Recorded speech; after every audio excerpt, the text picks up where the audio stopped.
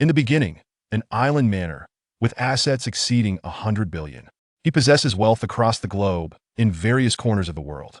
As for the reason behind his immense fortune, it is due to the system. Chapter 1. The Island Manor at the Outset. A parallel world. Though few are privy to this matter, those who are left in a state of astonishment. Speculations arise that Wulong Island may have been acquired by some elusive super-rich individual, whose influence is vast, prompting many to seek acquaintance. However, after several days of investigation, no information could be uncovered, regardless of their efforts. In Min Province, at the primary dock of Shaman City. Sir, are you familiar with Wulong Island? A young man inquired of a middle-aged fisherman. Indeed, I am quite familiar with it. The middle-aged fisherman replied warmly, patiently addressing the young man's questions. There isn't a coastal city that doesn't know of Wulong Island. Sir, my name is Lin Qing. Would you be able to take me to Wulong Island? Lin Qing continued after hearing the fisherman's words. Certainly, but there is a fee. It will cost you 500 to reach Wulong Island. Is that agreeable? The middle-aged fisherman nodded. Such a high price? Very well, 500 it is. But could we set sail immediately? Lin Qing felt a pang of regret as he touched the 1,000 yuan he had just withdrawn from the bank. Yet after a moment's contemplation, he resolutely agreed. All right, hop on board, we will depart shortly. The middle-aged fisherman called to Lin Qing, grinning broadly. Following the fisherman, Lin Qing quickly boarded the fishing boat, and as he settled in, the fisherman shouted towards the cabin, Lao Zhang, we're off to Wulong Island. The fisherman's hurried demeanor made Lin Qing realize he had been overcharged. Although he had done his research beforehand, he had found no information regarding the fare. While Wulong Island is not small, it is also not vast. Fishing enthusiasts typically rent boats to venture out to sea rather than fishing from the island. Thus, online fare information for boats from Xiamen to Wulong Island was non-existent. It is worth noting that Lin Qing's journey to Wulong Island had a specific purpose. Lin Qing is an ordinary office worker and an orphan to boot, having spent his childhood in an orphanage. It was the orphanage that enabled him to receive an education, allowing him to survive. He had hoped to graduate from university and repay the orphanage for its kindness. But unexpectedly, before he could graduate, the orphanage closed down, and the director vanished without a trace. Despite being an ordinary office worker, Lin Qing harbored his own passions, one of which is fishing. Just a few days prior, on the weekend, Lin Qing, as was his custom, took his fishing gear to his usual fishing spot. Perhaps luck was on his side. Shortly after casting his line, he caught a grouper, and it was this very fish that led him to board this fishing vessel. Returning to the moment Lin Qing caught the grouper. Ding! The Godly Angler system has been activated, granting a novice gift package. Congratulations, host, for catching a wild grouper. You have been awarded 1 entry for a beginner's lottery draw. Initially, Lin Qing thought it was a prank, but after searching for the source, he found no one within a 5-meter radius. Curiosity piqued. Lin Qing tentatively attempted to communicate with the system.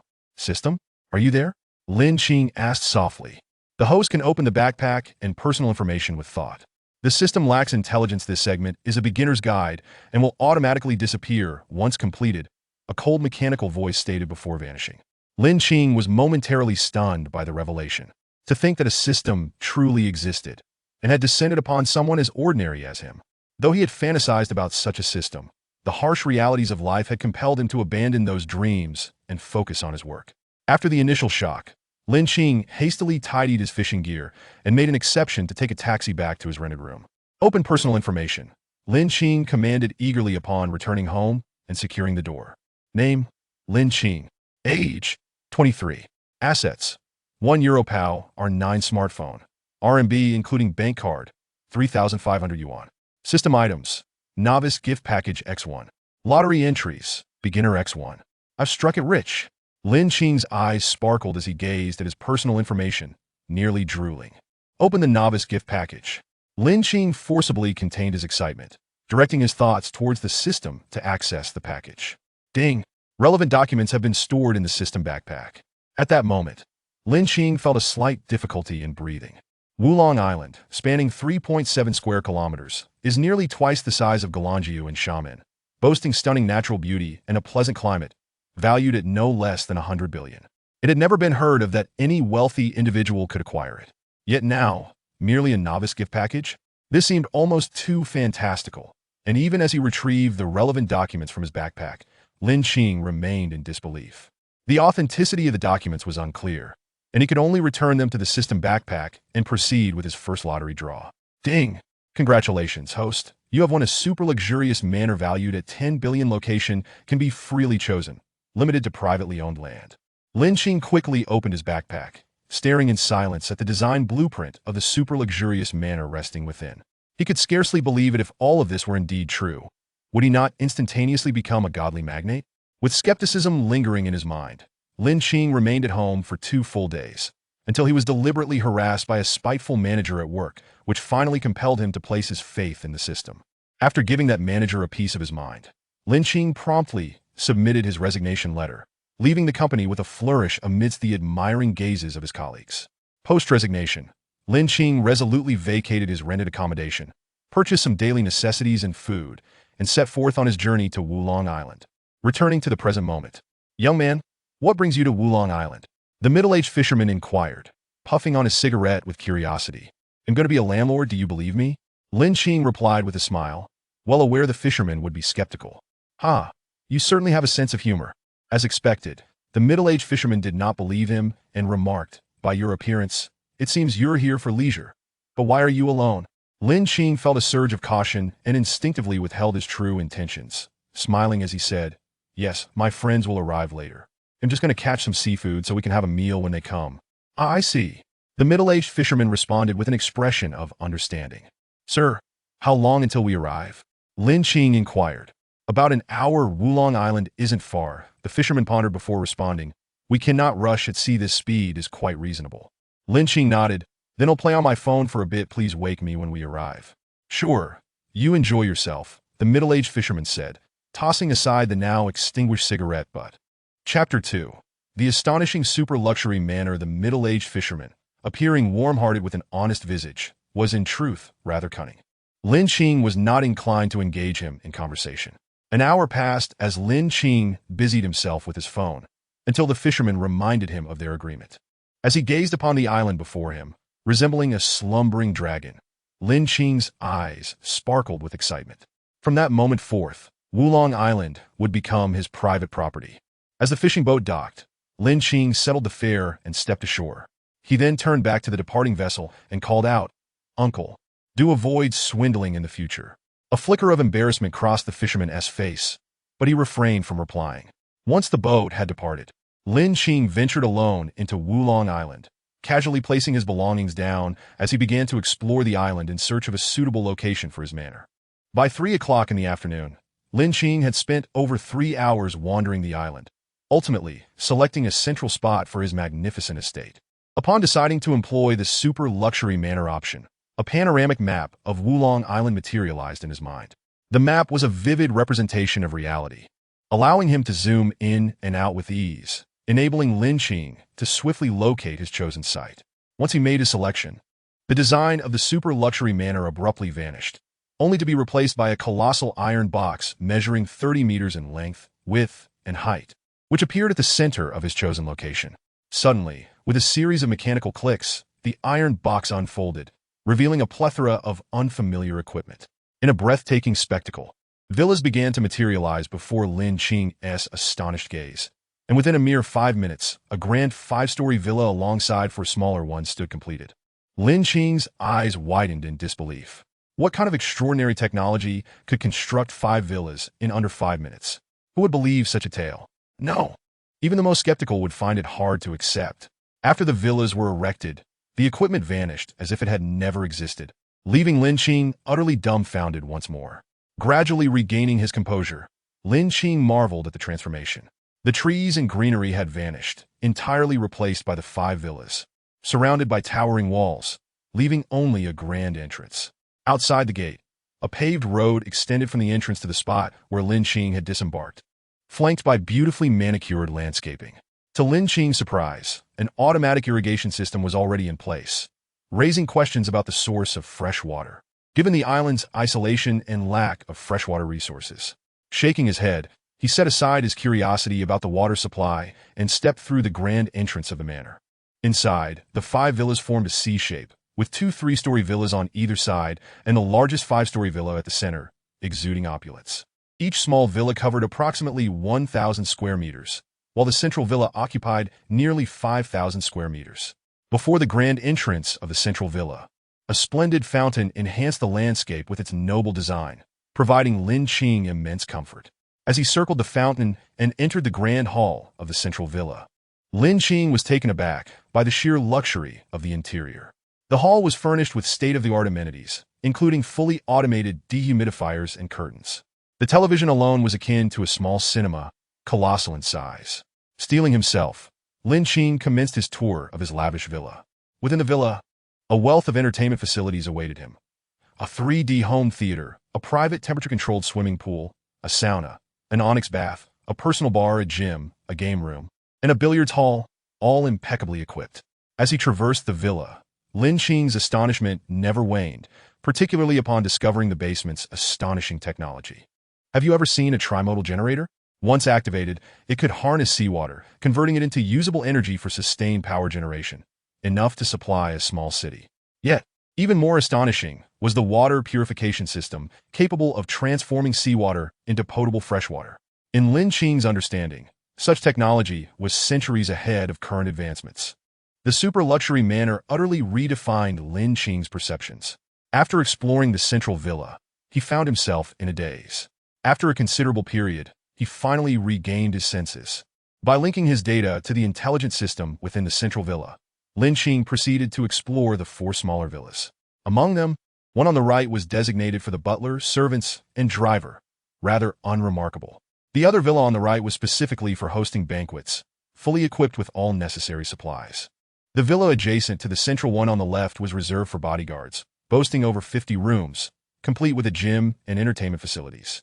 The final small villa remained vacant for Lin Qing to allocate as he pleased.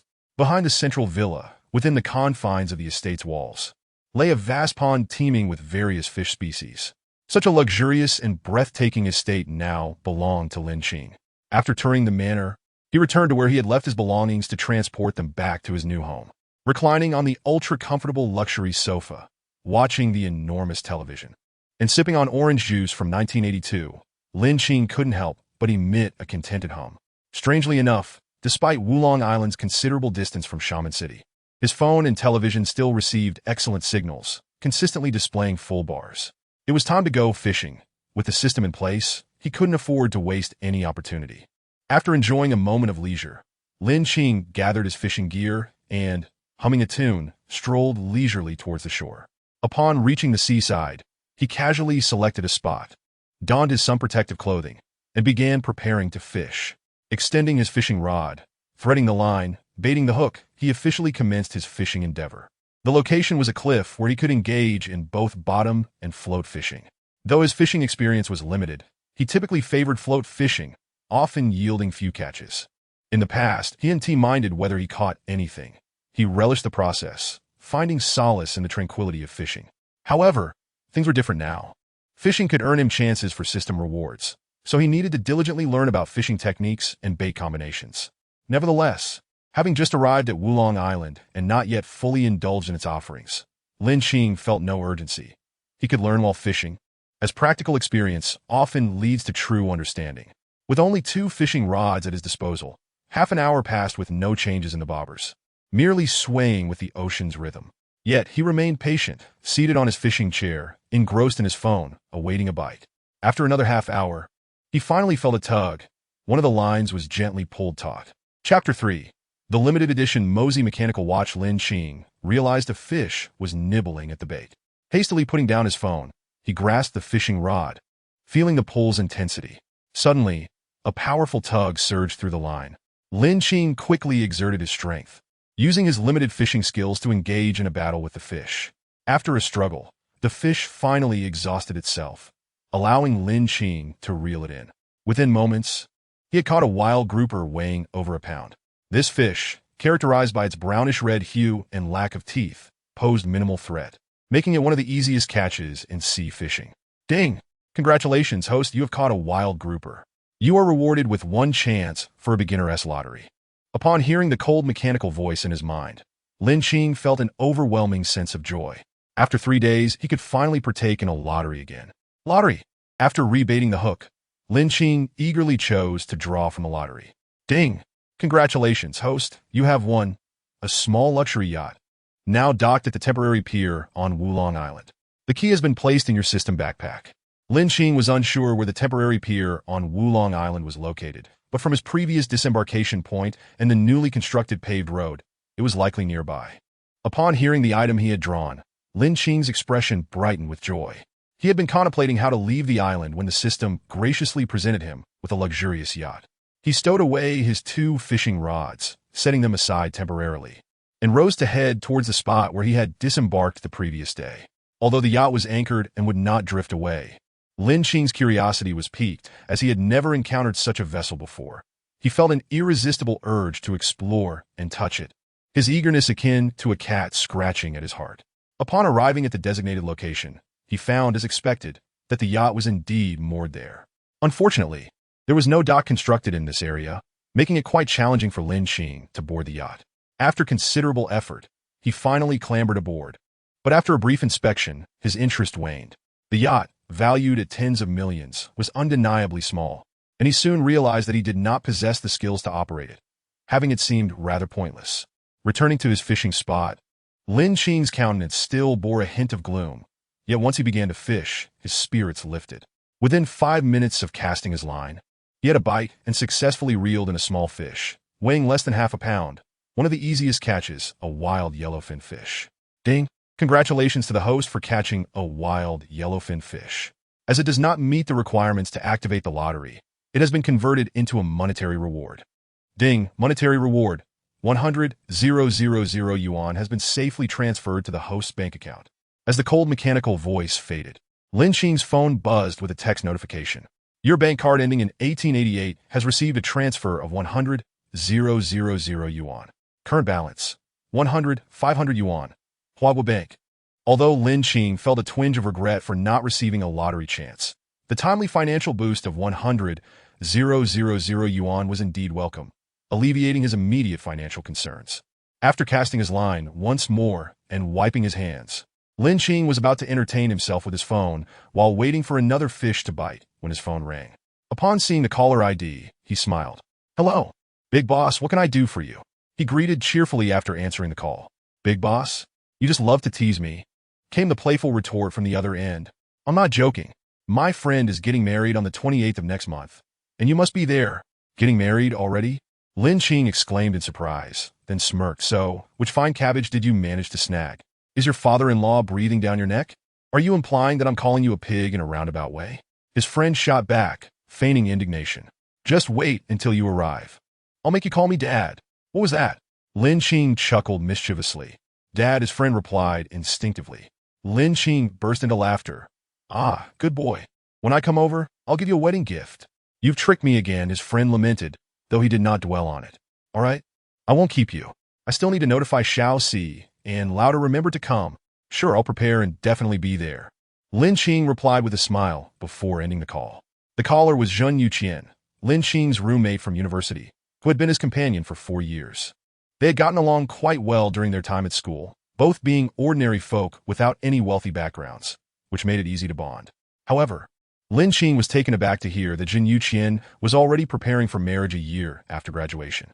Previously, he had heard that Zhun had opened a barbecue restaurant back in his hometown, which was reportedly doing quite well, earning him a decent monthly income of 20,000 to 30,000 yuan despite the hard work.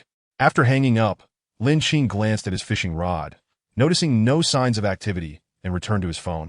Quietly waiting, the gentle sea breeze made the leisurely fishing time pass swiftly, and by 6 in the evening, Lin Qing had packed up his gear and prepared to return to the manor.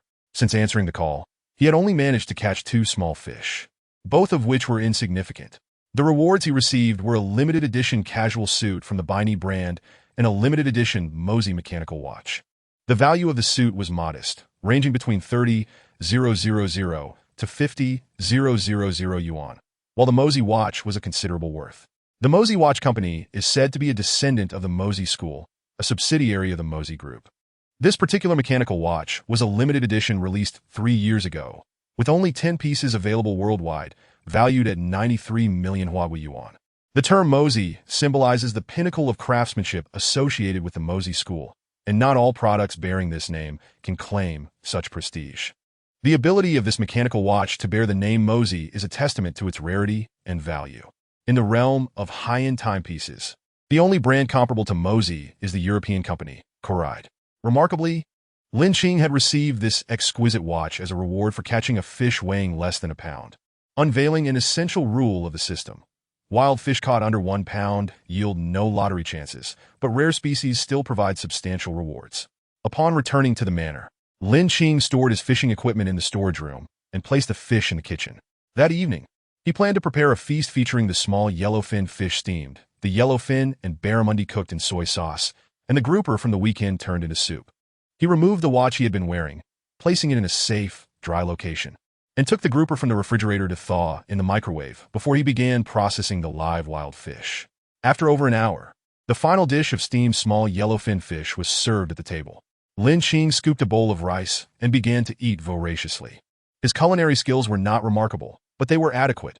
He could manage some home-cooked dishes, having learned to care for himself early on as an orphan. After enjoying a hearty meal and resting for half an hour while cleaning the dishes, Lin Qing began to organize his personal belongings. He had chosen the largest bedroom in the central villa, the master suite, located on the 3rd floor. The villa was divided into living quarters on the 3rd floor and below, while the upper floors served as entertainment areas. It was equipped with a small elevator, making the relocation of items quite effortless. Clothes were hung or folded appropriately, and toiletries such as shampoo, body wash, toothpaste, toothbrushes, and towels were placed in the bathroom. Once everything was in order, it was already 9 o'clock in the evening. After enjoying a relaxing bath in the tub, Lin Qing ascended to the 4th floor, where the Visual Neural Home Theater awaited him. The so-called Visual Neural Home Theater featured a system called the Visual Neural Film Playback System, allowing viewers to experience 3D, 6D, and even virtual film effects without the need for glasses. The virtual films offered an immersive experience, making one feel as if they were part of the narrative. Once the intelligent assistant activated the cinema equipment and the film commenced, Lin Qing settled into a top-of-the-line airline seat, sipping juice while relishing the visual spectacle. Nearly 2 hours later, as the film concluded, it was approaching midnight. After tidying up, Lin Qing lay down on his 5-meter-wide bed, gradually drifting into slumber. The following morning, after completing his morning routine, Lin Qing prepared breakfast using the leftover fish soup to make porridge. "Butler, play some pop music," he commanded, continuing his task without pause. "Certainly, esteemed master," the intelligent butler responded, and music began to play. The super-luxurious manor was valued at a staggering $1 billion, and naturally, the sound system was of the highest quality. The renovation of the central villa alone was valued at $400 million. All electronic products used were cutting-edge items from the future, not only highly practical, but also quite expensive. After finishing breakfast and resting for half an hour, Lin Qing took his fishing gear and stepped outside once more. He returned to the same spot, casting his line and quietly sitting on a chair, waiting for a fish to bite while enjoying the beautiful ocean view and the gentle sea breeze, feeling utterly content. On Wulong Island, the climate is exceedingly pleasant, and it is remarkably tranquil, far removed from the clamor of the city, devoid of automobile exhaust, the roar of engines, and the throngs of people. In the year following his graduation from university, Lin Qing found himself either preoccupied with job hunting or consumed by work. Apart from weekends, he hardly had any time to truly savor life. The notion of dating or seeking a girlfriend seemed far-fetched, as even during his university days, no young woman would deign to notice him, an ordinary youth, an orphan without a home or a car. His dormitory friends had attempted to introduce him to potential partners. Yet the women invariably had lofty expectations, dismissing him outright. Their minimum requirement was a residence in Xiamen, regardless of its size. With a monthly salary barely sufficient to sustain himself, the prospect of buying a house was nothing short of absurd. Merely avoiding starvation was a considerable achievement. As Lin Qing leisurely admired the scenery, suddenly, the fishing line of his rod on the right tensed abruptly. He sprang to his feet and grasped the rod. The pole bent under the strain, and Lin Qing estimated the size of the fish that had taken the bait. Over a pound, he surmised. By employing a strategy of attrition, the fish eventually ceased its struggle. However, when he attempted to reel it in, he sensed something amiss. The weight was not what he expected. It was not lighter, but rather heavier. Judging by the force needed to reel it in, whatever he caught must weigh at least 3 pounds. With a splash, the object broke the surface of the water. But instead of a fish, it was a small wooden chest, reminiscent of an ancient treasure box, with Lin Qing's hook ensnared in its lock. Lin Qing stood in stunned silence, pulling the chest back. The system provided no notification, as it was not a fish and thus warranted no classification. Beep. Host has caught a suspicious item. Calculating value. The sudden mechanical voice startled him, followed by a wave of excitement. The little chest could actually be evaluated for value, and it appeared that rewards would be dispensed upon completion of this assessment. This system was truly remarkable. Beep. Congratulations, host, for catching a treasure chest from the late Qing dynasty. Reward: 1 chance for a mid-level draw. A mid-level draw? Lin Qing's eyes widened. What could it entail? If a beginner's draw could yield treasures worth billions, how extraordinary might a mid-level draw be? Without hesitation, he initiated the draw, and moments later, the mechanical voice chimed in again. Beep. Congratulations, host, for drawing a physique gene potion. A physique gene potion? What on earth was that? Lin Qing muttered as he opened his system backpack to examine the detailed description of the potion. Physique gene potion, capable of bestowing humanity's most perfect physique, can be taken orally. Evaluation: Mom, you will never need to. No, you do not have a mother. I confess, I plagiarized this book review. Come at me, I copied it with skill. Lin Qing. The system's evaluation was rather cheeky. Nonetheless, the promise of achieving a perfect physique piqued his curiosity. What constituted a perfect physique? A body of muscles? Or perhaps an 8-pack and a V-line? Most likely, it was the latter. After perusing the introduction, Lin Qing retrieved the physique gene potion, a bottle of pale blue glass appearing in his hand. To drink or not to drink? Should he consume it now or wait until he returned? Lin Qing pondered this dilemma. If he chose to drink it now, what if something went awry? Perhaps it was wiser to wait. With that thought, he returned the physique gene potion to his system backpack. Baiting the hook once more, he resumed fishing. Just as he was enjoying the tranquility, his phone rang. The caller ID displayed Zheng Sudong. Hey, Xiao sir. What a pleasant surprise to receive a call from you. As soon as he answered, Lin Qing teased. I've got a high-speed train ticket to Guangdong province for the 25th of next month. How about we get together? Zheng Sudong replied, his tone imbued with mirth. Sure. I'll book my ticket for the 25th as well. Let us make sure to give Air the runaround first, Lin Qing chuckled. It's settled then. I'll hang up now. I called you during my break at work. Zheng Sudong said, not waiting for Lin Qing's response before ending the call. The little rascal actually hung up on me first, Lin Qing muttered, yet a smile graced his face. Setting his phone aside, he continued fishing until nearly noon, halting after almost 4 hours of angling. His haul was fairly decent. Although he hadn't caught anything exceeding a pound, he did reel in a rare wild pearl grouper. His achievements were as follows. Rare wild pearl grouper under a pound. Cash value: 1. 3 million Huawei yuan deposited into his bank account. 4 ordinary wild fish under half a pound. 1 set of Tang Dynasty leisurewear, valued at 130,000 yuan. 1 set of wild wolf sportswear, valued at 5,700 yuan. 1 latest Myth 11 Max smartphone, valued at 11,300 yuan. 1 top-tier desktop computer, valued at 43,000 yuan. These constituted Lin Qing's spoils from the morning. Apart from his shoes, his entire outfit was refreshingly new. Upon arriving at the estate, Lin Qing first took a shower before preparing his lunch. Naturally, with no vegetables available on the island, it was a fish feast. As he surveyed the plates of fish before him, Lin Qing frowned, contemplating whether to hire a yacht driver and a cook to procure groceries. He temporarily set that thought aside and began to eat, his mind still lingering on the physique gene potion in his system backpack. Chapter 5. The Intelligent Service Robot at 2 in the afternoon. Lin Qing prepared himself and retrieved the physique gene potion from his system backpack. He uncorked the bottle and poured the pale blue liquid into his mouth. It tasted somewhat sweet. Upon swallowing, a refreshing sensation coursed through him, quite pleasant. Until a peculiar sensation struck. Within mere seconds of ingestion, an indescribable pain enveloped his entire body, as if the ache originated from his bones or his muscles. Not a single part of him felt at ease. Yet, amidst the discomfort, there was a remarkable transformation taking place. Most notably, Lin Qing's bare abdomen displayed the tantalizing outline of an 8-pack, seemingly solidifying and becoming increasingly defined. His chest muscles, abdominal muscles, and biceps all surged forth, revealing a V-line, and he even noticed that his pants had become noticeably shorter. His original height of 175 centimeters had evidently increased. As time passed, the transformation induced by the physique gene potion neared its culmination, with the remaining energy converging on his face for final enhancement. 5 minutes later, the transformation was complete. The last vestige of energy dissipated.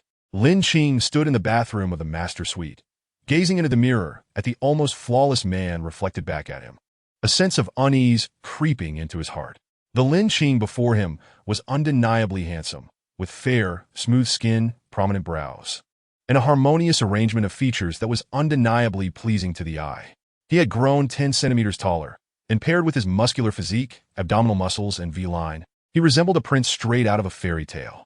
No more mirror gazing. I'm starting to feel vain, he admonished himself, forcing his gaze away and hastily returning to his bedroom to don the Tang Dynasty leisure wear he had won while fishing.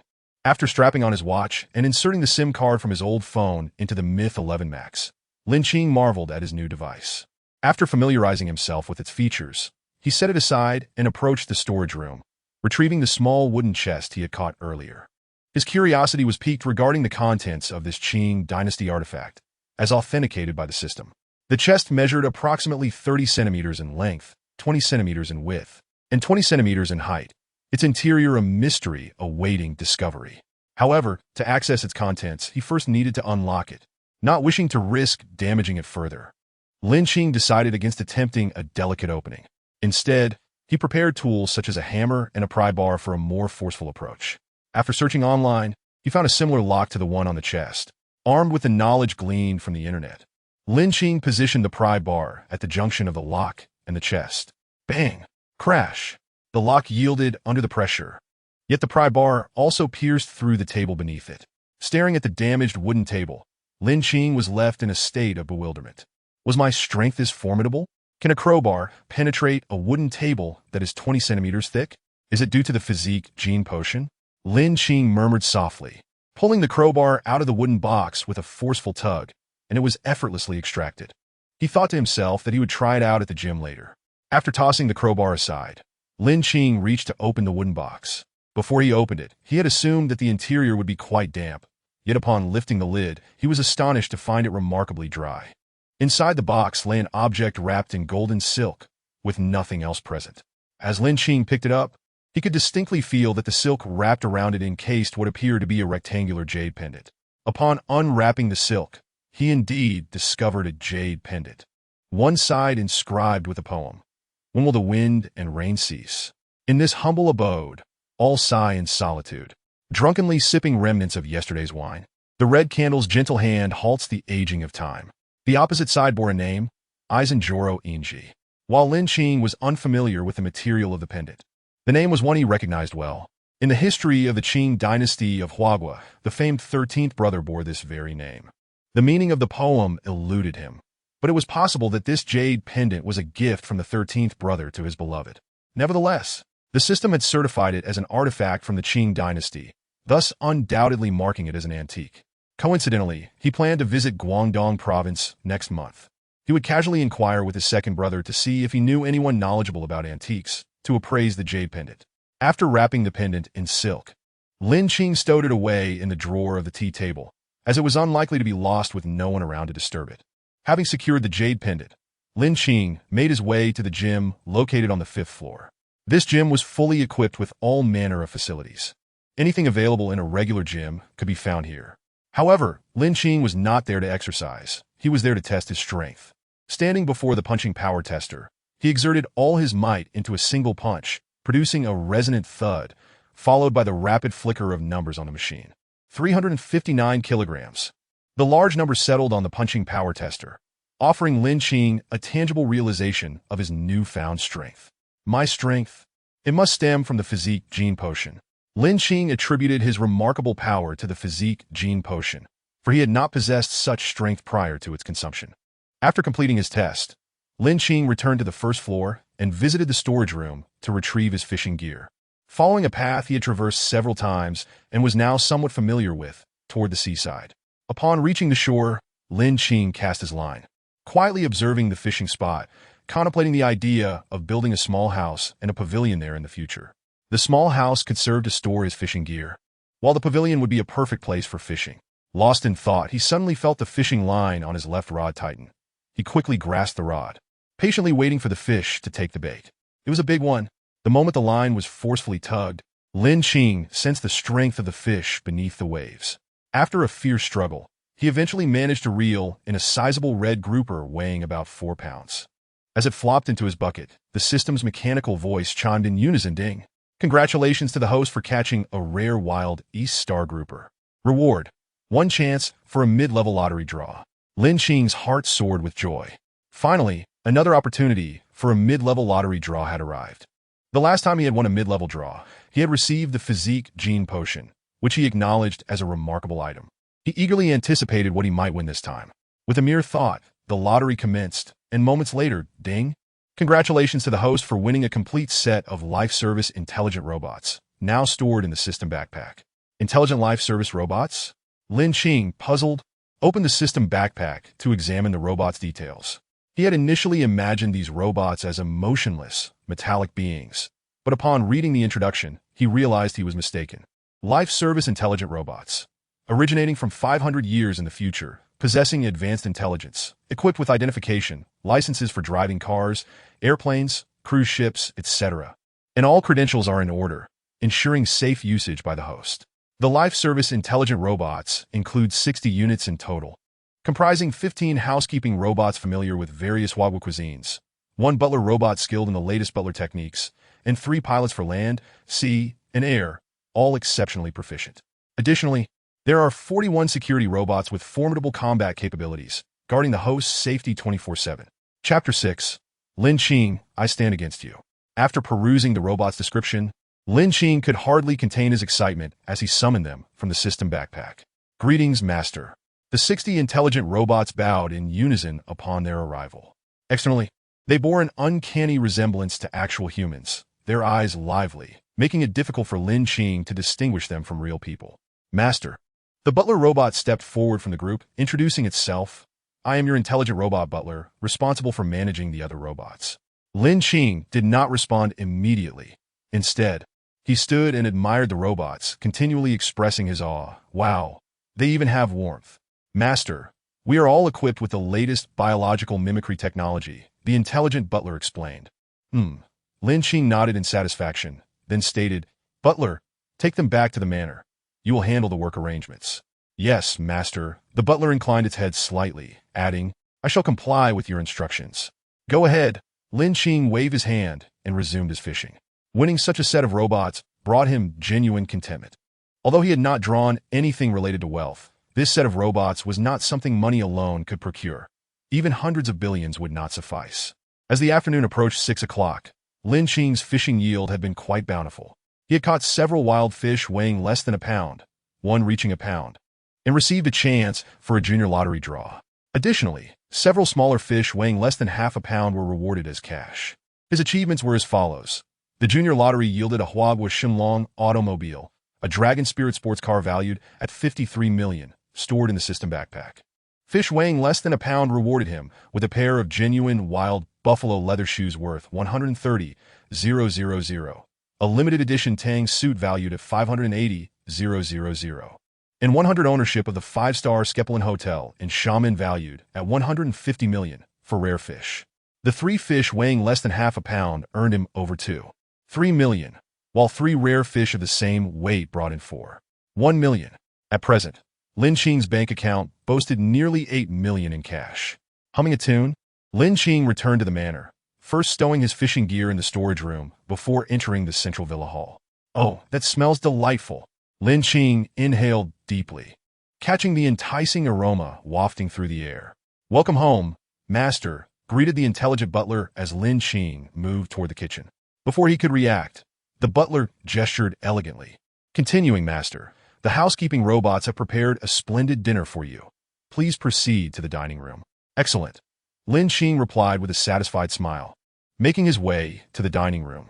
Just as he settled at the table, a housekeeping robot arrived, pushing a cart laden with dishes. One housekeeping robot expertly arranged the dishes while another deftly draped a napkin around Lin Qing, providing impeccable service. Master, you may begin your meal, the housekeeping robot said, stepping aside as the intelligent butler served Lin Qing his rice. The exceptional service left Lin Qing in a state of blissful disbelief. Just a few days prior, he had been an ordinary youth with no house, no car, and limited means. How swiftly circumstances had changed. Now, with assets including Wulong Island, he was worth trillions. With a luxurious manor, opulent yacht, and life-service intelligent robots, prompting Lin Qing to exclaim inwardly, "This is truly the essence of life." Ding, ding, ding. Just as he was enjoying his meal, Lin Qing's phone rang. The caller was an unfamiliar number, yet he pressed to answer. "Hello, who is this?" Lin Qing set down his chopsticks and dabbed his mouth with a napkin. "Hello, may I ask if this is Lin Qing, Mr. Lin?" A middle-aged woman's voice resonated from the other end of the line. "Ah, indeed, you say. To clarify, I'm the general manager of the Skepelin Hotel in Xiamen, and my name is Huang Qian. Mr. Lin is currently the owner of our hotel. May I inquire when you would be available to visit and provide some guidance on our operations?" It is Huang, general manager, indeed. Lin Qing recalled the ownership of the hotel he acquired while fishing today. "You may simply call me Xiao Huang," Huang Qian said, wiping the sweat from her brow, a hint of nervousness in her voice. "I will not be in Xiamen for the next few days. Upon my return, I shall pay a visit." Lin Qing pondered for a moment before adding, "I will send you a text shortly with my email.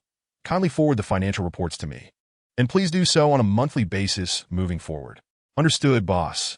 Let us leave it at that for now. I have other matters to attend to," Lin Qing stated. "Yes, goodbye, boss." After the call was terminated, Lin Qing continued his meal. It must be said that the culinary skills of the robotic maid were quite impressive. In Lin Qing's estimation, they were at least on par with chefs of 3-star caliber or higher. After finishing his meal, Lin Qing extracted everything from his system backpack except for the vehicle, instructing the maid to make arrangements while he leisurely reclined on the sofa, watching television. Currently, Lin Qing's income was astonishing. In a mere 2 days, the sum in his bank account was a figure that some individuals might not earn in a lifetime. Despite such significant changes, Lin Qing felt rather indifferent. Perhaps it was the value of Wulong Island and the opulent estate that had broadened his horizons. Or perhaps it was due to the system, allowing him to easily obtain what others could only dream of. After watching television for a while, as dusk settled, Lin Qing returned to his bedroom, showered, and lay on his bed scrolling through his social media feed. As he scrolled, he suddenly came across a post from a user named Buddhist Youth, which read, "Safe travels. May there be no suffering in heaven." Beneath this post, a flurry of comforting comments appeared, prompting Lin Qing to ponder and subsequently edit a response. "Lin Qing, I am your Qing brother. When did this happen? Was it an uncle or an aunt?" In a modest residential community in Guangdong Province's Shun City, a young man with reddened eyes was replying to the comforting comments directed at him. This individual, named Lu Dong, was a classmate of Lin Qing. Though they were not particularly close, having had minimal interaction during their school years, their connection on WeChat was merely a remnant of their academic days. A few days prior, Lu Dong's golden retriever, which he had nurtured for 8 years, had passed away due to illness. After arranging the funeral, he posted this poignant message today. He had not anticipated receiving such an outpouring of comforting comments, and as he responded to each one, he was nearly incensed by a recent comment. "What the hell? Was it an uncle or an aunt? Could you not at least look at the picture before commenting?" The moment Lin Qing's comment appeared, the conversation began to take a humorous turn. XXX. "Huh, Lin Qing, are you trying to make me laugh to death so you can inherit my military ant loan?" The comments grew increasingly jovial, aggravating Lu Dong to the point of elevated blood pressure and a flushed face. After reading the comments, Lu Dong could not restrain himself and slammed his hand on the table, exclaiming, "Lin Qing, I will not rest until we settle this." Chapter 7. Wealth acquired the next day. Lin Qing rose early, attended to by the robotic maid as he donned his attire and washed up. After enjoying breakfast, he departed the estate accompanied by the yacht-driving robot and the car-driving robot.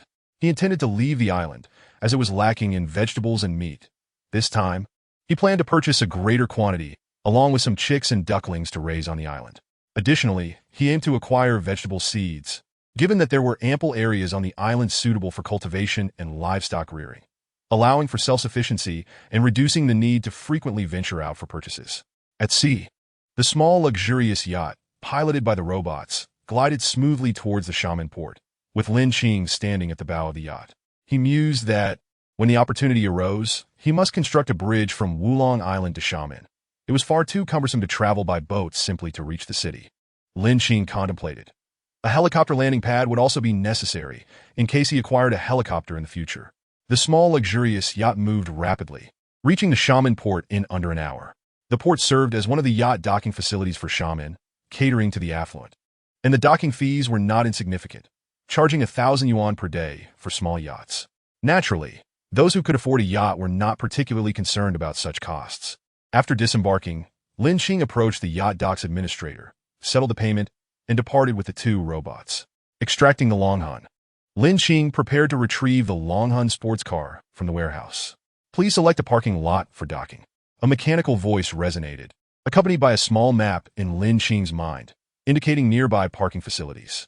He selected the nearest one, extracted the Longhun, and then retrieved the keys from his backpack, proceeding with the robots towards the parking lot.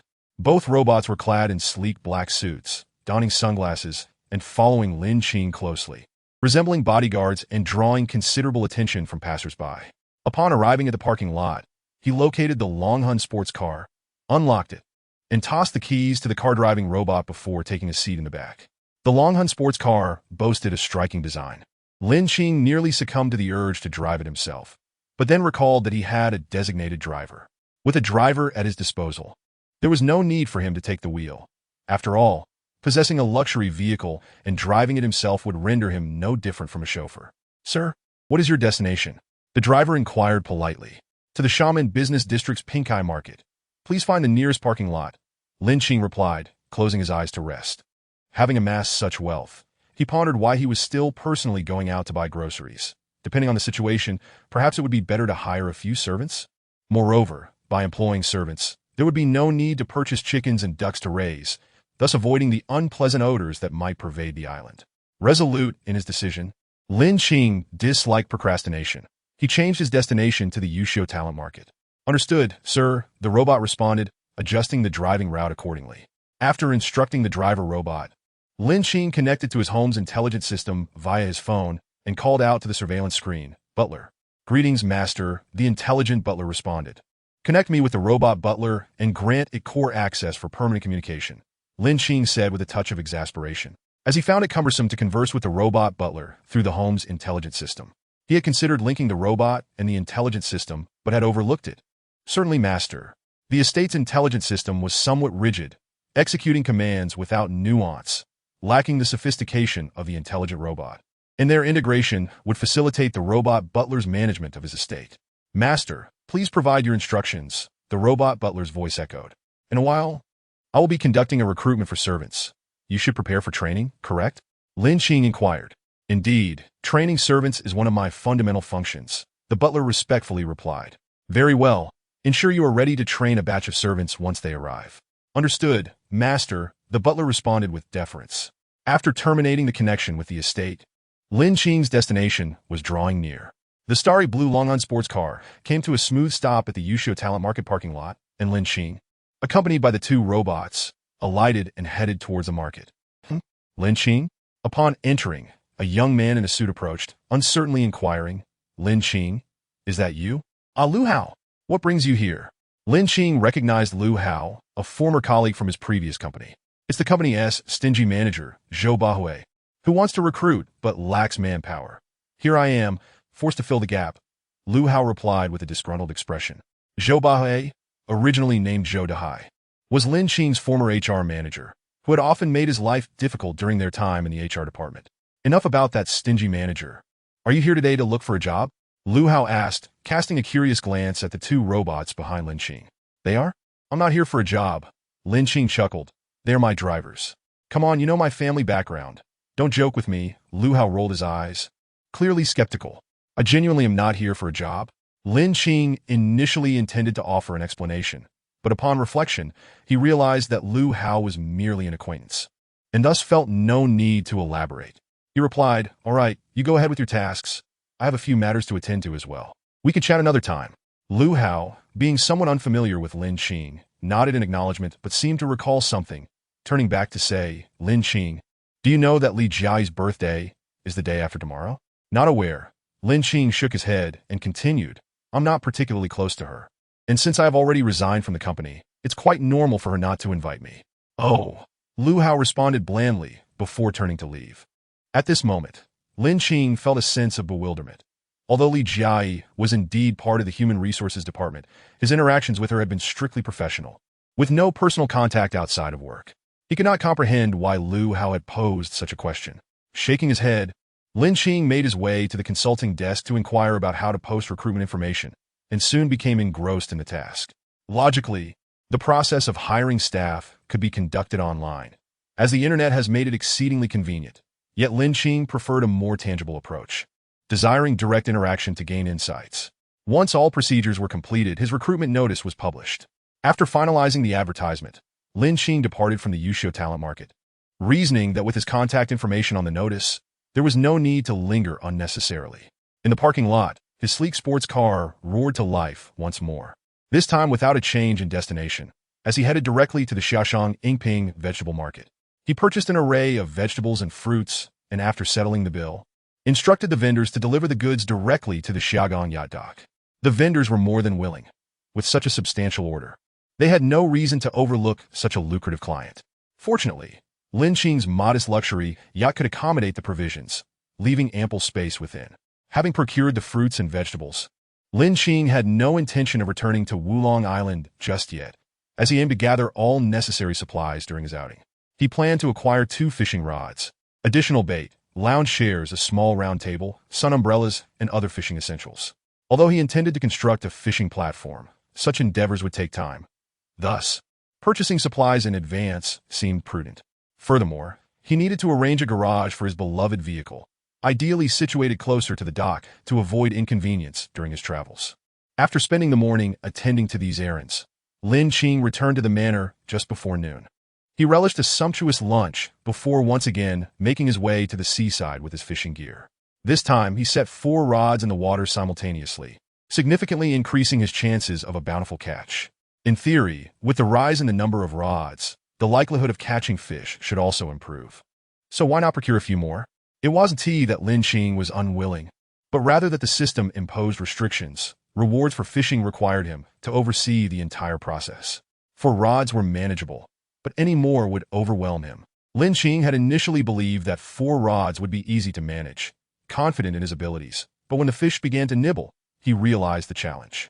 It was not merely a matter of difficulty with additional rods. Even 4 was proving to be a handful.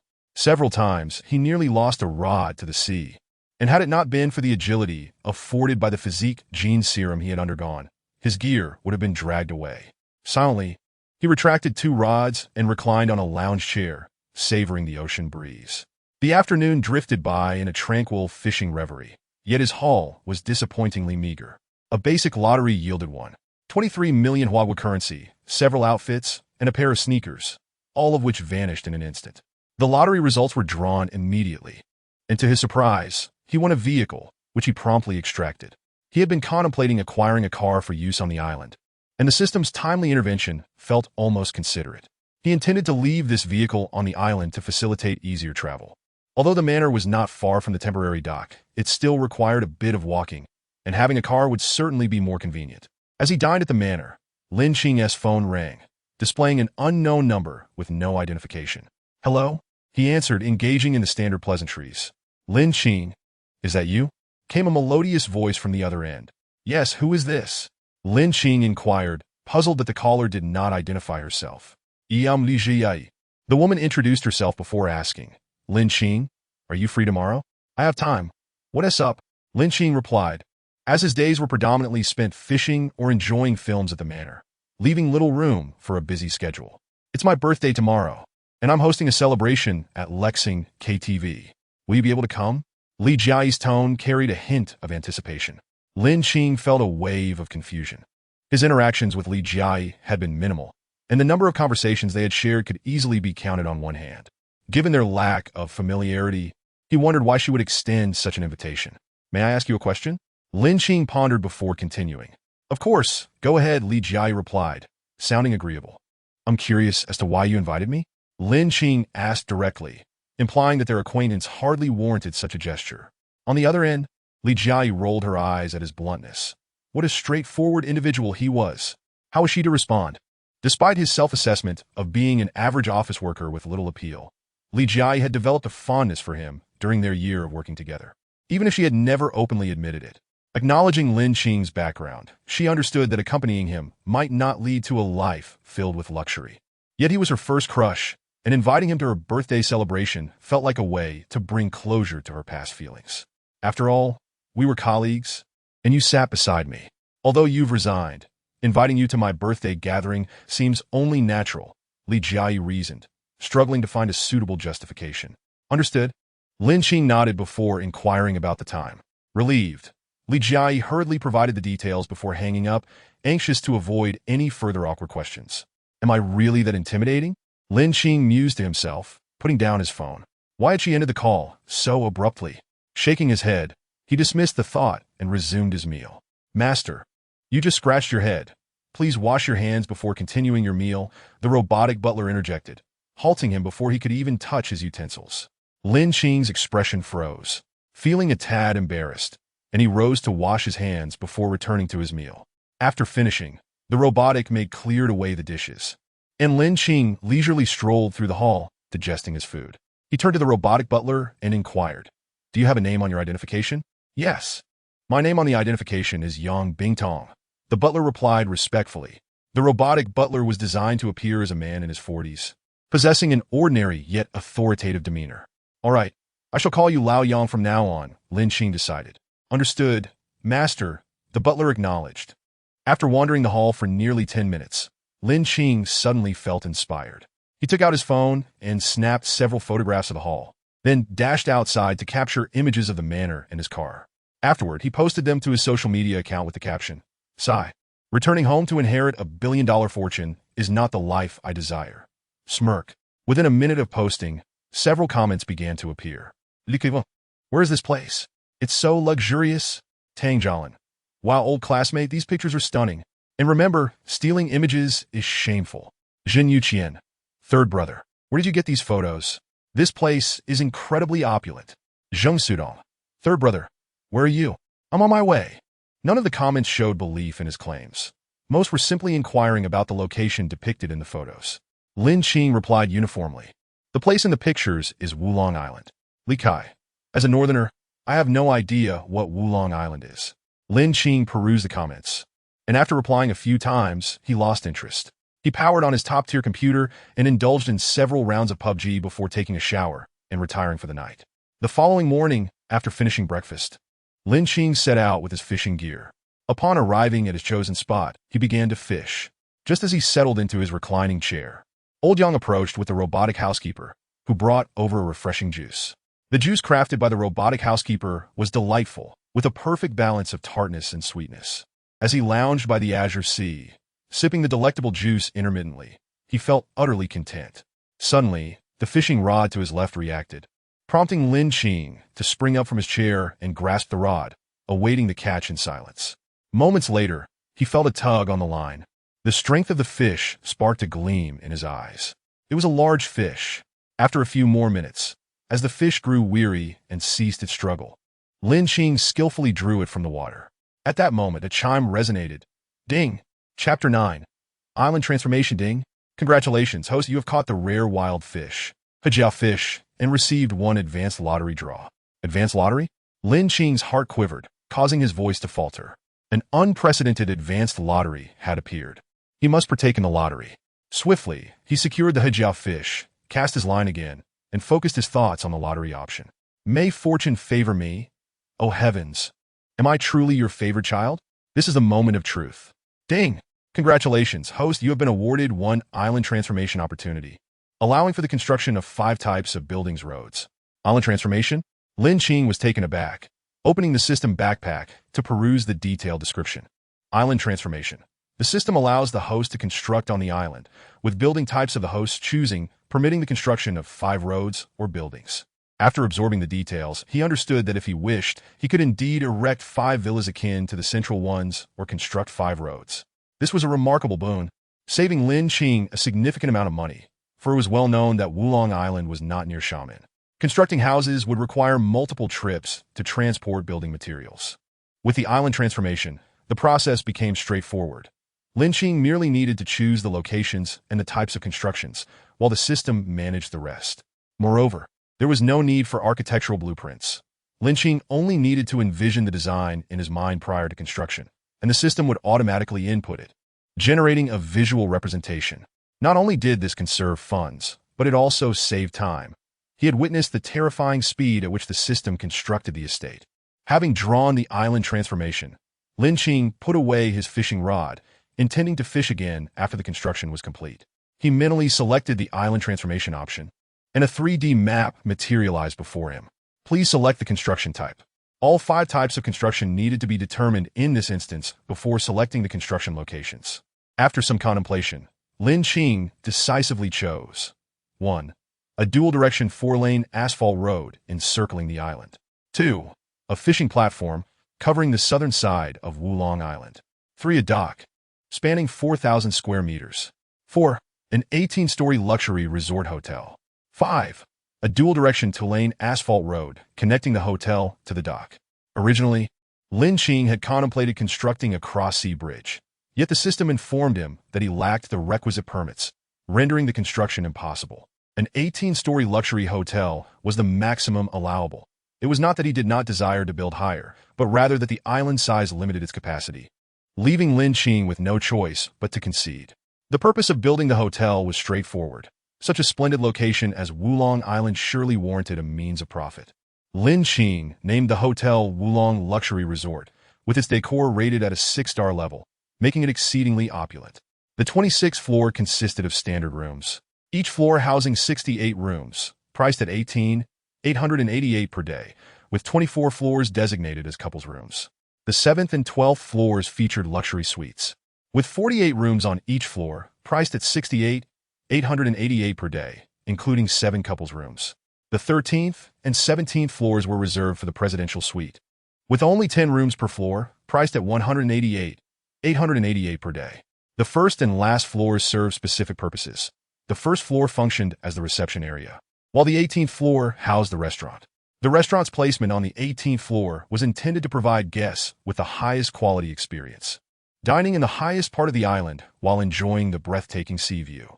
The entire hotel covered over 800 square meters, and due to the absence of a parking lot, a substantial area of land was saved.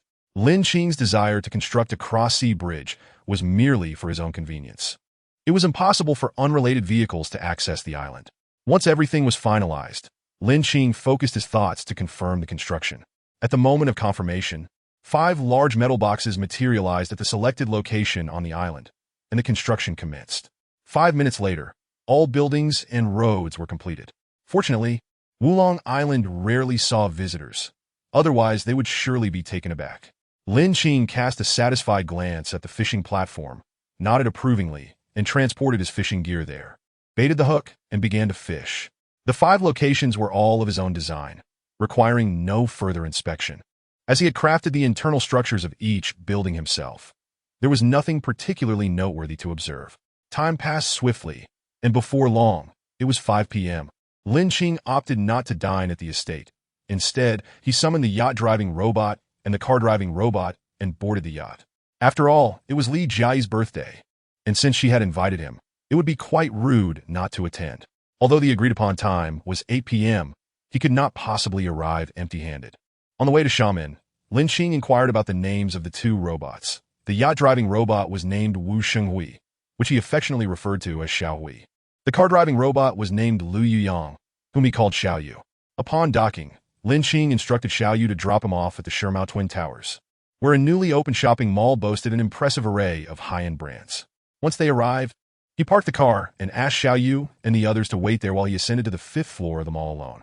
Unsure of what kind of gift to choose, Lin Qing found himself at a loss. After all, this was his first time giving a gift to a girl. A deathly pink lipstick? Lin Qing was well aware that not all girls appreciated such items. A handbag? Too kitsch. And there was always the risk of it being mistaken for a counterfeit.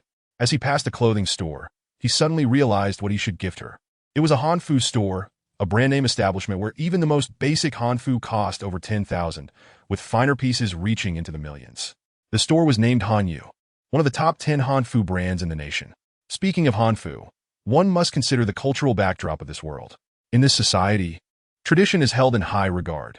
During festivals, any occasion related to worship necessitates wearing Hanfu. This is not merely a tradition, but a rule enshrined in the laws of the nation. Therefore, in this land, regardless of the popularity of fashionable brands, they pale in comparison to Hanfu. Households must always have a supply of hanfu on hand, and it is not uncommon to see individuals adorned in hanfu while strolling through the streets. However, the hanfu worn casually is often simplified for ease of wear, as donning traditional attire can take up to half an hour. Returning to the present, Lin Qing stepped into the Hanyu store, immediately drawing the attention of several sales associates. Sales Associate A. He doesn't seem like someone who would buy anything. Sales Associate B. No brand labels, just a generic. Sales Associate C. That guy is quite handsome. Sales Associate D. The logo is on the sleeve. Tang Dynasty attire, limited edition Mosey mechanical watch. He's wealthy, a tycoon, LLL. Each of the four sales associates had their own thoughts, but only Sales Associate D approached him. Hello, welcome to Hanyu. How may I assist you today? Lin Qing had noticed the glances from the sales associates, but he was surprised that only Sales Associate D had discerned the subtlety of his attire. Shouldn't salespeople be more observant? He dismissed the first two associates, but Sales Associate C's gaze was perplexing. It seems boys must learn to protect themselves. Chapterten, Impériale Cuisine. I need hanfu suitable for a girl in her 20s, Lin Qing stated, pausing momentarily before adding, it's a gift.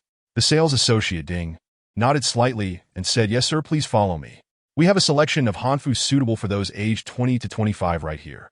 He gestured towards a row of women's hanfu hanging on the rack and continued, at Han Yun, we pursue excellence, which is why our collection for this age group is rather limited. May I inquire about your friend's measurements? I'm not quite sure, Lin Qing replied, shaking his head to indicate his lack of knowledge about her size. He then pointed to the curvaceous figure of another sales associate, Bing, and added, her physique is similar to my friend's. You can use her measurements. It seems she was not a girlfriend after all. Ding's understanding dawned, and he smiled as he said, in that case, allow me to recommend this piece. Ding retrieved a set of pale purple hanfu from the rack and introduced it. This design is perfect for your friend's figure, and it is a creation by the esteemed hanfu designer master Zheng Shuqin. I am confident your friend will adore it. Although Li Jiai was not well acquainted with him and had no knowledge of her color preferences, he still found the pale purple hanfu quite appealing. How much is it? Lin Qing inquired. This set is priced at 180,000. Ding disclosed the cost, carefully observing Lin Qing's expression. Noticing no change in his demeanor, he felt a surge of joy within, convinced that this sale had a high probability of success. Wrap it up. Please make the packaging presentable as it's a birthday gift. Lin Qing instructed, pulling out his phone to ask, can I pay with Alipay? Certainly, please follow me, Ding replied with a smile, leading Lin Qing to the payment area, while the other three sales associates looked on with envy. With swift movements, Lin Qing scanned the code and completed the payment without a hint of hesitation, a display of wealth that only deepened the envy of the three associates. After Lin Qing departed, the trio surrounded Ding, bombarding him with questions about how he discerned Lin Qing's willingness to buy, as he hardly seemed to fit the image of a wealthy patron. Ding chuckled and explained, you still have much to learn about reading people. He was wearing a limited edition casual suit from the Tang Dynasty, with the label discreetly placed at the cuff. Upon hearing this, the three associates were struck with realization and regret, wishing they had observed more closely. Meanwhile, Lin Qing exited Han Yun and noted that it was still early, just before 7 in the evening. With no rush, he decided to find a place to dine, knowing that gatherings such as birthday parties rarely provide enough food, and he would rather not arrive with an empty stomach. Yushi Court Private Cuisine is the only restaurant in Xiamen awarded the prestigious 3-star rating for imperial cuisine. However, due to its high prices, few patrons are willing to pay. Established after the completion of the Shermao Twin Towers, they made a considerable commitment by granting the restaurant an entire floor of usage rights, emphasizing the significant investment involved. Welcome to Yushi, two attendants greeted Lin Qing as he stepped out of the elevator. Shortly after, a woman in a qipao approached, her figure striking. Good evening, sir. How many in your party? Just one, Lin Qing replied, observing the interior decor of Yushi. He noted that while it was elegantly designed, it did not surpass the luxury of his newly constructed hotel, the Wulong Luxury Resort, which also features a traditional Chinese aesthetic, yet boasts superior layout and decor. Would you prefer a private room or dining in the hall? The attendant inquired again. The hall is fine. Just find me a spot with a nice view. Lin Qing casually responded. With no particular preference for seating, he felt no need to reserve a private room for himself. Very well, please follow me. The attendant, evidently familiar with the layout, led Lin Qing to a table by the window. After presenting the menu, Lin Qing did not even glance at it and simply stated, please bring me 3 of your signature dishes. Certainly, Please hold on a moment. The attendant swiftly noted his request and departed. Lin Qing was indifferent about the specific dishes. As long as they were delicious, money was not a concern. At this hour, the hall was bustling with diners, though not entirely filled, with around a dozen tables occupied. Lin Qing attentively observed the expressions of those enjoying their meals. They appeared to be savoring their experience, suggesting that the flavors must be exquisite, justifying the prices on the menu. Since Lin Qing did not specify any dishes, the chefs prepared 3 of their specialties: braised sea cucumber, crab meat soup, and 3 shredded soup. Upon tasting each dish, Lin Qing found them to be delectably satisfying, as expected from a kitchen claiming to be of imperial standards, a lineage of the famed Manchuhan imperial feast. If the food were subpar, the establishment would surely not have thrived for long. Nonetheless, Lin Qing's robotic housekeeper was also quite skilled in the kitchen. While it might not match the quality here, it was certainly commendable. He contemplated that once his hotel opened, he would allocate 5 of these robotic assistants to the top floor's restaurants, anticipating a thriving business. After feasting, Lin Qing spent over 30,000, yet felt no regret, as Yushi had thoroughly satisfied his culinary cravings, making the price seem justifiable. After completing the payment via scan, he exited Yushi with the hanfu he had purchased. Glancing at his Mosey mechanical watch, he noted it was already 19:30. He needed to head over soon to avoid being late. Luxing KTV is located near Xiamen Station on a street named Jinbang East Road, just a 10-minute drive without traffic from Shermao. Upon arriving at the entrance of Luxing KTV, Lin Qing took the elevator to the 8th floor, following the room number provided by Li Jiai, 8008. As he scanned the door numbers on the walls, he quickly located the correct room. Upon pushing the door open, he was met with the collective gaze of 5 or 6 pairs of eyes, and the music abruptly ceased. Lin Qing, you made it. Please come in, greeted the birthday girl, Li Jiai, as she rose to welcome him. Before Lin Qing could respond, a cold scoff emanated from a corner. Turning to investigate, he realized it was the personnel manager from his previous company. To his surprise, this middle-aged individual had also come to celebrate Li Jiai's birthday. Indifferent to the presence of the manager, Lin Qing chose to ignore him and approached Li Jiai with a smile, presenting her with a gift. Happy birthday. This is for you. Li Jiai, assuming it was merely an ordinary gift, accepted it with a smile and set it aside, saying, Lin Qing, please take a seat. Li Kai and the others will be here shortly. While Li Jiai failed to notice the significance of Lin Qing's gift, someone else did, her classmate and close friend, Zhao Qin. Chapter 11. The birthday party. Zhao Qin, hailing from a somewhat affluent family, was no stranger to renowned brands like Tang Dynasty and Han Yun. A glimmer of intrigue sparked in her eyes as she scrutinized the handsome young man before her. Although his attire bore no visible labels, the quality seemed promising, hinting it was likely not a generic brand. His confident demeanor suggested a well-to-do background, and she recognized the watch on his wrist as possibly from Mosey. In under a minute, Zhao Qin had appraised every valuable aspect of Lin Qing's appearance. Aren't you going to introduce yourself? She asked playfully, stepping closer to Li Jiai. Without waiting for Li Jiai to respond, she extended her hand toward Lin Qing. Hello, handsome. I'm Zhao Qin, Jiai's close friend. Hello, Lin Qing, he replied, offering a polite smile. Though still young, Lin Qing had cultivated a keen sense of observation from his upbringing as an orphan. His instincts told him that this woman was not to be underestimated. He was my colleague, but he has since resigned, Li Jiai explained, somewhat puzzled by Zhao Qin's overt friendliness. After a brief conversation, Zhao Qin's gaze remained fixed on Lin Qing until the music began to play and someone requested a song, prompting Lin Qing to find a spot to sit down. Qiner, what's going on with you? Li Jiai whispered to Zhao Qin, pulling her aside. What do you mean? What's going on? Zhao Qin flicked her hair back and continued. That former colleague of yours is quite handsome, don't you think? He is indeed handsome, but he's an orphan and comes from a modest background. Li Jiai hesitated, feeling it was inappropriate to conceal the truth from her close friend. Really? Zhao Qin's eyes shifted towards Lin Qing. He looks like he has a decent family background. How could that be? Before she could finish, Li Jiai interjected. You are my close friend. Would I ever deceive you? To be honest, I had a bit of a crush on him before, but after some inquiries, I realized I couldn't entrust my future to him, so I let it go. Then why did you invite him? Zhao Qin looked at Li Jiai with wide eyes, a puzzled expression on her face. Consider it a farewell to the past, Li Jiai shrugged. After all, he was a man I once liked. Let this be our last meeting. An enigmatic glimmer sparkled in Zhao Qin's eyes. She sensed that things were not as straightforward as they seemed. Although Lin Qing's attire did not reveal much, that watch of his certainly appeared to be of high quality, suggesting there was more to him than met the eye. Lin Qing remained oblivious to the whisper shared between Li Jiai and Zhao Qin. Just as he settled down, a fellow approached him. "Bro, are you colleagues with Li Jiai?" The fellow asked directly. "I was." Lin Qing smiled and nodded, "but not anymore. I resigned a few days ago." "Oh." The guy expressed disappointment upon hearing this and promptly walked away. Lin Qing quickly deduced that this fellow was pursuing Li Jiai. Suddenly, the door swung open, and Li Kai entered with two colleagues from the HR department, carrying a cake. "Sorry, we got caught in traffic while picking up the cake," Li Kai said upon entering. "No worries, come on over. We can start now." Li Jiai waved her hand dismissively. The previously arranged birthday song began to play, officially commencing the birthday celebration. In front of the open cake, Li Jiai clasped her hands together, closed her eyes to make a wish, and everyone joined in singing the birthday song. As the candles were blown out, everyone clapped their hands and shouted, "Happy birthday!" Li Jiai smiled and thanked everyone before proceeding to cut the cake. Since it was a girl's birthday, the boys were hesitant to be overly boisterous, with only Zhao Qin playfully smearing some cream on Li Jiai's face.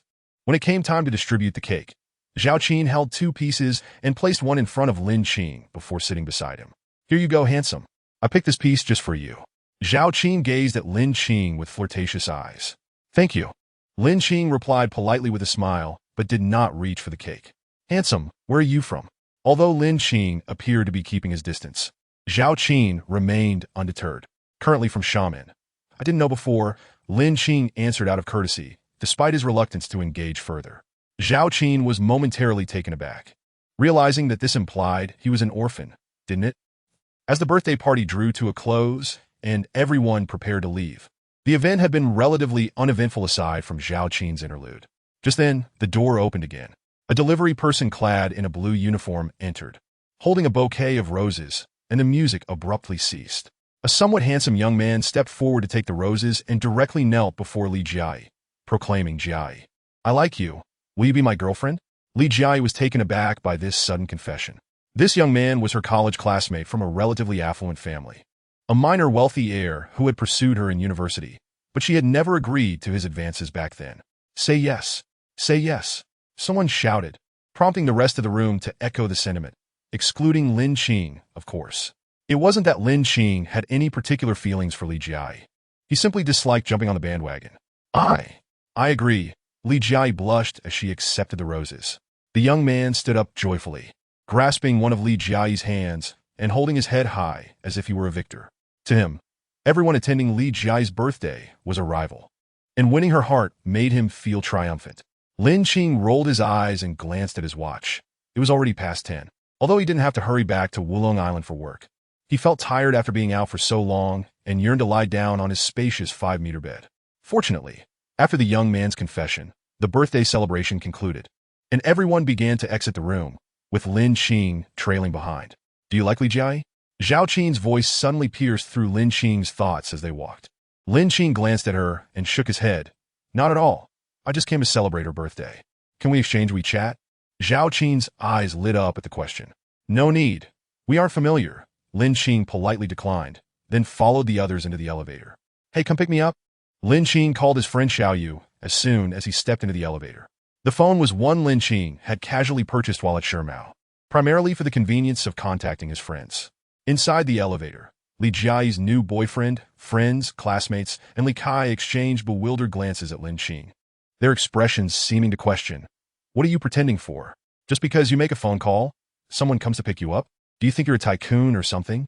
The atmosphere in the elevator was peculiar, even causing Li Jiai to wonder if Lin Qing had feelings for her, deliberately putting on an act. Lin Qing paid no mind to their thoughts. Perhaps after today, they'd merely be strangers, and their opinions mattered little to him. When the elevator reached the ground floor, Lin Qing continued to walk at the rear. "Dragon sur coupe." Li Jiai and her friends gasped in astonishment upon seeing Lin Qing's luxurious car parked outside. "Excuse me, let me through." Lin Qing pushed past them, making his way towards the Dragon Soul Coupe. "What are you pushing for? Do you know how much this car costs? Can you afford to fix it if you damage it?" The HR manager was the first to react angrily, being the one Lin Qing had shoved aside.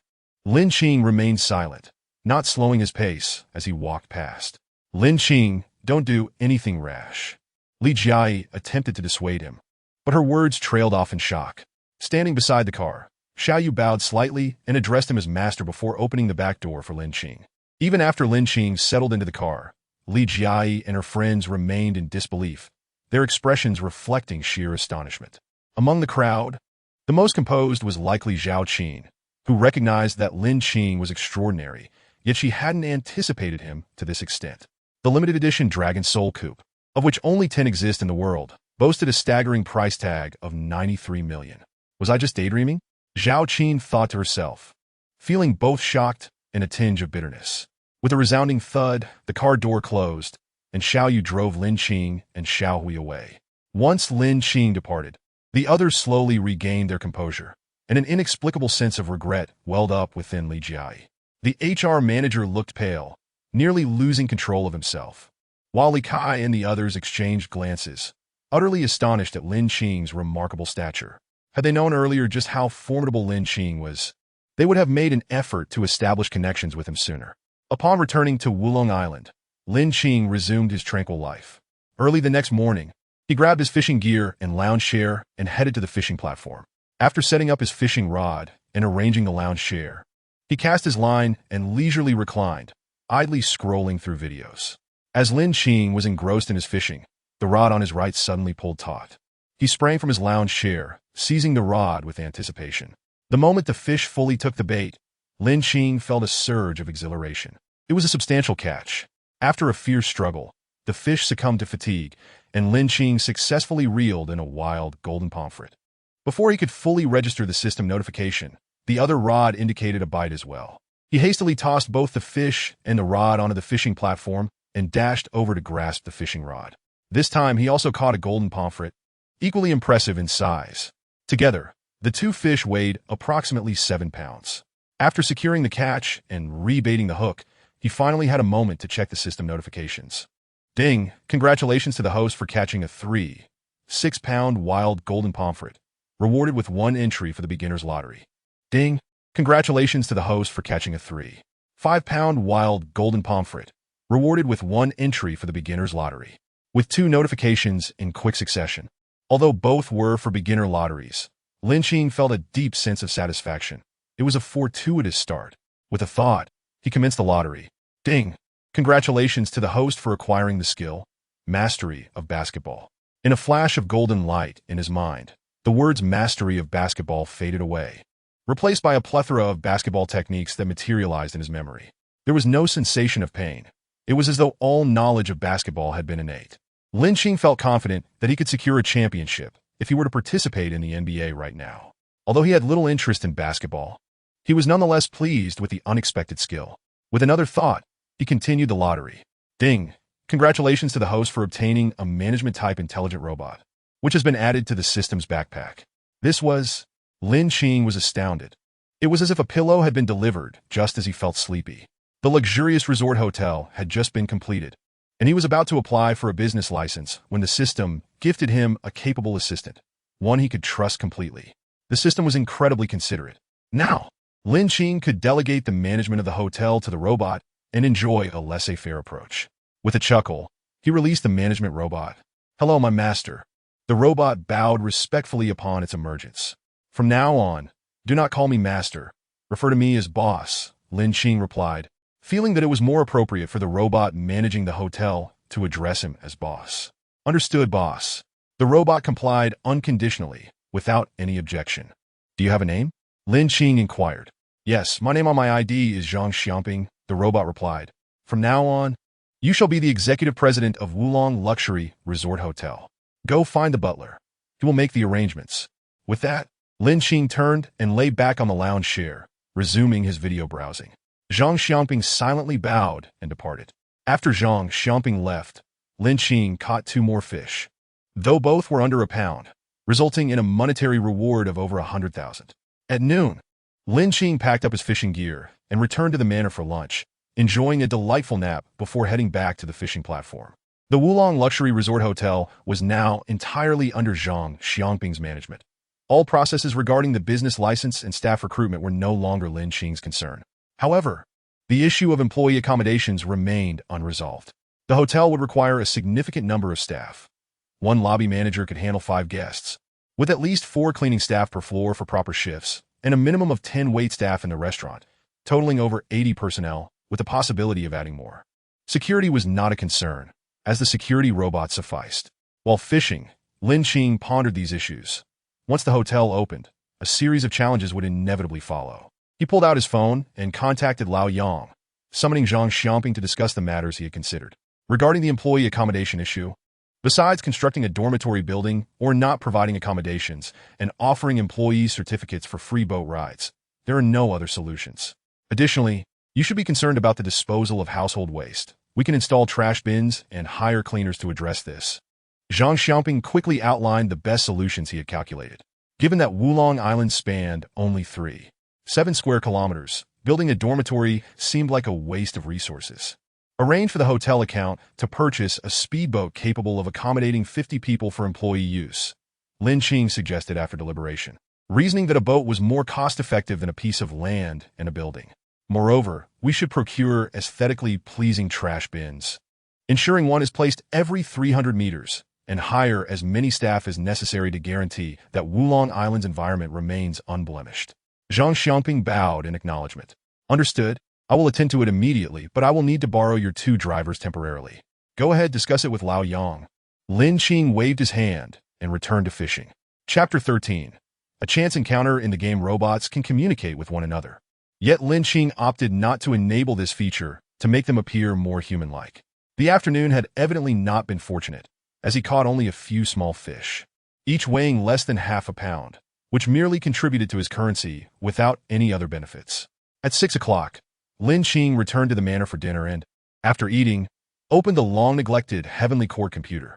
Once powered on, he launched PUBG, logged into his account, and began to play, the sound of gunfire echoing through his headphones. Just as one game concluded and he was about to start another, a friend request notification popped up. To his surprise, this fellow had time today. Lin Qing chuckled upon seeing the invite and clicked to accept. Hey Xiaoxi, aren't you supposed to be working? He greeted as he entered the room. It's the weekend, big brother, Zheng Sudong replied, his tone tinged with exasperation. How leisurely must you be not to even know what day it is?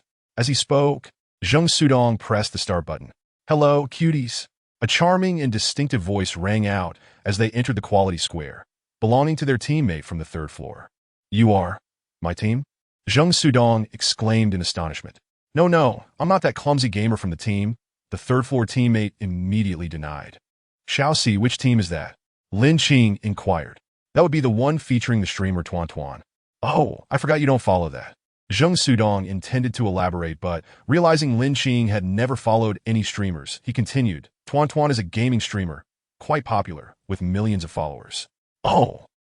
Lin Qing responded, then asked, is this 3rd floor teammate the Tuan Tuan you mentioned? Indeed, Zheng Sudong confirmed. I could recognize her voice even from across a planet. But I'm not. The 3rd floor teammate insisted helplessly. Many people say my voice resembles hers, but I assure you, I am not her. At this moment, Tuan Tuan felt utterly defeated. She had placed a wager that if she remained unrecognized for 5 minutes without using a voice changer, she would win. However, over 10 million meatballs had been wagered against her, while less than 1 million had been wagered in her favor. If she lost, it would wipe out her entire stash. Meanwhile, in Tuan Tuan's live stream, laughter erupted. I got recognized right from the start. XSWL. My voice is too distinctive. It's hard not to recognize it. I've had professional training. I usually don't laugh unless I can't help it, haha. This round doesn't count. We happen to encounter a fan. Tuan Tuan pouted, clearly displeased. No way, you can't weasel out of this one. My team is pulling a fast one again. Tuan Tuan interacted with her audience in the live stream while the game commenced, with 100 players boarding the plane. Tuan Tuan, I just visited your live stream. You even placed a bet and expect to back out? Zheng Sudong wore an expression that seemed to say, I've caught you, and chuckled, haha, it's confirmed. Shockingly, a certain fan managed to capture a wild Tuan Tuan. To those upstairs, come join me at the USC Shock Department tomorrow. The atmosphere in Tuan Tuan's live streaming room was one of jubilation, while Tuan Tuan herself appeared somewhat disheartened, thinking that this second guy was far too straightforward. Where are we jumping? Lin Qing interrupted Zheng Sudong's probing inquiries into Tuan Tuan. Of course, we're heading to the airport. With Tuan Tuan present, Zheng Sudong seemed to be brimming with enthusiasm, as if he were fueled by adrenaline. How could a man not be bold? Then to the airport, it is. Lin Qing nodded in agreement. Hey, you guys. Tuan Tuan attempted to decline going to the airport, but Lin Qing and the others had already jumped out. The usually silent fourth player followed suit. With no choice left, Tuan Tuan could only jump along with them. Minutes later, Lin Qing and the others were eliminated, with Zheng Sudong being the first to fall, followed by the fourth player, both with a score of 0 kills. Lin Qing managed to take down 3 opponents before he was also defeated, leaving Tuan Tuan as the last survivor, only discovered after trying to hide. Is this what you meant by men being bold? Those who are bold get chicken dinners, while you were just risking your life. Although Lin Qing was indifferent to winning or losing, he couldn't help but feel exasperated. Zheng Sudong awkwardly chuckled. It was just a mistake, purely a mistake. In Tuan Tuan's live streaming room, laughter erupted. How delightful. Our Tuan Tuan was indeed let down. What kind of divine fan is this specifically targeting our group? This second guy is truly impressive. The first player performed commendably, managing to take down 3 in that situation. Quite remarkable. A classic case of one god leading 3 to doom. Tuan Tuan, feeling helpless, noted that losing the bet was one thing, but being let down in the game was another. We had agreed earlier that encounters with fans wouldn't count. Let's start another round.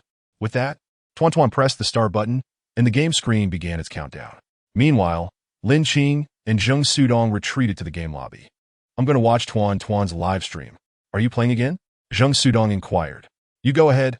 I'll play a couple more rounds before logging off, Lin Qing replied, eager for Zheng Sudong to leave, as playing with him had diminished the gaming experience to a freezing point. The two parted ways, and Lin Qing clicked to start a game alone. I forgot to select solo mode. As he gazed at the loading screen, Lin Qing suddenly remembered he had neglected to choose solo play. Well, 4-player it is then. Since the game had already commenced, Lin Qing had no choice but to continue. He couldn't possibly exit and restart, could he? In Tuan Tuan's live streaming room, look at this 4th player. Our Tuan Tuan is matched with the first player again. What? Our Tuan Tuan is matched with my buddy again. This is Zheng Sudong. Is this for real? Tuan Tuan stared at the chat, then switched to the game interface. Wow, it really is him. 4th player, we truly are fated to meet again, Tuan Tuan said, activating the team microphone. It's you. Lin Qing recognized the distinct voice and recalled the previous match with the 3rd player, agreeing, it is quite a coincidence. Young man, your voice is so magnetic. At that moment, Tuan Tuan completely forgot about her bet with the viewers. Is that so? Lin Qing chuckled. I think it's just all right. MHM. Tuan Tuan nodded quickly and then asked, young man, where are you from? I am from your heart. Your heart? 10,086. Upon Tuan Tuan's inquiry, the chat suddenly shifted its tone. You guys are so annoying. Tuan Tuan pouted, although the audience couldn't see it. I'm from Fujian province, Shaman. Lin Qing answered every question he was asked without hesitation. Shaman? Is that the one with Galangiu? Tuan Tuan inquired. As the game commenced, 100 players boarded the plane, and the 2nd and 3rd players simultaneously marked a location on the map, surprisingly choosing the same spot. Yes, indeed. Lin Qing glanced at the map before responding to Tuan Tuan's question.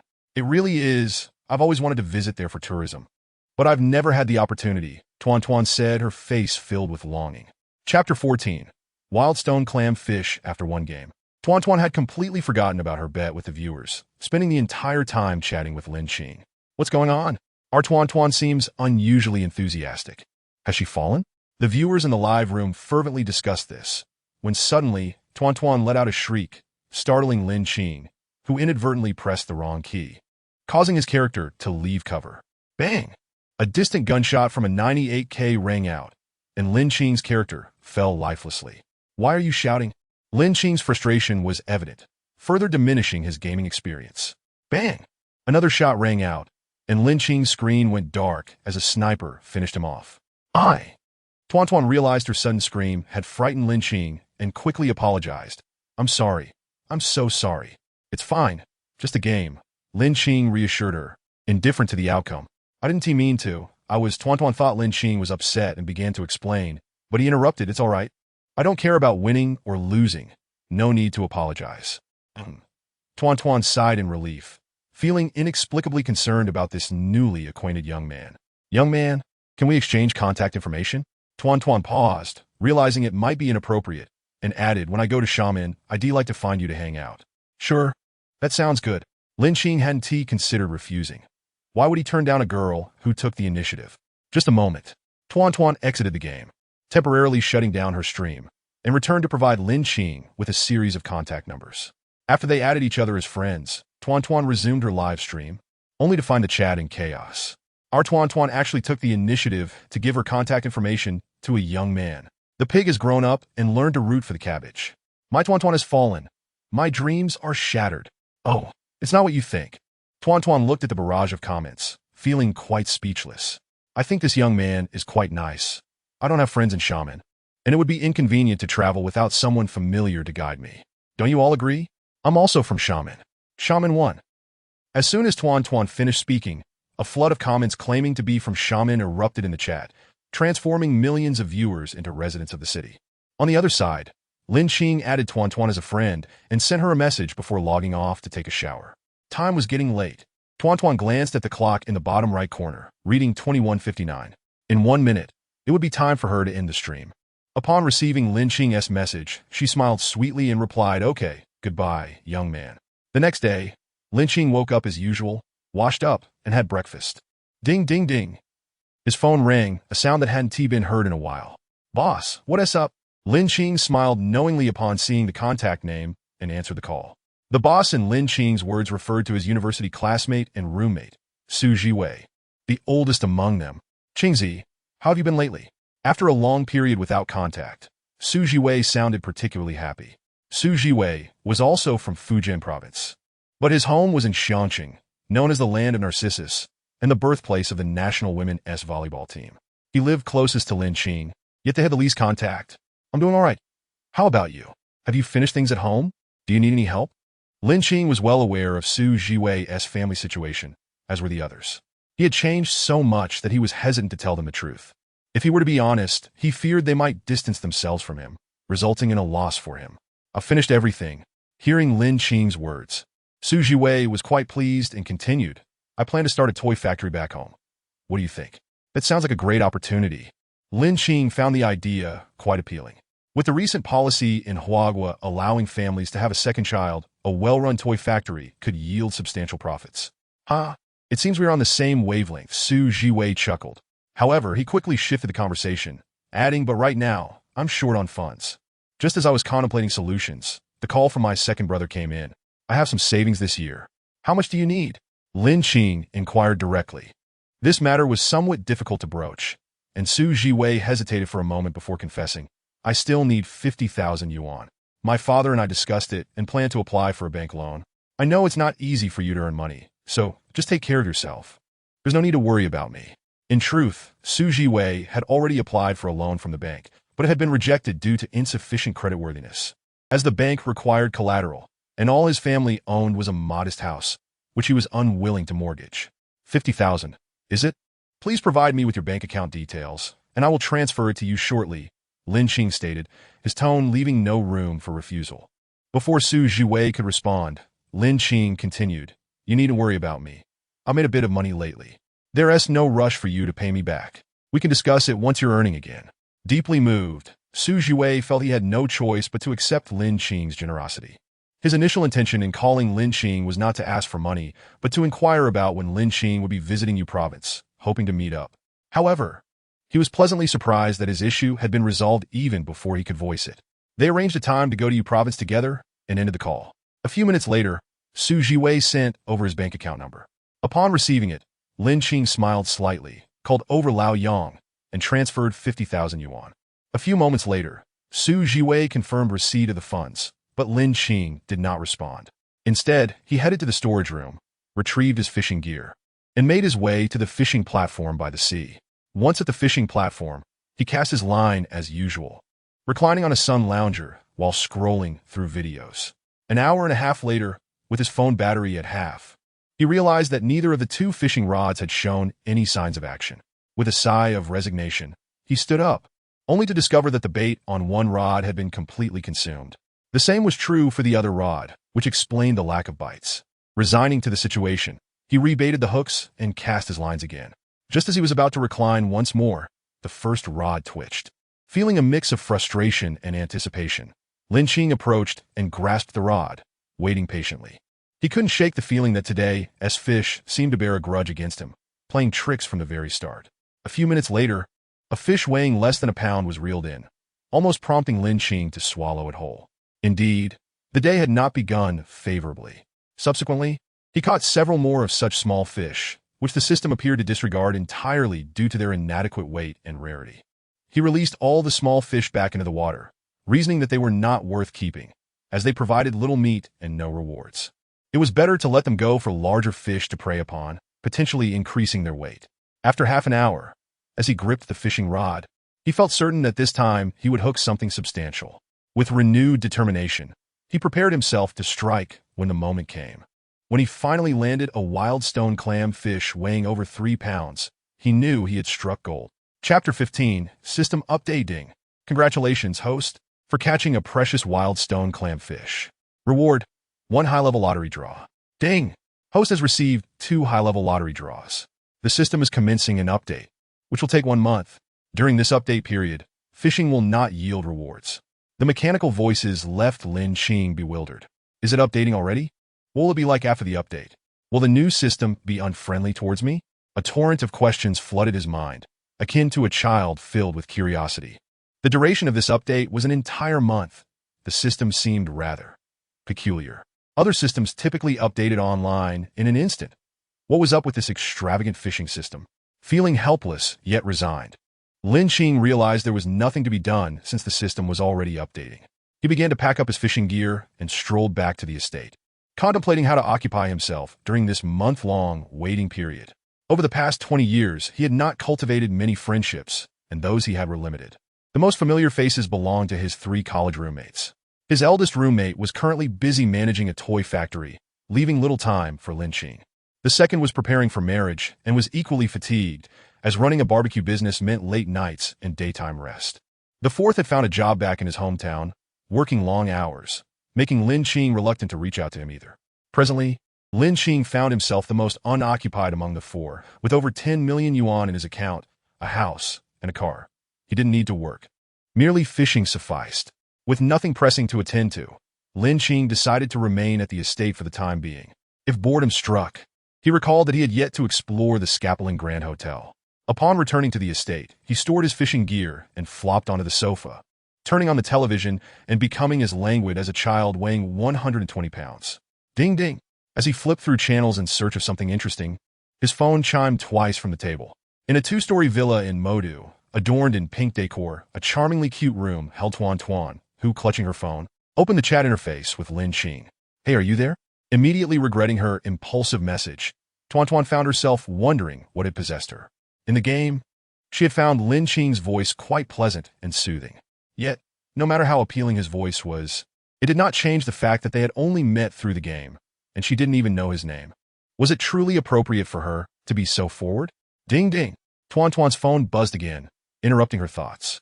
Glancing at her screen, a smile broke across her face. I'm here. What's up? Lin Qing replied. In truth, Tuan Tuan felt a twinge of annoyance. It was her first time taking the initiative to ask for a boy's contact information. Yet since last night, she and Lin Qing had exchanged only a couple of messages. She had expected him to reach out to her this morning, but from the time she woke up until now, her phone had only received news alerts or app notifications. Growing impatient, she decided to message Lin Qing first. Do you really not know who I am? Tuan Tuan asked, her curiosity piqued. Although she was aware that not everyone would like her, she knew that many young people recognized her. Well, I don't usually follow live streams, but I've heard the name Tuan Tuan before. Lin Qing responded promptly, sparing her any further waiting. Really? Is it from that person who was with you last night and then completely wrecked my game? Tuan Tuan inquired, her enthusiasm rekindled by the shared topic. Yes, that is correct. Lin Qing, now reclining on the sofa, shifted his position as he typed his reply. Their conversation continued until lunchtime, concluding with Tuan Tuan inviting Lin Qing to watch her live stream. Since departing the island with a variety of vegetables, dried fruits, and fruits, Lin Qing's daily meals had become exquisitely refined, no longer consisting solely of fish. After finishing his meal, he initially intended to take a nap, but suddenly remembered he still had a high-level lottery draw available. The system update only mentioned that fishing would not yield rewards, but it did not state that he couldn't participate in the lottery. Thus, he decided to give it a try. With a thought, he initiated the lottery draw. Ding! Congratulations, host, for winning a high-tech waste treatment plant. A waste treatment plant?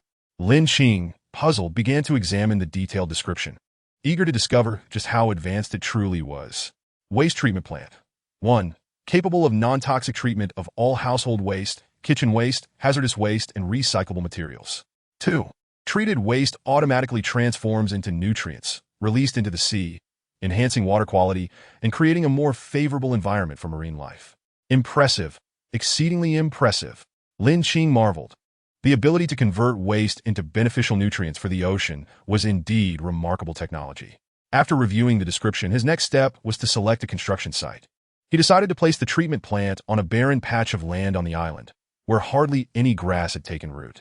Unfolding a 3D adjustable map, he pinpointed the location for construction and commenced the building process. In less than 5 minutes, the construction of the waste treatment plant was completed. As for the plant itself, Lin Qing had no intention of inspecting it. He merely instructed Lao Yang to send 2 security robots to oversee the facility. However, with the increasing number of buildings and the impending opening of hotels and tourist attractions, the 48 robots quickly proved to be insufficient. Lao Yang, Lin Qing summoned him. Please have Zhang Xiaoping arrange for the rental of a transport vessel. It doesn't need to be overly large. One that can accommodate 5 vans will suffice. Additionally, once the transport is secured, procure 3 patrol electric vehicles and 2 hotel-specific electric cars from the Yachty Electric Vehicle Company, and have them brought back. Understood. I will take care of it immediately, Lao Yang replied with a bow before exiting. After organizing everything, Lin Qing returned to his bedroom, took a shower in the bathroom, and began his afternoon nap. At 1832 that evening, an ID named Qingyun Jishang quietly entered the live broadcast room. This ID belonged to Lin Qing. It was a new account he had registered. Feeling rather bored after dinner, he had returned to his bedroom early. And recalling his promise to visit Tuan Tuan's live stream, he opened his computer and registered this account. Sorry for being a minute late. Just a minute, really. As soon as Lin Qing entered the live stream, he saw Tuan Tuan continuously apologizing, while the barrage of comments in the chat was quite the uproar. Oh Tuan, the rain has stopped and the skies have cleared. Do you think you're doing well now? Not sincere enough. Apologize properly. Oh Tuan, did you only remember us? The viewers who waited for a minute after floating up to the heavens? Observing the comments and the camera-less Tuan Tuan, who was apologizing while only displaying the game screen, Lin Qing couldn't help but chuckle. What a pitiful female streamer, surrounded by such a group of silly fans. Suddenly, a super rocket burst forth on the screen. Qingyun Jishang gifted a super rocket X1. When registering his account, Lin Qing had deposited 100,000. Noticing the lively chat, he casually clicked to send a super rocket as a gesture of support.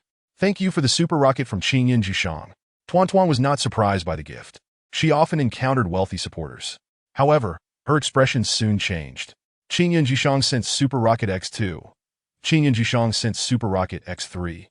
Qingyun Jishang sent super rocket X50. A total of 50 rockets were sent, with 100,000 spent in mere minutes, causing the live stream to surge in popularity while the barrage of comments erupted in excitement.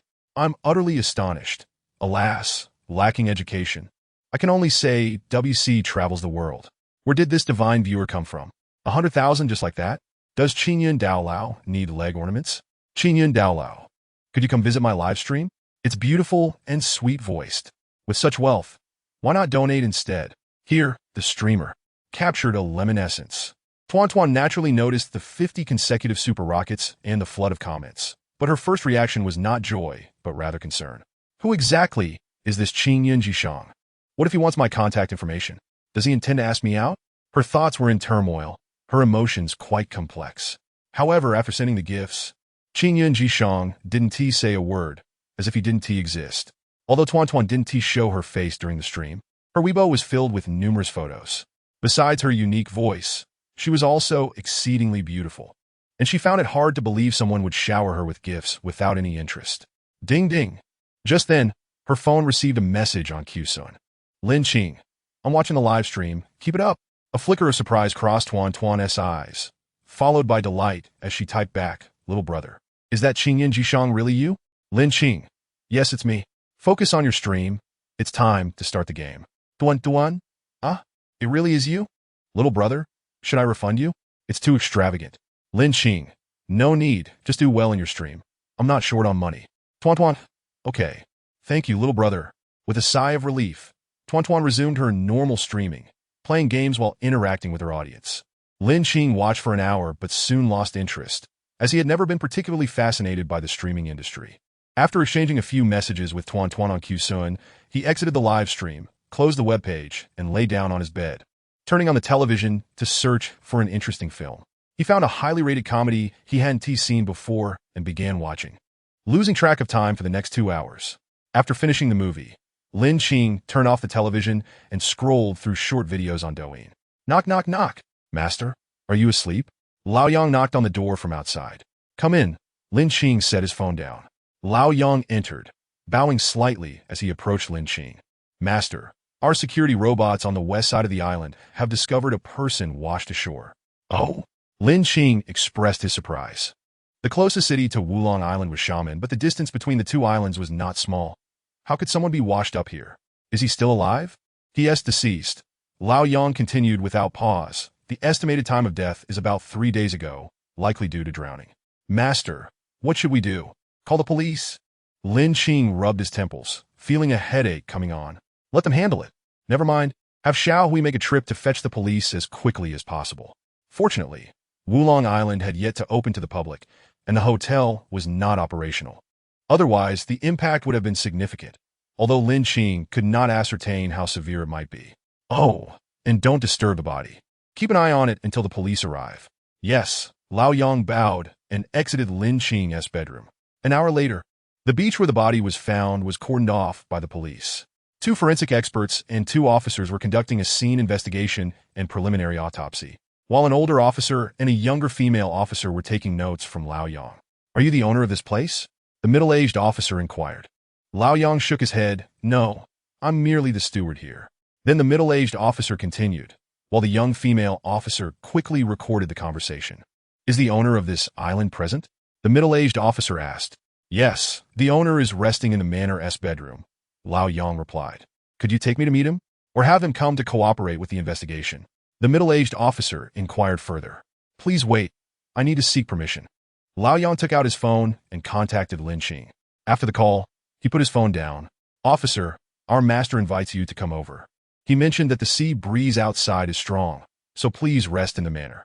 Very well, the middle-aged officer nodded, then walked over to brief the investigating team before following Lao Yang to the manor.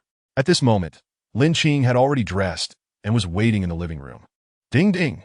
Welcome home. The smart door system opened the door as Lao Yang led the 2 officers into the central villa. Boss, who exactly is the owner here? He seems very wealthy, the young female officer asked the middle-aged officer. I don't know, but he must be a significant figure. Be polite, the middle-aged officer replied solemnly. Please follow me. Upon entering, Lao Yang gestured for them to follow him around a screen. Is this? The middle-aged officer gazed in shock at the screen. What is wrong? Lao Yang turned back, puzzled. Could it be the Sioux embroidery dragon and phoenix, presenting auspiciousness worth 150 million? The middle-aged officer stared intently at Lao Yang, awaiting his response. Your knowledge is impressive. Lao Yang smiled nonchalantly. Come, let us meet the master. This is merely one of the more ordinary items here. The middle-aged officer was left speechless. The female officer beside him was equally astonished. The 150 million yuan Sioux embroidery here was merely a commonplace item. What then was the most extraordinary object? Behind the screen lay the grand hall, where 2 middle-aged officers cautiously followed old Yang, fearful of inadvertently damaging anything. Good day, officers. In the hall, Lin Qing rose as he noticed the 2 policemen accompanying old Yang. This table, these chairs. The middle-aged officer's eyes widened as he pointed at the hall's sofa and tea table. This? It's made of rosewood. Please feel free to sit. Lin Qing understood his astonishment, recalling how his own demeanor had been even more flustered at the time. I apologize for my excitement, the officer said with an air of contrition, introducing himself. I am Lei Jingming, captain of the criminal investigation team in SM District. Hello, Captain Lei. Lin Qing shook his hand. I am Lin Qing, the proprietor of Wulong Island. How impressive, remarked the young female officer, gazing at Lin Qing in awe. This is Officer Zhang. Lei Jingming gestured towards the young female officer, a newly appointed criminal investigator in our team. Hello, Officer Zhang. Lin Qing smiled politely. Please don't just stand there. Have a seat and enjoy some tea. Lin Qing gestured for them to sit, as the robotic maid promptly served the brewed tea.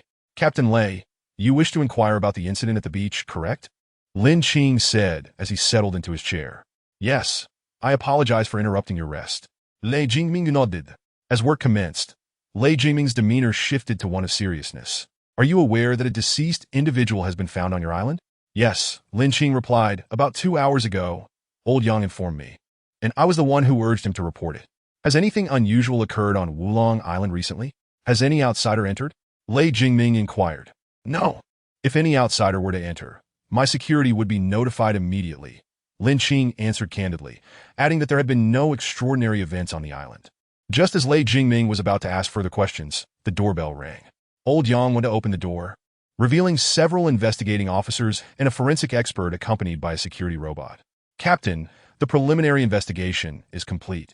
This is not the primary scene of the crime, and there are no items on the scene or on the deceased that can confirm her identity, reported the two young criminal investigators. Captain, following our initial autopsy, we determined that the deceased was a female aged between 25 and 28, likely dead for 3 days. There are no external injuries. She appears to have drowned, most likely accidentally, the forensic expert added. Upon hearing this, Lei Jingming nodded to indicate his understanding, then turned to Lin Qing. I apologize for the disturbance. Captain Lei, you are too courteous, Lin Qing replied with a polite smile, then suggested, it's getting late. Why not stay for a light meal before you leave? Thank you for the invitation, but I must decline the meal. We need to rush to the criminal investigation team to confirm the deceased's identity. Lei Jingming refused. In that case, let us postpone to another day. I shall treat you to a meal then, Lin Qing offered with a smile. Very well, but it shall be I who treats you. I will need to borrow your yacht again shortly to return, Lei Jingming said with a smile. That is only proper. Lin Qing nodded, escorting Lei Jingming and the others to the door. They headed straight for the dock, where the deceased had already been transported. Along the way, Lei Jingming contacted the criminal investigation team to arrange for a vehicle to wait at the yacht dock in Xiaogong. Meanwhile, Lin Qing and Old Yang returned to the hall. As Lin Qing instructed while ascending the stairs, have shall we take the yacht for a wash and fill it with fuel tomorrow? Yes, master, Old Yang replied respectfully, bowing as he watched Lin Qing ascend the stairs. Lin Qing had not anticipated encountering such an event today. Who would have thought that the picturesque Wulong Island would be the site of a drowned corpse? The next day, in the afternoon, at the SM District Criminal Investigation Team headquarters. Captain Lei, we have new developments. Please come over. Lei Jingming received a call from the forensic expert, who abruptly hung up without giving him a moment to respond. The SM District Criminal Investigation Team headquarters had specialized workrooms for forensic experts. The deceased had been brought in last night, and the forensic examination had begun, continuing until this afternoon. Li, what new findings do you have? Lei Jingming rushed to the forensic workroom, anxiously inquiring as soon as he entered. Understood, there was initially an accidental death, requiring only contact with the deceased family and determining the scene of the incident. However, it seems the situation has taken a new, rather grim direction. Captain, through the autopsy, we discovered that the deceased had engaged in intimate activities prior to her death. Additionally, there were traces of a potent drug found in her respiratory and gastric systems, suggesting she might have been drugged and subsequently pushed into the sea. Forensic expert Li recounted the findings in one breath. Lei Jingming fell into deep thought, and after a lengthy pause, he asked, Li, when will the DNA results be available? Approximately tomorrow, Li responded. Once the results are in, arrange for a comparison with the National DNA Database to identify the deceased as soon as possible. I will take a team to investigate along the coast. Lei Jingming outlined his plan, opting to proceed with conventional investigative measures. Understood, Li nodded, then turned back to continue his work. After leaving the forensic workroom, Lei Jingming approached the office of the criminal investigation team and knocked on the door. In 5 minutes, let us gather in the conference room for a meeting. On Wulong Island, within the estate, Lin Qing was chatting with Tuan over the phone. Is that true? Tuan asked. Of course it is. Why would I lie to you? Lin Qing replied. Oh my goodness, that sounds terrifying, a corpse. That's why you, as a girl, shouldn't be wandering about recklessly. It's far too dangerous. I'm not afraid. I'll have you know, I'm a master of Sanda, capable of taking down seasoned fighters with wild punches. Impressive, right? Very impressive indeed. After chatting with Tuan for quite some time, Lin Qing finally set down his phone. Old Yang, how are things progressing with Zhang Xiaoping? Lin Qing inquired. It's said to be nearly complete, Old Yang replied. So soon? Lin Qing expressed mild surprise, then smiled and asked, "Did he employ some tactics?" Old Yang smiled subtly, but remained silent. Lin Qing found it quite peculiar. How could a robot exhibit a smile? It was astonishingly lifelike. "Very well. I shall leave the arrangements to Zhang Xiangping. I want to pry further." Lin Qing waved his hand dismissively. Lin Qing understood that transforming Wulong Island into a tourist destination would demand considerable effort, and the complexities involved were overwhelming. He lacked the energy to manage such matters. With tireless robots at work, was it not a better option to simply wait for the profits? Handing off responsibilities meant Lin Qing could spend his days eating, sleeping, playing games, and enjoying the scenery of Wulong Island. Time passed swiftly, and soon 25 days had elapsed. With 5 days remaining until the system update, the hotel business license and various ferry-related permits had been secured, though staff recruitment was still ongoing, which was not urgent. However, the wedding of Zhen Yuqian was fast approaching. Lin Qing had arranged to meet Su Jiwei in Xiagang, where they would take the high-speed train to Yangcheng in Guangdong province. Zhen Yuqian's wedding was on the 28th, and today was the 25th, leaving ample time. Lin Qing did not rush Su Jiwei, as high-speed train tickets from Xiagang to Yangcheng were easy to acquire, with clear departure and arrival times. However, he did remind him to call before arriving in Xiagang. Dingling, while Lin Qing was exercising in the estate's gym, Su Jiwei called. Knowing Su Jiwei was about to depart, Lin Qing ceased his workout, grabbed his clothes, and took a shower. Afterward, he contacted Xiao Hui and Xiao Yu, gathering his pre-packed luggage before heading out. The journey from Xiangqing to Xiagang took a little over an hour, while the trip from Wulong Island to Xiagang required less than an hour. Thus, Lin Qing planned to arrive at the long-distance bus station ahead of Su Jiwei. Upon arriving at the long-distance bus station, Lin Qing casually sought out a milk tea shop, ordered 2 cups of tea, and sent a message to Su Jiwei. He then settled in the shop, scrolling through videos while awaiting Su Jiwei's arrival. Time flew by swiftly, and before he knew it, half an hour had passed. At the bus station, a young man who had just disembarked from a vehicle was scanning the area with his luggage in hand, persistently searching for someone. This individual was none other than Lin Qing's roommate, Su Jiwei. Chapter 18. Departure to Guangdong province after searching the passenger exit. Su Jiwei finally located the milk tea shop that Lin Qing had mentioned. Upon pushing the door open and surveying the interior, he was unable to spot Lin Qing. Instead, he noticed a remarkably handsome young man engrossed in his phone, watching short videos. The youth seemed to sense the door's opening and, upon hearing the shopkeeper's greeting, lifted his head to glance at Su Jiwei. It was then that Su Jiwei realized that this strikingly handsome young man bore an uncanny resemblance to Lin Qing. Could it possibly be Lin Qing? Su Jiwei's mind was filled with countless questions. Had he undergone a second growth spurt in just a year? Unsure and hesitant to mistake someone, Su Jiwei remained oblivious until Lin Qing waved at him. "Why are you just standing there?" Lin Qing inquired, rising from his seat. You really are Lin Qing, Qingzi?" Su Jiwei approached, his eyes wide in disbelief. "Of course, who else would I be?" Lin Qing rolled his eyes, momentarily exuding an aura of charm. "Wow!" Su Jiwei exclaimed, drawing the attention of other customers in the milk tea shop. "Can we be a bit more civilized?" Lin Qing sighed, face-palming at his friend's lack of decorum. "I can't believe you're still a student. You've changed so much," Su Jiwei remarked, scrutinizing Lin Qing. "Is this a second growth spurt?" Lin Qing chuckled softly.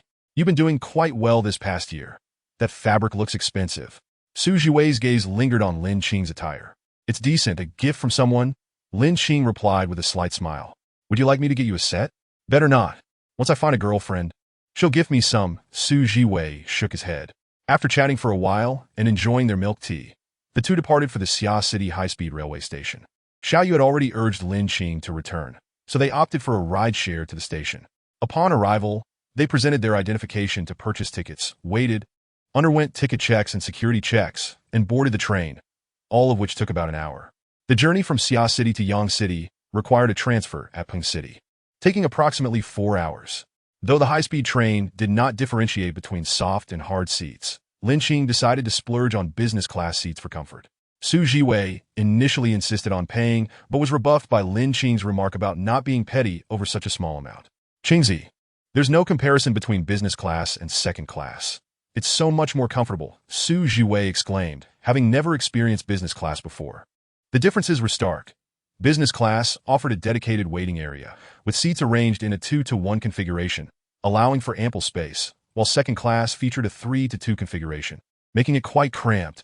Additionally, business class seats were adjustable, offering options to sit upright or recline fully, complete with a one-button transformation function, blankets, slippers, and headphones. Most importantly, business class provided reading lights and an entertainment system, allowing passengers to watch movies or listen to music, along with complimentary meals and snacks. Luxuries absent in second class.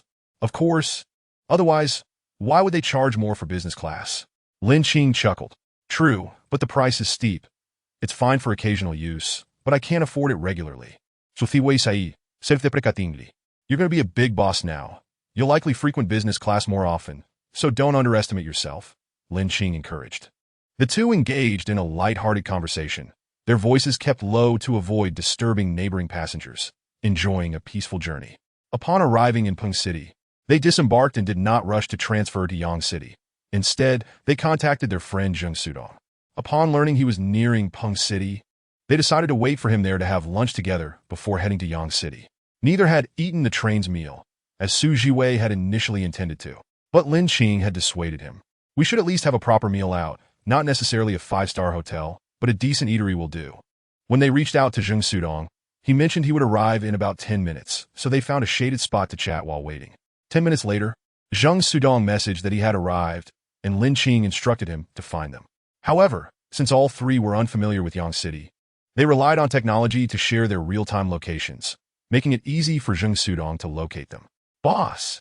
Third, Zheng Sudong called out, waving his luggage in one hand as he approached. That guy hasn't changed a bit, Su Jiwei chuckled. Among our dorm group, he's the most carefree. To put it nicely, he has a childlike spirit. To put it bluntly, he's a bit of a fool. Lin Qing laughed, feeling joyful to reunite with his friends after a long time. Boss! You've lost weight and gotten darker, Zheng Sudong remarked as he approached, first addressing Su Jiwei and then turning to Lin Qing. Third, you've changed so much. You've become even more handsome. Haven't you? Let us find a place to eat and chat, Su Jiwei suggested. Lin Qing and Zheng Sudong agreed, and the three exited the high-speed railway station. There's a private dining restaurant over there. Let us go there. Lin Qing pointed to a building across the station adorned with advertisements. I'm fine with that, Zheng Sudong agreed, and Su Jiwei nodded in approval. At the private dining establishment, the trio discussed how much to contribute for their second roommate's gift. I think 2,000 is just right, Zheng Sudong proposed first. So see, how much do you earn per month? Contributing 2,000 might be a bit burdensome for you, Lin Qing inquired. My salary is decent, even though it's a second-tier city. I earn nearly 10,000. I'm quite frugal and have some savings, Zheng Sudong replied. I think 1,600 would be more appropriate, Lin Qing considered, adding, Boss is starting a factory and his funds are tight. You're starting a factory? Zheng Sudong exclaimed in surprise, looking at Su Jiwei. Just a small venture, Su Jiwei chuckled. It's just been confirmed, and the factory is under construction. If it weren't for Qingzi lending me 50,000, I wouldn't have been able to set it up. As Su Jiwei expressed gratitude towards Lin Qing, Zheng Sudong's mood shifted. You're quite the brother, aren't you? You have difficulties and don't even think to ask me for help. Treating me like a fake brother? That's not the case, Su Jiwei scratched his head. I only mentioned it to Qingzi, and he immediately lent me the money. That was enough to get the factory started. Why bother you and add to your burdens? This isn't the boss's fault, Lin Qing interjected, chuckling. It's my fault for not suggesting he ask you for help. Zheng Sudong rolled his eyes and sat back down, having momentarily stood up in frustration. Chapter 19. Arrival in Tainan after much discussion. The three finally settled on a decision. 800 Huawei currency plus a joint contribution for a pair of watches as a gift for their second roommate. Although it was termed a joint effort, Lin Qing contributed the majority. They chose a pair of couples watches produced by Moke, priced at 19,999, symbolizing the wish for eternal companionship. Besides the primary contribution, Lin Qing contributed 18,000, with the remaining amount split equally between Su Jiwei and Zheng Sudong. This arrangement, while seemingly more substantial than the initial 2,000 Huawei currency, carried a more meaningful sentiment. After purchasing the watch, the trio showed no inclination to continue their shopping and headed straight for the high-speed train station, where they bought tickets to Yangcheng. The second brother, Jin Yuqian, hails from a county in Yangcheng. The place names here are fictional, so please excuse the discrepancies, known as Taiyan County. Jin Yuqian runs a barbecue restaurant in the county, returning home to rest during the day and managing the restaurant at night. Tai'an County is not particularly close to Yangqing's urban area. The high-speed train takes about half an hour to reach Yangqing, followed by another 10 minutes or so to Tai'an County. Considering the time taken for passengers to board and disembark, the journey from Pingcheng to Tai'an County roughly totals an hour. Should they alight in Yangqing and switch to a bus, the journey would be even longer, as it would take over an hour to reach Tai'an County by bus, making the transfer somewhat counterproductive.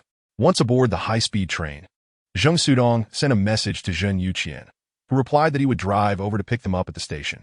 The second brother is doing well. He has got a car, Zheng Sudong remarked enviously. It's probably the wedding car, Su Jiwei speculated. Is it appropriate for him to pick us up in a wedding car? Zheng Sudong expressed some concern, fearing that if his bride hadn't yet been in it, that would be awkward. Do you think he is foolish? Lin Qing shot him a look, then added, isn't it possible he could borrow a car? The high-speed train sped swiftly, and before long, they arrived. Big brother, Qingzi, Shaoxi, over here. At the passenger exit, Zhen Yuqian's noticeably slimmer figure waved at them. Second brother. The trio rushed over, and Zheng Sudong set down his suitcase to give Zhen Yuqian a hearty bear hug. Long time no see. Long time no see. After a year apart, Zhen Yuqian was equally thrilled, embracing Zheng Sudong before pushing him away to look at Su Jiwei and Lin Qing. Big brother has gotten tanner, and you seem to have lost a bit of weight. Zhen Yuqian first scrutinized Su Jiwei, then turned to Lin Qing. Wow, third brother, you've become even more handsome. Tell me, how did you achieve that? I want to look just as dashing. I have indeed tanned and slimmed down, but Qingzi's looks are purely natural. You might not have the chance, Su Jiwei chuckled. Let us find a hotel in the county first. We can drop off our luggage and then truly catch up. Lin Qing suggested, feeling that the bustling train station might disturb others. What hotel? I have plenty of rooms at home. Staying in a hotel is just a waste of money.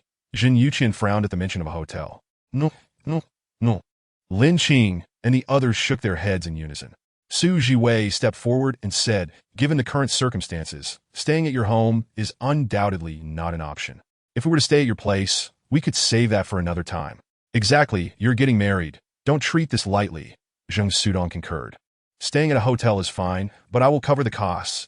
Just listen to me for a moment. Before Zhen Yuqian could finish his sentence, the trio attempted to refuse. But he interrupted them, stating, you've already gone to the trouble of attending my wedding. I can't possibly let you find your own sleeping arrangements, can I? I'll book you 3 spacious rooms, and I guarantee you'll be satisfied. Wait, Zheng Sudong started. It's settled, Zhen Yuqian interjected. Come on, let us go. I'll take you to the most luxurious hotel. Linin, Suthiwei, and Zheng Sudong were left speechless as Zhen Yuqian didn't afford them a chance to voice their opinions. The two men were exasperated, while Lin Qing wore a look of resigned acceptance. The Tainan Hotel, a landmark establishment in Tai'an County, boasts 28 floors and is a 4-star venue, well known and favored by many business people visiting for work. Zhen Yuqian hurriedly took Lin Qing and the others' identification cards and swiftly booked 3 rooms for 4 days each, revealing that he was indeed quite affluent, casually reserving 4 nights at a rate of 588 per day without batting an eye. By the way, what were you about to say? While escorting Lin Qing and the others to their rooms in the elevator, Zhen Yuqian inquired. Lin Qing looked at him with a bemused expression, and both Su Jiwei and Zheng Sudong mirrored the sentiment. Are you certain you want to know? Su Jiwei finally spoke. Go ahead. I'm listening, Zhen Yuqian replied, sensing some trepidation at their expressions. We initially planned to get a double room and a single room, thinking that would suffice. But who knew you would be so generous? Zhen Yuqian is indeed well off, Su Jiwei remarked leisurely. Zhen Yuqian's face flushed crimson, and after a long pause, he managed to exclaim, while the elevator reached their floor, and they each went to stow their luggage before regrouping with Zhen Yuqian to head to his home. Zhen Yuqian's residence is located in a rural area of Tainan, specifically in a town called Chongning, where his family lives in a self-built 3-story villa. The house, constructed by Zhen Yuqian's father, is relatively new, having been completed less than 2 years ago, consuming nearly all of Zhen's father's savings. Fortunately, there were no debts to repay, allowing Zhen Yuqian to return to his hometown immediately after graduation to run a barbecue business. After all, what graduate from Xiamen University would struggle to find employment? The journey from the county to Chongning isn't far, taking merely 10 minutes by car. Zhen Yuqian drove at a brisk pace, and soon they arrived at the courtyard of his 3-story villa. Lin Qing and the others exited the vehicle and followed Zhen Yuqian into the house. At that moment, several motorcycles were parked in the courtyard, indicating that guests were visiting Zhen Yuqian's family. "Uncle, here are the keys to the car back," Zhen Yuqian said as he entered, returning the car keys first before introducing his father and the three guests in the living room. "This is Su Jiwei, Lin Qing, and Zheng Sudong, my university dormitory roommates." He then turned to introduce Lin Qing and the others. "This is my dad, my uncle, my maternal uncle, and the neighbor's elder." "Hello, uncles." Lin Qing and the others greeted politely. "Hello," Zhen's father responded amicably, while the other three nodded with smiles in acknowledgement. "Come on, let us head upstairs." Zhen Yuqian beckoned Lin Qing and the others to follow him upstairs, where his future marital residence would be situated. Upon reaching the second floor, Zhen Yuqian guided them on a brief tour. Su Jiwei and Zheng Sudong offered continuous compliments, while Lin Qing, having already witnessed the opulence of the estate, found this space rather ordinary and thus had little reaction. Nonetheless, mindful of Zhen Yuqian's pride, Lin Qing offered a few compliments as well, and eventually, they settled into the living room on the second floor. While they brewed tea and engaged in conversation, a middle-aged woman entered, carrying a platter of fruit and snacks.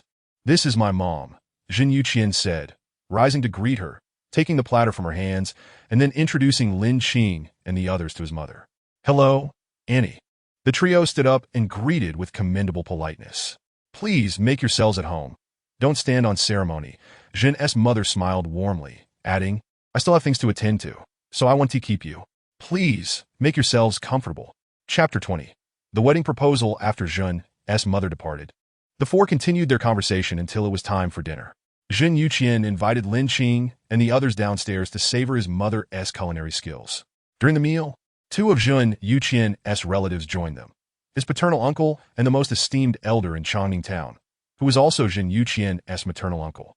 While dining, Lin Qing and the others listened attentively as the relatives discussed the customs and arrangements for Zhen Yuqian's wedding on the 28th. Although Lin Qing and his companions were unfamiliar with the local customs, as each region possesses its own traditions, they refrained from interjecting. However, they struggled to comprehend the wedding arrangements as Zhen's father and the others spoke exclusively in Cantonese, leaving the trio bewildered. They experienced their first true realization of the significance of language. After the meal, Zhen Yuqian took Lin Qing and the others out for a stroll, prompting Zheng Sudong to joke, "I didn't understand a word." "I agree," Su Jiwei chimed in. "Given that we've never been exposed to Cantonese, it's only natural we wouldn't understand." Lin Qing laughed. "I suspect they were primarily discussing the arrangements for the wedding." "Isn't that right, second brother?" "That is correct. It's about the wedding arrangements, but not entirely. There are also customs involved, which I'm not entirely familiar with either. It's all quite confusing," Zhen Yuqian replied, looking somewhat distressed. Taking advantage and then playing coy, Zheng Sudong said with mock indignation, "You're about to get married, and the three of us are still single.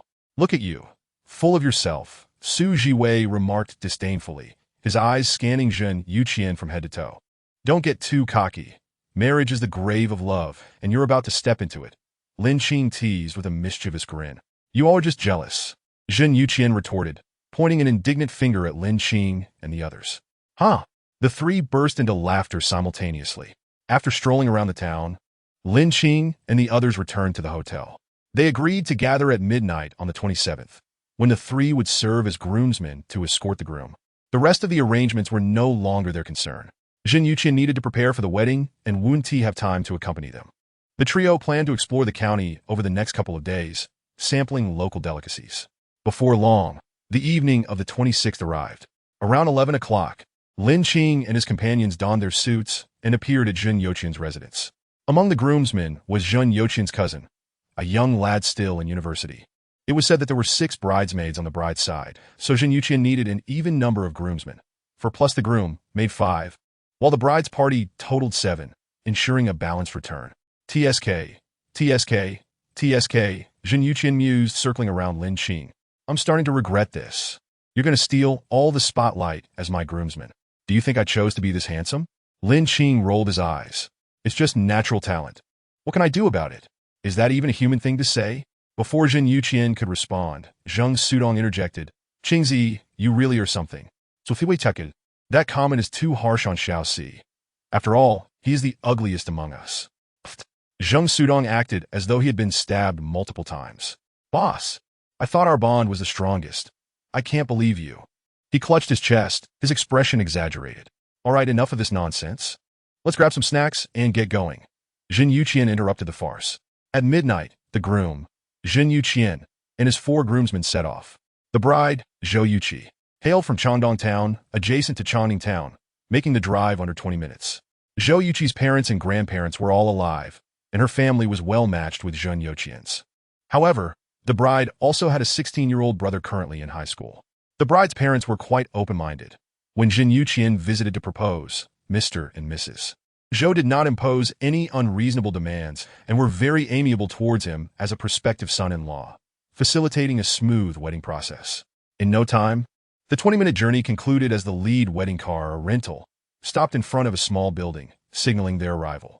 The groomsmen disembarked, followed closely by a photographer capturing the moments. Upon encountering the tightly shut door, the groomsmen felt a headache coming on. Clearly, the bridesmaids intended to guard the door leading to the bride's chamber. Knock, knock, knock. Upon reaching the door, Zheng Yuqian tapped gently, and a girl's voice responded from within. Who is it? No red envelope, no entry. Just as Zheng Yuqian prepared to slip a red envelope through the door and shout for it to be opened, Lin Qing stopped him and called out, "Open the door. I'm your neighbor." After speaking, Lin Qing gave the groomsmen a look, signaling them to remain silent. The bridesmaid guarding the door was inexperienced and had not communicated with those upstairs. She still believed it was truly a neighbor, hence she opened the door. However, her caution caused her to only open it a crack to peek outside.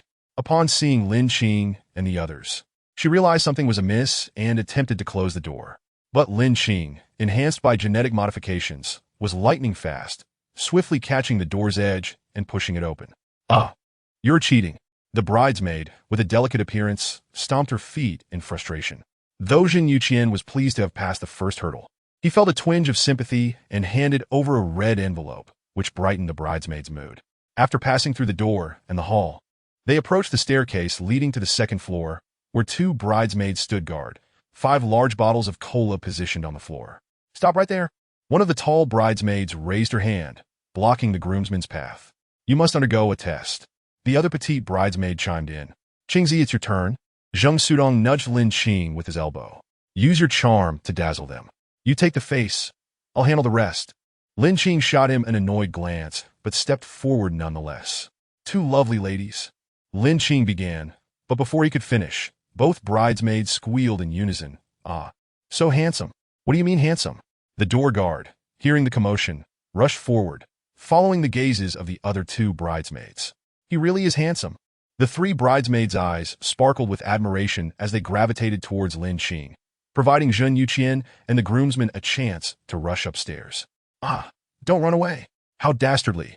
Using the handsome ploy, the 2 bridesmaids stationed at the staircase turned in alarm, noticing the groomsmen darting upstairs. Bang! The petite bridesmaid, in her haste, misstepped and twisted her ankle. As Lin Qing prepared to check on her, Su Jiwei dashed down first. Lin Qing immediately halted, signaling Zheng Sudong to push the groomsmen upstairs. Without hesitation, Lin Qing bypassed Su Jiwei and the petite bridesmaid, whispering encouragement to Su Jiwei. You got this. Su Jiwei's face turned a rare shade of red as he snapped back. Get lost. She's injured.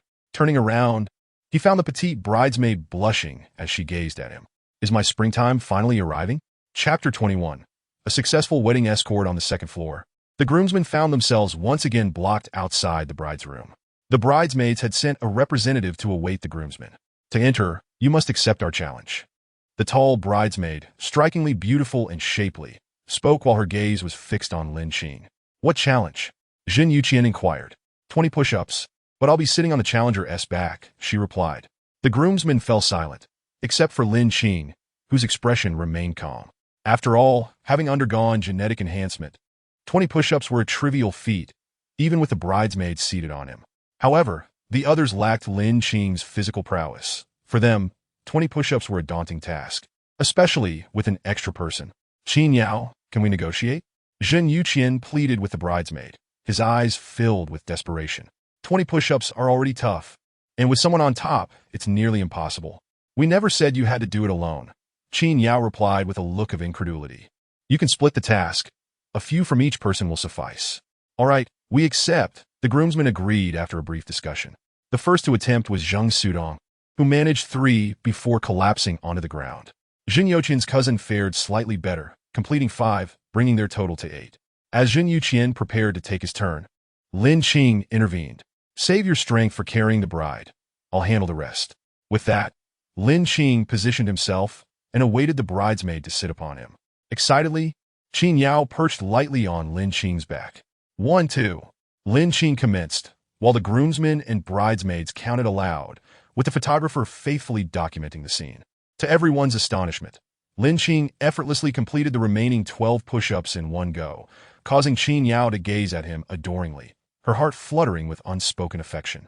Having successfully passed this challenge, the door finally swung open, but the trials were not yet over. The final test awaited, finding 3 items familiar to both the groom and bride.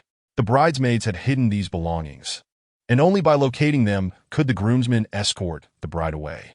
Fortunately, this challenge did not require Lin Qing's assistance. Jin Youqian managed to retrieve all the items effortlessly. The trials of the wedding procession have come to a close, and the wedding party has successfully retrieved the bride. With the challenges completed, the bride's parents, who had been discreetly hiding away in a room to withhold any information from the wedding party, finally made their appearance. After the customary rituals of the wedding procession were fulfilled, the party began their journey back with the bride, adhering to the symbolism of pairs, 2 cars, 2 people. Even the items they carried were in twos. Upon returning to the Zhen family home, the next step was the ceremonial rites. The bride and groom donned traditional grand red wedding attire. The groom wore a scholarly robe reminiscent of an imperial scholar, while the bride adorned herself in a splendid red phoenix crown and flowing veil. In Huagua, great importance is placed on ancient culture, and it is mandated by law that traditional hanfu must be worn during significant festivals, as previously mentioned. The couple performed the rites of bowing to heaven and earth, and to their ancestors. Hand in hand, they entered the bridal chamber, while the banquet outside commenced, albeit with only 2 tables, one for the main guests and the other for the bridesmaids and groomsmen. Once the bride was brought in, she could not step outside the chamber until the official ceremony commenced on the auspicious date of the 28th, which had been predetermined. Thus, today's gathering was merely a token of gratitude from the bride's parents for everyone's efforts, not the actual wedding feast. As the clock struck 2 or 3 in the morning, the wedding party, including the bridesmaids, prepared to depart. They were provided with designated transport, so there was no cause for concern. However, in a rare moment of enthusiasm, Su Jiwei hurried over to express his interest in the petite bridesmaid, Hu Lily. It seemed that soon enough, they would be serving as groomsmen once more. Lin Qing nudged Zheng Sudong and gestured towards Su Jiwei and the petite bridesmaid, remarking on the promising development. What a delightful turn of events, Zheng Sudong chuckled. It's a rarity to see our leader so enlightened. The two exchanged knowing glances and chuckled together. After returning to the hotel, they hastily showered, and upon collapsing onto the bed, sleep overtook them instantly. The following day, Lin Qing awoke near noon, roused by hunger. After freshening up and stepping outside, he noticed that Su Jiwei and Zheng Sudong were still asleep next door, evidently exhausted as well. After knocking on their door to wake them, they all went out for lunch. They had planned to explore afterwards, but both men were still yawning and appeared quite fatigued. They decided against venturing out, opting instead to return to their room for another short nap, not stirring until after 4 in the afternoon. After freshening up and gathering their things, they donned red envelopes and a couple's watch they had purchased together, and set out. The auspicious time for Jin Youqian's wedding was set for 6:10 p.m. Arriving a bit early was preferable, especially since Su Jiwei remained infatuated with Hu Lily, the petite bridesmaid, while Lin Qing and Zheng Sudong were not in a hurry. Su Jiwei was anxious about potentially missing his chance with her. Upon returning to the Zhen household, it had undergone a notable transformation. A temporary sunshade of red canvas had been erected, and the tables and chairs for the banquet were set up. The chefs and kitchen staff were busily preparing everything. The groom and his father greeted guests at the entrance while the bride awaited the auspicious moment in her chamber. Lin Qing presented his red envelope, followed by the couple's watch from the 3 of them, explaining, "Please enjoy some tea first, as I must attend to the guests. We will drink to our heart's content later." Dressed in a suit, Jin Youqian appeared quite respectable. The scholarly robe could be changed into before the auspicious time and did not need to be worn throughout. But the bride was required to keep her phoenix crown and veil on, only temporarily removing the crown if necessary. Finally, we await your words. Zheng Sudong remarked with a mischievous grin. I shall ensure you are thoroughly intoxicated later. Su Jiwei retorted with mock annoyance. Today is a day of matrimony. If you get him drunk, who will attend to the bridal chamber? While the previous banter had been light-hearted, Jin Yuqian was momentarily taken aback, only to find his thoughts quickly trampled upon. You too, he seethed, pointing at Su Jiwei and Zheng Sudong. Enough of that. Guests are arriving, Lin Qing interjected, urging them to cease their playful bickering. Let's head inside, and we can celebrate properly later. In the blink of an eye, it was 6:30 p.m., and nearly all the guests had arrived. Jin Yuqian and his father prepared for the wedding ceremony. At 6:10 p.m., the auspicious moment arrived, and the bride, veiled in red, was led out. Modern weddings differ from ancient traditions, such as the custom of kicking the bridal sedan, and the bride traditionally could not visit the groom's home before marriage. The bride and groom each held one end of a red thread. Standing in the center of the hall, as the officiant began the proceedings, the officiant announced, first, bow to heaven and earth. The couple turned towards the entrance and bowed. Second, bow to your parents.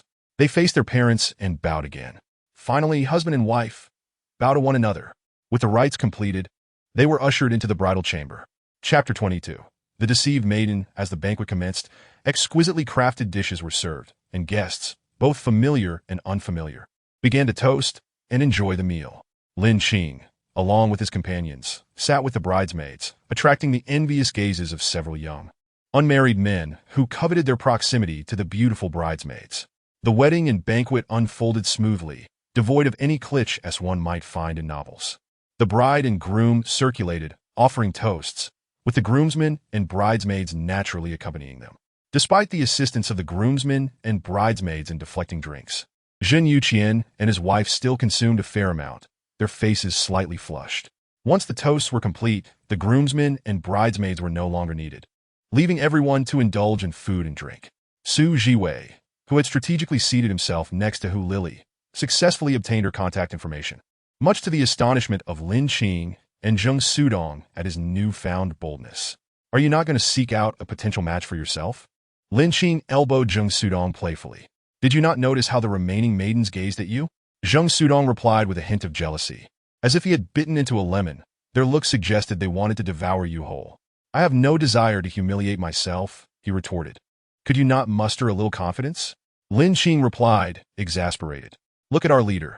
He managed to charm someone into sharing contact information. Quickly, tell me who caught your interest. I shall assist you. Really? Zheng Sudong was intrigued. Of course.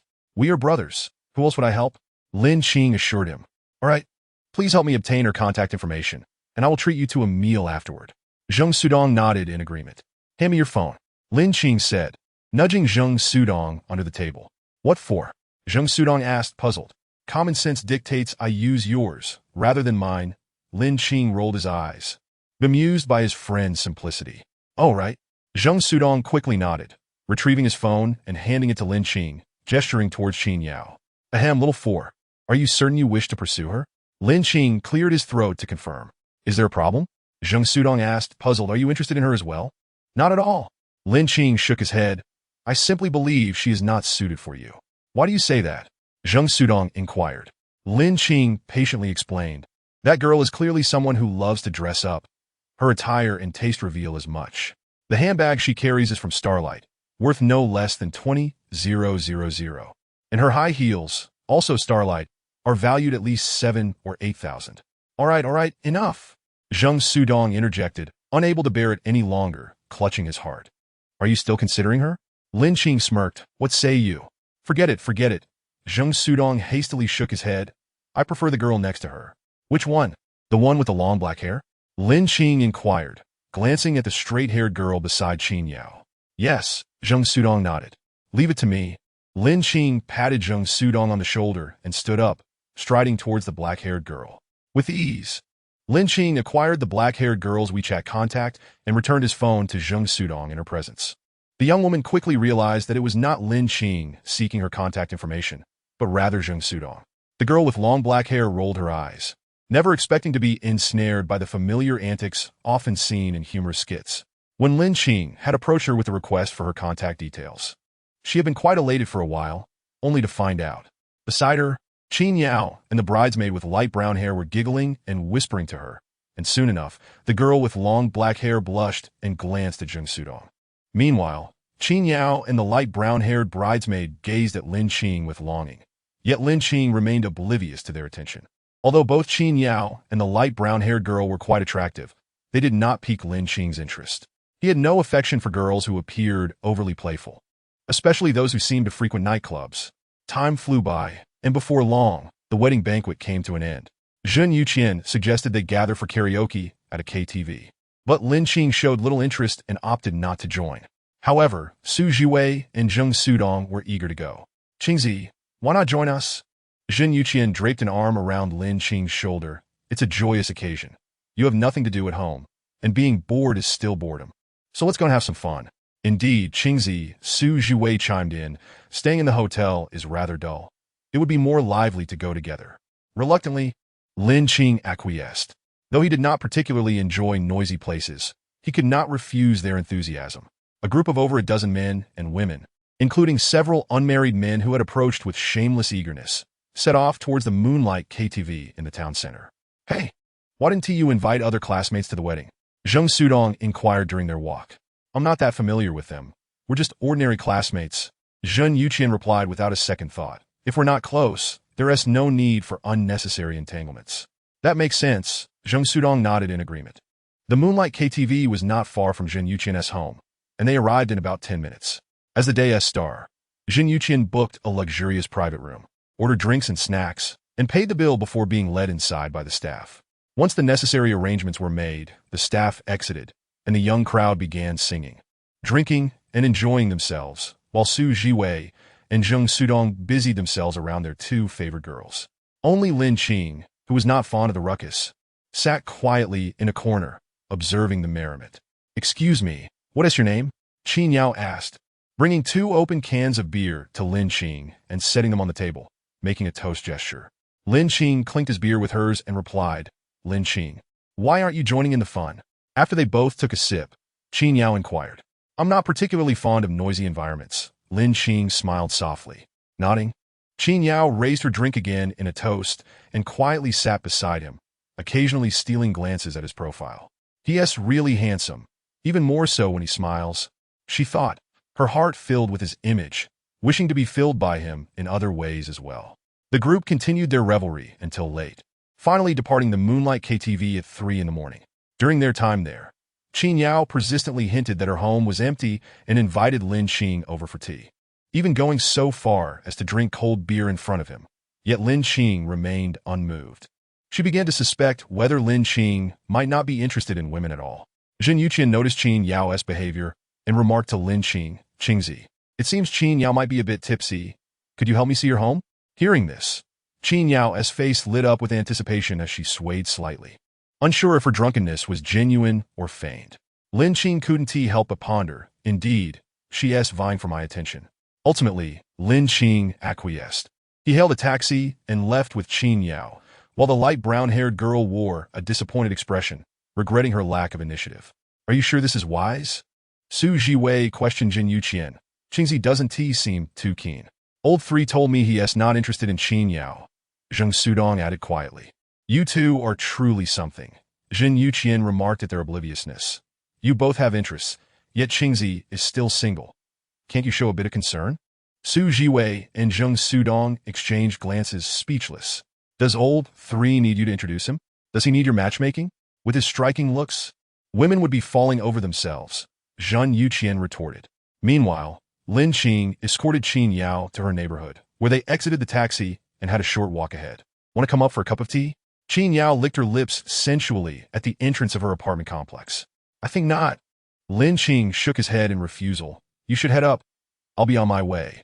Come on. Qin Yao leaned closer, wrapping her arms around his, playfully insisting. My water pipes are clogged. Come help me clear them. Sensing his discomfort, Qin Yao felt she needed to escalate her efforts.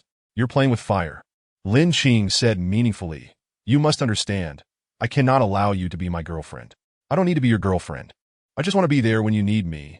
Qin Yao began, but Lin Qing interrupted her. Which floor is your apartment on? He asked. Upon hearing this, Qin Yao smiled, her eyes sparkling. The third floor. In the hotel, Zheng Sudong asked Su Jiwei, "Do you think Qingzi will come back? If a girl approaches you, would you return?" Su Jiwei retorted, "Not a chance." Zheng Sudong replied confidently, "With a girl as beautiful as Qin Yao, I certainly wouldn't be able to resist. By the way, why isn't the food you ordered arrived yet?" Zheng Sudong rubbed his slightly hungry belly. They had eaten little at the wedding and spent the night at the KTV, so their stomachs were growling. After half an hour of waiting, they still hadn't received their order. "Did I even place the order? It's a miracle anyone is taking orders at this hour," Su Jiwei commented, rubbing his belly. "Let me check and contact the delivery person," he added, glancing at the rider's location, and his expression shifted immediately. They didn't miss the delivery. They've completely gone past it. The rider is moving further away. "Hey buddy, you've gone too far," Su Jiwei texted the rider. "The police are chasing me." The rider replied, "I'll be back soon." "Wait, don't fool me. What police would be out this late?" Su Jiwei texted back skeptically. "There really are police," the rider insisted. "There is no way there are police out at this hour," Su Jiwei replied, somewhat exasperated. Okay, no rush, take your time," the rider responded. After putting down his phone, Su Jiwei remarked in disbelief, "Just wait. The rider is being chased by the police." Zheng Sudong looked incredulous. "At this hour? Really?" "Here," Su Jiwei said, opening the chat with the rider for Zheng Sudong to see. "This is too bizarre. Police at this time of night?" Zheng Sudong flipped through the conversation in disbelief. "Are the traffic police in Channing Town really that dedicated?" Su Jiwei shook his head, unable to determine whether it was bad luck for the rider or just a stroke of misfortune. After about 15 minutes, there was a knock at the door. Zheng Sudong opened it to find the delivery person. "Oh my goodness," the rider exclaimed upon seeing Zheng Sudong. "Those two cops kept chasing me. It took all my effort to shake them off. Do you have any water?" "Brother, you're amazing." Zheng Sudong chuckled as he took the delivery bag from the rider's hands. "Wait a moment, I'll get you a cup of water." He retrieved a disposable cup and poured some water for the rider. After drinking, the rider finally caught his breath. "Thank you for the water. Remember to give me a good review, boss." "Absolutely." Zheng Sudong waved goodbye to the rider's retreating figure before turning back into the room. "This delivery guy is too entertaining."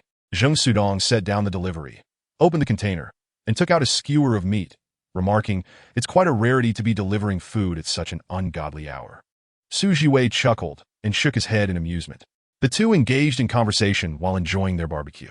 Meanwhile, Lin Qing, dressed impeccably, glanced at the bed where Qin Yao lay, deeply entrenched in slumber beneath her covers. He retrieved 20,000 from his wallet and placed it on the bedside table before turning to leave. This cash was withdrawn during his time in Xiamen, originally intended for emergencies, and it now served its purpose well. To Lin Qing, this sum was merely pocket change. He wished to avoid entanglements with Qin Yao and regarded this as a straightforward transaction, aligning perfectly with his intentions. By the time Lin Qing returned to the hotel, it was already past 6 in the morning. The doors of Su Jiwei and Zheng Sudong were firmly shut, indicating they were fast asleep. He chose not to disturb them, instead returning to his room for a shower, after which he succumbed to sleep himself. Around 1 in the afternoon, Su Jiwei and Zheng Sudong awoke in succession, freshened up, and then together knocked on Lin Qing's door. Lin Qing, clad only in his boxer shorts, opened the door, and the sight of his chiseled physique nearly blinded the two with the brilliance of his 8-pack abs and V-shaped torso. "Qingzi, how did you sculpt those abs?" Su Jiwei asked enviously, gesturing towards Lin Qing's midsection. "Just exercise regularly," Lin Qing replied nonchalantly. "Running, sit-ups, and some fitness routines, it's quite simple." Lin Qing was clearly pulling their leg. He had never truly exercised, and the idea of fitness was a stretch. He was utterly clueless about it. Su Jiwei found himself at a loss for words. Maintaining one's physique indeed required effort, but as he glanced down at his protruding beer belly, he inwardly surrendered. Perhaps fitness was best left alone. Achieving even a single defined felt like a lofty pinnacle. "Qingzi, when did you return?" Zheng Sudong inquired with curiosity. "I got to the hotel around 6, Lin Qing replied, stifling a large yawn. "I'm off to grab a bite. I'll catch some more sleep afterward." "Hey, don't rush off just yet," Zheng Sudong said, smacking his lips, his face brimming with curiosity. "Did you have a wild night? What do you think?" Lin Qing responded with a playful glance, adding, "Experienced, you know how it is." "Is that for real?" Zheng Sudong exclaimed in shock, recalling how he had hoped Lin Qing would assist him in pursuing someone the previous night. now feeling utterly confounded. You wouldn't know unless you experienced it yourself. Got it? Lin Qing rolled his eyes. What are your plans, Qingzi? Su Jiwei asked, noting that the individual in question was the best friend's fiancé's close friend. Don't worry, we come from different worlds.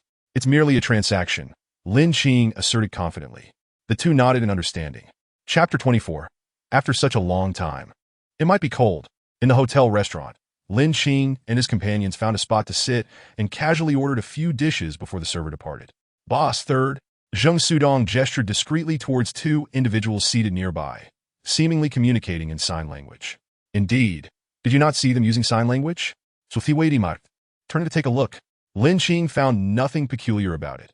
Encountering deaf mutes conversing in sign language was not uncommon, but it was Zheng Sudong's first encounter. Piquing his curiosity, do you think deaf mutes ever argue? Zheng Sudong whispered. Have you ever seen a deaf-mute quarrel? I wouldn't know, Lin Qing admitted. I've seen them use sign language, but never in a dispute. The two deaf-mutes, a man and a woman, were animatedly chatting with their hands. Though the topic was unclear, it appeared rather amusing. What has got you so curious? Su Jiwei asked, studying Zheng Sudong's expression. I've just never seen deaf-mutes converse. It's quite fascinating, Zheng Sudong scratched his head. As the three continued their conversation, the dishes soon arrived.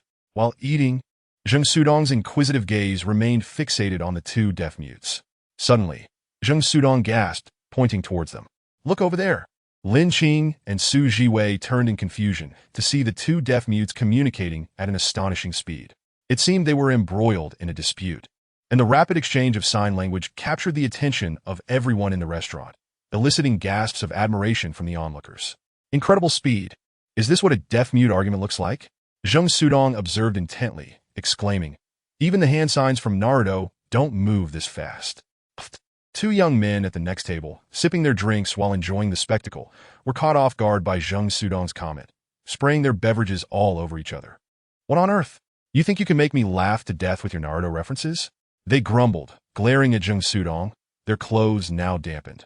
Fortunately, the quarrel between the two deaf mutes didn't last long. They turned away from each other, gathered their belongings, and departed. Xiao Si, you truly are a talent. Su Jiwei chuckled, patting Zheng Sudong on the shoulder. As the farce concluded, everyone resumed their meals, and soon Lin Qing and his companions finished eating and left the restaurant. Qingzi, do you still plan to sleep? Su Jiwei inquired on their way back. I think we could catch some sleep on the high-speed train too. What do you think? That works. Lin Qing nodded, then added, let us inform the second brother before we leave. All right, let us pack up then. We'll contact him once we gather. Su Jiwei agreed, with Zheng Sudong in silent accord. Half an hour later, the trio checked out of their rooms, gathered in the hotel lobby, and subsequently called Jin Yuqian. He expressed a desire to retain them for a few more days. But with Su Jiwei having matters to attend to at home and Zheng Sudong returning to work the following day, they declined. Lin Qing had little pressing concerns himself, but with the system update nearing completion, he wanted to ensure he wouldn't miss out on fishing for prizes. The three set forth on their journey home and parted ways at the Pingsheng high-speed rail station, with Su Jiwei and Lin Qing together, while Zheng Sudong ventured alone. On the 4-hour high-speed train ride, Lin Qing and Su Jiwei dozed off in the business class section, fortunate not to snore. The attentive train attendant kindly draped blankets over them, periodically checking to ensure they remained snug. Yet, most of her attention was drawn to Lin Qing. As evening approached, around 7 o'clock, the train arrived in Xiamen. Lin Qing disembarked, while Su Jiwei chose to stay aboard, as this train would also stop at Xianqing. After alighting, Lin Qing casually selected a restaurant that appeared clean and upscale for a meal, simultaneously contacting Xiaoyu to arrange for a pickup. While dining and scrolling through his phone, a particular post on his social media caught his eye. It was from a WeChat friend named Xin, an acquaintance from his university days. Xin wrote, yesterday, feeling bored, I lay on my boyfriend's chest, fiddling with his Adam's apple, and thought to myself, does this thing move like a switch? So out of curiosity, I pressed it, and his expression changed instantly. He hasn't spoken to me since. What a stingy guy humph. Selfie, selfie, selfie. The comment section was filled with replies from sycophants and losers, some of whom Lin Qing recognized as mutual friends. Intrigued, he edited a response, Qing Yin Jishang. He is not being stingy. He is probably gasping for air. Given the time elapsed since last night, your boyfriend is likely quite cold. Upon posting, those who were in the midst of crafting their own comments swiftly deleted their messages, leaving only a string of ha ha ha. After finishing his meal, Lin Qing lingered in the restaurant until Xiao Yu called to confirm his location before departing. By 8:30 in the evening, Lin Qing returned to the luxurious estate on Wulong Island. Settling onto the sofa in the hall, the robotic housekeepers promptly presented a fruit platter, while two of them gently massaged him, and another peeled the fruit to feed him. Zhang Xiaoping entered from outside, respectfully reporting to Lin Qing, "Boss, after nearly a month of recruitment, the hotel staff is now complete. I plan to begin training tomorrow. Did I not instruct you to handle this?" Lin Qing waved his hand dismissively and continued, "As long as the environment on the island is preserved, you may manage the rest as you see fit." "Understood." Zhang Xiaoping bowed slightly and added, "Boss, once the hotel opens, the advertising budget may be substantial, and your card might not suffice. How much do we need?" Lin Qing inquired. "That depends on the extent of your coverage," Zhang Xiaoping elaborated. "If it's just within Fujian province, an additional investment of 5 million into the hotel's account will suffice. However, if you wish to cover the 3 surrounding provinces and a few others, we would need a dual approach through both television and online platforms, which would likely cost around 30 million. "All right, please wait a moment." Lin Qing nodded, acknowledging the information, and then took out his phone to call Huang Qian, the general manager of the Skeppelin Grand Hotel. "Hello, boss," Huang Qian answered the call. "Yes, Manager Huang. How much liquid capital is left in the hotel account?" Lin Qing asked. "Boss, since you took over, there is approximately 50 million remaining in liquid assets," Huang Qian replied. "Very well. I will provide you with a corporate account shortly. Please transfer 30 million into it, as it is my company," Lin Qing stated, awaiting Huang Qian's response. "Understood. I will handle it immediately," Huang Qian replied without hesitation. This response pleased Lin Qing greatly. Had Huang Qian hesitated or refused, it would have signified the end of her tenure as general manager. He required compliance. Those who do not comply are of no use. The world is not lacking in talent, and there are many more capable than Huang Qian. "You may proceed. The 30 million will be transferred shortly. Unless it's urgent, do not contact me," Lin Qing said, reclining back down as he continued to enjoy the massage from the robotic caregiver. Chapter 25, Update complete. Time flew swiftly, and soon it was the next evening at 23:59. Lin Qing did not retire early, but waited for the system update, eager to discover what changes awaited him. As the final minute ticked away, the clock struck midnight, and the mechanical voice of the system chimed in promptly. "Ding! Update complete." The details of this update are as follows. 1. The method of acquiring fishing lottery draws has changed. Fish weighing less than half a pound and those under 1 pound will now accumulate together. The previous rewards have been removed, and catching 100 small fish allows for 1 basic lottery draw. 2. The hidden mission mode has been activated. Completing specific events will yield hidden mission rewards. 3. Reputation-based fishing has commenced. The items available are unknown. With 100,000 reputation points, one can engage in basic fishing. With 1 million, intermediate fishing. With 10 million, advanced fishing. And with 100 million, divine fishing. Upon hearing the update, Lin Qing understood. Firstly, the accumulation of small fish weighing less than half a pound and 1 pound had begun, eliminating the previous reward system for catching small fish. Secondly, the hidden mission mode was now activated. While the specifics of the tasks remained unknown, it at least provided a glimmer of hope. Lastly, the reputation-based fishing was introduced, which Lin Qing looked forward to the most. Although he was uncertain about the specific items that could be caught, the use of reputation for fishing suggested that the items would not be ordinary. He took a moment to glance at his reputation score, which stood at a mere 370 points, leaving him puzzled about its origin. With the system updates clarified, Lin Qing decided against staying up any longer and promptly nestled under the covers to sleep. A month without fishing had not rendered Lin Qing lethargic. On the contrary, he rose early the next day. He visited the gym for a workout, a habit he had cultivated over the past month. After having breakfast, he retrieved his fishing gear and reclining chair from the storage room and headed to the fishing platform. As the bait had already been brought back by Zhang Xiaoping the previous day, he swiftly set up his line, prepared to fish, reclined comfortably, and began browsing on his phone, all actions flowing seamlessly despite his month-long hiatus from fishing.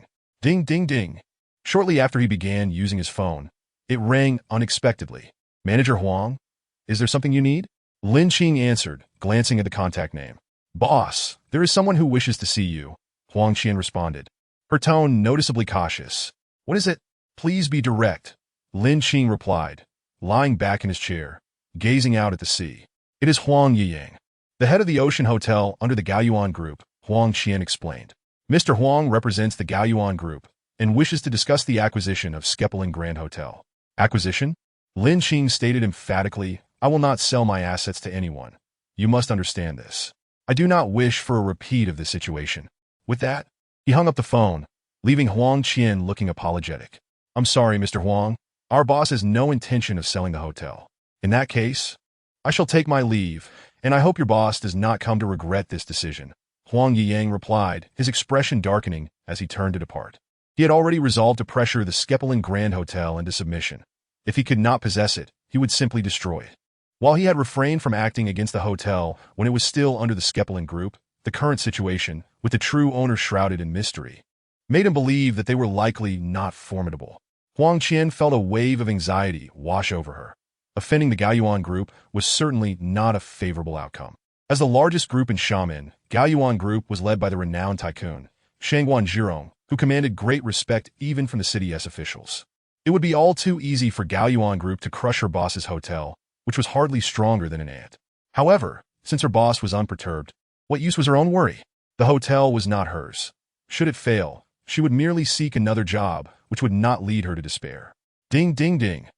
Just then, her phone rang again, displaying the name of her boss. What is your command, boss? Huang Qian responded respectfully. I forgot to mention earlier. You must immediately change the hotel's name to Wulong Luxury Resort Hotel. That will be its new designation, Lin Qing instructed, his words flowing through the phone without any mention of the Gaoyuan Group, as if he had not given it a second thought. Understood. I will take care of it right away, Huang Qian replied, feeling a newfound confidence. Wulong? Could it possibly refer to Wulong Island? As the general manager of a hotel, she could not help but entertain such speculation, especially given the connection between the new name and Wulong Island. Shaking off her wandering thoughts, she realized that her boss had already ended the call. She put away her phone, grabbed her bag, and hastily left the hotel to carry out Lin Qing's instructions. Meanwhile, Lin Qing lay quietly on his reclining chair, scrolling through his phone as he awaited a catch. After a moment of patience, with no bites, he decided to indulge in a game of Honor Valley, a competitive game developed by Xuanfei Group, which had both PC and mobile versions, highly popular among young people. With a thrilling 5v5 combat mode, it had garnered immense attention. Xuanfei Group had also developed the wildly popular game PUBG, as well as the messaging platforms Qsun and Weixin. 1 kill, 2 kills, 3 kills, mega kill. Before long, Lin Qing grew disenchanted with the game. No amount of enthusiasm could salvage the experience without engaging gameplay. Just as he prepared to browse Douyin, the fishing rod twitched, prompting Lin Qing to spring into action. Seizing the rod and patiently waiting, when a vibrant green lobster surfaced, the system promptly provided him with a notification. Ding! Congratulations! The host has caught a wild green-shelled lobster, earning 1 basic lottery draw. Well then, a basic draw it is. The green-shelled lobster was indeed quite common. However, acquiring a lottery opportunity indicated that this lobster exceeded 1 pound in weight, making it suitable for steaming. After rebaiting the hook, he cast his line once more and initiated the lottery draw. Ding! Congratulations! The host has won a novel from a parallel world titled Panlong, which has been stored in the system's backpack. A novel, indeed. Lin Qing curiously opened the system backpack, only to find that the so-called novel was merely a USB drive, suggesting that the novel was stored within. Was the system intending to groom him to become an author? Muttering to herself, Lin Qing began to peruse the detailed introduction. Work USB. Contains the complete text of the novel Panlong, totaling 3 million words, with a document format that can be read and copied at will. TSK indeed. Lin Qing silently closed the system backpack and set it aside for the moment. After all, there was no point in looking at it, and registering as an author was not an urgent matter. Her immediate goal remained fishing. Not long after casting her line, she felt a tug, and without a second thought, she set her phone down and grasped the fishing rod tightly. Assessing the force, Lin Qing felt a tinge of disappointment. It was a small fish, likely weighing less than half a kilogram, merely adding to her tally for the initial lottery exchange. She cast her line again, secured the rod, and returned to her lounge chair to fiddle with her phone. This time, nearly an hour passed before the rod signaled movement once more. Yet again, it was a small fish. Lin Qing pondered whether it was time to change her fishing spot. Chapter 26. The engineering robot, after returning home, having eaten dinner and taken a nap, Lin Qing decisively relocated to a spot approximately 10 meters from her previous fishing location. Baiting her hook, she set the rod and lounge chair in place, adjusting the chair's backrest for comfort and settling down to fish. Bored, she scrolled through WeChat, perusing the mundane celebrity gossip, sensational news, and trivial stories about misfortunes and lucky finds, quickly losing interest in the day's news. Opening her friend list, she accessed the chat with Su Jiwei. Lin Qing, how's the factory coming along? After a while, Su Jiwei replied, saying it was going well and would be ready in a few days. He promised to send her some toys once production commenced. Lin Qing chuckled, somewhat helplessly responding, what do I need toys for? I'm not a child. Ha! Su Jiwei sent a laughing emoji and continued, the lychees at my place are almost ripe. I'll send you some in a few days. Send me your address. Sure, I'll send it over shortly. Having sent that message, Lin Qing set her phone aside, as the fishing rod was stirring again. A dozen minutes later, a large sea crab was reeled in, accompanied by the system's mechanical voice announcing, ding, congratulations, host, on catching a rare wild species, the dendrobium crab. You have earned one intermediate lottery draw. An intermediate lottery draw? How splendid. Lin Qing, satisfied, placed the dendrobium crab into her fish bucket, baited her hook again, and cast her line. Wiping her hands, she took her phone and sent Su Jiwei the address of the nearest station to the Xiamen Yacht Terminal before commencing her lottery draw. Ding! Congratulations, host. You have drawn a complete set of engineering robots, 50 units. Surprised by the acquisition of the robots, Lin Qing eagerly began to read the detailed description of the engineering robots. Engineering robot. An advanced intelligent robot that integrates water, electricity, decoration, construction, and maintenance, capable of excelling in any task within its abilities. Note: construction requires detailed design blueprints and materials. What a remarkable find. After reading the description, Lin Qing recognized that the engineering robot was indeed a valuable asset. Proficient in water and electricity, decoration, construction, and maintenance, its utility was boundless. Releasing the engineering robots from her backpack, 50 of them bowed in unison, greeting her with a synchronized, hello, master. Is there a foreman among you? Lin Qing inquired, glancing at the 50 robots. The first robot on the front row, to the left, stepped forward, stating, Master, I am the foreman of the engineering robots. My name on the identification card is Zhuolei. Lin Qing nodded, contacting Lao Yang, and instructed Zhuolei to lead the engineering robots to the estate to await Lao Yang's directives. After the robots departed, Lin Qing resumed fishing, casually checking her phone. Su Jiwei had only replied with an acknowledgement, likely busy with work. Since he was occupied, Lin Qing decided against disturbing him. Establishing a factory from scratch surely involved numerous tasks. Perhaps sensing her boredom, or maybe due to the new fishing spot being more fruitful, her rod stirred again. However, the catch was yet another small fish, weighing less than a kilogram, which added another count to her initial tally. Current, to 100. As time flowed, it soon became 6 o'clock in the evening. Lin Qing meticulously reeled in her line, her tally for the initial lottery exchange reaching 8,100, granting her 2 complete draws. One draw yielded an apartment in the Jinhai Wan seaside community in Xiamen, with a garage, and the other awarded her a cash prize of 50 million yuan. Lin Qing was quite pleased with the apartment in Jinhai Wan, arguably the most luxurious complex in the area. The apartment was approximately 300 square meters, featuring 4 bedrooms and a living room, exquisitely decorated and ready for immediate occupancy, valued at around 13 million yuan. The cash prize of 50 million was a delightful surprise. Aside from catching small fish, this was her first experience with cash rewards from a lottery. Her once empty wallet had swelled once more. With newfound wealth and engineering robots at her disposal, Lin Qing decided to prioritize her earlier plan to construct a storage room near her fishing platform. However, she envisioned a space that was not merely a simple structure with walls and a door, but one that harmonized with its surroundings while remaining functional. Lacking expertise in architectural design, she would need to hire a designer. Suitable candidates would have to be sourced from a design firm. Lin Qing intended to delegate this task to Zhang Xiaoping, who was currently shuttling between the Outer Realms and Wulong Island, allowing him some time to address this matter. Upon returning to the estate, Lin Qing washed her hands and took a seat at the exquisitely adorned dining table, where the maid robot promptly served a selection of gourmet dishes. After a hearty meal, she retired to her bedroom, booted up her computer, and retrieved the novel USB drive from her system backpack. Plugging in the drive, She immediately began reading the novel titled Panlong. What a splendid narrative! After half an hour, having devoured over 20 chapters, Lin Qing found herself thoroughly impressed. Even the beginning was exceptionally captivating.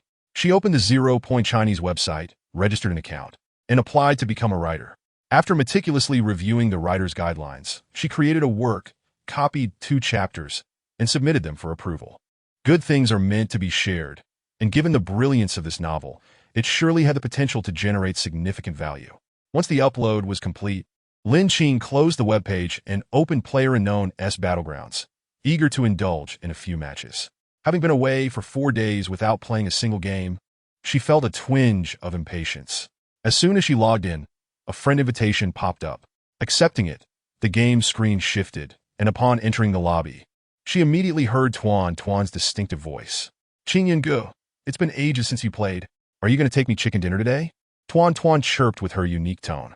Having not played for a few days, Lin Qing was unsure if her skills had dulled, but she replied, "I'll do my best." Activating voice chat, Lin Qing kept her remarks brief. As the game commenced, she swiftly got into the zone, playing diligently with impressive proficiency using her sniper rifle.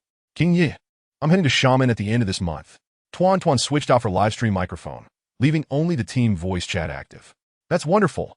Just let me know when you arrive, and I'll come pick you up," Lin Qing replied with a smile. After a month of chatting, Lin Qing had gained some insight into Tuan's character, a foodie, playful, and a chatterbox who could hardly stop talking once she started. And she was equally insatiable when it came to snacks. "Great. I'll send you my travel details before I set off," Tuan said cheerfully. "I've always wanted to see what Qing Gu looks like. Finally, I will get to. 2 eyes, a nose, and a mouth. What is there to see?" Lin Qing chuckled softly. "That is not the same. Your voice is so nice. I want to see what someone with such a lovely voice looks like," Tuan pouted. "All right, but you better look closely when the time comes." Lin Qing laughed, unperturbed. As they chatted and played, time flew by, and soon Tuan had to end her stream, logging off the game to prepare for a shower and bed. Chapter 27. The tactics of Huang Yiyang. The following day, at 6 in the morning, Lin Qing rose punctually to wash up. After completing his morning routine, he unexpectedly felt the urge to run along the island's path instead of heading to the gym on the upper floor, as he usually did. It was his first time on this asphalt road encircling the island. He had passed by the fishing platform before, but had never taken notice, always opting to cross directly. Although he designed this road himself, experiencing it in person was a wholly different sensation. The picturesque scenery made running a true delight. Lin Qing intended to run for at least an hour. Meanwhile, at Gao Yuan Group's headquarters in the Yuanyang Hotel, in the general manager's office, the secretary inquired, "Mr. Huang, what do you plan to do about the new owner of Nascaplin, who is showing such blatant disrespect?" Being Huang Yiyang's secretary, he was naturally aware of Lin Qing's stance, and his inquiry served merely as a reminder to Huang Yiyang. As the general manager of a hotel group, Huang Yiyang was indeed quite busy, overseeing 5 branches and a main hotel, which demanded significant attention. Some matters, amidst the whirlwind of responsibilities, were easily forgotten, necessitating a secretary to manage daily schedules and reminders. "What do you think we should do?" Huang Yiyang's question, however, was directed not at his secretary, but rather at the vice president seated across from him. "If it were up to me, I'd resort to underhanded tactics," the vice president replied, reminiscent of a street thug. Huang Yiyang shook his head, finding the vice president's suggestion utterly lacking in intellect. Were it not for his connection to the Shangguan family, he would have been dismissed long ago. "Our Gao Yuan Group is the foremost enterprise in Xiqing." Huang Yiyang cast a meaningful glance at the vice president and stated solemnly, "Underhanded tactics are not the style of Gao Yuan Group. We disdain such methods. To defeat our competitors, we must confront them openly. Damn it, I'll make sure you're out of here eventually." The vice president realized Huang Yiyang was admonishing him and could only mutter his frustrations inwardly. Noticing the vice president's displeased demeanor, Huang Yiyang remained unfazed and instructed his secretary, "Prepare the materials for the Yuanyuan Hotel ferry." The secretary dutifully noted Huang Yiyang's orders and took his leave. "Mr. Huang, what is your plan?" Despite his irritation with Huang Yiyang, the vice president still held respect for his capabilities. "We shall engage in a direct confrontation," Huang Yiyang replied as he rose from his chair. "Since the new owner of Nascaplin is so confident, let us engage in a price war and seize their clientele. Eventually, they will find themselves negotiating with us." "Brilliant, Mr. Huang. The vice president exclaimed, giving a thumbs up. Such a bold strategy was imperative. Failure to engage would lead to ruin, and even if they did participate, losses would still be significant. Learn well, Huang Yiyang advised, patting the vice president on the shoulder. In the future, I will entrust the company to you, so rest assured. Remember, underhanded methods are never the righteous path. Confronting our enemies openly not only yields profits but also earns us a reputable name. That is the true way.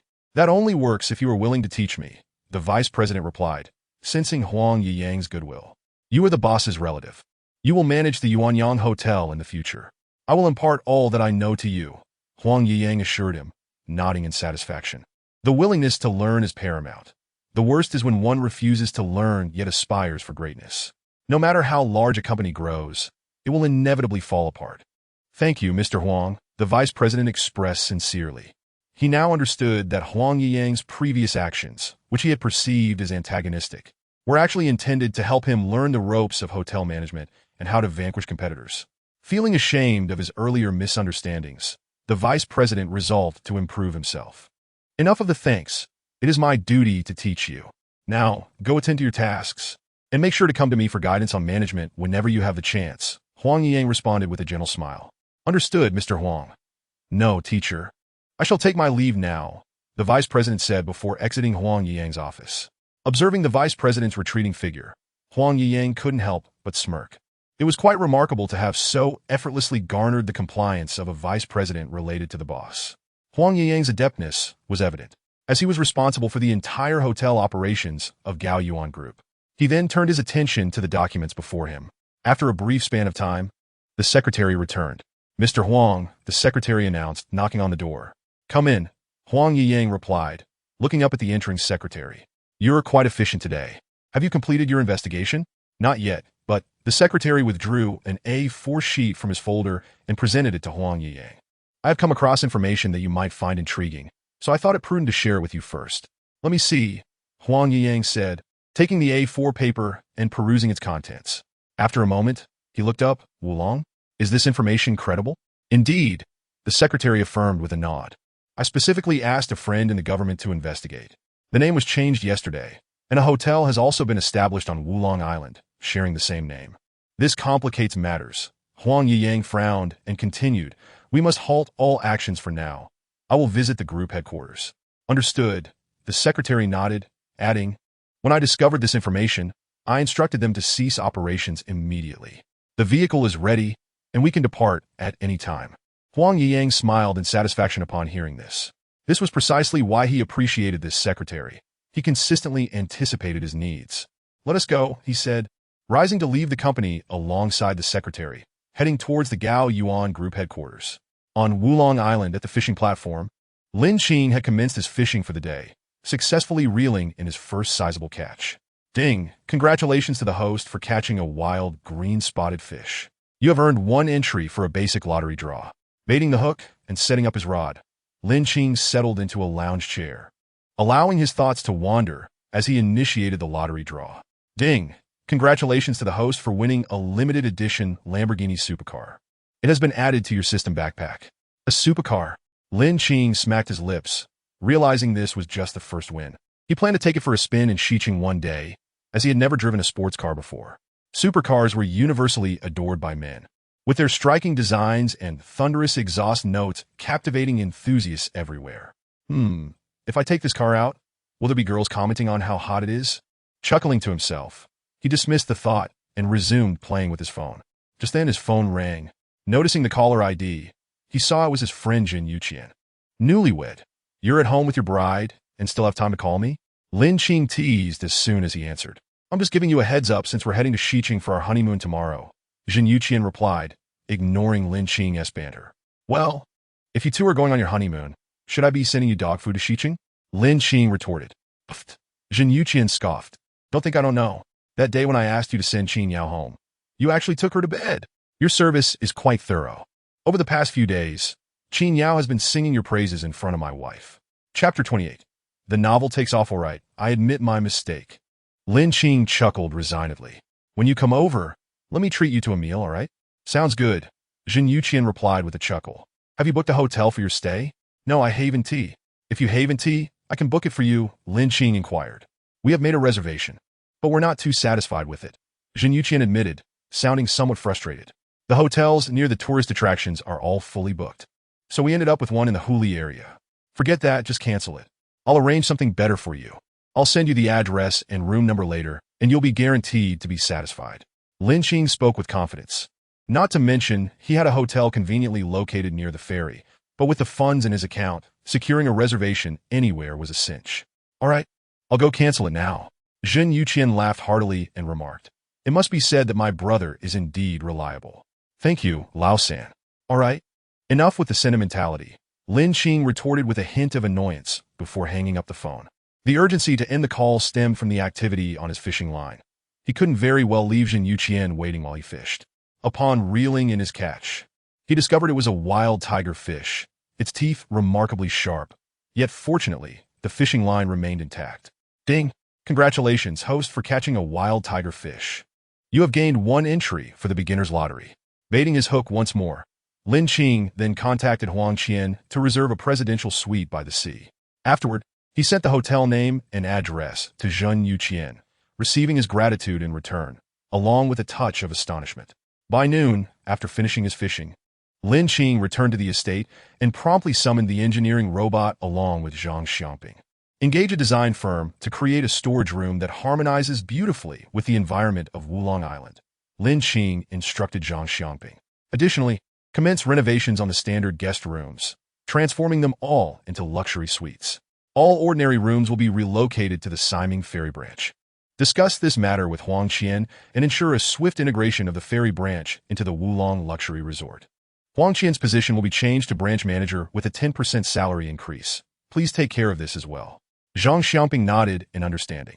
Lin Qing then turned to Zhuo Lei, saying, Take the engineering robot to the hotel for an on-site investigation. Dismantle all standard guest rooms and renovate them into luxury suites. Zhang Xiaoping will be responsible for procuring the materials, and I will inject an additional 20 million into the hotel. Understood, Zhuo Lei replied with a bow. That will be all. You may proceed with your tasks. Lin Qing waved his hand, signaling the end of the conversation as he began his meal. After finishing his lunch, Lin Qing took his customary afternoon nap, waking promptly at 3 o'clock to head to the fishing platform. While he relaxed and fished, the comment section of his work on 0 Point Chinese Network was exploding. Author, please update more frequently. Just 2 chapters are simply insufficient. We beseech you for more updates. Numerous comments flooded in, all readers pleading for new content, some even seeking the author's address to send gifts, which were, in reality, blades. Such an exceptional piece had naturally caught the attention of the fantasy editor, Fox, who had been closely monitoring the author since the work passed review. Unfortunately, after the author uploaded 2 chapters, they vanished, and since the review was approved, no further updates had emerged. Fortunately, the author had registered with contact information, and Fox decided that if there were no new updates in an hour, he would personally make a phone call. As a seasoned editor at 0 Point, Fox typically wouldn't be so impatient, but the fantasy category had been devoid of quality works for too long. After reading the initial chapters of Pan Long, he recognized its potential for success. If he failed to reach out now, there was a risk of losing the author to other platforms, which would be a significant loss for him. Ding, ding, ding. Just as Lin Qing was poised to reel in his catch, his phone rang. He ignored it. Nothing was more pressing than catching fish and gaining lottery entries. After the ringing ceased, just as he was about to reel in a 1-pound pearl grouper, the phone rang again. Once more, he chose to disregard it, successfully catching the fish and receiving a notification for a mid-level lottery entry before baiting his hook again. By this time, the phone had quieted, and after wiping his hands, he picked it up to check the caller ID, only for it to ring once more. The number was from the bustling metropolis, and although it was unfamiliar, he answered. Hello? Hello? I am Fox, a fantasy editor from 0 Point Chinese Network. Are you the author Qing Yinjishang? Fox spoke rapidly, completing his introduction in a flash. Yes, I am. How can I assist you? Lin Qing inquired, aware that this call was likely about the novel he uploaded the previous night, but he still felt compelled to ask. The matter is this. May I inquire if Pan Long is your independent creation? Do you hold the copyright? Fox asked, posing a question that also indirectly answered Lin Qing's inquiry.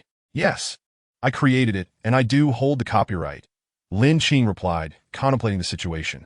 After all, this novel originated from a parallel world, and in the absence of the original author, he considered it original work, even if it was a copy. Do you have any intention of signing a contract with 0 Chinese Network? If so, I can offer you a great God contract. I possess that authority. Upon hearing this, Fox felt a surge of excitement. His sole aim was to secure the signing of this novel, even if it meant utilizing his one opportunity to offer a direct contract to a top-tier author. Could you elaborate on the Great God contract? Lin Qing countered, taking his time to respond. The subscription ratio for the Great God contract is 60-40, meaning you receive 60% while 0 receives 40. The same applies to reward distributions. Additionally, you retain all your copyrights, while 0 holds the right of first refusal. What do you think? Fox quickly summarized the terms and awaited Lin Qing's answer. 0 operates differently from Qidian. The worlds are not comparable. Pleasant cooperation, Lin Qing replied with a smile. Upon hearing this, Fox breathed a sigh of relief. The Great God contract represented the highest level of authority he could offer, and with only one chance. If Lin Qing was unsatisfied, he would have to consult his superiors. I will prepare the contract now. The signing link will be sent to you shortly, so please keep an eye on your author backend, Fox stated. Understood? Lin Qing nodded before continuing. I have some matters to attend to. I will likely be online and updating around 7 o'clock. All right then, goodbye. After hanging up, Lin Qing couldn't help but chuckle. He understood that a 60-40 split was somewhat unfavorable for Pan Long, yet he wasn't particularly concerned about the money. Besides, he wasn't relying on novels for his livelihood, so his mindset remained quite relaxed. Continuing to fish until 6 in the evening, he caught only a few small fish, with no big catches in sight. Nonetheless, he was pleased to have secured one entry for the beginner's lottery and one for the mid-level lottery. Upon returning home, Lin Qing chose not to engage in the lottery immediately. He planned to handle all his affairs first. After enjoying a shower, he hoped for a stroke of luck in the upcoming draws. Half an hour later, clad in shorts and murmuring prayers, he focused and initiated the mid-level lottery draw. Ding! Congratulations, host, for winning an office building. Relevant documents have been placed in the system backpack. An office building? Lin Qing stammered in disbelief. What did that even mean? Taking the Jinding building in Xiamen as an example, which boasts 38 floors, with each floor typically housing 4 companies, though some do rent an entire floor. This meant that at least 100 companies could potentially be renting space in a single office building. Excluding those renting entire floors and the lobby, the average person can secure a comfortable life for several generations merely by collecting rent. Thus, Lin Qing's fortune in acquiring this is undeniable. The previous calculation pertained only to a standard office building. Should it have been a high-end skyscraper, akin to the Well Center, the rewards would be exponentially greater, potentially exceeding a valuation of 10 billion. Excitedly, he opened his system backpack, and the documents related to the office building came into view. He extracted the files, perusing them one by one until he swiftly concluded his review, at which point a subtle smirk curled at the corners of his mouth, revealing a profound smile. The International Center, home to the headquarters of the Gao Yuan Group, was now his possession. The entire 88-story edifice, with each floor encompassing 500 square meters, undeniably the premier office building in Xiamen. The Gao Yuan Group, renowned as the foremost conglomerate in Xiamen, was indeed affluent. Of the 88 floors, they occupied 18. As he composed himself from his excitement, Lin Qing gradually found his calm and proceeded to conduct the remaining preliminary draw. Perhaps luck had run out, as he only received a minor skill, mastery of sketching. Lying in bed, he reflected on the recent events, feeling as if he were ensnared in a dream. What would take an ordinary person 10 lifetimes to attain, he had obtained with such ease, which inevitably inflated his ego. In the past, he would scrutinize every penny. Yet now, he could casually spend 20,000 after a single night with Qin Yao, as if extravagant spending were second nature. While he was lost in thought, a message chimed. The class monitor, Zhou Xiaoming, had tagged everyone in the class group. Zhou Xiaoming. Everyone, we're organizing a class reunion this Saturday at 6 p.m. in our alma mater city. What does everyone think? The message sparked a flurry of responses. Li Chao. I agree. I've been looking forward to it for ages. Classmate A. No problem. The weekend off means no pressure. Classmate B. Can I bring my family? I'd like to bring my mother. Shai Zhang Qianqian. Ah, a class reunion? Zhou Xiaoming. Zhang Qianqian, can you not make it? Zhang Qianqian. I can, no problem, just a bit surprised. A multitude of replies echoed approval, and Lin Qing was no exception, casually chiming in with a simple, sounds good. Zhou Xiaoming, everyone. Let us discuss the rules for the reunion. First, no driving. Those who do must forfeit 3 bottles of beer. Second, no pretentiousness. We are all classmates, and we must not damage our camaraderie. Third, each person contributes 500. If this poses a burden, feel free to discuss it with me privately. Fourth, the venue will be the Kempinski Hotel. We can negotiate this, so please share your thoughts. After Zhou Xiaoming's message, the group fell silent for 2 minutes, presumably absorbing the content, before responses began to flood in, with everyone expressing that 500 was manageable. With a total of 50 participants, each contributing 500 would amount to 25,000, ample for a meal at the Kempinski Hotel, plus a second round of karaoke.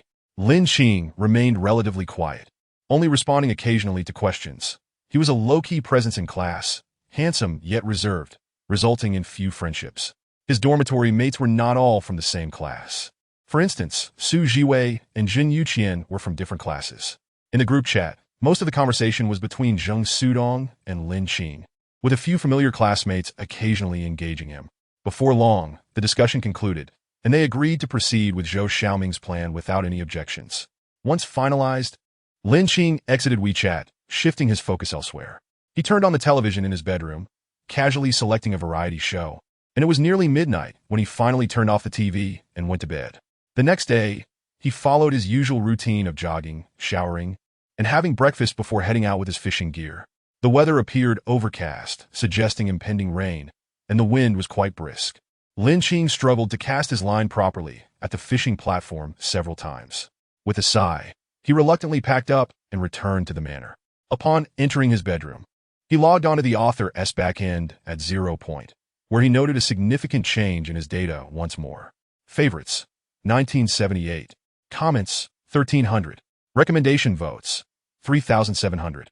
Monthly votes, 0. In just one night, all metrics had more than doubled, with the recommendation votes tripling and numerous positive comments flooding in. Knock, knock, knock. Just as he was engrossed in the comments, someone knocked on the door. Come. Without turning around, Lin Qing knew it was either Lao Yang or Zhang Xiaoping and Zhuo Lei. Boss, the contracts are printed. After Zhang Xiaoping entered, he handed Lin Qing 2 copies of the contracts. Just a moment. Let me sign, and then you can arrange for them to be sent out. Lin Qing replied, lowering his head to fill in the details. After signing the contracts, he wrote down an address and handed it to Zhang Xiaoping. Send it via Tianfeng Express. And take care to ensure it's waterproof in this rain. All right, thank you, boss. Zhang Xiaoping understood that Lin Qing's mention of waterproofing was not merely about the contracts. After Zhang Xiaoping left, Lin Qing lost interest in the comments, closed the webpage, and launched a game. Soon, the sound of gunfire echoed incessantly through his headphones.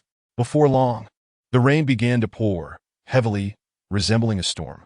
The intelligent robots retreated into the manor's villa to avoid getting wet and malfunctioning, which was their only flaw. An hour later, the torrential downpour transformed into a light rain, yet it continued unabated. At lunchtime, Lin Qing inquired with Lao Yang about the effects of rain on the robots. Lao Yang explained that while the robots would not malfunction from rain exposure, their mobility in wet conditions would indeed be hindered. With this clarification, Lin Qing realized he had perhaps underestimated the capabilities of intelligent robots. Chapter 30.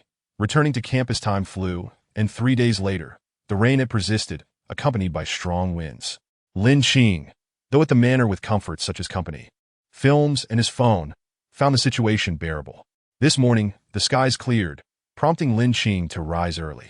After completing his morning exercises, showering, and having breakfast, he set out with his fishing gear.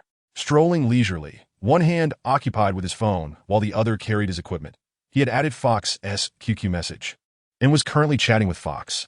Fox, great Lin Qing, the contract has been received. You have priority recommendation rights. The recommendation will go live at 2 p.m. today, so be sure to deliver with extra chapters. Lin Qing, understood, but what position will you recommend me for? Lin Qing asked with confidence. Over the past 3 days, Pan Long had garnered 5,000 favorites and 8,000 recommendation votes, and after making revisions, he had received numerous reader donations, with several alliance leaders already emerging. If the recommendation position was subpar, it would not reflect well on the book's achievements. Fox, rest assured, I'm giving you a strong recommendation in the category. It's the best placement for new works. Lin Qing, all right, I have some matters to attend to, but I will update more chapters tonight. Fox, okay. Then you focus on your work. Lin Qing set his phone down, arriving at the fishing platform. After organizing his tackle, he baited his hook and settled into a reclining chair, awaiting a nibble. The first catch was a small fish weighing less than a pound. And before he could cast again, his phone rang. It was a call from Zheng Sudong. "Hey, what's up?" Lin Qing asked, tilting his head to hold the phone between his shoulder and ear while preparing bait. "Old 3, I'll be in Xiamen around 11 this morning. Shall we visit the school? What's the point of going to school? It's sweltering after the rain, and honestly, I'm not keen on going out. Let us just take a stroll. I've been craving that satay noodle shop outside the school, and don't you want to see the new freshmen this semester?" "Not really." Lin Qing finished preparing the bait, picked up his phone, and continued, and stopped with the nonsense. "Your true motive is to check out the freshmen. Isn't it? Cough, cough." Zheng Sudong was caught off guard, awkwardly clearing his throat in embarrassment. "Just tell me if you're going or not. If not, I'll go alone." "Fine then." Lin Qing smiled with a hint of helplessness. "It's 11 o'clock, right? Are we meeting at the North Station or Xiamen Station?" "Xiamen Station. The North Station is too far," Zheng Sudong replied. He continued, "There's no need to pick me up. Let's meet at the West Gate at 11:30. Lin Qing silently calculated the travel time from Xiamen Station to the West Gate, pushing the time back by 5 minutes to finalize their plans before they hung up the phone. After a little over 2 hours, it was already 11 o'clock. During that time, he had only managed to catch a single ordinary grouper weighing a little over a pound, which yielded him a chance at a basic lottery draw. The rest of his catch consisted solely of small fish, accumulating exchange opportunities. After packing up his fishing gear and reclining chair, he returned to the estate, took a shower, changed his clothes, and then set off for the pier in the luxurious Sprinter E300 he had previously won in the lottery. At 11:35, Lin Qing arrived punctually at the west gate of Xiamen University, but Zheng Sudong had yet to appear. Lin Qing waited a full 5 minutes before Zheng Sudong finally showed up, wiping the sweat from his brow. "Sorry, I only brought a bag of clothes since I'm staying just one night. I got caught in traffic. It's been a while since you've been to Xiamen. Have you forgotten about the traffic here?" Lin Qing chuckled, not particularly minding. "Indeed, I didn't expect it to be this congested." Zheng Sudong nodded and urged, "Let's hurry. This dreadful weather is too hot." After registering their identification and presenting their student IDs from their past studies, the security guard at the school gate finally allowed them entry. Xiamen University enforces strict control over campus access, denying entry to any suspicious individuals, greatly enhancing campus safety. As they walked, Lin Qing reminisced about the various buildings, recalling the days he spent studying there, a smile involuntarily gracing his lips. Meanwhile, Zheng Sudong was preoccupied with something else. He claimed his nostalgia for the cha-cha noodles outside the school was insincere, as it was actually the female students he was interested in. The summer attire of shorts and skirts donned by the younger female students became his targets, his eyes darting from one to another, thoroughly engrossed. With his handsome appearance, Lin Qing naturally attracted attention. Throughout their walk, the rate of female students glancing back at him approached 100%, except for a few who were engrossed in their phones. Just as Lin Qing was immersed in the buildings of the campus, he suddenly heard Zheng Sudong calling him and turned back, puzzled. "Look, isn't that Teacher Chi Yuan?" Zheng Sudong pointed at a woman walking along the path beneath the study building. "Indeed," Lin Qing replied with a smile. "Let's go say hello. Teacher Chi took good care of us back in the day." "All right, let's go," Zheng Sudong said, quickening his pace and calling out, "Teacher Chi Yuan." Lin Qing chuckled helplessly and hurried to catch up. "Zheng Sudong?" Teacher Chi appeared somewhat surprised upon seeing him call out, and then noticed Lin Qing behind him. "Lin Qing, you're here too. What brings you both to school?"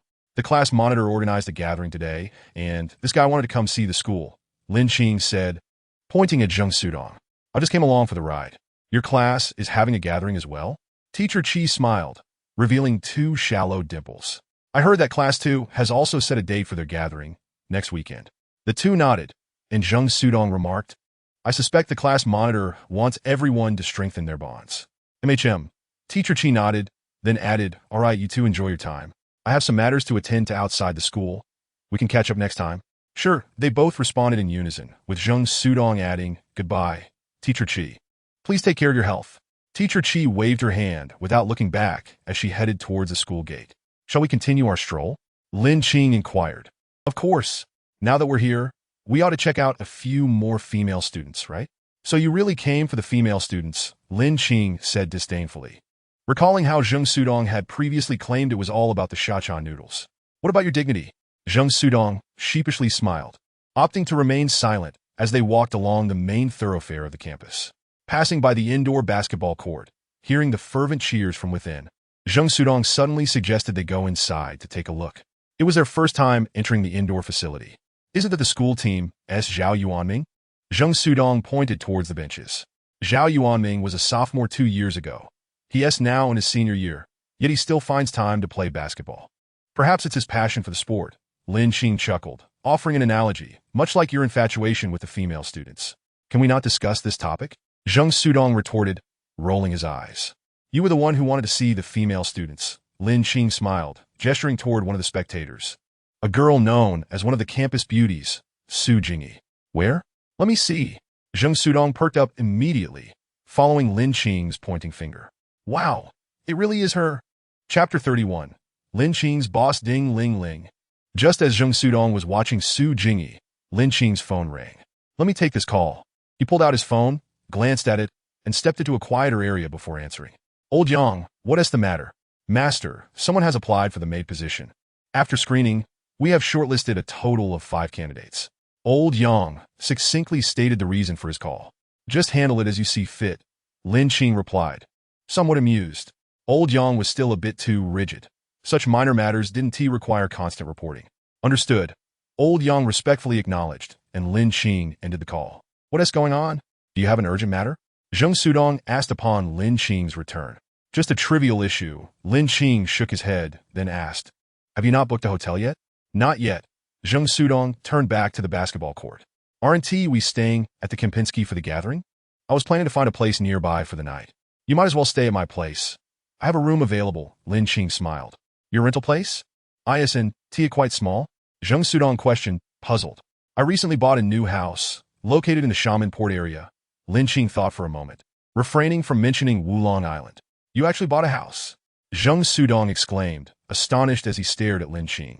Old 3, you haven't done anything illegal, have you? Nothing of the sort. I just made a bit of money, enough for the down payment, so I bought it. Lin Qing didn't dare reveal the whole truth, fearing it would shock Zheng Sudong. A mortgage? Zheng Sudong frowned, then asked, isn't that too much pressure for you? Not at all. Lin Qing replied with a calm smile. You know my situation. As long as one person is well fed, the whole family is fine. I'm not earning just to enjoy life. Well, unlike me, that would mean more pressure. Zheng Sudong nodded, sighing. Shall we go? Lin Qing checked the time. It was time for lunch. Sure, there's no point in lingering here. Zheng Sudong agreed, and they prepared to leave. Did you know Old 2 is honeymooning in Xiamen? Lin Qing asked as they walked. How would I know? I don't live in Xiamen, and Old 2 didn't inform me. Zheng Sudong shrugged. I think they planned to stay in Xiamen for a week. Lin Qing thought for a moment and chuckled. They came to Xiamen for their honeymoon. Yet it's been raining for 3 days straight. Ha ha. Old 2 must be incredibly frustrated. Zheng Sudong laughed heartily, suddenly remembering something else and grinning mischievously. Wait. They're stuck in the hotel. How will Old 2 handle that? That question prompted Lin Qing to chuckle along. Well, I suppose the bed's rocking might slow down a bit. Ha ha. The two laughed and chatted as they made their way towards the school gate, once again admiring the refreshing sight of the younger female students. In return, the female students admired Lin Qing's good looks, with the rate of glances directed at him soaring, leaving Zheng Sudong feeling sour, as if he had just bitten into a lemon. The Black Sugar Satay Noodles, a renowned establishment near Xiamen University, boasts a history that spans over a century, or so the tales go. In truth, Lin Qing is not particularly fond of these black sugar satay noodles. However, Zheng Sudong fell in love with them after just one taste. During their school days, Zheng Sudong would indulge in these noodles at least twice a week. Lin Qing finds it perplexing. To him, the black sugar satay noodles are not exceptionally delicious and, in fact, lean towards the overly sweet side. Perhaps this is due to his preference for milder flavors. Boss, 1 bowl of satay noodles. Without the satay and without the noodles, Zheng Sudong declared loudly upon entering the shop. Yang Jing has arrived. It's been ages since I last saw you, and you come in wanting my bowl right away. The owner clearly recognized Zheng Sudong, despite him having graduated and returned home for a year. My parents wish for me to stay closer, so I returned home right after graduation, Zheng Sudong replied with a beaming smile. I'm back just this once, so you must add extra ingredients for us. Not a problem. The owner responded with an affirmative hand gesture. Despite the bustling crowd, their bowls of noodles arrived promptly. indicating that the owner had prioritized them. Both bowls were generously topped, far more so than those of other patrons. As the noodles were served, the two fell silent, engrossed in their meal. Zheng Sudong consumed everything, the noodles, toppings, and broth, while Lin Qing abstained from the soup entirely, choosing only to relish the noodles and toppings. After finishing their meal, Lin Qing took the initiative to pay, and together they exited the black sugar satay noodle shop. Let's south head to my place. This weather isn't suitable for outdoor activities, Lin Qing remarked, wiping the sweat from his forehead. All right, I'm in dire need of some air conditioning, Zheng Sudong replied, equally parched and yearning for relief from the heat. At the entrance of the Jinhai Wan's seaside community, Zheng Sudong pointed somewhat dazedly at the golden lettering that spelled out Jinhai Wan. Is the house you mentioned here? Yes, Lin Qing nodded. Is there a problem? What kind of problem? It's a big one, Zheng Sudong retorted fiercely. Where did you get all that money? What on earth have you done? Zheng Sudong's skepticism was not unfounded. Just the down payment for a property in Jinhai, one would require a substantial sum. How did you manage that? I made it with a big shot, Lin Qing said, bracing himself for the expected reaction. But who is this big shot? You're telling me they helped you earn a fortune in a year? Zheng Sudong questioned, his eyes filled with doubt. Let us grab some water first, Lin Qing suggested, gesturing toward the convenience store near the entrance. We can discuss this at home. Though Zheng Sudong was inclined to press further, he relented at Lin Qing's insistence. Lin Qing purchased 2 bottles of ice-cold cola and ordered some additional beverages, requesting the store owner to deliver them to Unit 2301 of Building A. Before entering the community with Zheng Sudong. Once inside Lin Qing's residence, as they settled into the living room, Zheng Sudong hesitated. His previous demeanor had bordered on envy. While expressing concern for his good friend was acceptable, prying too deeply crossed a line. After all, what right did he have to inquire into Lin Qing's methods of making money, simply because they were college classmates and roommates? If it had been someone else, they might have already fallen out over such matters. After a considerable wait without Zheng Sudong asking anything, Lin Qing took the initiative. I won the lottery, you know the Dalatu? 15 million, 12 million after tax, and I bought this place. There is not much left now. Really? Zheng Sudong exhaled in relief, genuinely worried that Lin Qing might have taken a wrong turn. Yes, the big shot I mentioned is the lottery. Isn't that a big deal? Lin Qing's explanation felt somewhat flimsy. Such matters, if scrutinized, would surely unravel. Yet, he had no better justification at hand. After all, what legitimate endeavor could yield enough to buy a house, especially one in a prime seaside community, within a year without bending the rules? Fortunately, Zheng Sudong did not delve deeper. He turned to Lin Qing and said, "May I borrow your bathroom to take a shower? I feel sticky and uncomfortable." Of course, Lin Qing replied with a smile and a nod. This was Zheng Sudong's first visit to Lin Qing's home, which was decorated in a predominantly Western style, featuring a sofa to match, albeit lacking the latest smart management systems. However, it did have a manually adjustable television to keep the dust at bay, and electric curtains for convenience. After heading off to shower, the doorbell rang. Lin Qing anticipated it was the delivery from the convenience store and hurried to answer. Indeed, it was the delivery person, and Lin Qing stepped aside, instructing them to place the drinks at the bottom of the refrigerator for easy access later. Once the delivery was made, Lin Qing closed the door and returned to the living room, lost in thought. He felt confused, still grappling with a mindset of scarcity.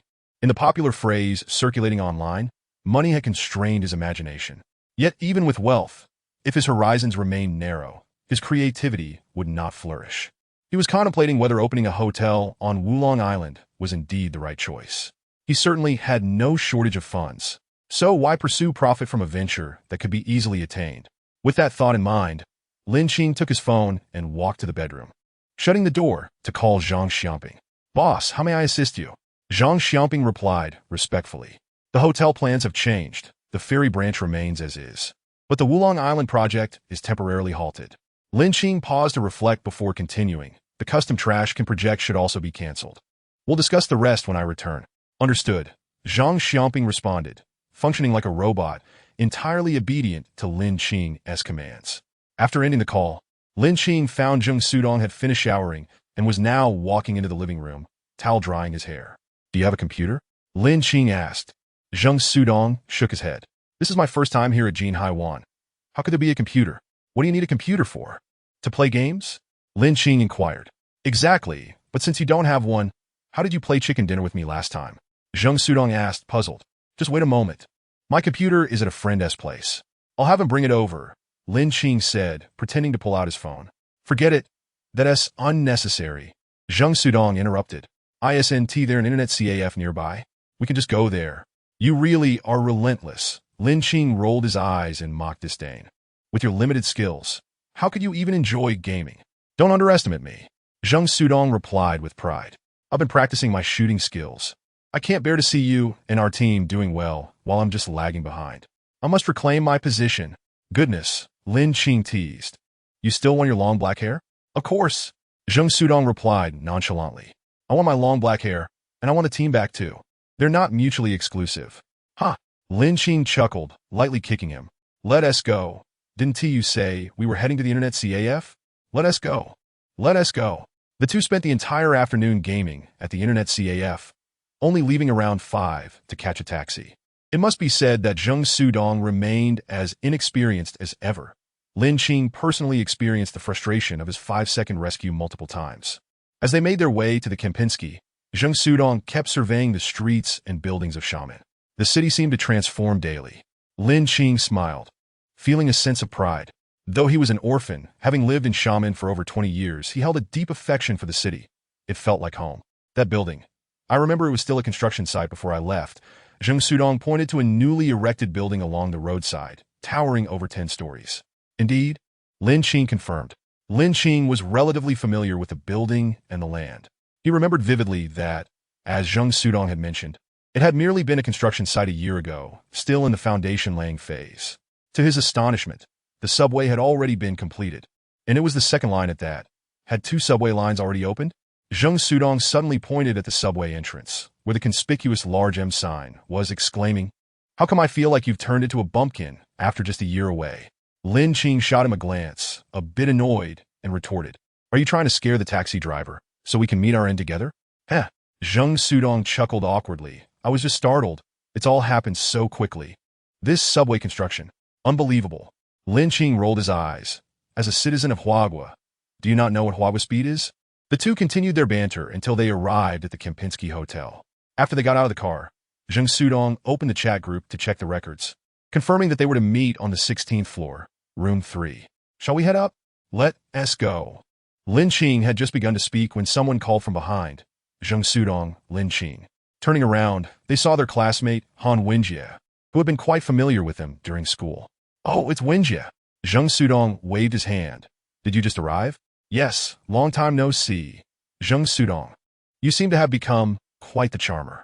Han Wenjie grinned, then turned to Lin Qing. While Lin Qing, you're even more handsome now. Ha, stop exaggerating. Lin Qing laughed heartily, a rare moment of humor. Let us hurry up and go inside. It's rather hot outside. Zheng Sudong wiped his sweat, frowning in agreement. The three of them entered the Kempinski, chatting and laughing, and took the elevator to the 16th floor. Room 3 was already bustling with energy. At least half of the class's 50 students had arrived, chatting in small groups.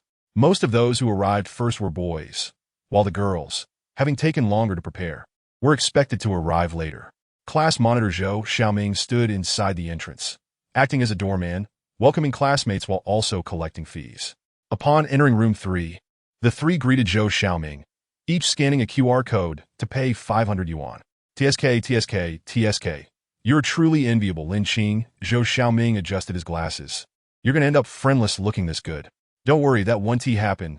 Lin Qing smiled, pointing at Zheng Sudong. This guy is as clingy as a band-aid. He'll definitely not turn against me.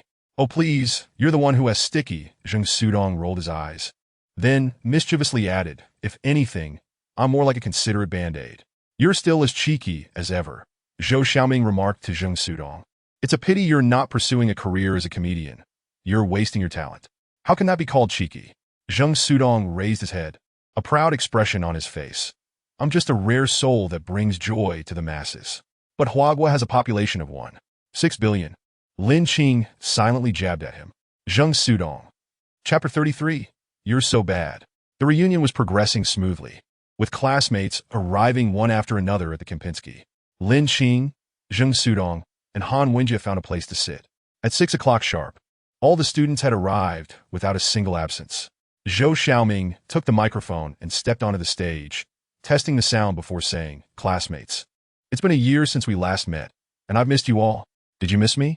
"Not at all," the classmates responded in unison, laughing. "How heartbreaking to think none of you missed me." Zhou Xiaoming feigned sadness, then quickly switched to a smile. "All right, no more jokes. I hereby declare the first reunion of the class of 2019, Management Class 3, officially commenced." Zhou Xiaoming was undeniably talented. With just a few words, he had stirred the emotions of all the students, and amidst laughter and joy, the gathering began. This was a true class reunion. No pretentiousness, no melodramatic antics. Everyone, regardless of their current status, conversed as equals. However, at Lin Qing's table, one person was staring intently at him. Lu Dong. "Lu Dong, why are you staring so hard at Lin Qing?" A classmate nudged him. "Have you forgotten about my post on moments?" Lu Dong gritted his teeth. Cough. A classmate nearly spat out his drink. It was better not to mention that post, as the mere thought nearly made him laugh out loud. "Don't laugh. I've undergone professional training," he reminded himself, then silently added, "unless I can't help it." "Lin Qing, you need to apologize to Dongzi," that classmate said, clearing his throat after choking. "Apologize?" Lin Qing looked bewildered. "For what?" "You remember Lu Dong's moments post, right?" the classmate blurted out. Lu Dong cursed inwardly, wishing he could stop him, but it was too late. Sure enough. "Huh?" The entire table erupted in laughter. Lu Dong felt like he could kill the foolish classmate. Just when he thought the matter was behind them, this fool had to bring it up in public. Didn't he realize it was embarrassing? "Moments? What moments?" Lin Qing asked after the laughter subsided. "My memory isn't that great. It seems you truly forgot." The classmate was about to explain, but Lu Dong shot him a glare. "Don't say anything. It's in the past." "Ah!" The classmate sensed Lu Dong's displeasure and awkwardly fell silent. The reunion continued, remaining quite enjoyable, and soon it was nearing its conclusion. Zhou Xiaoming took the microphone again, stepping back onto the stage. "Classmates." As soon as Zhou Xiaoming spoke, the room fell silent. The first gathering was about to end, and he proposed, "How about we move to the Starry Sky Entertainment City next?" Starry Sky Entertainment City was a large venue that housed numerous entertainment options, including KTV. While the expenses were not low, with the remaining budget of 500 per person, they could easily afford 2 or 3 luxurious private rooms. This suggestion received unanimous approval, and by 8 o'clock, the first gathering at the Kempinski concluded, and the classmates began to transfer to Starry Sky Entertainment City. Due to the large number of people, the classmates had to take taxis in batches. 50 people required over a dozen cars, but there were only about 3 taxis available outside the Kempinski. "Class monitor." Lin Qing called out to Zhou Xiaoming, who was negotiating with a taxi driver. "What's up?" Zhou Xiaoming approached. "There are too many of us. I have a suggestion." Lin Qing began, and Zhou Xiaoming gestured for him to continue. "Why don't we call ride-hailing cars instead? For people per car, and just one person can book." "Great idea." Zhou Xiaoming's eyes lit up as he gathered the classmates and conveyed Lin Qing's suggestion. This proposal was quickly approved by all, and the classmates elected a representative to start booking cars. Naturally, it was an AA system. The total cost would be settled later, and each car would handle its own payment. Lin Qing opted for a private car, knowing that with so many people booking ride-hailing cars, it would be hard to supply them all at once. He didn't intend for them to pay, as he thought it was only fair for the host to treat them, especially since it was just the cost of one trip. The private car arrived swiftly. The driver's vehicle was a reasonably comfortable model worth around 300,000 yuan. "You actually ordered a private car?" Zhou Xiaoming looked at him with an expression that said he was being unreasonable. "You know it's hard to get a car when we're all booking together. Yet you didn't give a heads up." "Ha. Dear class monitor, we're heading off now." Lin Qing smiled without replying, while Zheng Sudong chuckled, quickly hopped into the back seat. Lin Qing's reasoning was simple. Hadn't he suggested they call ride-hailing cars? A private car is still a ride-hailing option, right? If they weren't smart enough, why should he be blamed? All 4 of them climbed into the car, and as the driver pressed the accelerator, they swiftly sped away. "You are truly wicked, old 3. Zheng Sudong poked Lin Qing's arm with his finger. The girls in the front seat and Han Wenjin nodded in agreement. "Am I to blame?" Lin Qing rolled his eyes and continued. "Did I not remind them to call for a ride-hailing service? Is not a private car a type of ride-hailing service? But private cars are so expensive," one of the female students remarked, only realizing afterward that the driver could hear her, casting an apologetic glance in his direction. No worries, the driver replied nonchalantly, aware that while the fare for a private car was indeed higher, the experience it offered was far superior, allowing for the best service for passengers. That's true, isn't it? After all, money is meant to be enjoyed, Lin Qing chimed in with a smile. If we have to scrimp on even this, then what is the point of living? This sentiment resonated with the three, who nodded in agreement. Yet the female student appeared to ponder more deeply. But enjoying life must be based on a material foundation. Without money, one has no right to discuss enjoyment. Indeed, Zheng Sudong exclaimed, suddenly enlightened, and then shot a glare at Lin Qing. You almost had me fooled. Lin Qing, what are you doing now? The female student was quite curious about Lin Qing's profession. Her discerning eye observed that his attire was undoubtedly expensive. I'm currently unemployed. Lin Qing shrugged, just taking a break at home. Oh, the female student regarded Lin Qing with a knowing look. His clothing, though lacking tags, bore a high probability of being designer custom-made. Handsome as he was certainly a promising prospect. No, he was already a quality asset. The female student herself was quite attractive and came from a well-off family, her standards evidently high. Those earning around 50,000 a month would not even catch her eye. The private car reached its destination swiftly, and within 20 minutes, they arrived at the Starry Sky Entertainment Center. After disembarking, Lin Qing paid via his phone, while Zheng Sudong and the others attempted to split the fare, but Lin Qing declined.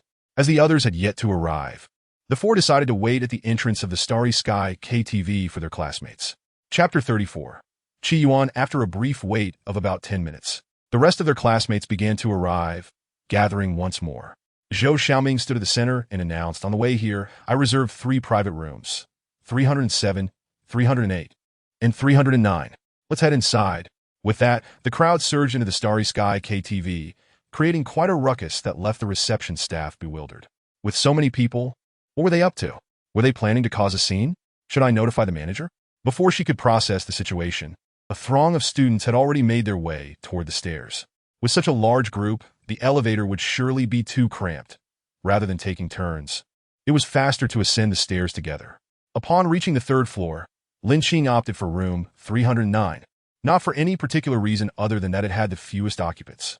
Once inside, as the staff prepared everything, the youthful exuberance of the group was unleashed, leading to a cacophony of laughter and playful chaos. Lin Qing detested such scenes. It was too noisy, and despite being classmates, most of them had little in common, making it hard to truly engage. After nearly an hour, Lin Qing decided to leave. He nudged Zheng Sudong's arm and gestured toward the exit, prompting both to step out of the room. Are you planning to leave? Zheng Sudong, familiar with Lin Qing's aversion to such environments, could easily guess his thoughts. It's too noisy. I can't stand it, he said, digging at his ears. Are you staying or leaving? Let's leave together. Zheng Sudong replied without hesitation. Then we'll let Zhou Dabin know before we go. The two approached room 307, calling Zhou Xiaoming outside to inform him of their early departure. Zhou Xiaoming, naturally, did not hinder them, simply stating they could gather again next time before allowing them to leave.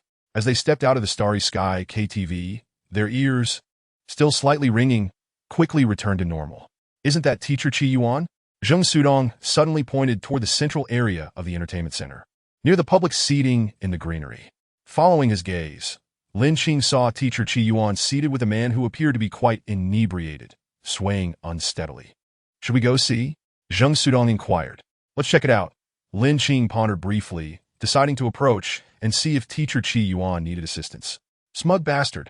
Before Lin Qing and Zheng Sudong could get close, they witnessed from a distance as the man struck Qi Yuan across the face. The sharp sound of the slap and his ensuing tirade reaching their ears.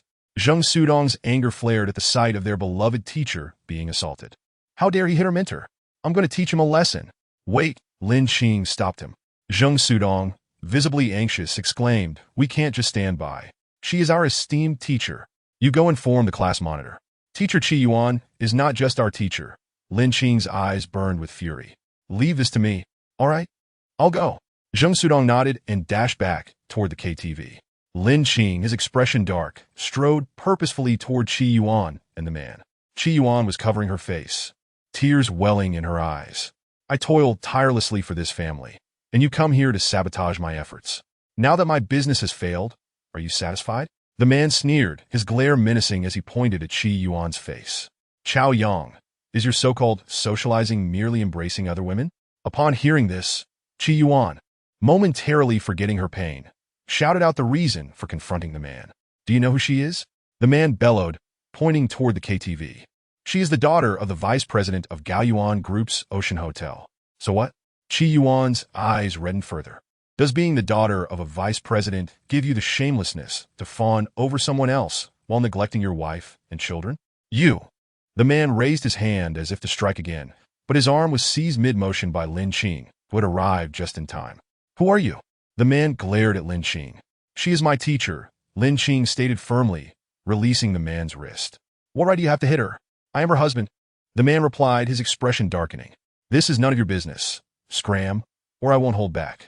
Teacher Qi Yuan, you may not know, but you have 50 students here. Lin Qing shot a glare at the man, then turned to Qi Yuan. Who are you trying to fool? The man scoffed. All her students here? I told you to get lost, or else I won't be polite. I would like to see how you intend to be not polite, Lin Qing retorted, narrowing his eyes. While he lacked the legendary conqueror's haki, he certainly exuded an imposing aura. Get lost! The man cursed, throwing a punch at Lin Qing. Pathetic. Lin Qing smirked disdainfully, effortlessly catching the man's fist and retaliating with a powerful blow to his abdomen. The man immediately doubled over in pain, clutching his stomach and howling. The ruckus of the man's earlier attack on Qi Yuan had already stirred discontent among onlookers, and now that he was the one being struck, cheers erupted from the crowd. Well done! Scoundrels who hit women deserve to be punished. What a useless man. He can't even fight back against a man, only strikes at women. Disgraceful. Such commotion naturally attracted the attention of the security personnel, and a team of 5 security guards soon arrived. What's going on? The lead guard shouted. Who dares to cause a disturbance in the entertainment center? No one responded. Only the man groaned in agony on the ground. However, the scene was quite clear.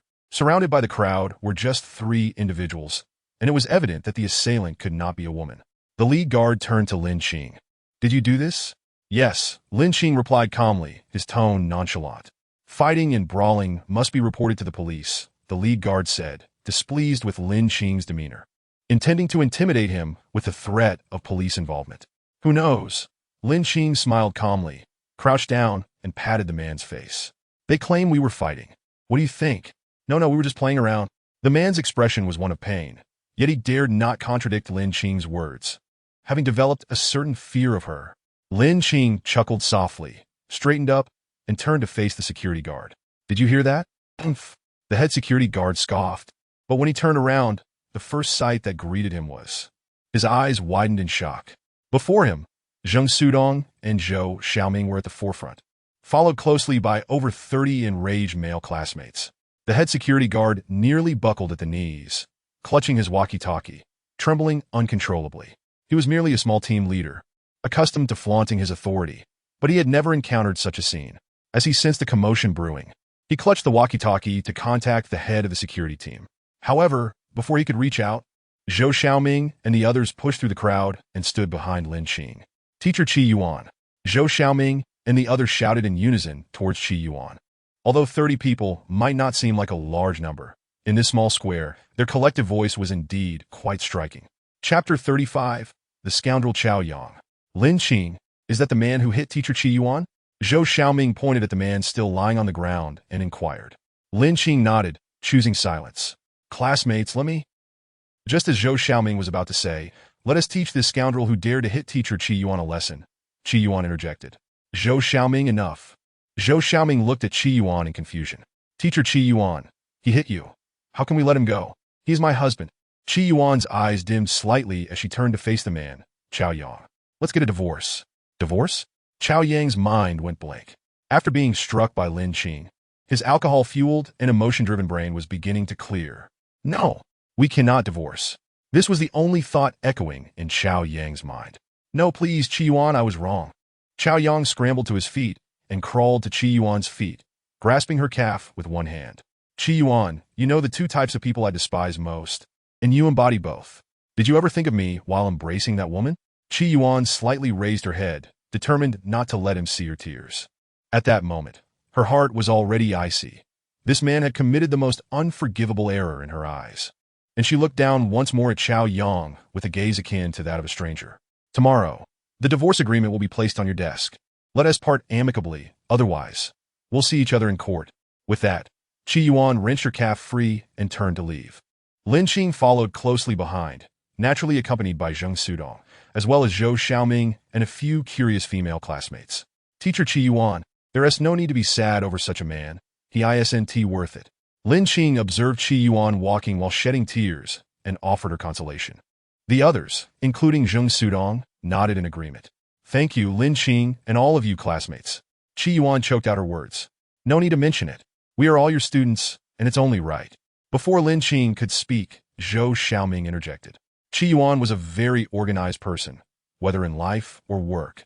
She preferred to have everything arranged clearly before executing her plans. Yet today's events had thrown her into disarray. Chao Yang's behavior had abruptly disrupted her state of mind. Are you all still partying?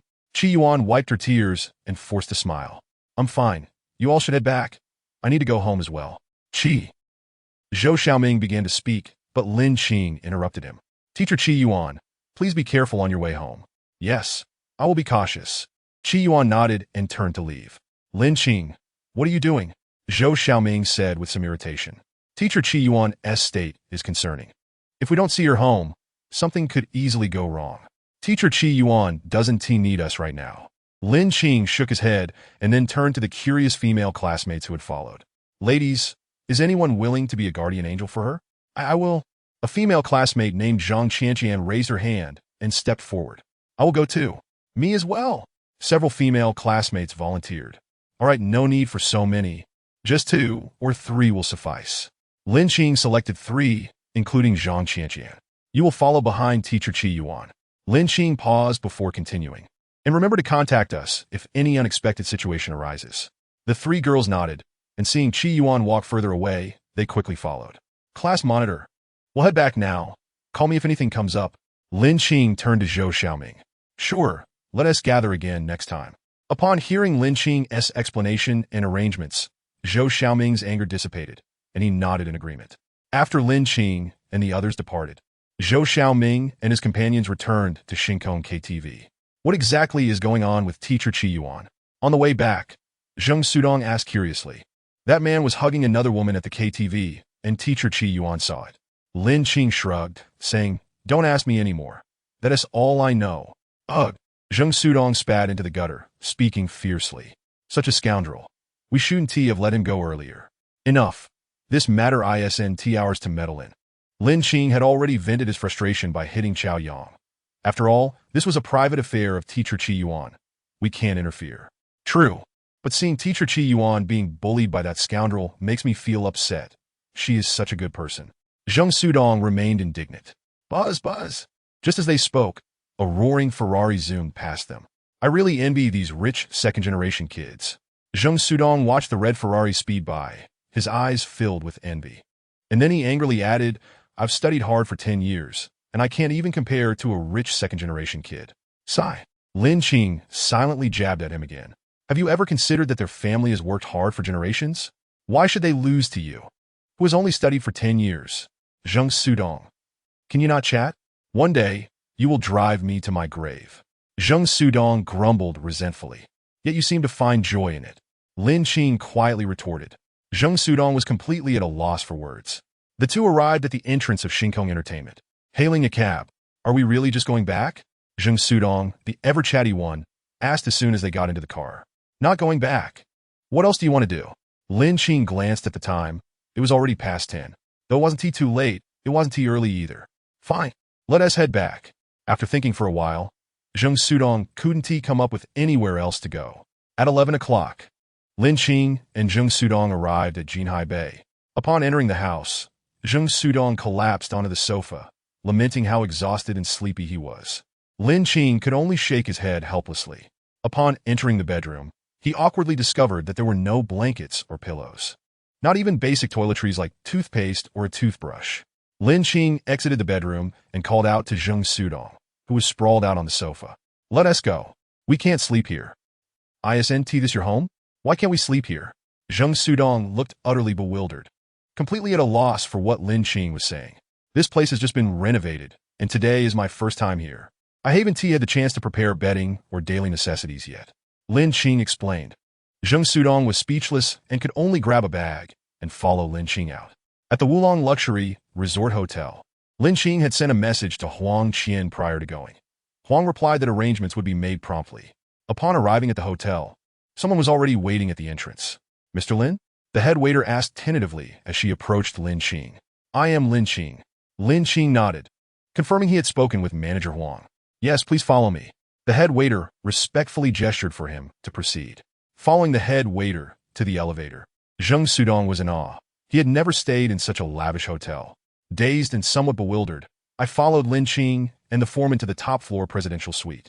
It took a while for me to come to my senses. "Old San, you're impressive," Zheng Sudong remarked, giving Lin Qing a thumbs up. Chapter 36. Returning to the everyday after spending a night at the hotel, Lin Qing instructed Lao Yang the next day to send someone to purchase the missing items for Jin Hai Wan, including a gaming computer, to avoid inconvenience for future guests wishing to play. At 8 in the morning, Zheng Sudong eagerly dragged Lin Qing out, expressing his desire to explore Piano Island, having not returned to Xiamen for quite some time. For Lin Qing, a local, the nearby attractions held little allure. He preferred to stay home, fish, or indulge in video games. Yet, Zheng Sudong's enthusiasm was infectious, and they ended up wandering until noon. After traversing much of Piano Island in the morning, Zheng Sudong was exhausted but still brimming with excitement. Lin Qing, however, felt no fatigue. The exertion was trivial for him. "Why are you fine while I feel utterly worn out?" Zheng Sudong queried, his tone incredulous. "I have good stamina. I exercise regularly," Lin Qing replied with a smile, adding, "And don't insult dogs. Their endurance surpasses yours." Zheng Sudong. "I booked tickets online for the 3 o'clock high-speed train," he announced. "I'll see you off then." Lin Qing nodded in agreement. "First, let us have a good meal. It's on me." "Wow, now you're speaking with quite a bit of flamboyance," Zheng Sudong remarked, smacking his lips. "Less chatter." Lin Qing shot him a glare and turned towards the pier. "Are we going or not? If not, I'll cancel." Let us go. Zheng Sudong grinned and hurried to catch up. At Yushi Palace, Lin Qing stepped inside once more. He believed the exquisite cuisine here was unforgettable. Ever since his last visit, he had been eager to return. Accompanying Zheng Sudong provided the perfect opportunity to indulge again. After allowing the chef to prepare the signature dishes, the waiter departed, and Zheng Sudong whispered, "The prices here are exorbitant. I heard about it back when I was in school." "There's a reason for the cost," Lin Qing replied nonchalantly. "Once you taste it, you won't complain about the price, especially since I'm treating you. What is there to fear? Make sure to let me take a few pictures when the dishes arrive." Zheng Sudong chuckled. "I need to show off on social media." "Fine," Lin Qing conceded, albeit reluctantly. The dishes arrived promptly, and with each plate that the waiter set down, Zheng Sudong snapped photos from various angles, leaving Lin Qing utterly exasperated. Finally, when Zheng Sudong finished, Lin Qing picked up his chopsticks to begin eating. "Wait!" Zheng Sudong raised a hand to stop him. Lin Qing sighed. "What now? I need to take a family photo." "Don't rush me," Zheng Sudong replied, saliva nearly pooling as he insisted on capturing the moment. "You're acting like a woman." Lin Qing rolled his eyes, unable to refrain from cursing in such an upscale restaurant. Calm down, Zheng Sudong said as he finally put his phone away and leisurely picked up his chopsticks. "One cannot utter profanities in a fine dining establishment." "Ha!" Lin Qing scoffed, choosing to ignore his foolishness, and began to eat. "Delicious, absolutely delicious," Zheng Sudong exclaimed repeatedly from his first bite, prompting Lin Qing to roll his eyes again. "Can you be quiet while eating?" Lin Qing scolded, gesturing towards the neighboring tables. "You're disturbing others, sounding like a broken record." Zheng Sudong chuckled awkwardly, turning to the other diners. Sorry. Upon hearing Zheng Sudong's apology, the other tables resumed their meals. After they had eaten their fill, Lin Qing stood up. "You keep eating. I'll settle the bill." Zheng Sudong nodded in silence, continuing to eat without a care for the cost of the meal, his only thought being the deliciousness of the food. After paying, Lin Qing contacted Xiao Yu, instructing him to arrive at the high-speed train station at 10 minutes past 3 to pick him up, so he wouldn't have to wait later. Having finished their meal, it was already 2 in the afternoon when they headed directly to the train station. They strolled through nearby shops for a while, with Zheng Sudong eager to buy some local specialties. The mall offered a variety of options, with the delicacies being quite authentic, although the prices were a bit higher. They remained within Zheng Sudong's budget. As the clock approached 3, Zheng Sudong, laden with bags, proceeded to check in. After passing security, he waved goodbye to Lin Qing and soon vanished from sight. After bidding Zheng Sudong farewell, Lin Qing successfully boarded the car Xiaoyu had come to pick him up in. Upon arriving at the pier, Lin Qing disembarked, while Xiaoyu returned to Jinhaiwan, as Zhang Xiaoping still required the vehicle and Xiaoyu needed to assist him boarding the boat. The journey back to the estate took nearly an hour. By the time they arrived, it was already past 4 in the afternoon, too late to go fishing, so Lin Qing opted to stay indoors, take a shower, and play games to pass the time. After gaming until 6 in the evening and finishing dinner, Lin Qing rarely ventured out for an evening stroll. The night air around Wulong Island was slightly cool, and the considerable sea breeze could be challenging for those with weaker constitutions, given the notable temperature difference between day and night. However, for Lin Qing, the sea breeze felt delightful as he leisurely walked along the asphalt path encircling the island, casting a long shadow under the streetlights. Across the sea, Lin Qing could vaguely see the lights of Xiamen illuminating the sky, while the occasional fishing boat passed by, seemingly aware that Wulong Island had become private property and dared not linger too long. Aside from the island itself, the surroundings offered only faint glimmers from Xiamen and the lights of passing fishing boats. The tranquil ambience of Wulong Island made it easy for one's mind to find peace, coupled with a pleasant climate that lacked any trace of summer heat, allowing Lin Qing's mood to subtly improve. After strolling for over an hour and completing the circuit around the island, Lin Qing returned to his starting point and made his way back to the estate. After another shower, washing away the stickiness from the sea breeze, he returned to his bedroom feeling refreshed. He turned on the television, watching a variety show until past 11 before turning off the lights and drifting into sleep. The night passed without incident, and the following morning at 6 o'clock, the butler inquired, "Sir, would you consider purchasing a cow for dairy?" "Handle it as you see fit," Lin Qing replied, rinsing his mouth of toothpaste foam. "If we do, let us ensure we get the finest quality. Find a way to bring back a few Holstein cows. In the future, Wulong Island's hotel will cater exclusively to guests of considerable wealth, so having a few good dairy cows would be advantageous." "Understood," Lao Yang replied respectfully. "Yes," Lin Qing nodded, continuing, "Please convey my thoughts to Zhang Xiaoping. Inform him that Wulong Island will no longer accommodate ordinary guests. The hotel should be improved as much as possible. If design work is needed, hire someone for that. Don't worry about expenses." "Yes, sir," Lao Yang responded dutifully. After completing his morning routine, Lin Qing went for a run before returning to the estate to shower and have breakfast. He then gathered his fishing gear and headed out. At the fishing spot, Lin Qing had already cast his line and was reclining comfortably in a chair while playing on his phone. Suddenly, his WeChat buzzed. It was a message from Zheng Yuqian, informing him that they were preparing to leave Xiamen and promised to meet for drinks next time, expressing gratitude for his help in booking the hotel. Chapter 37. Special prize draw. The emergence of the system not only transformed Lin Qing's life, but also brought about significant changes in his demeanor, mindset, and inner self. With every gesture and movement, an undeniable confidence radiated from him. Suddenly, the fishing rod trembled, the line tightened, and a fish was nibbling at the bait. Lin Qing swiftly rose, grasping the rod. Within just 2 minutes, he felt the tug of a catch. Sensing the resistance, Lin Qing's previously good mood soared higher. It was a sizable fish. After exerting considerable effort, the fish ceased its struggle, gradually being pulled from the water by Lin Qing. "Quite a catch," Lin Qing remarked as he hoisted the fish into the air, observing its futile attempts to thrash its tail. The fish, judging by its size, weighed approximately between 45 pounds. And it was Lin Qing's first time catching such a sizable specimen. As the fish was lifted, the entire fishing rod bent into a shape reminiscent of an inverted J. And upon bringing it ashore, a mechanical voice from the system resonated, announcing, "Ding! Congratulations, host, for catching a wild stone clam fish weighing over 4 pounds. You have earned 1 special lottery draw." "Special lottery draw?" Lin Qing exclaimed, nearly flinging the fish back into the sea. The emergence of a special lottery was something he had never encountered before, yet it was not difficult to deduce that this level of lottery was above the advanced tier. Without a moment's hesitation to bait the hook again, he placed the fish into a bucket and, with a thought, initiated the lottery draw. "Ding!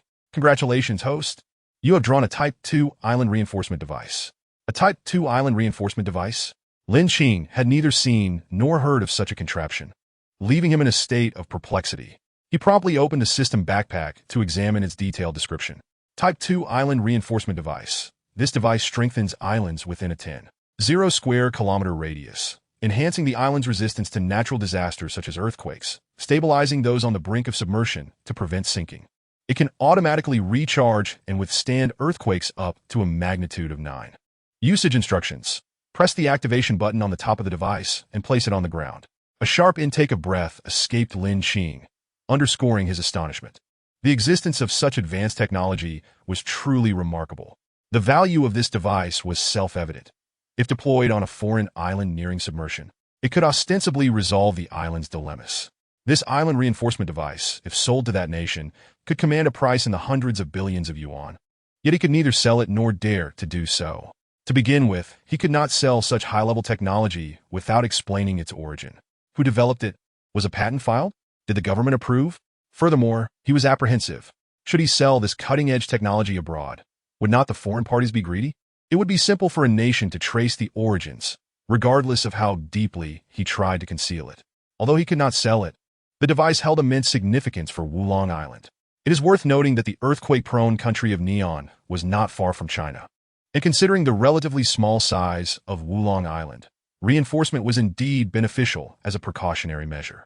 Taking out the island reinforcement device, which was no larger than the size of his palm, he found it hard to believe that such a diminutive object could possess such extraordinary capabilities. The device would operate centered around him, while placing it on the fishing platform would provide coverage. It seemed meaningless. Instead, he called for Old Yang to come over and entrusted him with placing it at the very center of Wulong Island. After briefing Old Yang, Lin Qing returned to his unfinished task of baiting the hook, lazily reclining in a deck chair. By 10 in the morning, sunlight streamed down upon Lin Qing, warming his skin slightly. As the sun continued to shine, he could no longer remain seated and rose to set up a sunshade. July in Xiamen was still exceedingly hot. Although Wulong Island was somewhat distant from the city, the daytime weather was quite similar. Once the sunshade was erected, it provided some relief, yet after a while, he was still drenched in sweat. Fortunately, he had been fishing frequently during this time, so he had developed a certain level of endurance. Finally, after enduring until noon, he realized that he had not earned another lottery draw, likely having exhausted his luck with the special lottery. Packing up his belongings, he returned to the manor. Only after cooling down with a fan did he dare to turn on the air conditioning, for the sudden shift from hot to cold could easily lead to heat stroke. Once his body had thoroughly cooled, Lin Qing took a shower and sat down to dine. After his meal, Lin Qing did not follow his usual routine of napping. Instead, he settled onto the sofa, closed his eyes, and silently reflected on his recent gains. Name: Lin Qing. Age: 23. Assets: Mythical 11 Max smartphone, valued at 11,300. High-end desktop computer from Tianting, quantity: 1. Numerous high-end garments. Permanent ownership of 3. 7 square kilometers of Wulong Island, valued in the billions. A super luxurious manor, level: 10 billion. A small luxury yacht, valued at 61 million. A limited edition Mosey mechanical watch, valued at 93 million. 100 ownership of the 5-star Sigpilin Hotel, Xiamen branch, valued at 150 million. The hotel building is leased. Llama sports car from Huagua, valued at 53 million. A luxury car, the S. Brown E300 from the USA, valued at 38 million for manor use. A high-tech waste treatment plant. A seaside apartment in Jinhai Bay, Unit 2301. A limited edition Lamborghini supercar. Skills: proficient in basketball. Skilled in sketching. Wealth: 47 million Huagua currency. System items: documents related to the ownership of Wulong Island. Documents related to the Sigpilin Hotel ownership. Documents regarding ownership of the 88-story International Center office building. Lottery draws: none. Beginner lottery fragments: 58,100. At the age of 23, possessing such immense wealth, Lin Qing had firmly established himself at the pinnacle among his peers. In recent days, he had also set tasks for Zhang Xiaoping into motion. Zhang Xiaoping had specifically hired a well-known design company in the industry to create designs for the hotel on Wulong Island, and preliminary blueprints were currently being drafted. Additionally, the training for hotel staff had been revamped, as they were preparing to accommodate clients worth hundreds of millions, making service a matter of utmost importance. Moreover, the number of housekeepers had been reduced from 5, for which Lin Qing paid a modest breach of contract fee. The rationale behind the reduction in staff was twofold. First, he now had 15 nanny robots, and second, he could not allow his secrets to be discovered. While the hotel was on the island, it was still somewhat distanced, unlike the housekeepers who were constantly within the manor's confines, where discovery was inevitable. Furthermore, news regarding the Henanton cattle had also surfaced. The owner of a farm in Henanton was willing to sell 3 head of cattle, demanding full payment up front, a request that posed no burden for Lin Qing. This matter was still being handled by Old Yang, leaving Lin Qing free of worry.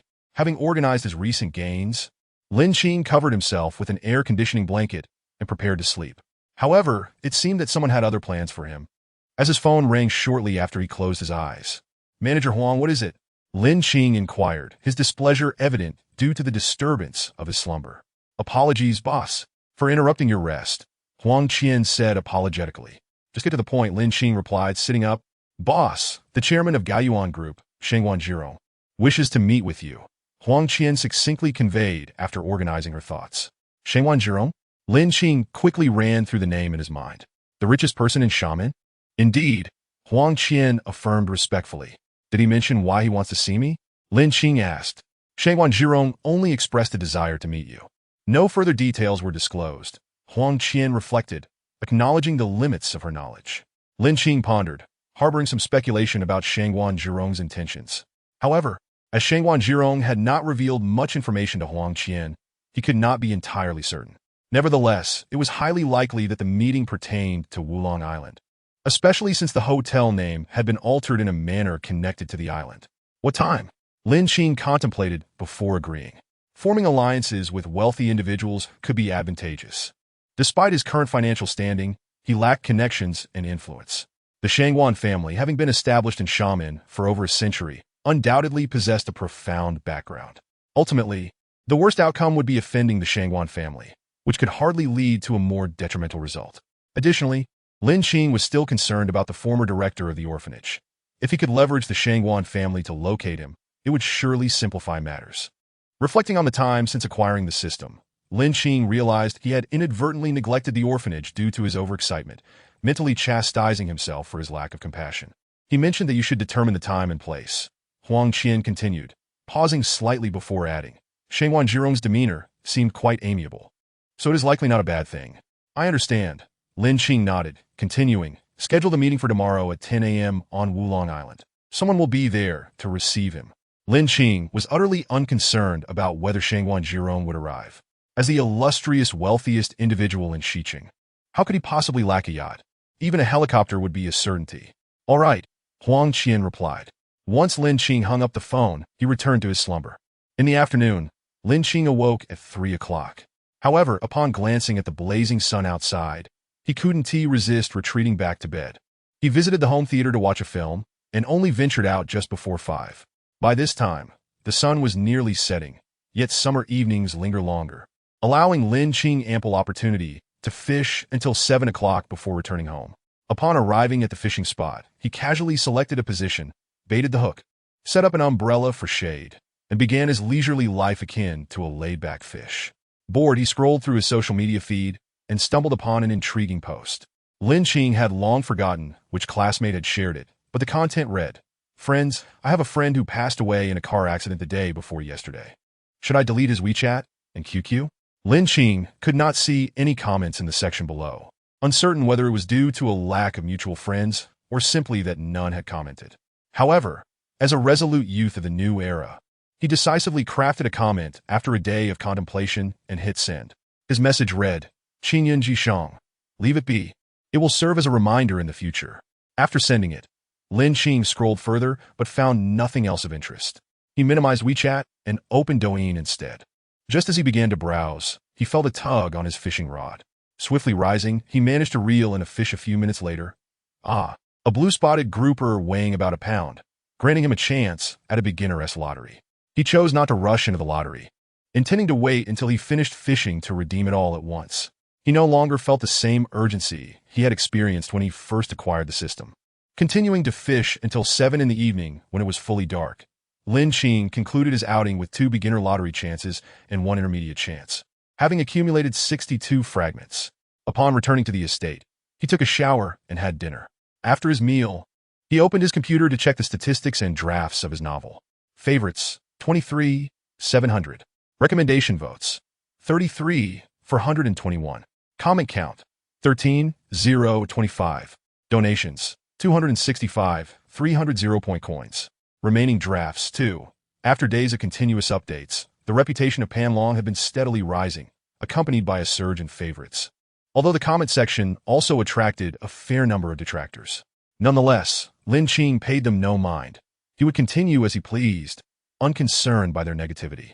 There were 2 messages in his inbox.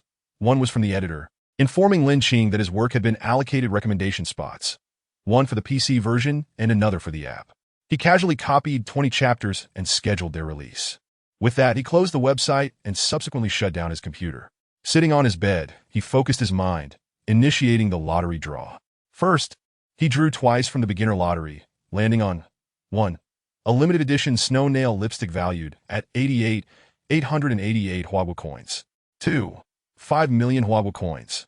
The first item was unnecessary for Lin Qing, but the second was cash, better than nothing, after all. Next came the intermediate lottery. Ding! Congratulations to the host for acquiring the skill. Proficiency in languages. As the mechanical voice faded, the knowledge surged into Lin Qing's mind like a flash of light, accompanied by a refreshing sensation rather than any pain. The cooling sensation did not last long, but by the end, Lin Qing had instantaneously mastered global languages, with the exception of primitive and animal tongues. Not too shabby. It was a highly practical skill, one that Lin Qing was quite satisfied with, especially considering he might need to travel abroad in the future. Mastering multiple languages was undoubtedly advantageous. Yet, it appeared that the system was capable of much more than merely making him wealthy. Various skills, physical attributes, demeanor, and more would likely not be lacking in the future. Would it not be even more perfect to be a wealthy individual capable of anything? Having finished the lottery, with nothing else to occupy his time, he reopened his computer, preparing to play some PUBG. Glancing at his friends list, he noted that Tuan Tuan was offline, presumably taking a day off, but Zheng Sudong was online. Lin Qing, however, had no desire to play with him. Just as he was about to enter the game, a friend request notification popped up from Zheng Sudong. Lin Qing clicked accept, but immediately prepared to cancel upon entry. Old 3, take me to chicken dinner. Zheng Sudong's voice rang out through the team voice chat. I can't carry you. Lin Qing sighed. Why don't you play in lower tier matches instead? I've been practicing my shooting lately. I promise I can get kills this time. Zheng Sudong proclaimed confidently. Give me a break. I still remember your last match where you got eliminated before even landing. Lin Qing rolled his eyes. At the last internet CAF, Zheng Sudong had been eliminated instantly before his parachute even touched the ground. A sight that left Lin Qing utterly stunned. Cough, cough. Zheng Sudong awkwardly cleared his throat. That was an accident. Fine, I'll take you once more. If you mess up again, you can play with accidents from now on. Lin Qing begrudgingly readied himself, speaking simultaneously. Zheng Sudong chuckled, and the game commenced as the two entered the training ground. 3 Ganjue. Are you there? Anyone? 2 Yuji. Yes, are you a master? Can you take us to chicken dinner? 4 Zidong, a master you say? 3 Ganjue. Oh, do you know me? 4 Zidong. Of course I do. I admire you. You are my idol. Zheng Sudong's voice clearly brimmed with excitement, reminiscent of a fan meeting their idol. Hard to miss. 3 Ganjue. All right. I'll take you to chicken dinner, so be ready to lie down. Lin Qing smirked, thinking to himself, you won't feel that way soon enough. You might not fully grasp just how much of a burden your idol can be. As they boarded the plane and parachuted down, 15 minutes later, this self-proclaimed master confirmed Lin Qing's thoughts. Are you truly my fan? Are you sure you haven't learned my skills from a dog? Are you here to sabotage me? He appeared utterly bewildered. Chapter 39. Shangwan Zhurong. The next morning, at 5 o'clock, Lin Qing had no intention of halting his fishing endeavors. His exercise routine remained unchanged. He would not alter his habits for a mere stranger. He had grown accustomed to outdoor workouts. If suddenly forced to use a treadmill in the estate's gym, he would likely find it quite uncomfortable for some time. At 7 o'clock, Lin Qing set out an hour earlier than usual. The reason for this was, of course, to avoid the sun's relentless rays, as the morning sun before 10:30 was still bearable. With the evening reduced by an hour, he compensated by rising earlier. After completing his usual routine, he settled into a reclining chair, gazing at the seascape. One must admit, the daytime scenery of Wulong Island was truly splendid. The azure sea and sky, complemented by the occasional passing fishing boat, created a harmonious and tranquil atmosphere. Yet, fishing every day would inevitably become monotonous. Even a fishing enthusiast could tire of it. Lin Qing had already begun to contemplate limiting his fishing days to just a few each week, reserving the remaining time for relaxation. After all, he was not short on money, so why toil excessively? Suddenly, the fishing rod trembled, the line tautened, and a fish took the bait, dragging the entire rod along. Fortunately, Lin Qing reacted swiftly. Otherwise, he might have lost his rod. After some effort, he finally reeled in the fish. Well, quite a catch, Lin Qing remarked with interest at the sizable redfin wriggling in midair. The redfin is a relatively rare species among marine fish, but not considered precious. Fishing boats typically catch them with high probability during their outings.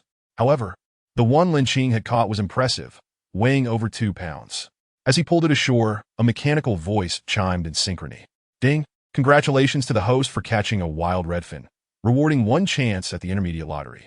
With a smile, Lin Qing felt elated. I'll be having you for lunch, he decided. Not rushing into the lottery, he first placed the redfin aside, rebaited and cast his line again. For the next 2 hours, he only caught a few small fish, accumulating a few more fragments, until the time reached 9:50. At this moment, not far from Wulong Island, a medium-sized luxury yacht is making its way towards the island, and it is none other than the yacht belonging to Mr. Shangguan Zhirong. Following Lin Qing's instructions, Old Yang is waiting by the dock for Shangguan Zhirong, and as soon as the yacht appears, he spots it immediately. 5 minutes later, Shangguan Zhirong's yacht docks, and a middle-aged man, approximately 30 years of age, disembarks along with a woman dressed like a secretary. Are you Mr. Shangguan Zhirong? Old Yang inquires with a slight bow. Shangguan Zhirong, at merely 28 years old, possesses a mature appearance, slightly handsome, particularly when compared to Lin Qing. Indeed, within the current social circles of Fujian province, many socialites have taken an interest in Shangguan Zhirong, not only due to his prestigious family background, but also because of his looks. Among the socialites intrigued by Shangguan Zhirong, there are those whose family lineage surpasses his, which indirectly attests to Shangguan Zhirong's considerable attractiveness. Standing at 178 centimeters tall and possessing a well-toned physique, Shangguan Zhirong clearly dedicates time to physical fitness. I am, he replies with a polite smile. Regarding the enigmatic master of Wulong Island, Shangguan Zhirong harbors a degree of apprehension, entirely unaware of the man's origins or even his name. Furthermore, not long ago, Huang Yiyang had visited Skepelin intending to negotiate a hotel acquisition, and according to Huang Yiyang himself, his demeanor was less than cordial, which is also why Shangguan Zhirong wishes to meet Lin Qing. He does not wish to provoke an unknown and potentially formidable force without reason, unlike his maternal uncle. He is not inclined to offend others without cause, for that is not the way of business. Please, step into the car. Old Yang gestures towards the suburban sedan, indicating for him to enter. The master is waiting for you by the sea. Shangguan Zhirong nods and, accompanied by his secretary, takes a seat in the back. Before entering, he glances at the luxurious Wulong Resort Hotel and the vaguely visible opulent estate. Old Yang drives them swiftly to the seaside fishing platform. A single sunshade, 2 fishing rods, and a pair of lounge chairs facing away from them. This is all that greets Shangguan Zhirong upon alighting. Approaching Lin Qing, who is lost in thought admiring the scenery. Old Yang bows slightly, sir. This is the title Lin Qing has requested Old Yang to use, and it will be adopted henceforth, including by other robots. Mr. Shangguan has arrived. Lin Qing was already aware of this. The sound of the approaching vehicle was quite loud, and he was not deaf, so there was no way he could have missed it. This was merely a pretense to elevate his status. Let him come over, Lin Qing instructed. Understood, Old Yang replied, then walked over to Shangguan Zhirong, bowing slightly. Mr. Shangguan, our master invites you to join him. Very well. Shangguan Zhirong responded with a smile, then turned to his secretary. Find a place to wait for me, and don't wander off. After seeing the secretary nod, Shangguan Zhirong proceeded directly towards Lin Qing. The scenery on Wulong Island is truly remarkable, he remarked, glancing at the sea. Shall we fish together? Lin Qing did not respond, merely pointing to the fishing rods inquiringly. Certainly, Shangguan Zhirong smiled subtly. I haven't fished in quite some time. Lin Qing nodded, indicating the prepared chairs and fishing gear. The equipment is inside. Feel free to make use of it. All right, Shangguan Zhirong chuckled, skillfully retrieving a fishing rod, attaching the hook, and baiting it. It seems Mr. Shangguan is quite the adept angler, Lin Qing observed, somewhat surprised by his proficiency. It's all right, Shangguan Zhirong replied as he settled into a chair, reminiscing about the times he used to fish with friends at sea. which he can no longer do due to time constraints. The previous he referred to was before he took charge of Gaoyuan Group. Back then, he had ample time for leisure. However, after assuming control of the company 2 years ago, he found himself devoid of free time, spending nearly all his days at the company's headquarters except for meals, sleep, and bathroom breaks. You appear quite youthful, surely not over 25 years old? Shangguan Zhirong remarked, observing Lin Qing's youthful and handsome visage. My surname is Lin. I am Lin Qing, and I am 23 this year. Lin Qing introduced himself, extending his hand. Shangguan Zhirong, you must have heard of me, he replied, shaking Lin Qing's hand. Mr. Lin, given your youth, it is impressive that you have amassed such considerable assets on Wulong Island. Your family background must be quite distinguished. This was a probing statement, and Lin Qing immediately understood its implications. Shangguan Zhirong was insinuating that Lin Qing's ownership of Wulong Island was facilitated by familial connections, seeking to ascertain the influence behind Lin Qing. A solitary figure without any familial connections hardly possesses a notable background. Lin Qing chuckled softly, replying, I appreciate your concern, but I do not take such matters to heart. It was a trivial issue, and Lin Qing saw no reason to dwell on it, as doing so would appear petty. Rather, he preferred to leave a favorable impression on Shangguan Zhirong. Indeed, Mr. Shangguan is quite magnanimous, Shangguan Zhirong remarked with a smile, but before he could finish, his fishing rod suddenly tugged forcefully, startling him. The shock was fleeting, as Shangguan Zhirong, with his extensive fishing experience, quickly regained composure and began to wrestle with the fish, exhausting its strength. Before long, a blue-spotted grouper was pulled from the water, weighing perhaps over a pound. Mr. Lin, shall we have lunch together? Lin Qing turned to Shangguan Zhirong, indicating the freshly caught grouper. We can use this for soup. Certainly, Shangguan Zhirong readily agreed. Perhaps having overheard their conversation, Shangguan Zhirong's secretary approached from the shade of a tree. Chairman, you have a meeting at 2 o'clock this afternoon. Enough before she could finish. Shangguan Zhirong shot her a glare, internally chastising her for her lack of awareness. Today's schedule is cancelled. Understood, the secretary thought to herself, feeling slightly fearful and bewildered by her sudden lapse in judgment. Old Yang, Lin Qing called without turning around, and Old Yang promptly approached Lin Qing, bowing respectfully. Sir, please arrange for the cook to prepare these 2 fish. Lin Qing instructed, gesturing towards the 2 fish they had caught, and this one for soup. Certainly, sir, Old Yang replied, reaching into the bucket to grab the 2 fish with his bare hands before departing, leaving Shangguan Zhirong visibly astonished. To catch fish barehanded with such steadiness, could he be a retired Special Forces operative? Shangguan Zhirong mused. Mr. Lin, your Old Yang is quite remarkable. Shangguan Zhirong lifted his hand to gesture, noting the considerable strength in Old Yang's grip. Indeed, Old Yang is rather exceptional. Lin Qing smirked with a hint of double entendre. Isn't he extraordinary? After all, being a robot, he possesses a unique makeup with a body of alloy, naturally endowed with immense strength. Catching fish barehanded is child's play. An hour slipped away as they engaged in fishing, during which Lin Qing managed to catch a rare fish, earning a mid-level lottery draw, now accumulating 2 draws. Mr. Shangguan, shall we depart? The weather is becoming quite warm. Lin Qing noted, his cheeks slightly reddened by the heat, his back already dampened with sweat, addressing the equally perspiring Shangguan Zhirong. Indeed, he replied, eager to leave the sweltering atmosphere. After packing up the fishing gear and placing it in the trunk, Lin Qing and Shangguan Zhirong settled into the back seat, with Shangguan Zhirong's secretary dutifully taking the front. Old Yang drove, guiding the vehicle slowly towards the estate. The ability to operate a vehicle is a skill every robot must possess, though none are as proficient as the specialized Xiaoyu. The vehicle came to a halt in front of the central villa of the estate, where Lao Yang alighted and graciously opened the car doors for Lin Qing and his companion. It was indeed an impressive sight. At that moment, Shangguan Zhirong stood within the estate, and upon his first glance, he was instantly enamored with the locale. Mr. Lin, this place far surpasses my own villa, he remarked. After all, it's my own land. I can construct as I wish. I merely built a slightly larger abode. Hearing the estate receive such praise, Lin Qing, as its proprietor, naturally felt a swell of pride. Mr. Shangguan, please, Lin Qing gestured with a slight raise of his hand. Meanwhile, Shangguan Zhirong's secretary was utterly taken aback.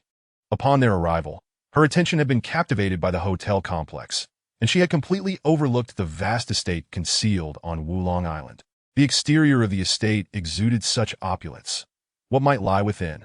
After you, Shangguan Zhirong said with a hint of a smile, gesturing in kind. Together, they approached the grand entrance of the central villa, where Lao Yang had already opened the door for them. Is this the Su embroidery crafted by Master Yu Qing? Quite remarkable. Upon entering, the keen-eyed Shangguan Zhirong immediately spotted the embroidered screen and commented. The cost of this screen alone must be no less than 3 billion. It's a true masterpiece. It's decent, a gift from a friend.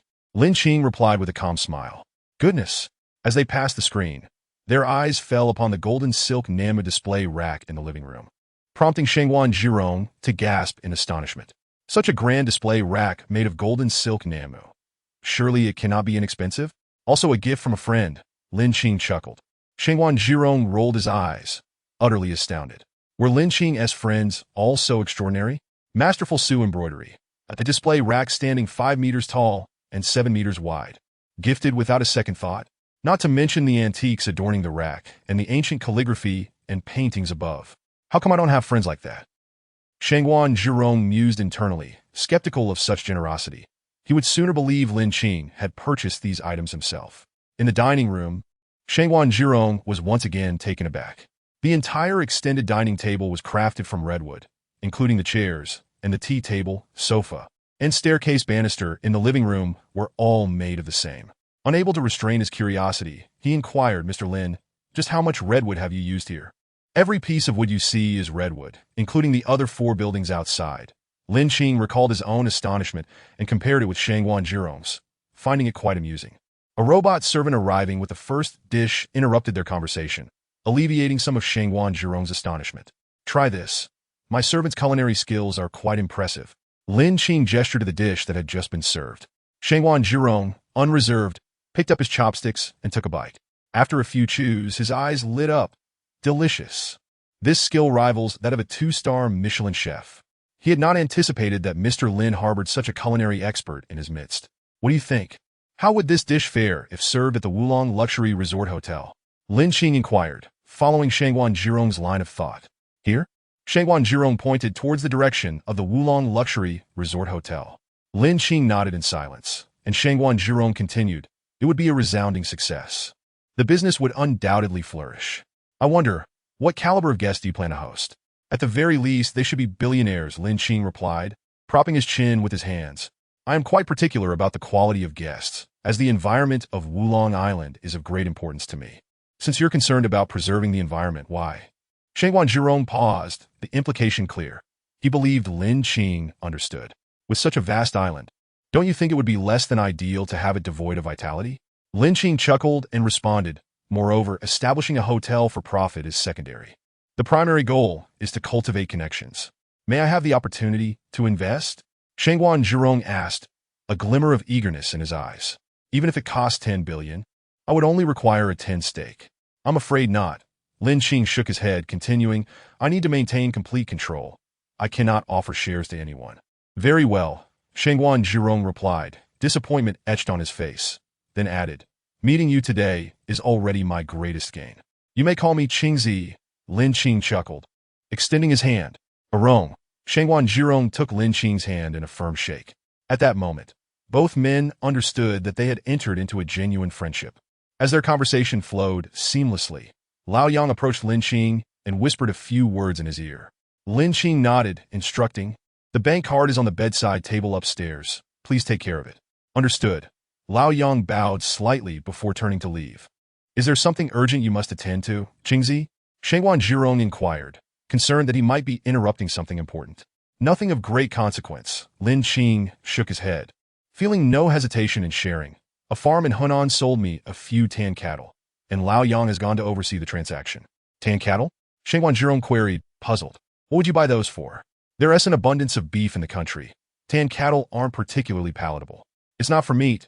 Lin Qing smiled, about to elaborate when his expression suddenly stiffened. Have you ever eaten tan cattle? Certainly, Shangguan Zhirong replied matter-of-factly. A friend of mine at Yunding bought one 2 years ago. Wanted to see if the milk beef was any good and had it slaughtered. Lin Qing. And the result? Shangguan Zhirong set down his chopsticks.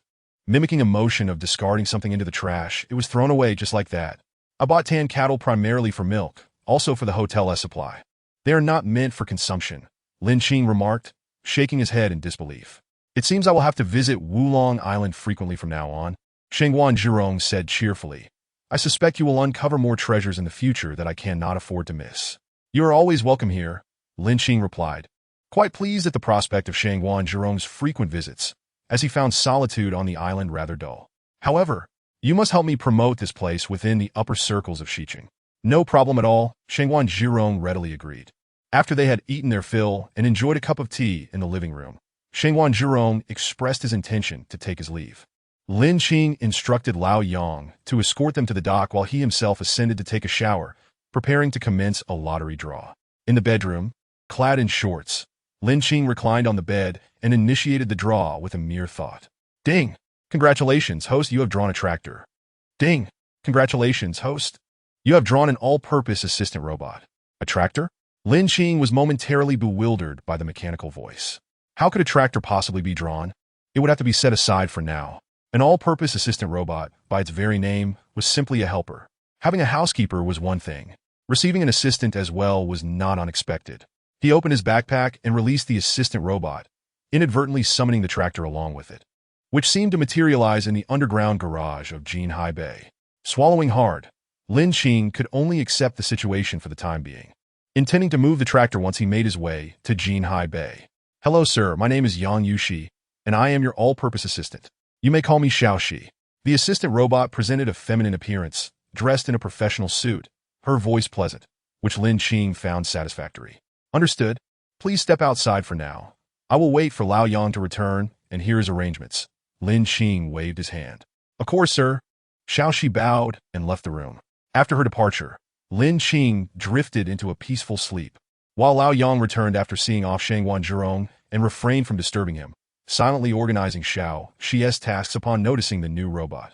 The entire Wulong Island entered a state of tranquility, with the distant sounds of boats echoing softly, and the island's verdant trees resonating with the cheerful chirping of birds, adding a melodious touch to the summer day. Lin Qing had fallen asleep, while over at Jinhai Bay, chaos ensued. Around 3 in the afternoon, the property management received complaints regarding a tractor occupying a parking space, preventing other residents from parking. Initially, the management presumed someone was playing a prank. After all, how could a tractor possibly enter Jinhai Bay? If tractors could gain access, what purpose would the property management serve? However, the outcome was that the property management staff rushed over to find, astonishingly, an actual tractor present. When did it arrive? How did it get in? Xiao Wu. What is going on? The property manager turned to the security guard stationed at the gate, inquiring, how did you oversee the entrance? You allowed a tractor to come through. Manager, I certainly did not permit any tractor to enter. The security guard, known as Xiao Wu, was flustered. He had indeed been vigilantly monitoring the gate and had never witnessed a tractor entering. Suddenly, Xiao Wu recalled that around 1 o'clock in the afternoon, the community's transformer had a component explode due to the excessive heat, and he had been called to assist. With his absence, the gate had naturally remained open. Otherwise, if a resident needed to enter and found no one available, complaints would surely follow. The necessary spare part was available in the transformer's storage. Thus, the repair and replacement time was minimal, approximately half an hour. Are you suggesting that the tractor entered at that time? Upon hearing this, the property manager's expression softened, and his tone became less severe. Yes, other than that time, I did not leave my post at all. Xiao Wu was quite certain.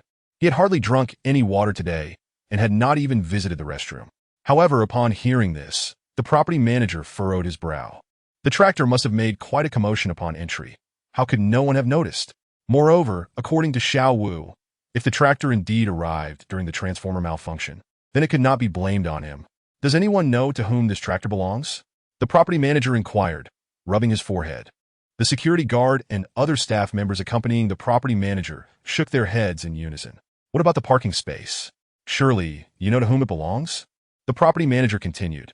It belongs to the owner of Building A, Unit 2301.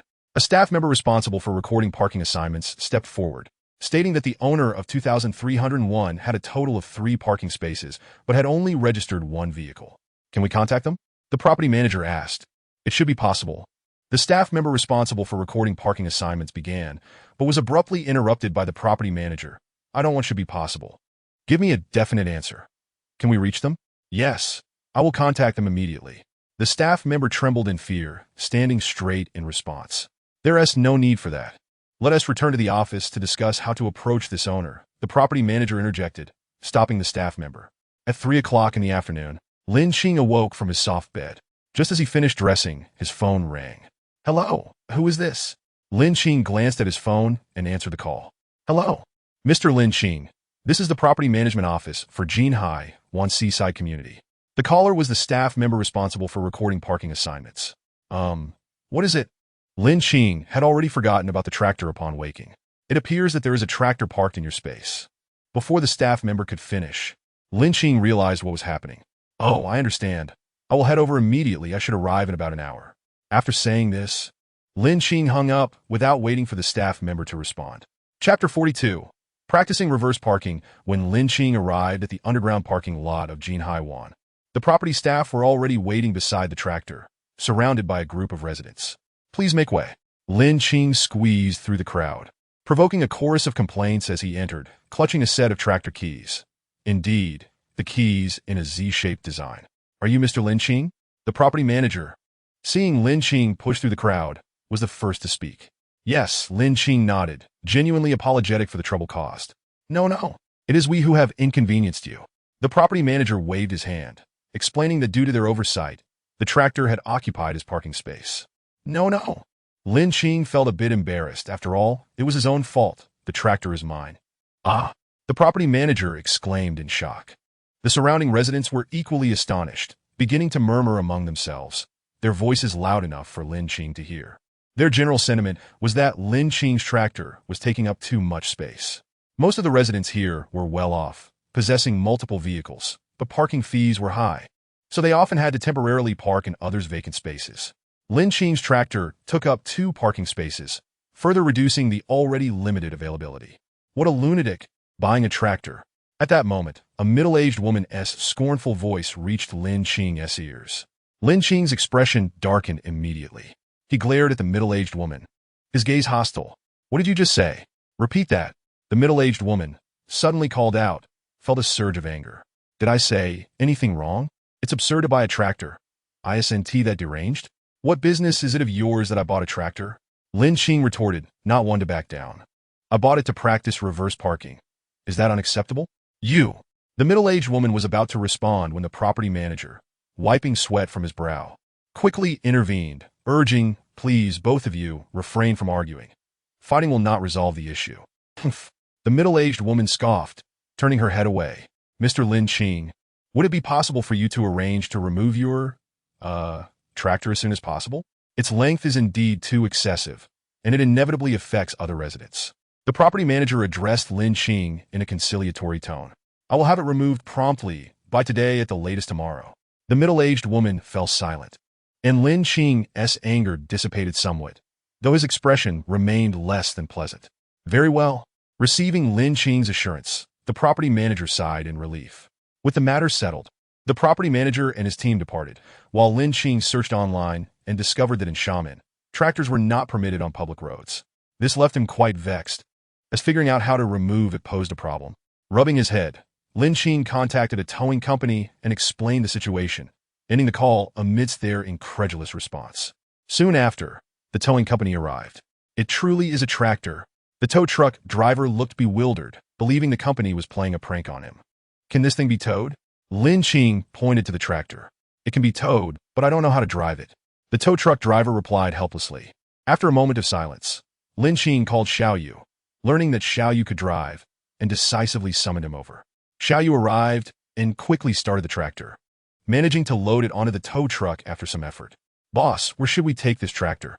The tow truck driver asked after finishing the paperwork. To the tractor factory. Let us deliver it to the nearest one and see if they will accept it.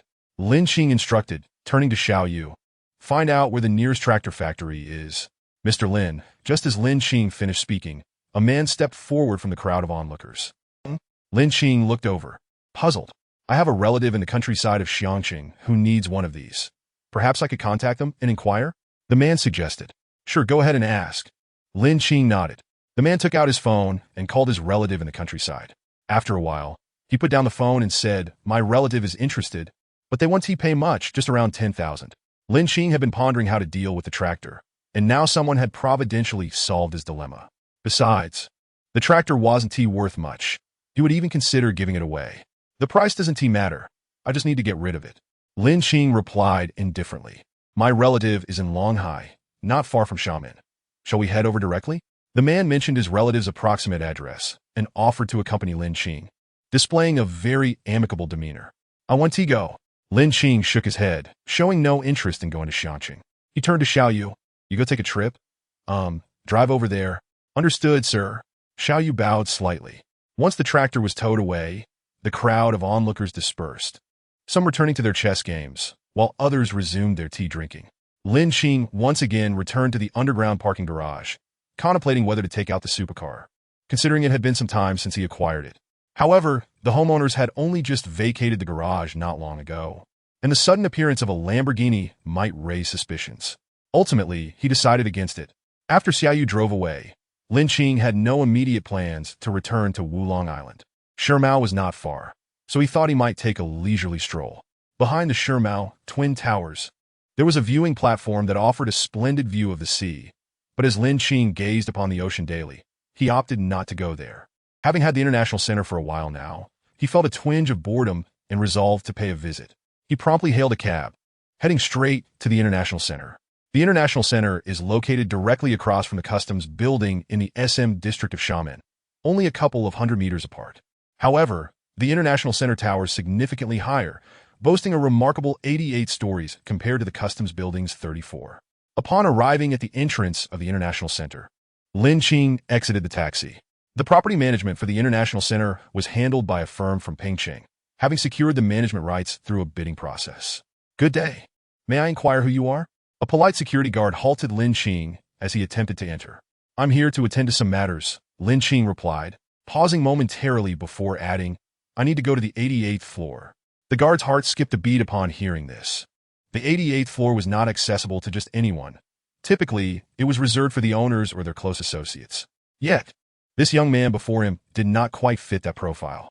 I apologize, but I must consult with my manager, the guard stated, unable to ascertain Lin Qing's identity. Of course, Lin Qing replied nonchalantly, appreciating the guard's professionalism and courtesy, which left a positive impression on him.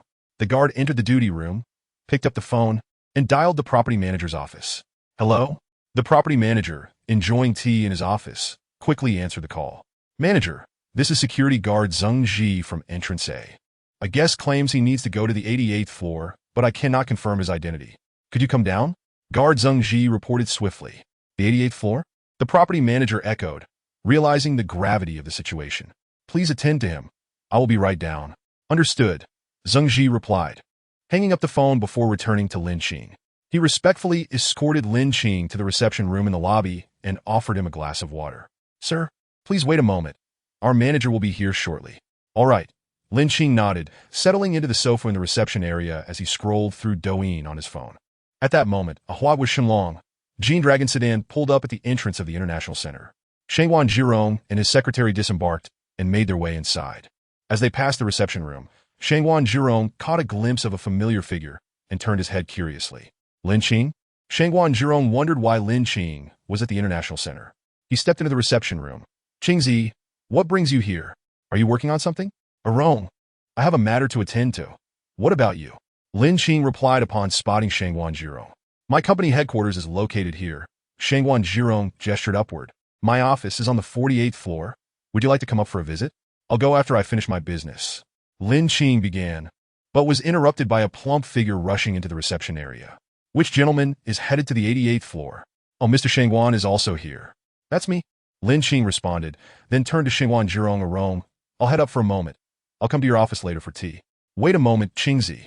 Shengwan Zhirong halted Lin Qing, inquiring, if I'm not mistaken, this building now belongs to you as well, correct? The ownership of the International Center had recently changed, and coincidentally, the new owner's name was also Lin Qing. Shengwan Zhirong was aware of this, but had not recognized Lin Qing at the time. Now, upon seeing him again, the connection struck him. Could it be that Lin Qing was indeed the new owner of the International Center? Yes, Lin Qing acknowledged with a nod, choosing not to conceal the truth. It was something that would eventually come to light. There was no need for subterfuge. Despite being mentally prepared, he couldn't help but mutter an expletive under his breath. First it was Skiblin, then Wulong Island, and now the International Center. What else in Xiamen isn't yours? What's so surprising about that? Lin Qing replied, somewhat puzzled. I expressed interest. The previous owner wished to sell, so I bought it. All right then, Shangguan Zhirong sighed, unable to find a retort. I have a client waiting upstairs. Remember to look for me later. Sure, you go ahead. Lin Qing waved him off, as though ushering him away. The property manager was utterly stunned. The remarkably handsome young man before him was, in fact, the owner of the building. He certainly did not look the part. Am I able to head up now? Lin Qing inquired of the dazed property manager. Yes, absolutely, you may go up. The property manager stammered, snapping back to reality. Nodding, Lin Qing prepared to leave, but the property manager hastily added, Sir, the management office is on the 87th floor. Oh, and you have a private elevator. Where is it? Lin Qing asked, unfamiliar with the building's layout. Please follow me, the property manager said, hurrying to Lin Qing's side and gesturing for him to proceed. Under the property manager's guidance, they arrived at an elevator that required a fingerprint to access. The property manager took out a key, activated the elevator's display, pressed several buttons, and then closed the door. Sir, you need to register your fingerprint. Thereafter, you can use it normally. All right, Lin Qing extended his index finger and followed the property manager's instructions to register his fingerprint. After registering, he scanned his fingerprint again, and the elevator doors opened. As Lin Qing stepped inside, the property manager respectfully said, Sir, please take care. The doors closed, and Lin Qing ascended directly to the 88th floor. The entire 88th floor, aside from a few columns and the outer walls, as well as restrooms, was devoid of any partitions, entirely designated for office space, offering an expansive layout. The office was equipped with various areas including a work zone, fitness space, golf area, billiard section, and a reception area, among others. Lin Qing's workspace was situated on the side facing the sea, seated in the executive chair. He could gaze out at the ocean with a simple turn of his head. He found this arrangement quite satisfactory. He seldom visited and had modest expectations for the working environment.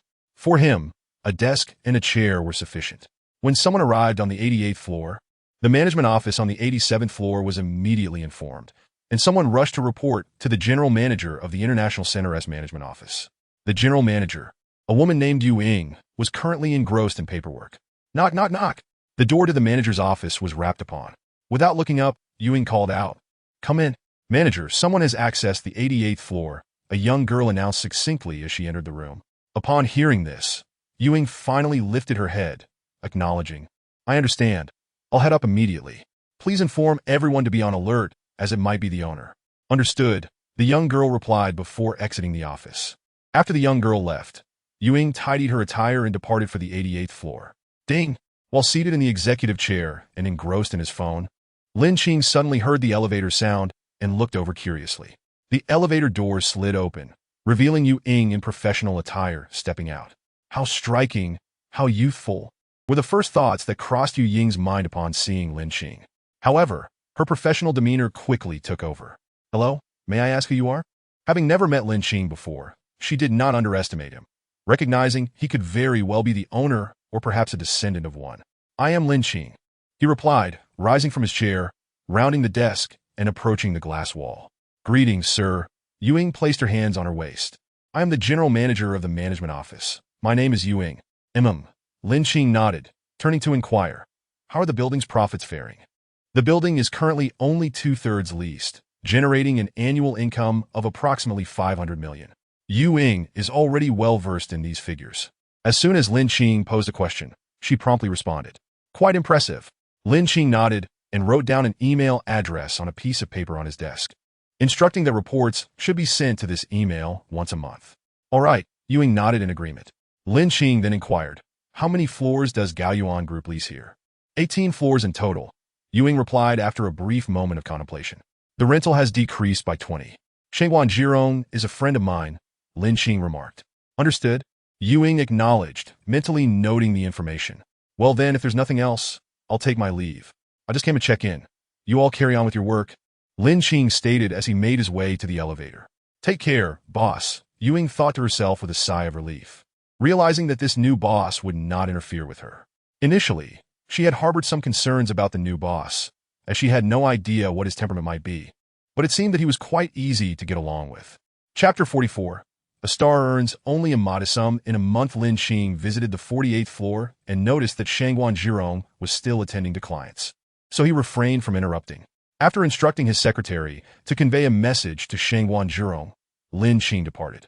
Upon leaving the International Center, he hailed a taxi and headed straight to the yacht harbor, where he boarded a yacht back to Wulong Island. With time to spare, Lin Qing grabbed his fishing gear and went fishing, treating it as if he were at work since he had already fished in the morning. It was around 6 in the evening, and the sun was no longer scorching, with a sunshade in place. Fishing while watching the sunset was rather pleasant. Not long after casting his line, he felt a significant tug, unexpectedly heavy. It took him a good 10 minutes to exhaust the fish's strength. Gradually, he pulled the fish from the water, and to his surprise, it was a wild stone drum fish weighing around 6 or 7 pounds. No wonder it had put up such a fight. Despite its size, Lin Qing managed to haul it onto the shore. Ding! Congratulations to the host for catching a wild fish over 5 pounds for the first time, non-rare species. Achievement unlocked. Novice Angler, reward. 1 premium lottery draw. Novice Angler? Well, I suppose I am indeed a novice.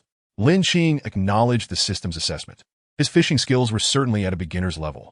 Nevertheless, being a novice was fine. He was thrilled to have earned another premium lottery draw. In high spirits, he decided to keep the stone drum fish. No way. It was impossible to release it. He would have it for dinner, boiled fresh fish. He called Old Yan to come and take the stone drum fish back for cooking while he continued to fish, pondering what to do the following day. He had already decided to give himself a break. Fishing every day was growing monotonous, and perhaps a short trip would be a delightful change.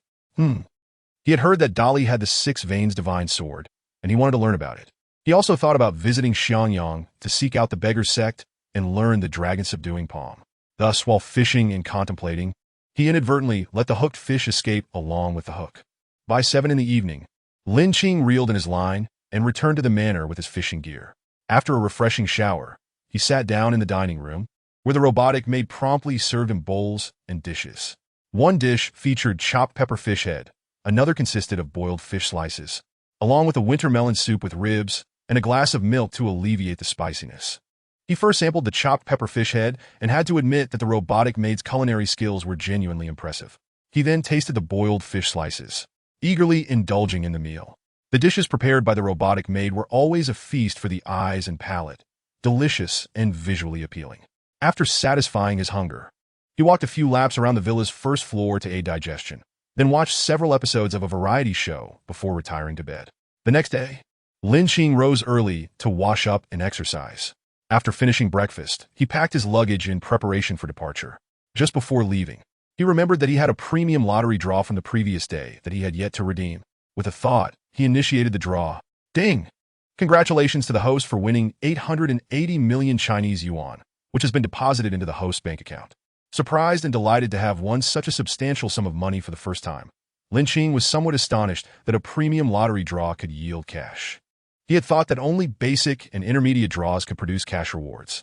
Although money is a commonplace item for the masses, receiving such a large amount at once was undoubtedly a stroke of good fortune, and 880 million was a generous sum for a premium draw. With his luggage in hand, Lin Qing left the manor and boarded a yacht, where he purchased a first-class ticket to Yun Province. By 10 in the morning, the plane landed in the capital of Yun Province.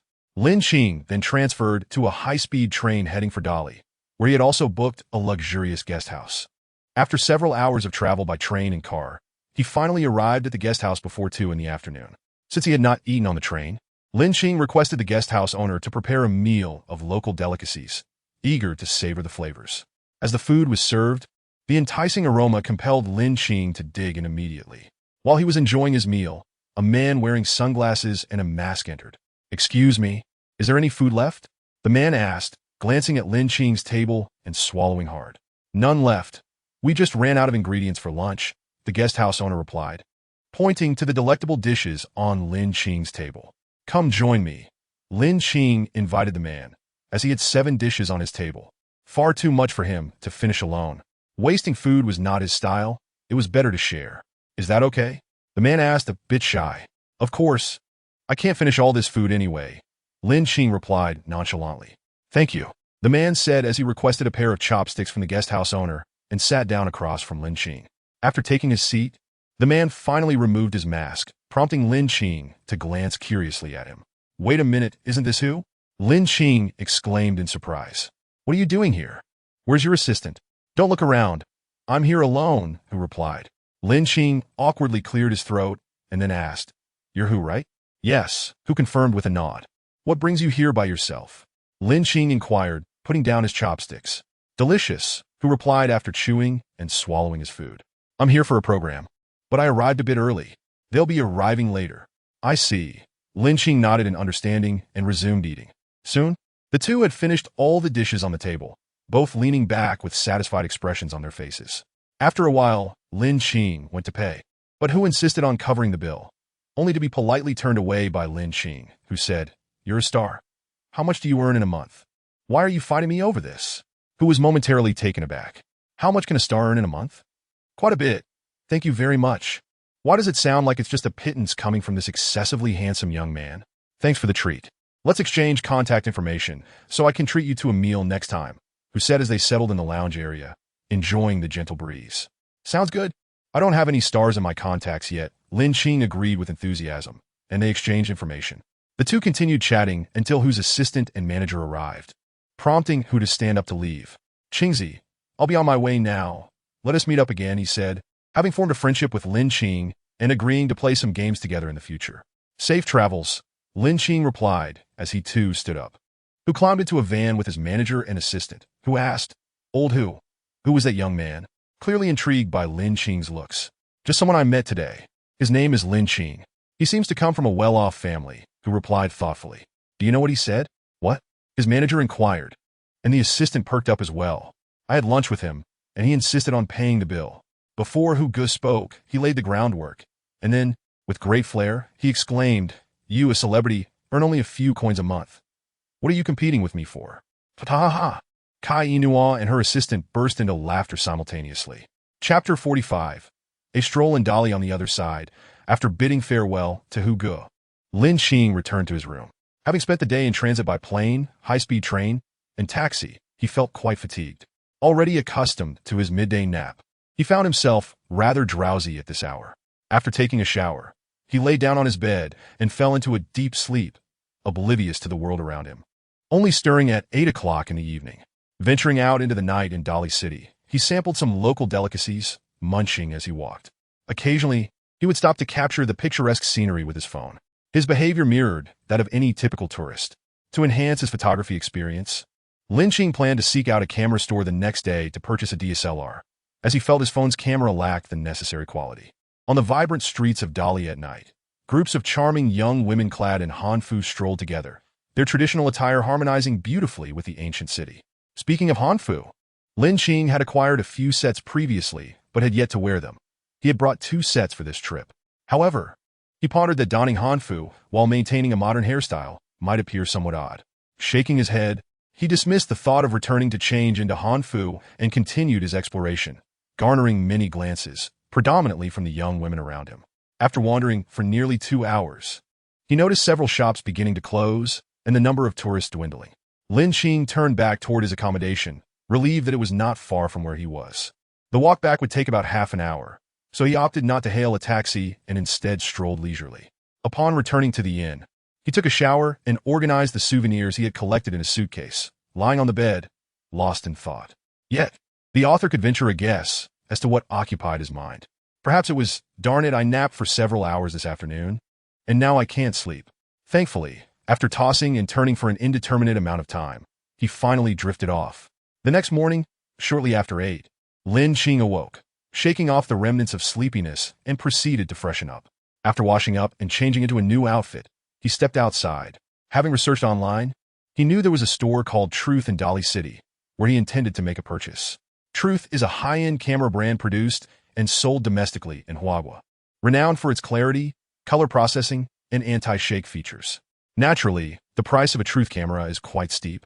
Most ordinary individuals would hesitate to invest in such a premium product unless they were professional photographers. However, Lin Qing was unconcerned. He had the means and intended to buy the best, opting for the highest specifications, even if it meant spending 15 million. Indeed, Lin Qing had made his purchase, and at that moment, he held the coveted Truth V60 DSLR camera, valued at 15 million. After a brief tutorial with the store's technician on how to operate the camera, he stepped outside, camera in hand, snapping photos as he walked. Whenever he spotted something delicious to eat, he would first take a picture before indulging. His exploration soon led him outside Dali City. He had not forgotten the purpose of his journey. He was on his way to learn from the man proficient in the Six Pulses divine sword. The Tianlong Temple, also known as the Chongqing Temple, serves as the royal temple of the Dali Kingdom in Jin Yang's novel Demigods and Semi-Devils, boasting a rich and long-standing history. Speaking of the Dali Kingdom, during the Tang Dynasty, it was referred to as the Nanzhao Kingdom. The Nanzhao Kingdom is familiar to many, as it is the country of Zhao Ling's father in Hu Ji's television drama Xianjian. Ahem, I digress. Returning to the matter at hand, Lin Qing wandered and took photographs, refraining from capturing images in restricted areas, understanding that the essence of travel lies in enjoyment, not in seeking trouble. After over an hour of exploration, just as he was about to leave Tianlong Temple, he overheard a couple conversing. The man said, "I heard Wanxing is filming in Yun Province. Shall we go take a look?" The woman replied, "But it's so far, and the taxi fare is quite expensive." The man assured her, "No worries, I'll cover it." Lin Qing glanced over and noted that both their bags were with him. The woman said, "All right then, let's go check it out." The man added, "Come on. There's a guest house there. We can stay a night and head back tomorrow." As the couple chatted while passing by Lin Qing, he interjected, "Excuse me, you mentioned Wanxing is being filmed here. Is that true?" Lin Qing had always been fond of Wanxing, enamored with the serene and leisurely life depicted in the show.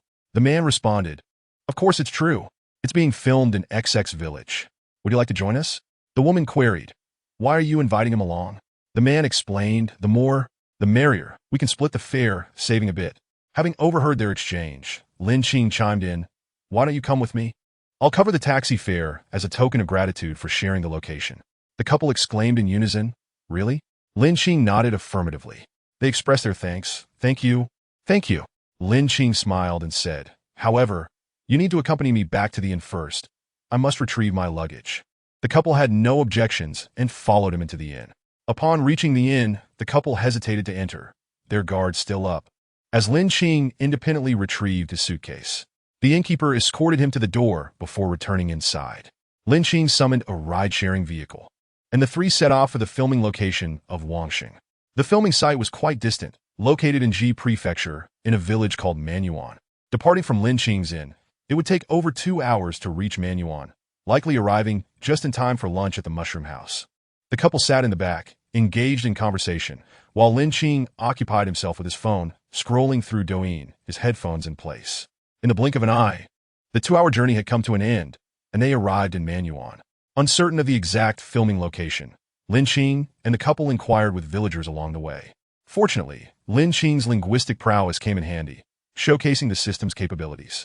After around 20 minutes of traversing through pineapple fields on either side, they finally located the Mushroom House where filming was taking place. Upon finding the location, Lin Qing bid farewell to the couple, intending to return to the inn. Otherwise, he would be left to sleep on the streets that night. "Qingzi?" Just as Lin Qing had walked a short distance away, a surprised voice called out from the entrance of the Mushroom House. "Old Hu." Lin Qing turned to smile at Old Hu. "Is the show you mentioned Wanxing?" "Indeed." Old Hu replied, approaching Lin Qing amidst the astonished gazes of the couple. "Where are you headed?" "I'm off to find a guest house." Lin Qing responded matter-of-factly. "Where else would I sleep tonight?" "That's simple," Old Hu said, gesturing towards the Mushroom House. "Come, follow me. I'll discuss it with the crew, and you can stay with us tonight." "Isn't that inappropriate?" Lin Qing hesitated. "After all, you are all celebrities, and I am just an outsider." Chapter 46. The filming location of Wanxing. What does it matter if you're an insider or outsider? "Come on," Old Hu insisted, tugging at Lin Qing's arm, attempting to lead him back towards the Mushroom House. However, after several attempts, he found he could not pull Lin Qing along. Old Hu was taken aback. He was well aware of his strength, having exercised regularly, yet he could not budge Lin Qing, which was somewhat alarming. "All right, I'll walk myself," Lin Qing conceded, dragging his suitcase behind him. Though they had only just met, he felt he understood Old Hu well. He was a loyal friend, deeply committed to his companions. The cameras inside the Mushroom House captured this scene clearly, and Peng Peng and Zifeng peeked out curiously from the doorway. The couple was utterly astonished, having never anticipated that the handsome young man who accompanied them was so familiar with Hu Ge. Hu Ge, could you please give us an autograph?" After a moment's hesitation, the girl, somewhat agitated, spoke up. When it comes to their favorite celebrities, girls are generally quite bold. After speaking, she cast a pleading glance at Lin Qing, silently requesting his assistance. Lin Qing chuckled softly and said, "Old who? I came here with them. If it's not too much trouble, could you please sign for her? Can I say it's not convenient?" Old who held back a smirk, yet the girl took him seriously, her eyes glistening with unshed tears. "Haha, I was just joking." Old who burst into hearty laughter, and while the girl's eyes were no longer red, her cheeks flushed with embarrassment. "Did you bring a pen?" Old who inquired, resuming his serious demeanor. Yes, yes." The girl hurriedly nodded, retrieving a black marker and a notebook from her bag, excitedly exclaiming, "Thank you, Hu Shuai. You are truly wonderful. I will love you forever." After Old Hu signed, he and Lin Qing bid farewell to the couple. The two then entered the mushroom house, passing by Peng Peng and Zifeng, to whom Lin Qing smiled. "This guy is even more handsome than I am," Peng Peng thought to himself. So handsome, his heart raced a bit, and he turned to look at Zifeng, who remarked, "He doesn't look like that. He's quite unattractive." "Sister, what kind of look is that?" Zifeng's expression was unexpectedly caught by Peng Peng. "Unattractive, humph?" Zifeng huffed, taking quick steps to catch up with Lin Qing and Old Hu. "Oh, my little temper," Peng Peng remarked as he followed suit. "Qingzi, let me tell you, the environment here is splendid.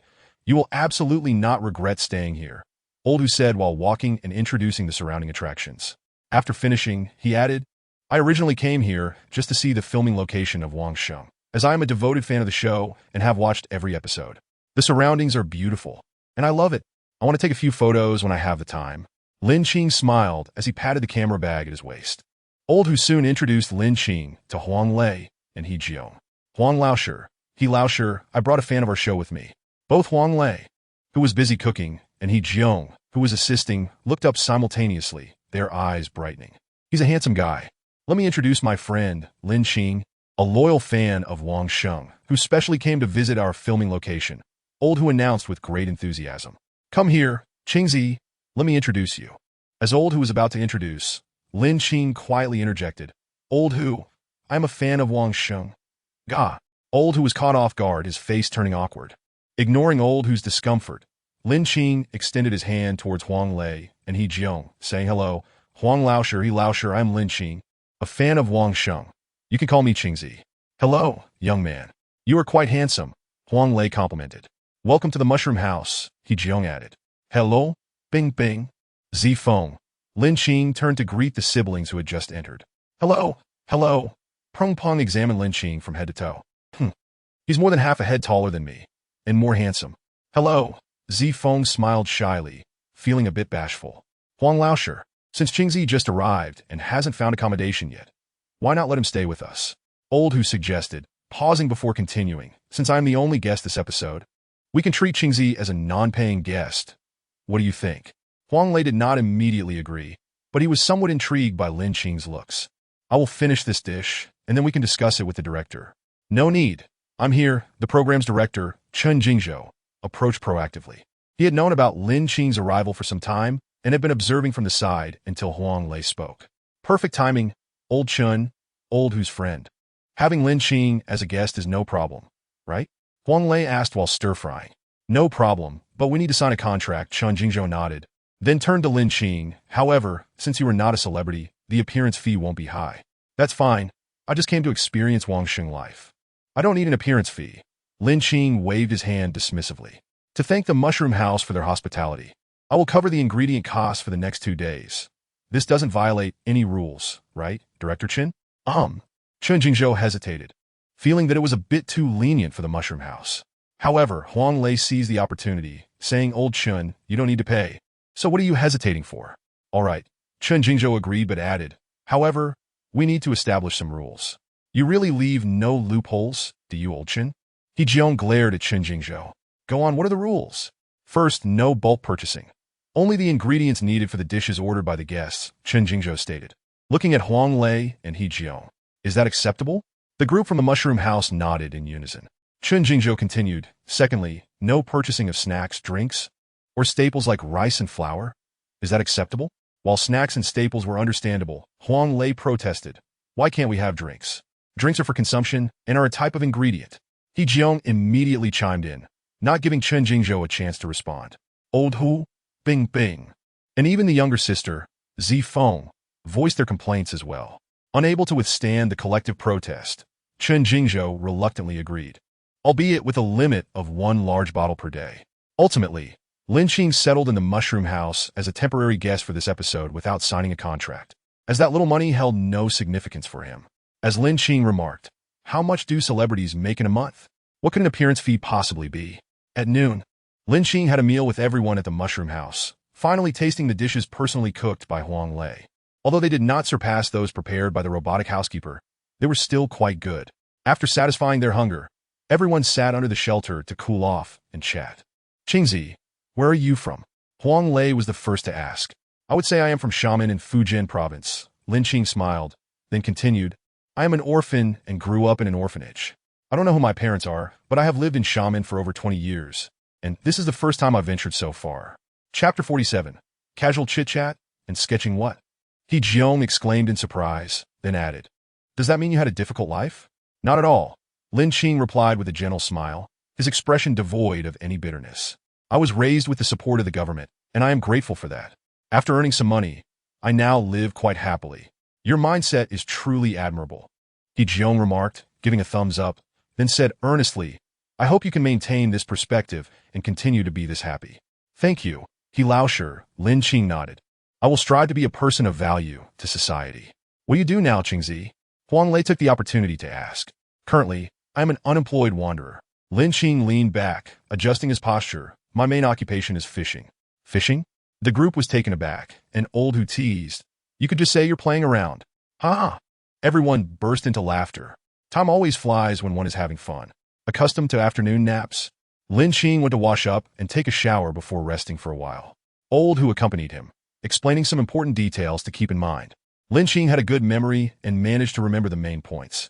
At 3 in the afternoon, Lin Qing woke up on time while Old Hu was still asleep. Not wanting to disturb him, Lin Qing got up, washed his face, and quietly exited the room. Huang Laosher, he called out upon seeing Huang Lei and He Jiong chatting downstairs. Did you take a nap? Yes, I just woke up not long ago. Huang Lei replied with a slight smile, taking a sip of water, then added, you were sleeping very soundly. He Laosher accidentally bumped you. And you didn't wake up at all. Haha. Lin Qing laughed heartily, ruffling the back of his head. I have always had good sleep quality. Lin Qing settled beside He Jiong, and Huang Lei, with a spark of inspiration, inquired, Qingzi, have you ever contemplated entering the entertainment industry?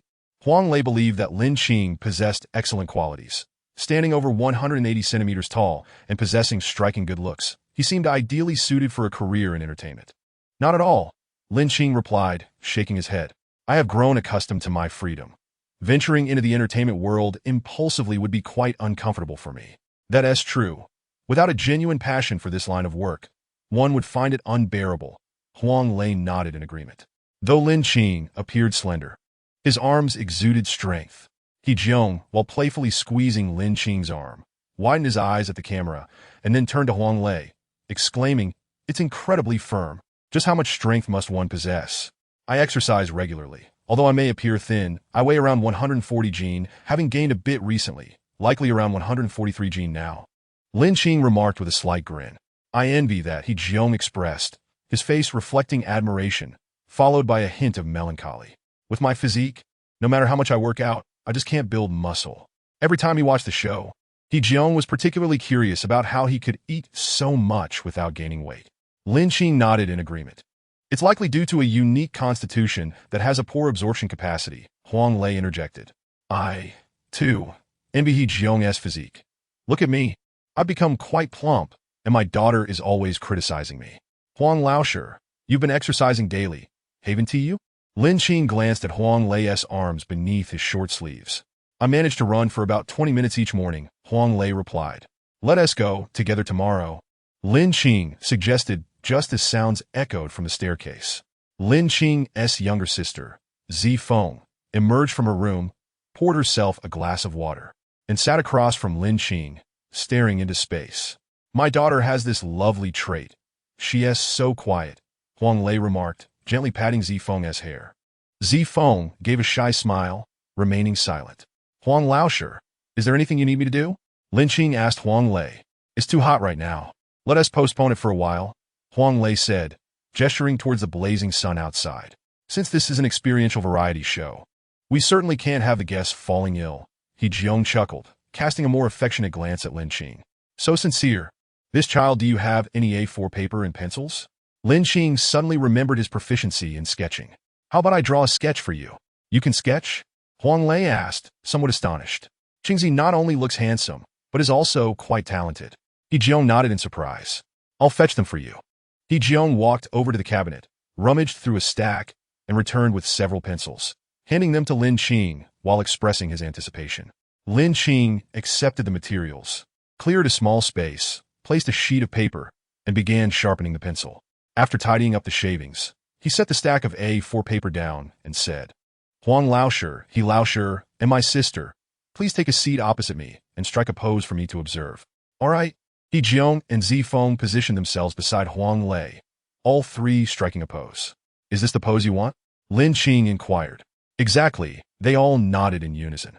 Very well, Lin Qing affirmed, raising his pencil and closing his eyes momentarily, sketching a few lines before declaring, that is sufficient. I've captured it. Behind Lin Qing, the production team had already taken photos, awaiting the outcome of his drawing. The gentle sound of pencil on paper filled the room as He Jiong, Huang Lei, and Zifeng silently watched Lin Qing at work. Ah, what are you doing? After a good 10 minutes, the guest room door swung open, revealing Lao Hu. The sudden voice caused Lin Qing to pause, and Huang Lei chuckled. Qingzi is sketching for us. Remarkably professional, I must say. He began with quite an impressive start. Qingzi, I am your very first celebrity friend. Lao Hu lamented, a hint of jest in his tone. I'll sketch one for you after I finish this one. Lin Qing replied, rolling his eyes in feigned exasperation before continuing to draw. Lao Hu grinned and made a victorious gesture with his fingers, then sat beside Lin Qing. Observing his work, it's hard to believe they've only known each other for a short time, He Jiong whispered to Huang Lei. Perhaps they're just meant to be. Huang Lei chuckled, nodding in agreement, acknowledging the serendipity of their meeting. Peng Peng was still asleep, and not wanting to disturb him, Lin Qing sketched rapidly. Within 10 minutes, he completed the drawing, wrapping up the final touches. He stood up, and a VJ with a camera zoomed in for a close-up of Lin Qing's artwork, prompting admiration from everyone in the mushroom house. That is splendid, He Jiong exclaimed. Impressive, Huang Lei added, while Zifeng chimed in with her approval. Quickly, it's my turn now. Lao Hu tugged at Lin Qing. Lin Qing nodded and pointed towards Huang Lei. You should pose over there. All right, Lao Hu agreed, and as he walked over, Huang Lei promptly rose to offer his spot. Once positioned, Lin Qing began to draw, and Lao Hu asked, Can I move now? Wait a moment, Lin Qing shook his head, a mischievous smile creeping onto his face as he added, You can move after I finish. This playful grin caught Zifeng's attention, prompting her to rise and stand behind Lin Qing, watching him draw. After a while, she could no longer contain her laughter and quickly covered her mouth.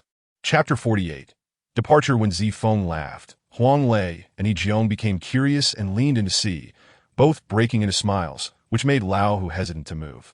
A miniature, whimsical caricature of Lao Hu came to life on the paper, evoking an inexplicable sense of amusement. The camera faithfully captured this moment, ensuring it would be quite entertaining in the edited version. All right, Lin Qing declared a few minutes later, concluding the drawing and handing it to Lao Hu. After a brief silence, Lao Hu chuckled. Once this airs, I'm sure my fans will come after you. No worries, Lin Qing replied, flexing his bicep to showcase his strength. Even if they try to hit me, I can always run away. Indeed, I nearly couldn't pull you along at noon. Lao Hu recalled, remembering how he struggled to invite Lin Qing earlier. How about I draw you a proper one? Lin Qing suggested, picking up the pencil sharpener to avoid any potential backlash from Lao Hu's fans. 20 minutes later, Lao Hu held the completed sketch, grinning broadly. Incredible! With this skill, you could easily set up a stall and draw for a living. You'd certainly never go hungry. Lin Qing, uninterested in the banter, cleaned up the remnants of his pencil sharpening, wrapping the scraps in a sheet of A4 paper before tossing it into the trash. Just as he finished, Peng Peng emerged, having missed Lin Qing's sketch, looking quite regretful. Qingge, could you draw one for me? He pleaded. Not happening, a flat refusal. Lin Qing shook his head. Peng Peng's face flushed crimson, and he sighed. Qingge, you say the same thing as my sister. Your sister said that too? Lin Qing glanced at Zifeng, who nodded in confirmation. He then gave her a thumbs up, declaring, "Great minds think alike." Laughter erupted among everyone, while Peng Peng remained visibly dejected. Ultimately, Lin Qing relented, but only promising to do so before their departure the next day. "Peng Peng, please take Lao Hu and Qingzi to water the seedlings," Huang Lei announced as he entered the hall from the kitchen. "Sure thing, Huang Lao sure." Peng Peng nodded and turned to gather the tools, with Lin Qing quickly following suit. A short while later, the three donned gloves, grabbed buckets, and headed outside. Experiencing farm work for the first time, Lin Qing found it quite enjoyable, quickly mastering the technique with the help of Peng Peng, who was only a novice himself. Typically, the dishes chosen by the guests would be prepared in the evening. Although Lin Qing hadn't selected any, Lao Hu alone had ordered 3 or 4 dishes, and with Huang Lei adding a few more, they had a total of 7 or 8 dishes to prepare. Such a quantity, naturally, required considerable time to cook. After watering the seedlings, the trio returned to the mushroom house, where Huang Lei was still busy in the kitchen. "Huang Lao sure, do you need any assistance?" Lin Qing inquired as he stepped into the kitchen. "Can you cook?" Huang Lei asked. "I can manage a few home-cooked dishes," Lin Qing replied. "Then, you can prepare that fish." Huang Lei turned around and pointed at the base in the pool, saying, "Wait for me, I will stir-fry it shortly." Soon, Huang Lei's dish was completed, and as he washed the pot, he observed Lin Qing working beside him. "Are you going to deep-fry it?" Huang Lei inquired, noticing Lin Qing retrieving 5-spice frying powder. Indeed, besides steaming and soy sauce, deep-frying base is quite delicious, Lin Qing replied, nodding as he carefully added each seasoning.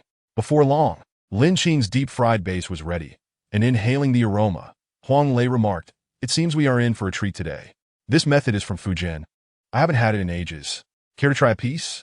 Lin Qing asked, washing his hands before picking up a piece. "Sure," Huang Lei said. His interest piqued as he accepted it. "How does it taste?" Lin Qing inquired, watching Huang Lei take a bite. "Authentic," Huang Lei responded, giving a thumbs up. Just then, He Jiong entered, asking, "What are you two up to?" "Perfect timing, teacher He. Come and taste Qingzi's culinary skills," Huang Lei said, holding out a piece for He Jiong. He Jiong chewed a few times and responded, "Delicious." At 7 in the evening, the 6 of them, including Lin Qing and Lao Hu, were seated under the mushroom house, ready to dine. "Let us welcome our brother Hu and our Lin Qing, Qingzi," He Jiong proclaimed, raising his cup. "Welcome, welcome, Huang Lei." Peng Peng and Zifeng responded. "Thank you," Lin Qing and Lao Hu replied. Time flew by, and by 10 the next morning, the next group of guests was en route. After finishing lunch, Lin Qing and Lao Hu were preparing to leave. Lin Qing handed He Jiong the family sketch he had drawn of the mushroom house and distributed the individual sketches to everyone, marking the completion of his task. At 10:30, the second group of guests arrived, consisting of 3 young women, Zhou Xuanfei, Tang Yisin, and Tan Songyun. Lin Qing was not familiar with any of these stars and merely sat on the sidelines, observing their conversation. After lunch, as Lin Qing and Lao Hu prepared to depart, the mushroom house crew came out to see them off. "Qingzi, come back and play again. Contact me when you're free," He Jiong called after Lin Qing's retreating figure. "Sure. Teacher He, and you too. Teacher Huang, Peng Peng, Zifeng, take care," Lin Qing replied, turning to wave. It was only after Lin Qing and Lao Hu got into the car and drove away that He Jiong and the others returned to the mushroom house. As soon as they settled in, Zhou Xuanfei spoke up. "Jiong, who is that handsome young man? A newcomer?" "No," He Jiong shook his head and continued. "He's a friend of Lao Hu, just here for a visit." "Oh," Zhou Xuanfei nodded, adding, "Such looks are a waste if he doesn't enter the entertainment circle." "That kid isn't lacking in money," He Jiong replied softly, "and he has no intention of entering the industry. Teacher Huang already invited him yesterday and even offered to take him as a disciple, but he understood and simply didn't agree." Meanwhile, on the other side, "Qingzi, where are you planning to go?" Lao Hu asked, turning to Lin Qing. "I want to visit Arai Lake, then I'll be leaving Yunnan province. The next destination should be Luoyang or Xi'an," Lin Qing pondered. During his time at the mushroom house, he had taken numerous photos, which the production team would print. Eventually, the 4 from the mushroom house would sign them and send them to Lin Qing.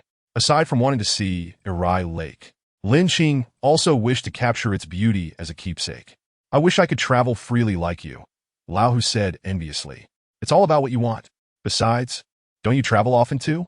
Lin Qing rolled his eyes, Do you think I haven't been keeping track of you?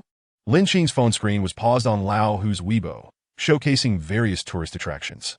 You caught me there. You really are quite the clever one. Lao Hu deflected before changing the subject. When I go to Xiamen, you must show me around. No problem, Lin Qing nodded, dismissing Lao Hu's clumsy attempt at changing the topic. Lin Qing ventured alone to the scenic spots of Arai Lake, snapping a few photos before leaving quickly. He had booked a flight to Xi'an online, feeling a bit rushed. Upon arriving at the airport and checking in, his journey in Yunnan province came to an end. Chapter 49, The Underwater World at Xiamen International Airport. A flight from Hangzhou landed, and Lin Qing disembarked with his luggage. After traveling through Xi'an, Luoyang, Shansheng, and Hangzhou since leaving Yunnan, his week-long journey had completely relaxed his body and mind. It must be said that domestic attractions truly are remarkable. He had captured 2,000 to 3,000 photos, most of which were of flowers, trees, and scenic waters and mountains. Yet to him, these were all worth cherishing. Xiaoyu was already waiting at the arrival level, and upon Lin Qing's arrival, he handed over his luggage and took the passenger seat. The back seat felt too cramped. If luck didn't grant him a car soon, he would consider buying one himself. At 12:30, Lin Qing returned to Wulong Island. He had already made arrangements before returning, so as soon as he arrived at the manor, he was greeted with a warm meal. After dining, Lin Qing took his customary afternoon nap. Although his week of travel had been relaxing, he still felt mentally fatigued. Ugh! Working is tiring. Not working is tiring. Traveling is tiring. TSK. That seems like a bit of sarcasm. Upon learning of Lin Qing's return, Shengwan Zhirong made a special trip to join him for dinner, chatting for over an hour before leaving. Their conversation spanned a vast array of topics. As for how Shengwan Zhirong knew Lin Qing was back, it was due to a post Lin Qing shared on social media after waking up, stating, "I have arrived home safely. These 10 days have been joyful and rewarding." Image, 9 photos accompanied the post, showcasing the beautiful landscapes from each city he had visited. There were numerous comments below. Huang Lei, you've been to so many places. He Jiang, why didn't Qingzi come to Xiangnan? You must visit next time. Peng Peng, Qingge, I envy you so much for traveling everywhere.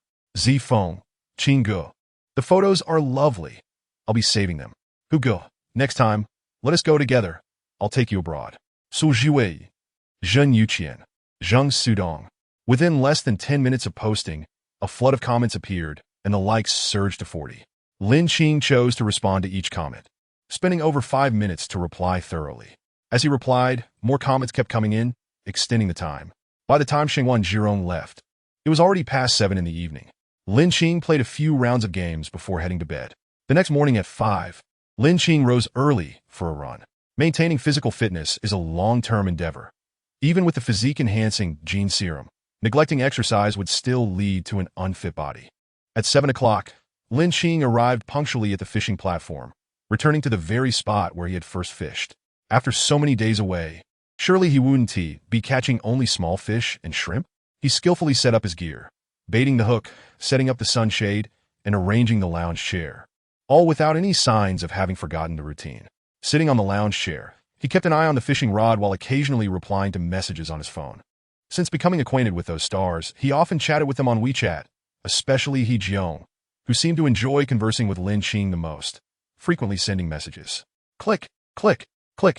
Lin Qing lifted his phone, capturing a few photos of the fishing rod against the backdrop of the sea, sending them to He Jiong. He Jiong responded quickly. Qingzi, that's excessive. You look too relaxed. Lin Qing replied, Teacher He, you can come too. I'm in Xiamen waiting for you. Looking forward to your visit. He Jiong responded, Wait for me, I'll be there soon. Suddenly, the fishing rod twitched. Lin Qing quickly set down his phone, stood up, and grasped the rod. Waiting attentively, a strong tug pulled at him, suggesting a sizable fish was on the line, putting up quite a fight. However, Lin Qing's strength was greater, and after a brief struggle, he subdued the fish. Ding! Congratulations, host. You have caught a wild fish, the willow leaf fish, earning 1 intermediate lottery chance. Not bad. A good start. Lin Qing smiled gently, baiting the hook once more as he continued his fishing endeavor. Time passed swiftly, and by 10 o'clock in the morning, Lin Qing reeled in his line, pleased with his bounty for the day.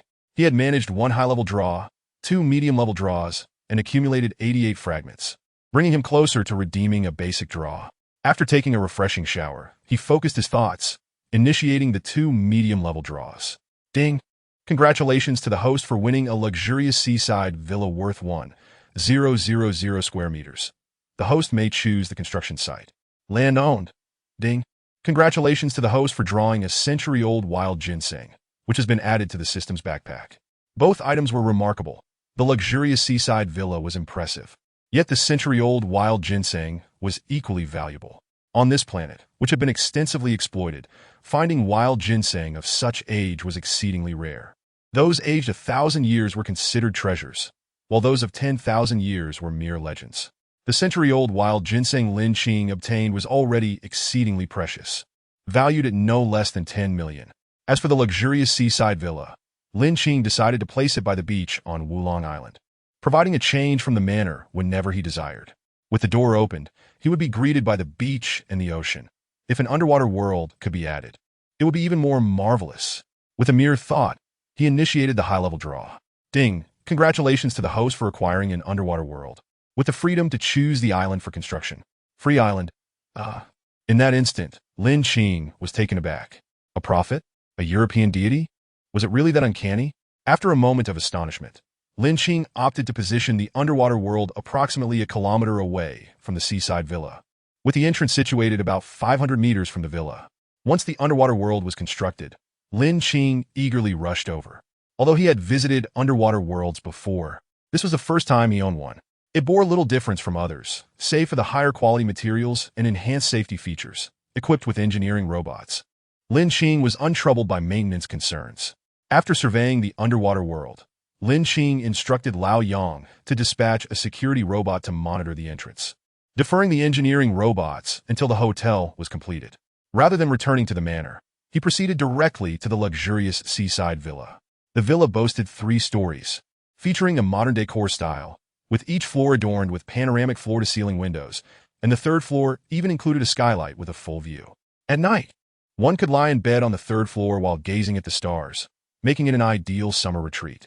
The rooftop of the 3rd floor was equipped with an intelligent light sensing system, which could automatically close during the day to provide shade and open at night, although manual operation was also an option.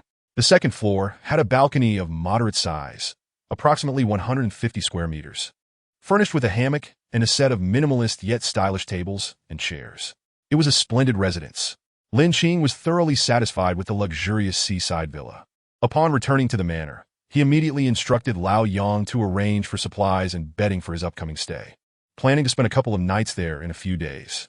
After enjoying lunch, Lin Qing adhered to his routine of taking a nap, rising around 4 o'clock. He intended to go fishing, but the weather took a turn for the worse. A thick blanket of dark clouds loomed overhead, indicating an impending downpour. Such weather was certainly unsuitable for fishing.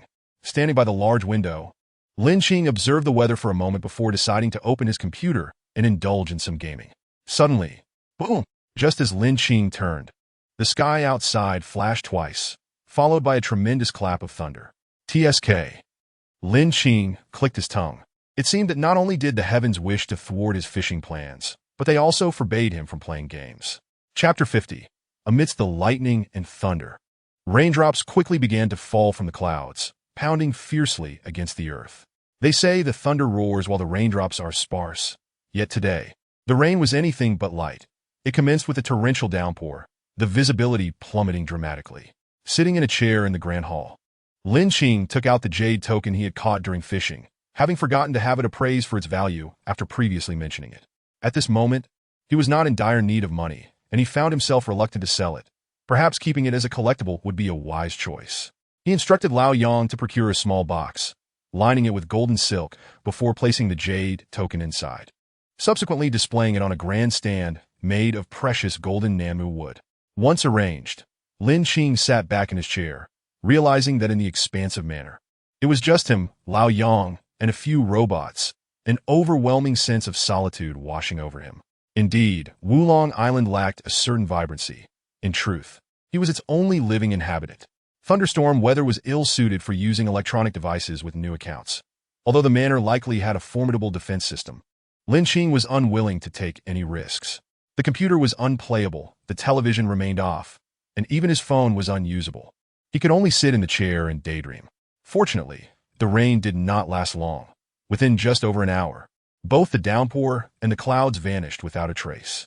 Had it not been for the wet ground, one would scarcely believe that such a torrential rain had occurred, leaving behind a sky of stunning clarity.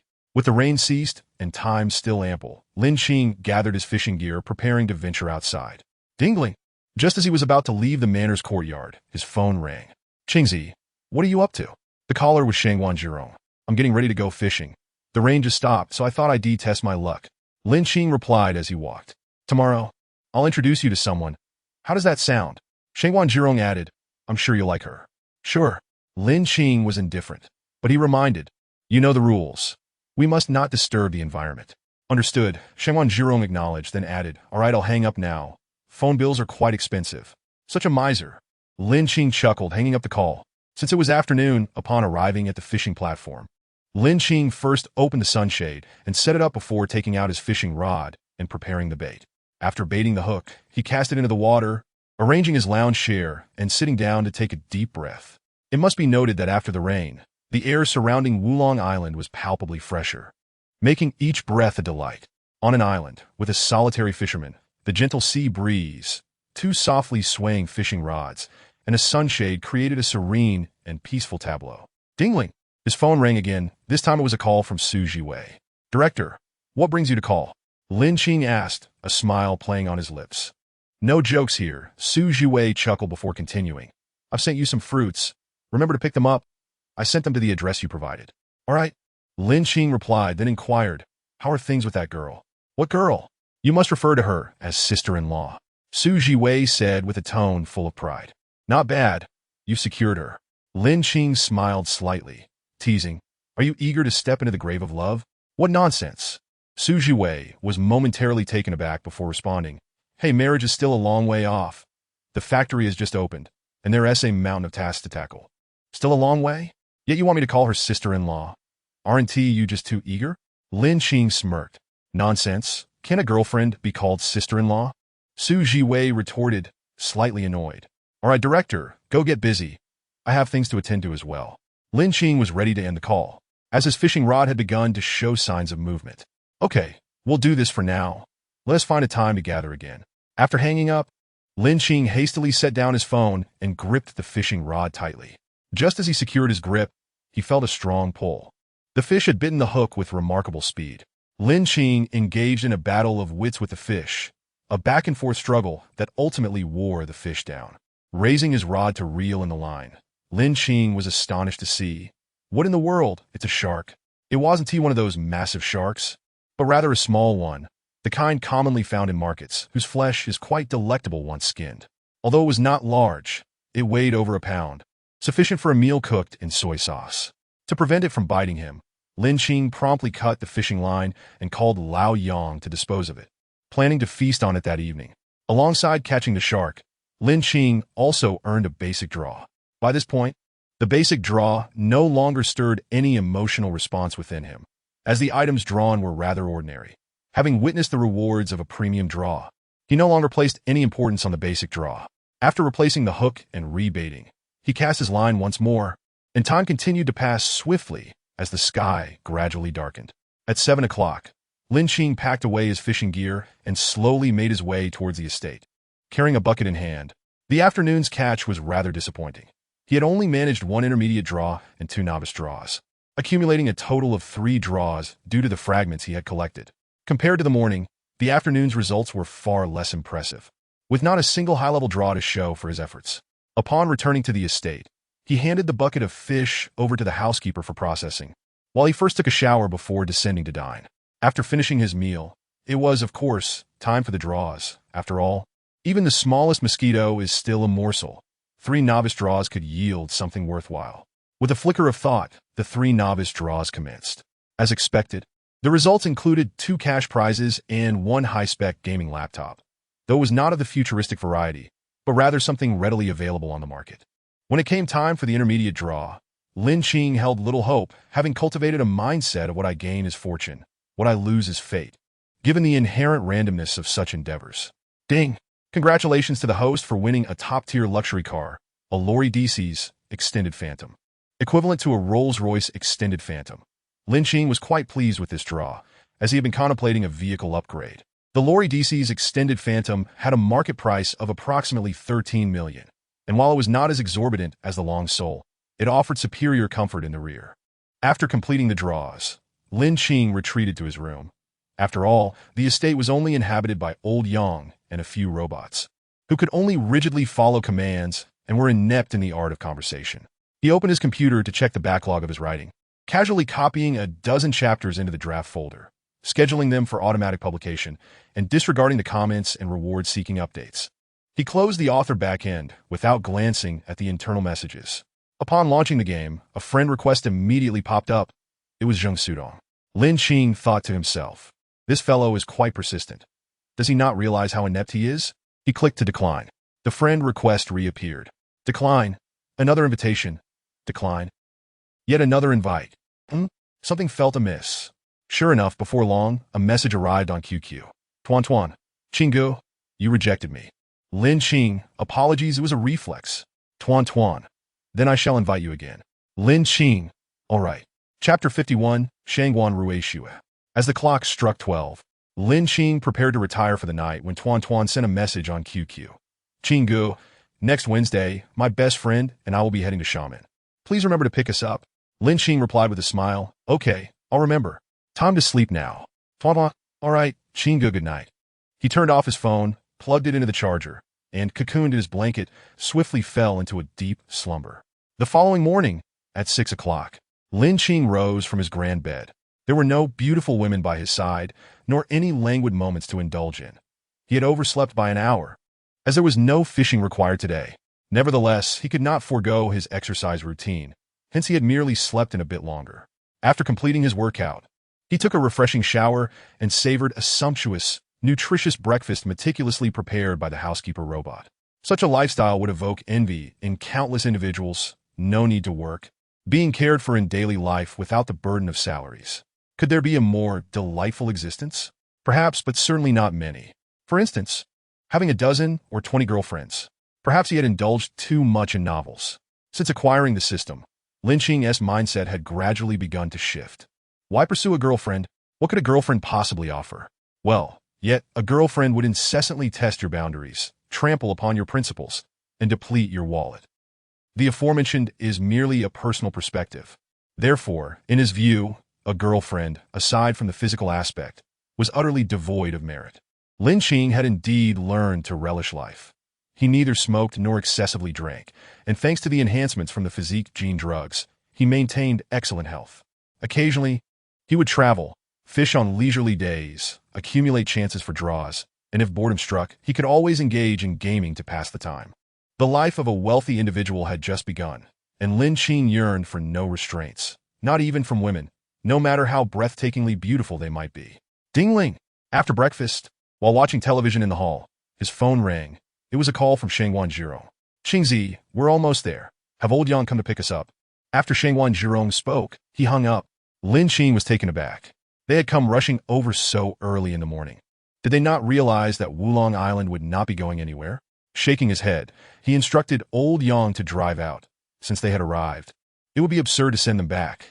A few minutes later, old Yang returned, escorting Shangguan Zhirong and a young girl who appeared to be just over 10 years old.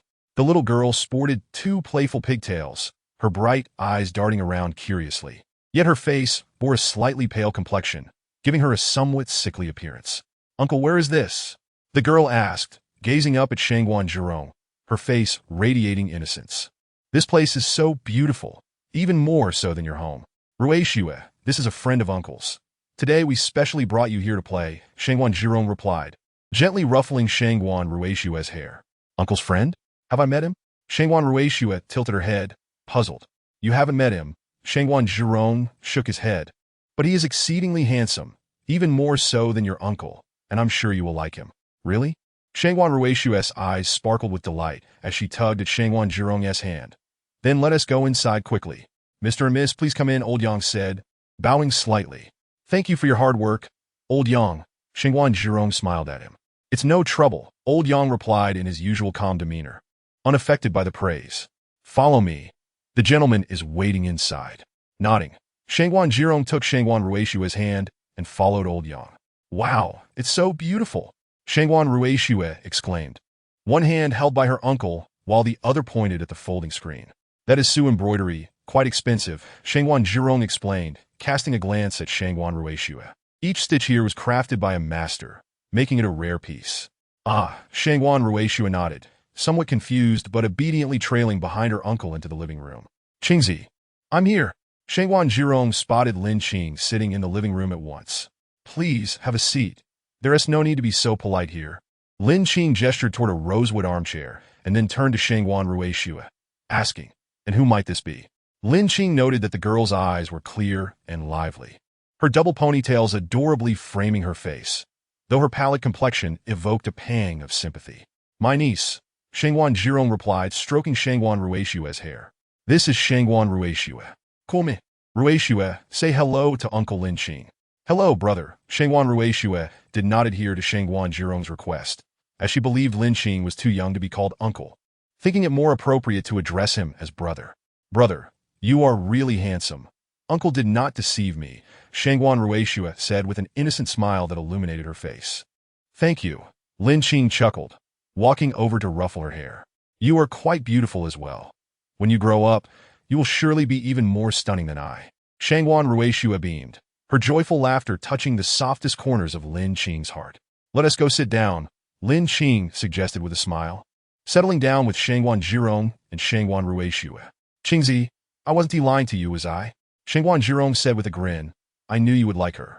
Ruishue is very adorable. I truly like her. Lin Qing nodded with a smile. If it weren't for the generational gap, I would almost want to adopt her as my little sister. Feel free. I wouldn't mind at all, Shangwan Zhirong replied nonchalantly. My brother certainly wouldn't care. Forget it. Wouldn't that just give you an advantage? Lin Qing shot him a glance, exasperated. The two continued their conversation without neglecting Shangwan Ruishue. And after enjoying tea in the living room for a while, Lin Qing proposed taking Shangwan Ruishue to the underwater world. You have that here? Shangwan Zhirong asked in astonishment. Why didn't you mention it last time? It wasn't built yet. What was there to discuss? Lin Qing spoke as she climbed into the car, settling beside Shangwan Ruishue. Shangwan Zhirong followed suit from the opposite side. The vehicle gradually made its way towards the seaside, coming to a halt near the entrance of the underwater world on the circular asphalt road. To their surprise, a luxurious seaside villa stood there. Shangwan Zhirong pointed at the opulent ocean view villa in astonishment.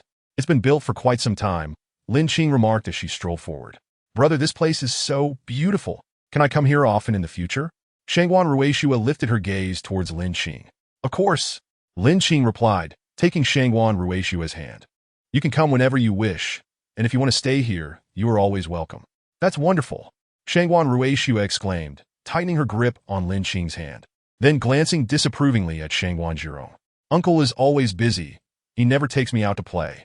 Ruishue, your uncle has to manage the company, Shangwan Zhirong said, his expression slightly awkward. I won't be nice to you anymore. I will live here with my brother from now on, Shangwan Ruishue declared, pulling her hand away from Shangwan Zhirong's grasp. Yes, don't be nice to him. In the future, brother will build you an amusement park, and he will play with you every day, Lin Qing said with a grin, casting a teasing glance at the embarrassed Shangwan Zhirong. Really? Shangwan Ruishue's eyes sparkled with excitement. Of course, Lin Qing chuckled, gently ruffling Shangwan Ruishue's hair. Chapter 52. Arrival. Ultimately, Shangwan Ruishue left with Shangwan Zhirong, though she felt reluctant. However, the prospect of staying here would surely concern her parents. Before departing, Shangwan Ruishue made a pact with Lin Qing, promising to bring him a gift on her next visit, while Lin Qing vowed to create an amusement park for her. Constructing an amusement park was no trivial endeavor. Even a small one would require considerable time and effort, not to mention the need to purchase various amusement facilities. In short, it was quite complicated. If only he could draw the right cards directly, it would save a lot of trouble.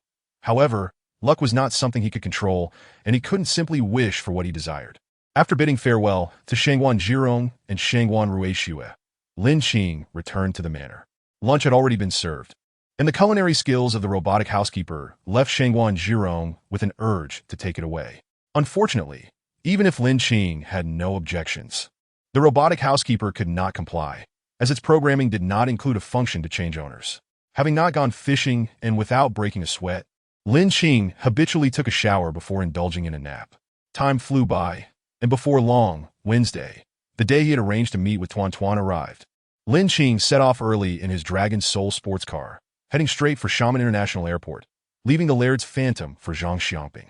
They had already communicated about the itinerary to avoid tardiness, and he had even left 10 minutes early. At Xiamen International Airport, T4 terminal, in the arrivals parking lot, Lin Qing found a parking space and remained in the car, enjoying the air conditioning. Buzz! 10 minutes later, a plane landed and two fair-skinned, beautiful girls emerged, pulling their suitcases from the aircraft, one of whom wore a mask. Ting, do you think your friend will come and pick us up? The girl without a mask inquired. I hope so, the masked girl replied, her voice uniquely soft and uncertain. Wait, let me check my phone. These two girls were none other than Tuan Tuan and her best friend, with the masked girl being Tuan Tuan herself. He texted me. He said yes at the parking lot across from Gate 6, Tuan Tuan announced, lifting her phone to show her friend. Then let us hurry. Tuan Tuan's friend glanced around, spotting the large numbers on the doors. That one is Gate 10. Let us go find it. The girls walked while searching, and after asking airport staff, they quickly located Gate 6, where they were peering out expectantly. Where is he? Tuan Tuan's friend scanned the bustling parking lot filled with cars and people. Oh, Zhang Yoshi. Enough already. Let me ask, okay? Tuan Tuan shot a glare at her friend. Exasperated, Zhang Yoshi offered an awkward smile, falling silent, and Tuan Tuan opened her messaging app, crafting a message to Lin Qing. Meanwhile, Lin Qing, engrossed in his phone, received the message. After glancing at it, he stepped out of the car. Hey, Ting, that guy's so handsome, Zhang Yoshi exclaimed, giving Tuan Tuan several enthusiastic pats on the shoulder, causing her face to contort. That hurts. Zhang Yoshi, you're too rough, Tuan Tuan protested. Ah, he is walking towards us, Zhang Yoshi exclaimed excitedly, slapping Tuan Tuan's shoulder again. Zhang Yoshi, you're dead, Tuan Tuan retaliated, kicking her friend's rear end. Stop fooling around. I'm serious.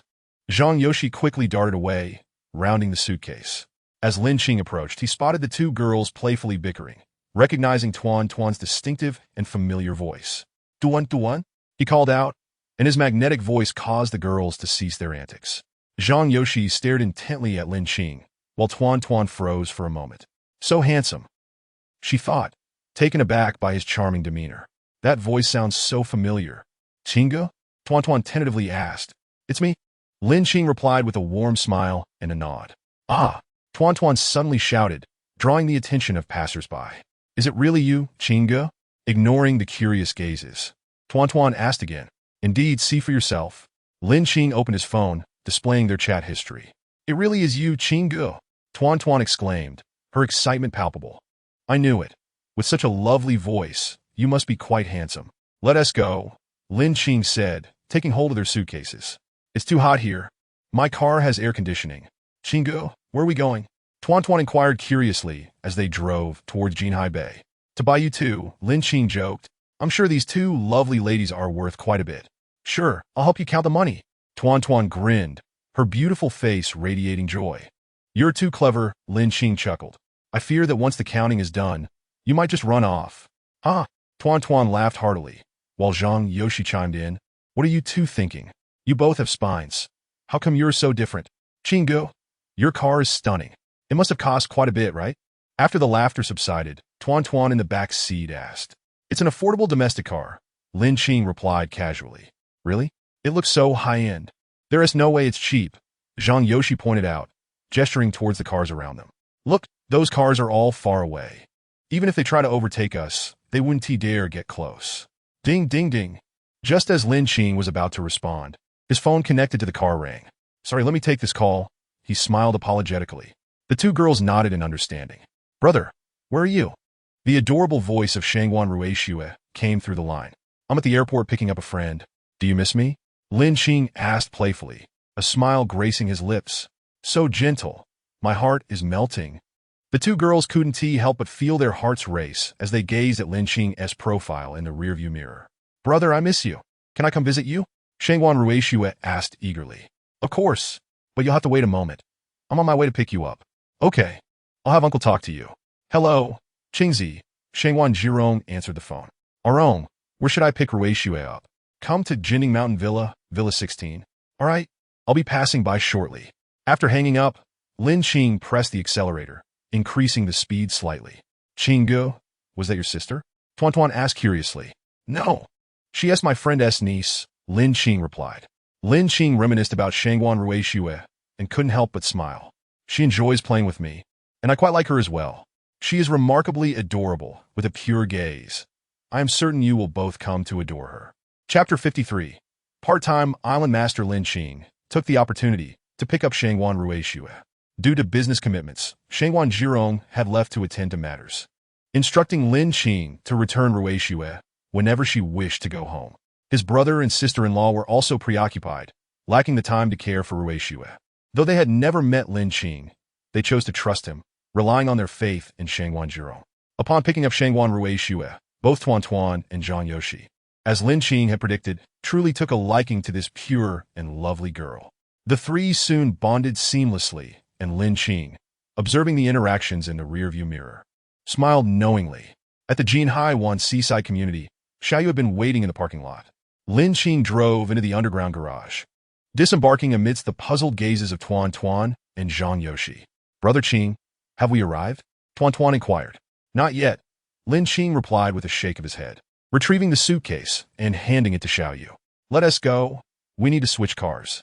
After changing to another vehicle, Lin Qing sat in the front seat, holding Shangguan Ruixue close, while Tuan Tuan and Zhang Yoshi sat in the back, looking bewildered.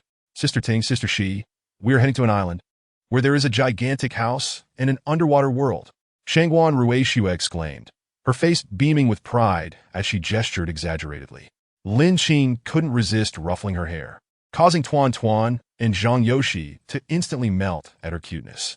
Shangguan Ruixue was simply too endearing. It was hard to believe that anyone who had met her could fail to like her. Really? Tuan Tuan said with a grin. I believe Ruixue's words. Shangguan Ruixue beamed at the compliment, her eyes squinting into crescent moons. At the Xiaogang yacht dock, Lin Qing and the others disembarked. He held Shangguan Ruixue's small hand, leading the way, while Tuan Tuan and Zhang Yoshi followed closely behind. Xiaoyu, pulling the suitcase, hurriedly placed the luggage onto the yacht. Just before boarding, Lin Qing instructed Xiaoyu to remain on standby at Jinhai Wan and then led the three girls into the cabin. Brother Qing, I feel like I'm troubling you. Wouldn't it be better if we stayed at a hotel? Tuan Tuan expressed concern about causing Lin Qing unnecessary hassle. Not at all. I'm truly happy that you could come, Lin Qing replied with a smile. He felt incredibly lonely. The island was desolate, save for him and a multitude of robots. He, too, was human and required interaction, rather than to be isolated from society. It was only during Shangguan Zhirong and Shangguan Ruixue's visits that Lin Qing felt the island had gained a semblance of life. As the yacht set sail, Tuan Tuan, Zhang Yoshi, and Lin Qing relaxed at the bow, embracing the sea breeze and enjoying the view. Brother Qing, you seem quite wealthy. What do you do?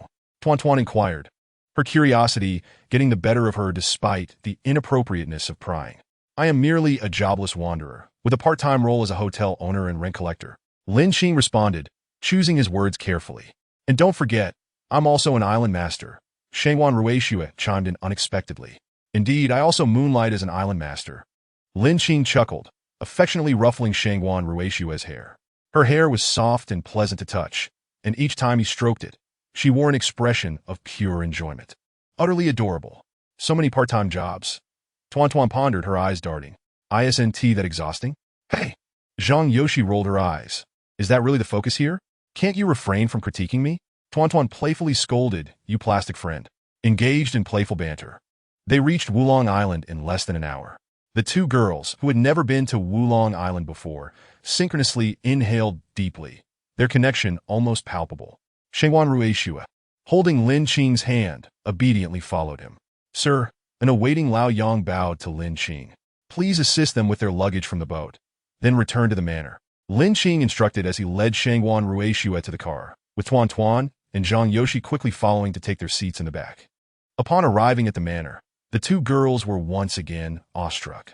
Although they did not recognize the value of the furnishings, the opulence was evident. Brother Qing, is this where you live? Tuan Tuan asked, a bit dazed.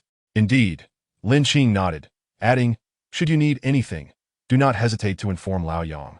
He will take care of it. Each of the 13 floors has rooms. Please choose one for yourselves, excluding the master suite. The girls, somewhat dazed, nodded and began to select their rooms in a daze. Lao Yang was responsible for taking their luggage upstairs, while Lin Qing stayed with Shangguan Ruishue. "Brother, are we still going to the underwater world today?" Shangguan Ruishue asked, her eyes filled with hope. "I wish to see the fish in the sea. If Ruishue wishes to go, then I shall take you," Lin Qing gently replied. Since the time she could remember, apart from the orphanage director, no one had ever treated Lin Qing with such tenderness, not even towards another girl. This clearly illustrated how much he cherished Shangguan Ruishue. "Thank you, brother," Shangguan Ruishue exclaimed, her smile radiant. Having grown up under the care of the housekeeper, her parents and grandparents, due to her health issues, were overly protective, fearing even the slightest harm would befall her. Opportunities to play outside, to run, to visit amusement parks, or to explore the underwater world were exceedingly rare, often only experienced through the television screen. Yet, Shangguan Ruishue was inherently well-behaved, never causing a fuss about her limitations, as she feared disappointing the adults who might withdraw their affection. Deep down, she longed to experience the world like ordinary children. After all, she often found herself alone with her grandparents, while her parents and uncles were perpetually busy. Shangguan Ruishue was astute, capable of perceiving the emotions of adults. She sensed Lin Qing's fondness for her, a genuine affection that could not be concealed. Thus, while expressing her desires, she remained attuned to Lin Qing's feelings. "Ruishue, listen to your brother," Lin Qing said earnestly, pulling her close. Shangguan Ruishue gazed at him with her lively eyes, filled with curiosity. "Ruishue, here with your brother? You need not tread carefully. Your parents, grandparents, and uncles feel the same way. No matter what, we will always cherish you. You need not be overly obedient or sensible. We will protect you. Do you understand?" Upon hearing these words, tears welled in Shangguan Ruishue's eyes as she wiped them away, then flung herself into Lin Qing's embrace, nuzzling against his chest. "Thank you, brother." She held on tightly, comprehending his words, for they were not profound. Shangguan Ruishue had never experienced such a feeling, nor had anyone ever told her that she could act without restraint, be headstrong, or do anything she desired. All her repressed emotions came flooding out. Yet years of being well-behaved made it difficult for her to act like an ordinary child. "Ruishue, no more tears. Soon, your brother will take you and the two sisters to see the fish," Lin Qing comforted her, stroking her hair gently. Chapter 54. I must take you away as Tuan Tuan and Zhang Yoshi organized their belongings. Lin Qing led Shangguan Ruishue and the two girls toward the underwater world.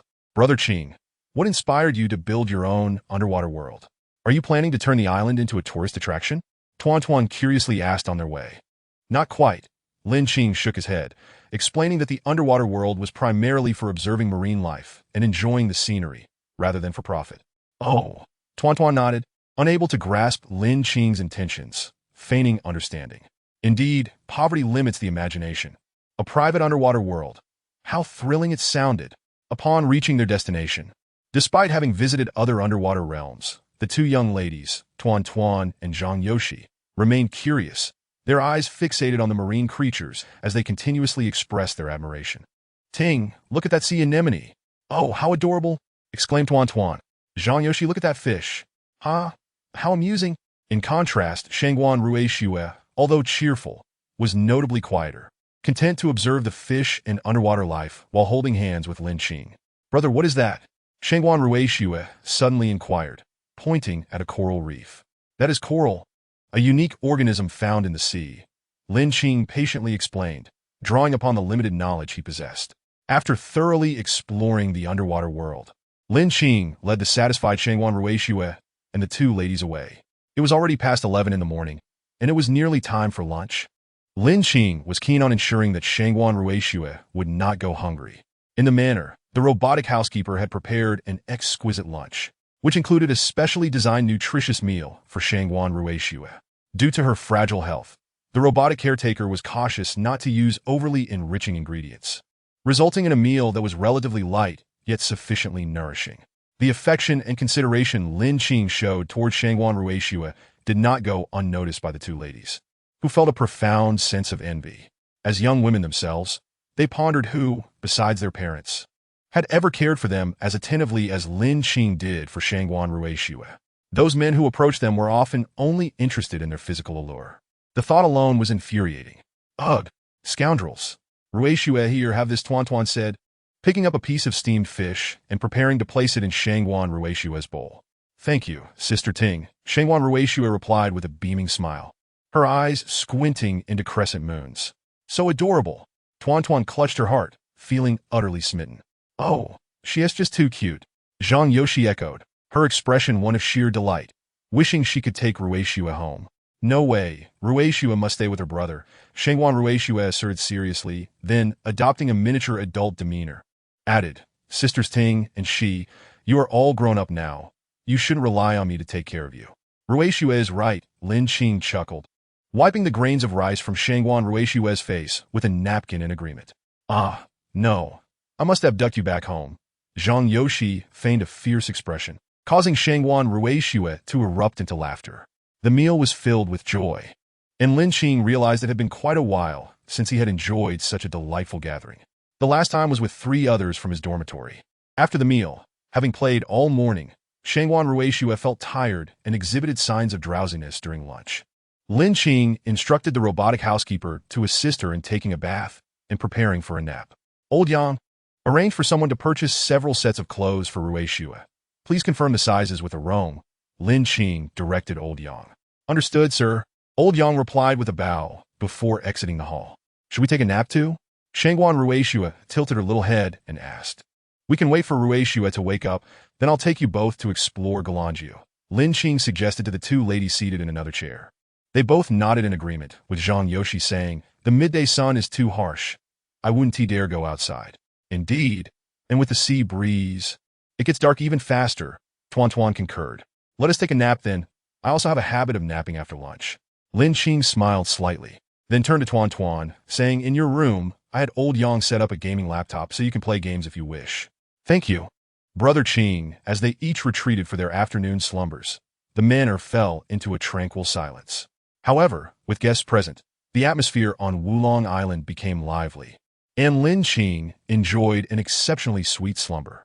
In his dreams, Lin Qing suddenly felt an itch in his nose. As he reached up to scratch, he felt a strand of hair. Upon opening his eyes, he discovered Shengwan Rueishue sprawled on the bed, using her hair to tickle him. Lin Qing smiled gently, rising to tousle her hair. Did you sleep enough, Rueishue? I did, Shengwan Rueishue replied with a cheerful nod. Lin Qing then noticed that she had changed into a new outfit and had her hair styled. Rueishue, would you mind waiting outside for your brother? I need to get dressed, Lin Qing indicated the door. Okay, but hurry up. Shengwan Rueishue scampered off the bed and dashed outside barefoot. After dressing, as Lin Qing left the bedroom, he spotted Old Yang waiting nearby. Checking the time, Lin Qing inquired, have Tuan Tuan and Zhang Yoshi woken up yet? Not yet, Old Yang responded. Have the housekeeper prepare some snacks, coffee, and milk. Let us place them on the 3rd floor balcony, Lin Qing instructed. Understood. Old Yang bowed and slowly retreated. Brother, should we go call Sister Ting and the others? Shengwan Rueishue tilted her little head, looking up at him. We'll wait for them on the balcony. Lin Qing took her small hand. After afternoon tea, I'll take you to Galanjiu for some fun, all right? Sure. I've never been there. Shengwan Rueishue's eyes sparkled, her cheeks slightly flushed with excitement. Her parents were always busy, leaving little time to take her out, with Lin Qing's place being the farthest she had ventured. Lin Qing felt a pang of concern. Such a sweet and obedient child had been cooped up at home for nearly a decade. While it was said to be for her health, this approach was ultimately detrimental. In the future, whenever you wish to play or go somewhere, just tell your brother, and he will take you, Lin Qing said as he squatted to gently stroke her little face. Thank you, brother, Shengwan Rueishue exclaimed, beaming, and gave Lin Qing a quick peck on the cheek. Lin Qing smiled, standing up to continue walking with her, soon arriving at the 3rd floor balcony. Shengwan Rueishue released Lin Qing's hand and trotted to the edge of the balcony. Lin Qing hurried after her. Rueishue, the balcony is quite high. It's dangerous. Brother, look, there are such beautiful little birds. Shengwan Rueishue pointed to a tree across the balcony where birds were chirping merrily. Rueishue, you're amazing.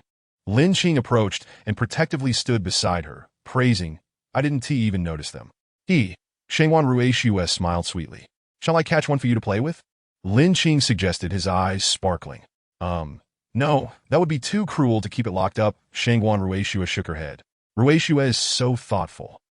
Chapter 55, A Day Trip to Galanjiu. Brother, look, there's a giant octopus over there, even larger than the ones in the sea, on Galanjiu Island. Lin Qing held Shangwan Ruishua's hand while capturing photographs with his DSLR. Shangwan Ruishua tugged at Lin Qing's hand, pointing at the octopus sculpture at the entrance of the underwater world. Ruishua, that one is fake. It's a model designed by artists, Lin Qing bent slightly to explain. But it looks so real. Shangwan Ruishua responded, placing her finger on her lips in bewilderment. Her expression and the object struck a chord in Lin Qing, prompting him to raise his camera and capture several shots. The adorable expression coupled with the sculpture instantly melted Lin Qing's heart and attracted the attention of onlookers who noticed the charming duo. Several female tourists cupped their faces with their hands, their eyes nearly transforming into heart shapes as they exclaimed, "So cute. I want to take her home." Lin Qing squatted beside Shangwan Ruishua, asking Ruishua, "Would you like to touch it? Is that all right?" Shangwan Ruishua asked, her interest piqued. "Of course, whatever you desire. Brother can make it happen." Lin Qing felt an overwhelming urge to cherish her forever. "Thank you, brother." Shangwan Ruishua's face lit up with a smile as she took Lin Qing's hand, leading the way towards the giant octopus. Since hearing Lin Qing's words, Shangwan Ruishua had become more open and lively. Previously, she would never have been this spirited. Cautiously reaching out to touch the giant octopus, she paused for a moment, then pouted, "Brother, it doesn't move. Is it sick?" "Ruishua, it's fake. How could a fake move?" Lin Qing playfully tousled her hair and exclaimed, "Listen." Bang, bang, bang. She tapped on the tentacles of the giant octopus, producing a sound reminiscent of metal clashing. "Oh, I see now, brother." Shangwan Ruishua nodded earnestly, then pointed behind the octopus. "Brother, is that the underwater world?" Ruishua, would you like to see it?" Lin Qing gazed down at Shangwan Ruishua. "I don't want to go anymore." Shangwan Ruishua shook her head. "I've seen so many fish today. I want the fish to have a rest." "Ha!" Lin Qing chuckled at her words, and the passers-by around them couldn't help but laugh as well. Since arriving on the island, the two girls, Tuanchuan and her companion, had separated from Lin Qing and were supposed to explore on their own, planning to contact by phone to confirm a meeting point later. Lin Qing continued to stroll with Shangwan Ruishua, and whenever she spotted something she liked, she would share it with Lin Qing. Before long, Shangwan Ruishua's small arms were filled with various items. "Brother, what is that? Why are there so many people?" Shangwan Ruishua inquired, pointing at a shop with a long queue of customers. "That's rice rolls. Do you want to try some?" Lin Qing looked down at Shangwan Ruishua. "But my little tummy can't hold any more." Shangwan Ruishua pouted. Lin Qing noticed the slight bulge of Shangwan Ruishua's belly and felt a wave of guilt wash over him. They had only been out for a day, and already her stomach was getting big. It might be difficult to explain when they returned. It's decided then. Ruishua will stay at the manor tonight. Just a little bit, okay? The rest is for you, brother," Shangwan Ruishua said, her eyes lighting up with hope. "Thank you, brother," she added sweetly, her eyes narrowing in joy. Lin Qing led Shangwan Ruishua to queue up for the food. But before they could reach the front, Tuanchuan and her companion appeared. They had also come to try the rice roll shop that was currently bustling with customers. "Sister Ting, Sister Shi," Shangwan Ruishua greeted them obediently, clutching her snacks and quietly standing beside Lin Qing. "You're here too. Perfect. Please take care of Ruishua while I wait in line," Lin Qing suggested, intending to temporarily entrust Shangwan Ruishua to the two girls. "Qinggu, you go ahead. I'll look after Ruishua." Tuanchuan nodded, moving with Zhang Yoshi to a more spacious area in the crowd. Lin Qing smiled and continued to wait in line, while Tuanchuan proudly addressed Ruishua. "Look, sister has bought you a gift." She raised a small figurine in her hand, grinning. "Sister is good to you, right? How about giving your sister a kiss?" Shangwan Ruishua hesitated, revealing her items to Tuanchuan, and then replied, "Brother said I can't kiss girls casually. It's unhealthy." Pfft. It was as if a knife had pierced through her heart, and Tuanchuan nearly spat blood in response. "Ah!" Observing Tuanchuan's embarrassment, Zhang Yoshi did not hesitate to add fuel to the fire, teasing, "Unhealthy? Ah!" Zhang Yoshi. Tuanchuan gritted her teeth, looking constipated, as if you're not a girl yourself. "We're equally matched." "Ah!" Zhang Yoshi's expression stiffened. "You have a point," she admitted, realizing she too was a girl who wore makeup. "That's a blow." Cough, cough. Zhang Yoshi cleared her throat and defended herself. "But I didn't ask Ruishua to kiss me. So Ruishua definitely wasn't talking about me." "That's just quibbling," Tuanchuan retorted disdainfully. Shangwan Ruishua stood by, puzzled watching the two girls bicker. She couldn't understand what had caused the sudden quarrel between her two sisters. Why did Sister Ting suddenly look as if she needed to go to the bathroom? And And what was Sister Xi's expression about? Although confused, Shangguan Ruixue remained obediently in front of Tuanchuan, afraid to stray too far, fearing her brother might lose her. Shortly, Lin Qing returned with 3 bowls of rice rolls, leading the 3 girls to a park in the heart of the street where public tables and chairs were available, along with a supermarket for any additional purchases. Finding an empty seat, Lin Qing took the time to buy a pack of tissues and meticulously wiped the tables and chairs clean before letting Shangguan Ruixue sit down. This thoughtful gesture once again made the 2 girls envy Shangguan Ruixue. He was truly considerate, far surpassing many so-called straight men. After all, being warm, wealthy, and handsome is already a rarity. Yet Lin Qing possessed all 3 qualities. Simply perfect. Ruixue, brother will feed you. Lin Qing opened a pair of disposable chopsticks and picked up a small piece of rice roll to offer to Shangguan Ruixue, but she shook her head in refusal. Brother, Mama said I'm grown up now and should eat by myself. All right, just be careful not to get your clothes dirty. Otherwise, there won't be a change. Lin Qing smiled, handing her the chopsticks while offering this advice.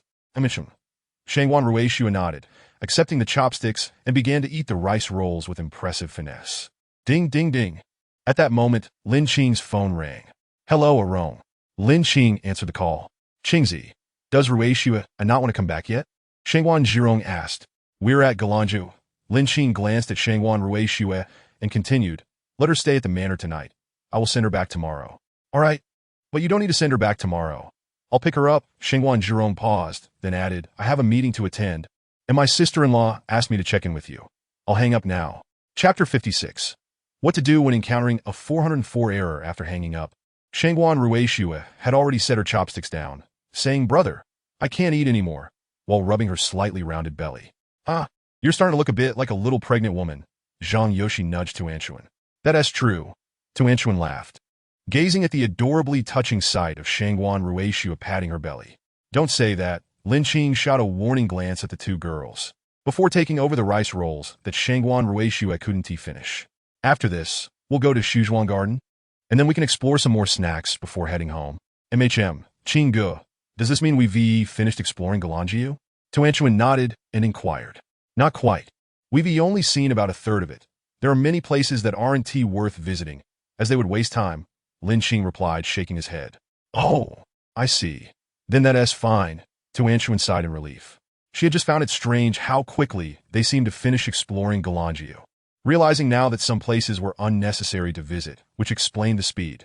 Shall I take you both to the Round Island Road and the Botanical Garden tomorrow? Lin Qing proposed. Sure. This time, we plan to stay for a whole week. We will return on the 7th day, Tuanchuan said, hesitating slightly. Will this be too much trouble for you, Qingge? Not at all. I have nothing else to do anyway. Lin Qing smiled lightly, showing no sign of concern. His wealth was sufficient. Not fishing for a short time was no issue, and what he desired most at present was amusement, something that couldn't be rushed. Brother, can I still follow you tomorrow? Shangguan Ruixue tugged at Lin Qing's sleeve, eager for the next adventure. Of course you can. Lin Qing affectionately ruffled her hair, a habit that seemed to have formed, but it has to be approved by your mom and dad first. Okay. Shangguan Ruixue nodded obediently. After wandering until 6 in the evening, they prepared to head home, though all 4 still had full bellies, clearly having indulged in plenty of street snacks. Upon reaching the dock, they swiped their IDs and boarded the ship. The ferry to Xiamen from Galanjiu set sail. Over an hour later, the 4 returned to the manor, and apart from Lin Qing, Tuanchuan and her companion were utterly exhausted, while Shangguan Ruixue was already drowsy. Lin Qing promptly instructed the maid to help Shangguan Ruixue bathe and get ready for bed early. Tuanchuan looked at Lin Qing with envy. Qingge, your stamina is incredible. Handling 3 at once? I didn't even notice you were tired. Can you still be more shameless? Zhang Yoshi playfully slapped her, causing her to yelp in pain, then continued. What do you mean by handling 3 and not looking tired? Your speed is already hitting 180. Exactly. Tuan, in a tone of defiance, remarked. After wandering for so long, I'm not tired at all in that regard. Ahem. Zhang Yoshi hurriedly interrupted Tuan, exclaiming, Are you trying to get yourself killed? What if we get hit with a 404 error next time? Lin Qing observed the 2 women still energetically bickering and shook his head, turning to ascend the stairs while stating, I'm going to take a shower. You 2 carry on. Once Lin Qing finished his shower and donned his sleepwear, he made a point to glance at Shangguan Ruixue. Shangguan Ruishue had already peacefully drifted into slumber, sleeping soundly with a smile gracing her lips, clearly having enjoyed her day. He quietly closed the door, tiptoeing away, and returned to his own room. Knock, knock, knock. Just as he settled back into his bedroom without having the chance to do anything, there was a knock at the door. Lin Qing opened it, puzzled, and asked, "What is it?" "Qing Gu, Zhang Yoshi stammered. "I can't quite figure out how to use the things in the bathroom. Could you possibly?" At the door of the other room, Tuan gritted her teeth, muttering, "You seductive vixen, trying to lure my Qing Gu." She resolved to devise a plan. However, before she could act, Lin Qing pressed the button on the wall and spoke. "Old Yang, have the maid assist her." Zhang Yoshi was left dumbfounded. Wasn't my intention clear enough? Or do I lack any allure? Resigned, Lin Qing pretended not to understand, and she could only respond begrudgingly. "Thank you, Qing Gu." "Well done, nice." Tuan retracted her head and gently closed the door, bouncing around her room. Lin Qing chuckled to himself as he returned to his room, shutting the door with a soft sigh. Why is it that I always attract such attention? Can't they just come in directly and, ahem, I should not continue down that path. Lying on his bed, he turned on the television to watch the latest season of Wang Sheng, and soon realized that it was nearly time for the episode featuring him and Old Hu, which filled him with anticipation. Meanwhile, in Tuan's room, Ting, "Let me tell you, I tried to gauge Qing Gu." Before Zhang Yoshi could finish her sentence, Tuan interrupted. "What? You actually got ahead of me. How shameless. What are you talking about?" Zhang Yoshi retorted, giving her a firm slap. I tried to test Qing Gu, and he showed no signs of being tempted. And if he had been tempted, Tuan keenly seized upon the crux of the matter. Then, with a mischievous grin, Zhang Yoshi replied, "Then we would simply go for it. I have nothing to lose." "Ah, I'll bite you. I'll bite you." Tuan pounced on Zhang Yoshi, and the two immediately began to frolic. Time flew by, and the next morning, at 6 o'clock, Lin Qing rose to wash up, then changed into his workout attire and headed out for a run. Upon returning to the estate after his exercise, he spotted Shangguan Ruishue seated in the hall. Her eyes lit up upon seeing him, and she bounded over. "Brother, you're back. Ruishue, your brother is all sweaty. Can you wait until I finish my shower?" Lin Qing crouched down, the strong scent of sweat causing Shangguan Ruishue to wrinkle her little nose. "Okay," she obediently replied, walking over to a mahogany chair and sitting quietly while awaiting Lin Qing. Seeing the sweet Shangguan Ruishue, Lin Qing resisted the impulse to embrace her and quickly headed upstairs for a shower. Tuan and Zhang Yoshi were still asleep and likely wouldn't wake up too early. Lin Qing descended the stairs, taking Shangguan Ruishue with him to the dining room for breakfast. After finishing their meal, Lin Qing took Shangguan Ruishue for a stroll, exploring the island's asphalt roads and visiting the top of the luxurious Wulong Resort Hotel, which was under renovation. By the time they returned to the estate, it was already 9 in the morning, and Tuan and Zhang Yoshi had awakened, enjoying breakfast in the dining room. "Sister Ting, Sister Shi, you two are being lazy. Mama says that that's not good," Shangguan Ruishue said earnestly, mimicking an adult scolding a child. Ruishue, sister wasn't being lazy. She was negotiating business with Lord Zhou, which is why she got up late. Tuan put down her bowl and fabricated an excuse. Lin Qing rolled his eyes at this statement. Being lazy doesn't need to be dressed up so poetically. Shangguan Ruishue looked perplexed, asking, "Who is Lord Zhou?" "Ruishue, Lord Zhou is your sister Ting's husband." Lin Qing shot a glare at Tuan. "Stop talking nonsense. I'm just playing along with you to avoid corrupting the child." Puff! Cough, cough. Zhang Yoshi, caught off guard, sprayed milk everywhere and choked slightly. Chapter 57. How wonderful it would be to make a coffin at 10 in the morning. Xiao Yu drove Lin Qing and the others to the underground parking lot opposite Nampuchuo Temple. Recently, Zhang Xiaoping had not needed the car much, so Lin Qing instructed Xiao Yu to wait in the parking lot. After all, it was summer, and not having a vehicle was quite inconvenient, primarily due to the heat. Brother, Shangguan Ruishue shook the hand Lin Qing was holding. "I've been here before. My parents brought me." "Then has Ruishue paid homage to the Buddha?" Lin Qing asked, looking down at her.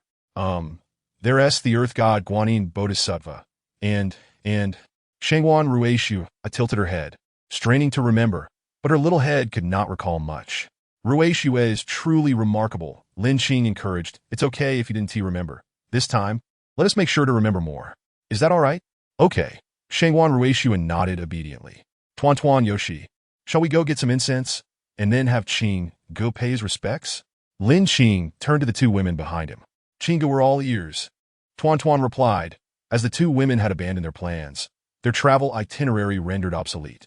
All right then, Lin Qing mused, let us pay our respects, then have a look around before leaving.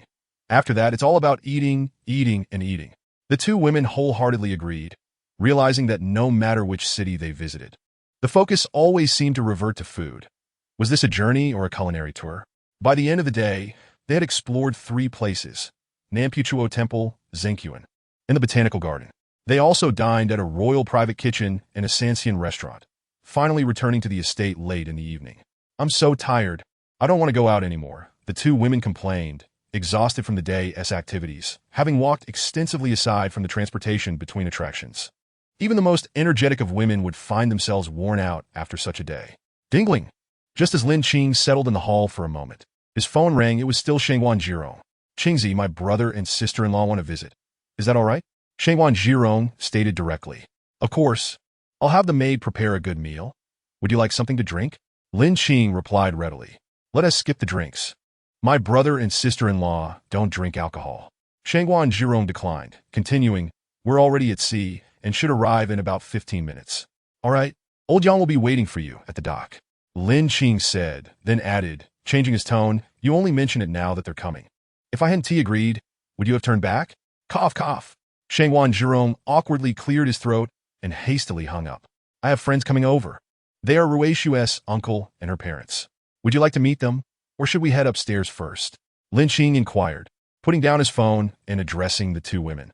Let us go upstairs first. Tuan Tuan and Zhang Yoshi exchanged glances, silently agreeing. All right, please check on Ruishu for me. Lin Qing nodded. After about 10 minutes, Lin Qing instructed old Yang to greet the guests while he waited in the hall, asking the maid to prepare tea. Soon after, the main door swung open, and old Yang led Shangwan Jirong and a couple inside. Sir, the guests have arrived. Old Yang bowed and stepped aside. Upon seeing Shangwan Jirong's brother and sister-in-law, Lin Qing's astonishment was palpable. Yet, when he caught sight of the massive golden silk Nanmu display rack behind him, adorned with antiques, he was utterly taken aback. Even with the Shangwan family's wealth, such opulence was hard to fathom. Setting aside the antiques, the sheer size of the display rack made one wonder if it could serve as a coffin instead. To put it bluntly, the value of the Su embroidery and the golden silk Nanmu display rack, along with its antiques, surpassed the Shangwan family's profits of over 2 years. Although Shangwan Jiao has not taken over the Gaoyuan group, he is still employed within the organization. His vision is not inferior to that of Shangwan Jirong. On the contrary, it is even broader. His capabilities are impressive, yet he lacks ambition, which is why the elder Shangwan did not entrust the group to him. Similarly, Mrs. Shangwan, a refined lady with a PhD, is well-educated and composed, showing little concern for the inheritance of family wealth. It is precisely due to the personalities of this couple that their daughter, Shangwan Ruishu, is so well-behaved. Mr. Lin, I kindly ask you to take care of Ruishu. Shangwan Jiao said, snapping back to reality as he stepped forward to shake hands with Lin Qing. You are too polite, Mr. Shangwan. Please have a seat, Lin Qing replied, rising to shake hands with Shangwan Jiao and gesturing for them to sit. Interestingly, Ruishu enjoys playing with me, and I also find great joy in her company. She is such a delightful child. How did you manage to teach her so well? Lin Qing complimented as he took his seat. Haha, it's wonderful that you like her. Mr. Lin, we haven't really taught Ruishu much. She's quite like her mother, naturally well-behaved and seldom gives us any trouble. Shangwan Jiao beamed with pride at the praise for his daughter, and the unease he felt about Lin Qing's unknown background began to dissipate. This must be Ruishu's mother, Lin Qing observed, glancing at the woman beside Shangwan Jiao. Upon receiving a nod from him, Lin Qing smiled and remarked, indeed, she is Ruishu's mother. It seems Ruishu has inherited not only her mother's character, but also her looks. Lin Qing's indirect compliment on her beauty did not go unnoticed by Shangwan Jiao's wife. As a woman, she felt delighted to be praised, yet her inherently quiet nature led her to merely smile and nod in response.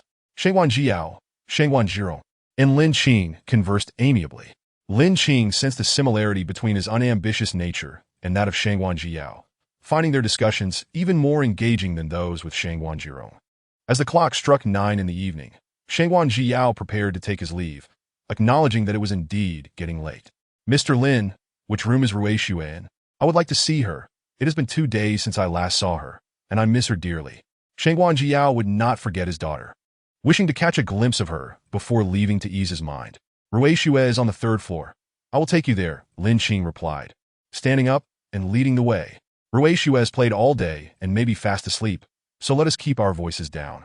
After guiding them to the room where Shangguan Rui Xue was peacefully slumbering, they stepped out, maintaining a respectful distance. Mr. Lin, now that I see Rui Xue is safe and sound here, I am relieved. Since she is still asleep, I will not take her away just yet. However, I must trouble you to continue looking after her. Shangguan Jiao observed the rosy complexion on Rui Xue's face, knowing she was content. Yet, he felt a slight embarrassment in imposing on Lin Qing. It's no trouble at all.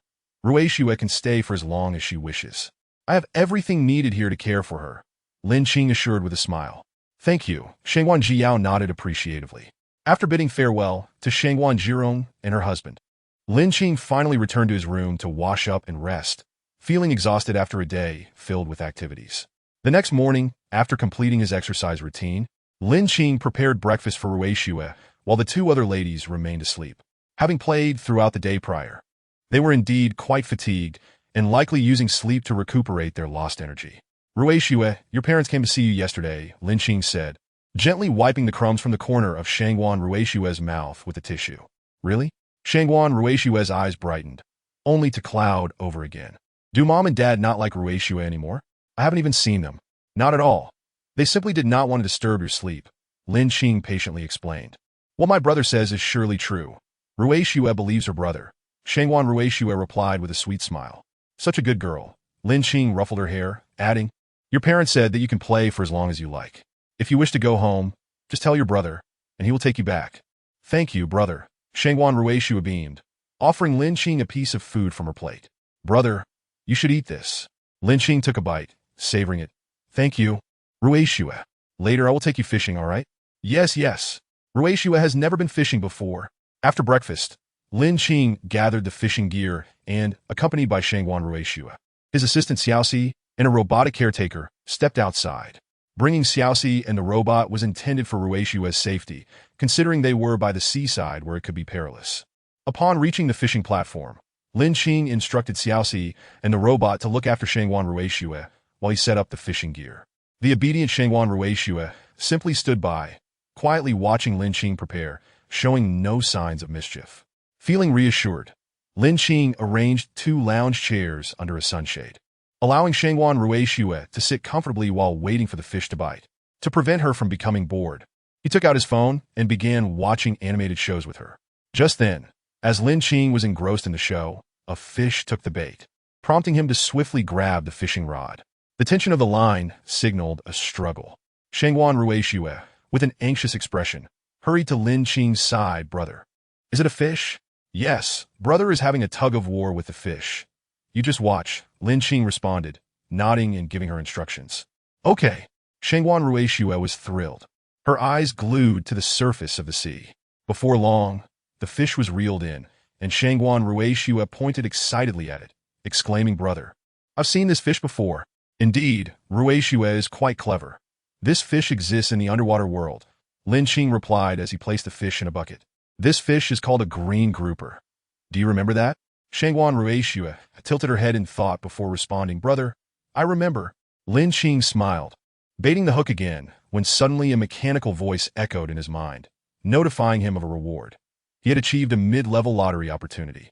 After finishing his task, Lin Qing wiped his hands and instructed Xiaoxi to fetch a bucket of clean water so he could wash up. In the past, he would have simply wiped his hands carelessly, but with Rui Xue present, he was more cautious about not getting her dirty. Ding! Congratulations, host. You have met the reputation requirements and may now proceed with a reputation-based fishing attempt. As Lin Qing settled into his thoughts, the mechanical voice sounded again, leaving him momentarily stunned. He recalled that the minimum requirement for reputation-based fishing was 100,000, and he had just checked that he was far from that number. How could this be? Could it be due to the Wangxing broadcast? Lin Qing speculated. The only time he had used his real name was when he participated as a guest on that show. Now it seemed plausible that gaining 100,000 reputation could coincide with its broadcast, and it was certainly possible to achieve that overnight. Moreover, The aftermath of the show's airing would likely continue to boost his reputation. With that thought, Lin Qing asked Shangguan Ruixue to continue watching her cartoon while he delved into his mind to check his reputation. 103,000. This was the current tally of Lin Qing's reputation, and the number was still climbing. Soon, it jumped to 106,300. As for reputation-based fishing, Lin Qing was uncertain about what it entailed and preferred to hold off on trying it, especially with Shangguan Ruixue nearby. He wouldn't want anything to frighten her. Exiting his thoughts, Lin Qing opened his eyes just as Xiaoxi returned with a bucket of clean water. After washing his hands, he resumed watching cartoons with Shangguan Ruixue. Time passed swiftly, and soon it was 10 a.m. Within the manor, the two ladies had awakened and, after finishing breakfast, wondered where Lin Qing and Shangguan Ruixue had gone. Do you think Qing Ge took Ruixue out to play? Zhang Yoshi pondered. I doubt it. Tuan Tuan shook her head. Just then, Old Yang entered, and Tuan Tuan eagerly inquired, Old Yang, where did Qing Ge and Ruixue go? The sir is currently fishing at the fishing platform. Would you ladies like to join him? Old Yang answered candidly. Sure, let's go. The two ladies exchanged a glance. Fishing is such an enjoyable pastime that it would be incomplete without their presence. Lao Yang made a trip to the storage room, retrieving 2 lounge chairs, 2 sun umbrellas, and 2 sets of fishing gear, which he placed in the trunk before driving the two ladies to the fishing platform. The fishing platform is where Lin Qing and Shangguan Ruixue are situated. Once Lao Yang parked the car, the two ladies hurried towards the sun umbrellas. Qing Ge, they called in unison. Ting Jie, Shi Jie, Shangguan Ruixue sweetly greeted them. Ruixue is truly well-behaved. Tuan Tuan bent down to gently touch Shangguan Ruixue's small face. In that instant, Lin Qing caught a glimpse of the delicate white curve that appeared beneath her collar. Does it have a baby cup? He mused, noting the pleasant texture. Unfortunately, the moment was fleeting. As Tuan Tuan stood up, that lovely white curve vanished as well. Are you going to fish too? Lin Qing inquired, glancing at Lao Yang, who was busy setting up the sun umbrella. Of course. I was the fishing champion when I was a child, Tuan Tuan proudly proclaimed. How young were you? Lin Qing teased. Were you the champion with a toy fishing rod at the age of 3? Not at all. I was already 5 then, Tuan Tuan instinctively replied. The fish in the sea are quite wild and strong. If you can't handle it, remember to call Xiaoxi, Lin Qing advised with a smile. Xiaoxi? Tuan Tuan glanced at the assistant robot. She doesn't have much more strength than I do, does she? Xiaoxi, Lin Qing called her, gesturing towards a stone the size of a grinding wheel beside the fishing platform for them to observe. Yes, Xiaoxi replied respectfully, carrying out the command. As that stone was lifted, Tuan Tuan and the other ladies' mouths formed perfect O's. This shape, hiss, so enticing. Regardless, both ladies began to believe that this sort of strength might be beyond most men. Accepting this reality, they remained silent as Lao Yang set up the sun umbrella, and each of them took a fishing rod to start fishing. Chapter 59. The first prestige fishing. Xiaoxi, come help me. Half an hour later, Tuan Tuan was the first to hook a fish, nearly losing her grip on the fishing rod as she called out for Xiaoxi. Xiaoxi appeared to be around 27 years old, so it wasn't wrong for Tuan Tuan to call her sister. Lin Qing chuckled as he watched Tuan Tuan flailing about. Initially skeptical, she claimed she didn't want help, yet her body was quite honest. However, with Tuan Tuan's slender arms and legs, she truly lacked strength. As soon as the fish struggled, she couldn't hold the rod at all. Brother, I'm so hot, Shangguan Ruixue said. Her little face flushed from the heat as she pouted at Lin Qing. Wait a moment, Ruixue. I'll arrange something for you, Lin Qing replied, using a tissue to wipe the sweat from Shangguan Ruixue's brow while beckoning Lao Yang. Sir, how may I assist? Lao Yang bowed as he approached. Drive the car over so Ruixue can sit inside. Lin Qing indicated towards the vehicle parked nearby. Understood. Lao Yang turned to fulfill the request. Ruixue, you'll wait in the car for a bit while I tidy up. We'll head back soon. Lin Qing fanned Shangguan Ruixue with his hand, though it provided little relief. Shangguan Ruixue obediently nodded. 10 minutes later, Lao Yang returned with the car running and the air conditioning cooling the interior. Lin Qing instructed Xiaoxi to help Shangguan Ruixue into the car, and she complied, quietly resting her chin on the window as she watched Lin Qing. Tuan Tuan, you Shi, let's head back. It's too hot, Lin Qing called to the excited duo. What? So soon? We've only just arrived. We haven't had enough fun yet. The two ladies expressed their disappointment at the prospect of leaving. It's already past 10. We can come back at 5 this afternoon. Lin Qing pointed to his wristwatch. All right then. The two ladies relented, washing their hands before getting into the car. Lao Yang, you can tidy up here when you return, Lin Qing instructed as he got in. Yes, Lao Yang always followed orders without fail. Upon returning to the manor, Lin Qing had the nanny take Ruixue to bathe and change into fresh clothes, while the three adults also took their turns to wash up. After their baths, with still ample time before mealtime, Lin Qing took the two ladies and the little girl to the home theater. The film playing was still an animated feature, a recently released domestic animation. As the clock struck 12:40, the movie concluded, and they all moved to the dining room. On the way, Tuan curiously remarked, "Chingu, your cinema is so upscale. I can actually see the 3D movie effects. That's a visual film system. I don't quite understand the specifics either," Lin Qing smiled, providing no further explanation. After all, such advanced visual neuroviewing technology had never been seen before. If a cinema were to install it, it would surely be a booming business. They transitioned to the dining room, where the nanny robot served exquisite dishes that made one's mouth water with their aroma. Shangguan Ruixue, unable to contain her excitement, was already eager to eat. Sitting on a temporarily elevated chair, she clumsily grasped her chopsticks, sometimes needing to try multiple times to pick up a single item. "Ruixue, would you like your brother to feed you?" Lin Qing couldn't help but suggest, observing the adorably clumsy Shangguan Ruixue. After a moment's contemplation, she agreed. Lin Qing picked her up and placed her on his lap, taking her bowl and chopsticks to begin feeding her. Tuan and Yushi each had a bottle of red wine and a stem glass before them, which they had requested, though Lin Qing was unsure of the reason. Perhaps it was due to their recent visit. Lin Qing couldn't fathom it, so he chose to let them drink. After all, they wouldn't finish it. There was enough wine in the cellar to last a lifetime. The meal lasted an hour, and after Shangguan Ruixue had digested, the nanny robot took her to bed. Soon, only Lin Qing and the two slightly tipsy ladies remained. "Qinggu, shall we have a drink together?"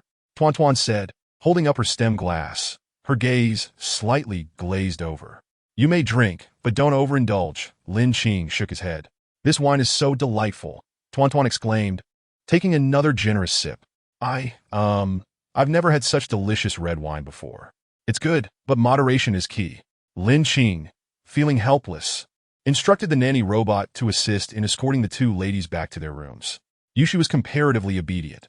As soon as the nanny robot took her upstairs, she fell asleep. However, Tuan was particularly restless, insisting on having more to drink.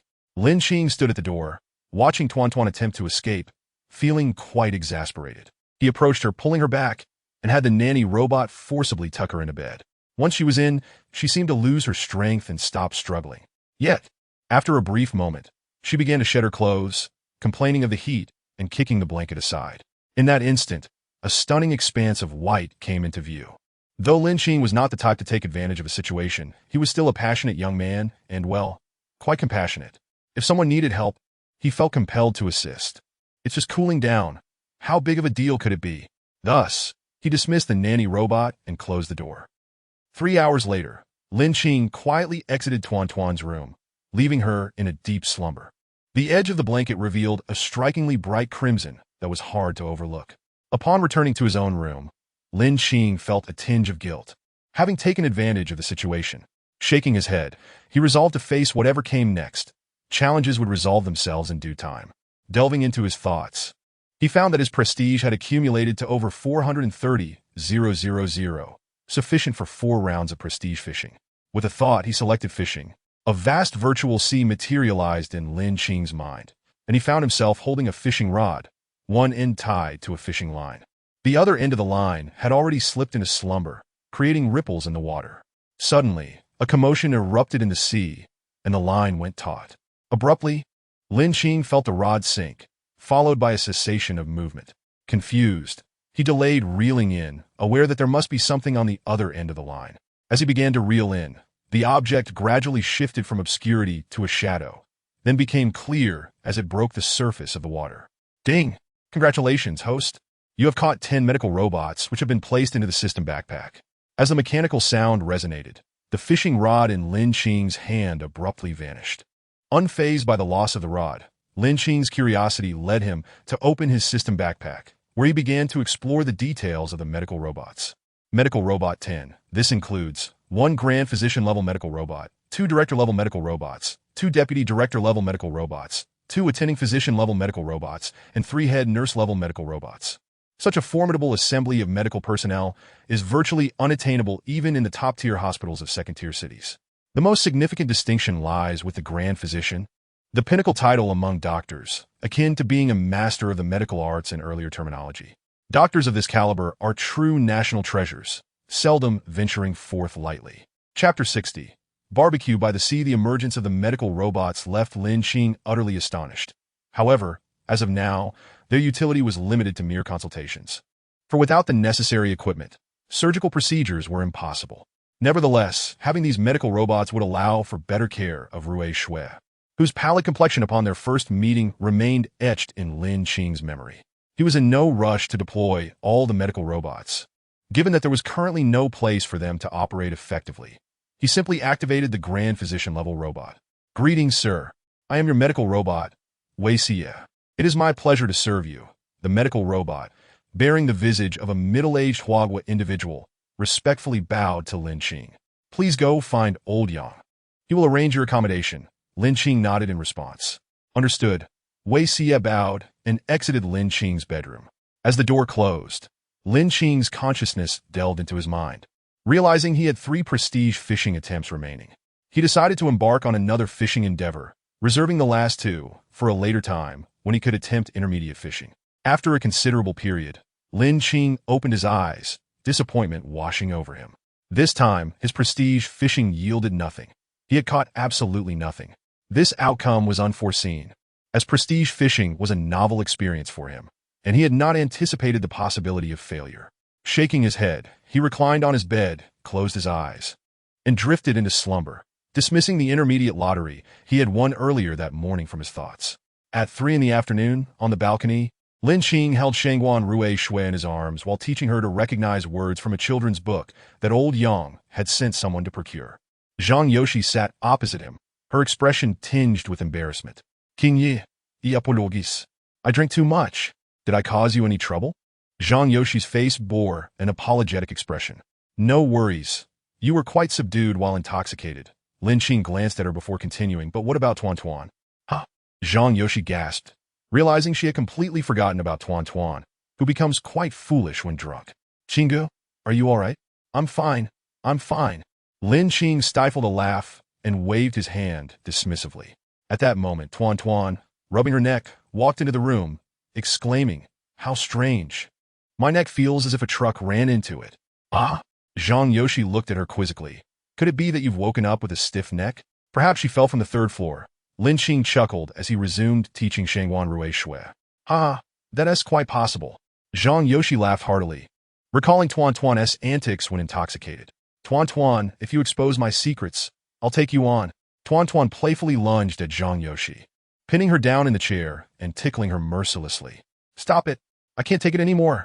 Zhang Yoshi cried, begging, "I was wrong. Please don't tickle me. You two have had enough. I'm trying to teach Rui Shui here." Lin Qing intervened, exasperated. The 2 girls immediately halted, having momentarily forgotten Lin Qing and Shangguan Rui Shui's activity. "Have some snacks." The housekeeper made some exquisite pastries.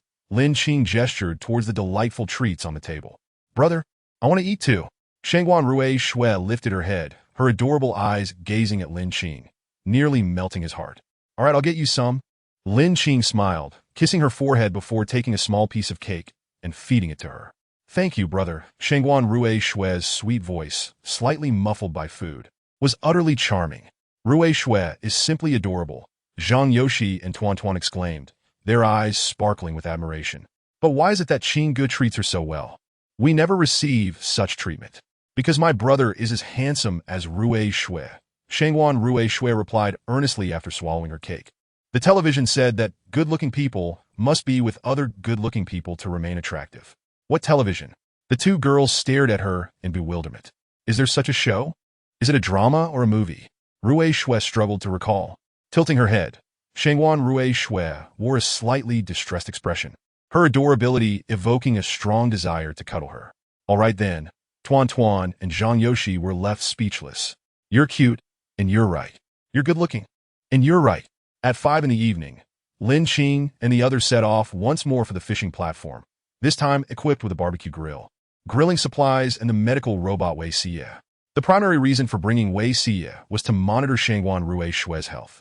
Although Shangguan Jiao had not informed Lin Qing about her condition, it was apparent to any observant person that something was amiss with Shangguan Rui Shui from the very beginning. Upon reaching their destination, Tuan Tuan and Zhang Yoshi once again let loose, engaging in a competition, while Lin Qing maintained a more tranquil demeanor, merely accompanying Shangguan Rui Shui as she watched her favorite animated series. Since Shangguan Rui Shui was neither noisy nor disruptive, she was easily satisfied with just having someone to share the show with. Occasionally, Lin Qing would need to reel in his line, and she would patiently watch from the side, not causing any disturbance. Not far away, the barbecue grill was set up, and the charcoal was ignited, releasing an enticing aroma as 3 fish cooked over the flames. Once the fish were ready, the 2 girls momentarily paused their competition, and the outdoor barbecue picnic commenced. Among the 3 fish, 2 were caught by Lin Qing, while 1 belonged to Zhang Yoshi, earning him 2 junior lottery draws. Naturally, Tuan Tuan, having failed to catch any fish, was not one to back down. After finishing the grilled fish, she immediately resumed fishing, determined to catch a fish larger than Zhang Yoshi's. The atmosphere on Wulong Island had never been this lively. Lin Qing felt quite content, as he had previously fished alone in solitude, but now found this camaraderie delightful. "Brother, Rui Shui needs to go potty." Shangguan Rui Shui tugged at Lin Qing's sleeve. "All right, let Sister Xiao Shi take you," Lin Qing said, calling for Xiao Shi to take Shangguan Rui Shui to the restroom. He paused the animated show, and, shortly thereafter, Xiao Shi returned with Shangguan Rui Shui. By 7:30 in the evening, after 2 hours of fishing, the 2 girls astonishingly found themselves evenly matched, having caught a similar number and size of fish. As dusk approached, Lin Qing grew weary of tidying up and entrusted the task to Old Yang and the others. While he held Shangguan Rui Shui's hand and strolled with Tuan Tuan and Zhang Yoshi along the asphalt road encircling the island. "Qinggu, this place is truly wonderful. I don't want to leave," Tuan Tuan remarked, her gaze drifting from the scenery back to Lin Qing. "You've only been here a few days. After some time, you'll find it rather dull," Lin Qing chuckled. "Not at all. There's so many people here. Old Yang's sister Xiao Shi, and Aunt Shu, the name of one of the housekeeper robots. Most importantly, you're here," Tuan Tuan said, looking into Lin Qing's eyes with a hint of affection. Lin Qing felt a sense of helplessness. It was not that he looked down on Tuan Tuan, but rather that he currently wished to remain unbound by romantic entanglements. He chose to feign ignorance and continued walking forward. Tuan Tuan, feeling somewhat dejected, pondered her boldness in expressing her feelings to a boy for the first time, only to discover that he remained emotionally distant. Sensing that Tuan Tuan's mood was rather poor, Zhang Yoshi quickly grasped Tuan Tuan's hand and slowed her pace. Once they were at a sufficient distance, she began to offer her words of comfort. With Zhang Yoshi's guidance, it wasn't long before Tuan Tuan regained her composure. Although the sense of disappointment in her heart could not be entirely erased, she at least managed to face Lin Qing with a smile. There exists a distinction between affection and mere liking. Love and like are different matters altogether. Tuan Tuan might indeed like Lin Qing, though this nascent fondness had been doused with cold water. Whether this liking would blossom into love remained uncertain. At 8:30 in the evening, Lin Qing and the others returned to the manor. It was still early, and Tuan Tuan intended to conduct a brief live stream, so she headed back to her room, while Shangguan Rui Shui was taken to bathe by the nanny. In the hall, only Lin Qing and the hesitant Zhang Yoshi remained. Zhang Yoshi wished to discuss Tuan Tuan with Lin Qing, but found herself at a loss for words. "Do you have something to say to me?" Lin Qing, weary of waiting, discerned Zhang Yoshi's unspoken concerns. "Qinggu, do you not like Tuan Tuan? Is it that she isn't pretty enough? Or?" Zhang Yoshi bit her lip and boldly posed the question that weighed on her heart. "Don't overthink it," Lin Qing interrupted her, continuing, "Tuan Tuan is indeed beautiful, and I like her, but I do not wish to be bound, at least not at this moment." This was Tuan Tuan's first time expressing her feelings to a boy. Zhang Yoshi's tone turned somber, contrasting sharply with her lively demeanor earlier that day, when she had been playfully teasing Tuan Tuan. Zhang Yoshi was not only Tuan Tuan's best friend, but also a childhood companion. Her family had moved next door to Tuan Tuan's when they were young, and the 2 girls had attended kindergarten, primary school, middle school, extracurricular classes, and high school together, remaining inseparable even through college. She understood Tuan Tuan better than her own parents. Every secret Tuan Tuan harbored had been shared with her. Such a bond meant that if Tuan Tuan faced any grievances, Zhang Yoshi would be the first to stand up for her. Yet, Lin Qing's feelings were not something that could be compelled. Must one accept a confession simply because it is offered? No. If that were the case, how many women would Lin Qing have to entertain? I have never been in a relationship. Lin Qing began slowly, as if recounting his own story. I was abandoned at the orphanage as a child. I know nothing of my parents. Growing up in the orphanage, I had few friends. My fondest memory is of the director. When I entered college, the orphanage closed, and the director vanished without a trace. I wanted to find her to express my gratitude, but until that happens, I had no thoughts of pursuing romance. I'm sorry, Zhang Yoshi offered, then added, but Tuan Tuan would not hinder your search for the director. On the contrary, as a streamer, she could assist you. I apologize. Perhaps you are correct, but I find myself rather stubborn regarding this matter. Lin Qing replied, shaking his head. Let it unfold naturally. Lin Qing was no longer inclined to continue the discussion. He could not articulate his feelings for Tuan Tuan.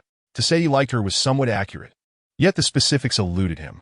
He was not the type to cavalierly abandon someone after a fleeting encounter.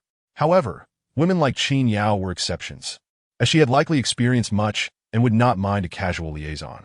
Tuan Tuan, on the other hand, despite appearing open and public in her live streams to thousands of fans, was actually quite conservative and protective of herself. He could not treat her as he would someone like Qin Yao. Thus, the conversation reached a natural conclusion. Lin Qing retreated to his room, while Zhang Yoshi made her way to Tuan Tuan's.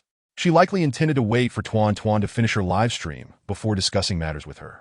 After showering, Lin Qing lay down on his bed. With a mere thought, he engaged in a couple of preliminary draws. Unsurprisingly, he ended up with Huagua coins. It seemed that since the system update, it had become increasingly difficult to draw tangible items from the basic lottery. The basic draw did little to affect Lin Qing's mood. With another thought, he initiated a mid-level draw. Ding! Congratulations, host, you have drawn the skill, Mastery of Screenwriting. Somewhat disappointed, Lin Qing found the skill rather useless at the moment. However, he reminded himself that possessing diverse skills could be beneficial in the future. Collecting his thoughts, he turned on the television for a while before retiring for the night, indifferent to how Zhang Yoshi and Tuan Tuan fared in their conversation. The next day, while fishing and enjoying an animated series with Shangwan Ruixue, Lin Qing received a call from Shangwan Jirong. It was the weekend, and Shangwan Jirong and his wife planned to visit Wulong Island to relax and see Shangwan Ruixue. Lin Qing readily agreed and instructed Lao Yang to procure ingredients for a small gathering at noon. Ruixue, your parents are coming to see you. Are you happy? Lin Qing said after hanging up, addressing the curious Shangwan Ruixue. Really? Shangwan Ruixue's eyes lit up instantly. Brother, are mom and dad off today? Yes, it's the weekend. Lin Qing replied, ruffling her hair. Yay! Mommy and daddy are coming to see Ruixue. Ruixue is so happy. Shangwan Ruixue cheered, raising her hands in delight as she sat in Lin Qing's lap. Sir, Wei Xie approached, bowing slightly. Ruixue, you continue to play and watch your cartoons. I'll be busy for a moment, Lin Qing said, gently placing Shangwan Ruixue on her chair. Okay. Shangwan Ruixue obediently nodded. Lin Qing left Xiao, she to keep an eye on Shangwan Ruixue, and walked a distance away with Wei Xie. Sir, Miss Shangwan's health is not looking optimistic, Wei Xie reported calmly, devoid of human complexities. Yet, to Lin Qing's ears, this was far from good news, and his expression darkened immediately. What illness? Lin Qing inquired in a low voice. Congenital heart failure. She hasn't taken her medication recently. I fear the doctor who has been treating her may no longer be able to help, Wei Xie explained. Is there no hope for Ruixue? How long can she endure? Lin Qing forced himself to remain composed as he questioned. If we can procure 100-year-old wild ginseng, perhaps 3 years, without it. 3 months? Wei Xie paused before continuing. I can convert the wild ginseng into pills for her to take weekly, which should stabilize her condition temporarily. I have 100-year-old wild ginseng. Lin Qing suddenly thought of the ginseng in his backpack. He retrieved it and handed it to Wei Xie, saying, immediately have Lao Yang arrange for whatever is needed. Just let him know, and he will cooperate fully. Understood, sir. Wei Xie took the ginseng and departed, leaving Lin Qing with a changing expression. Chapter 62. Departure. Lin Qing had never imagined that Shangwan Ruixue's health could be so dire. The girl had shown no signs of illness in recent days, causing him to overlook her condition. Watching her adorable little face from afar, Lin Qing felt a surge of heartache. How had she endured the torment of illness? Had she suffered greatly? Did she cry? Yet, recalling Shangwan Ruixue's sweet nature, he imagined she would endure in silence rather than burden the adults. The more he thought about it, the more distressed he became. Was it fair for heaven to bestow her with such a beautiful, charming visage and a gentle, obedient disposition, only to seek to take her life away? Steeling himself, Lin Qing approached Shangguan Ruixue, lifting her into his lap. Ruixue, have you been feeling unwell lately? No. Shangguan Ruixue shook her head, her curiosity piqued as she gazed at Lin Qing. How did brother know Ruixue might not feel well? Because I have a doctor here, Lin Qing replied with a smile. The old gentleman who just came to see me. Is that old grandpa a doctor? Shangguan Ruixue tilted her head in thought. Yes. That old grandpa. Lin Qing chuckled inwardly, reflecting that by the date of manufacture, she would still be his ancestor. Lin Qing seemed to return to his daily routine, though this time with Shangguan Ruixue by his side, making his fishing trips considerably less solitary. A luxurious car pulled up outside the fishing area, and Shangguan Zhirong and his wife alighted together. Upon seeing the couple, Shangguan Zhio, Lin Qing, cradling Shangguan Ruixue, exclaimed with delight, "Daddy, Mommy." Lin Qing gently set her down, allowing her to dash towards the Shangguan couple. "Oh my little darling, how I've missed you." Shangguan Zhio scooped up the exuberant Shangguan Ruixue and planted a kiss on her cheek. "Daddy, I've missed you too." Shangguan Ruixue's sparkling eyes narrowed into crescent moons. "You ungrateful little one, only thinking of your father?" remarked Madame Shangguan, a hint of jealousy in her tone. "Mommy, I've missed you the most." Shangguan Ruixue released her grip from her father's neck and leaped towards Madame Shangguan. As the mother and daughter shared their affectionate reunion, Shangguan Zhirong settled beside Lin Qing and said, "Qingzi, I must thank you for taking care of Ruixue these past few days." "It's nothing. I adore Ruixue." As I have mentioned before, Lin Qing replied with a smile, but then her expression turned serious as she reproached, "Yet you failed to inform me about Ruixue's health condition. That is quite irresponsible of you." "You already know?" A shadow of sorrow crossed Shangguan Zhirong's face. "If it weren't for my private doctor returning just in time, I would still be in the dark." Lin Qing retorted, "Is this how you fulfill your role as an uncle? What if something were to happen to Ruixue? How would I explain it to your elder brother and sister-in-law?" "My apologies," Shangguan Zhirong said, continuing, "the doctor informed us that Ruixue has only 3 months left. I merely wish to keep her spirits high, not wanting her to feel as though we were constantly watching over her as before. My doctor has managed to suppress Ruixue's illness for 3 years. After that, we'll have to find another solution," Lin Qing stated. "What did you say?" Shangguan Zhirong exclaimed in disbelief, his voice rising involuntarily, drawing the attention of Shangguan Zhio and his wife. "What is it?" they inquired as they approached, still holding Shangguan Ruixue. "Sister-in-law, please take Ruixue to play. We need to discuss some matters," Shangguan Zhirong signaled to Shangguan Zhio. "Qingchu, why don't you take Ruixue to have some fun?" Shangguan Zhio concurred. "All right," Lin Qing said, taking Shangguan Ruixue into her arms and playfully leading her away. "Brother, I have good news to share." Shangguan Zhirong's tone was somewhat excited. "Qingzi's doctor can suppress Ruixue's condition for 3 years.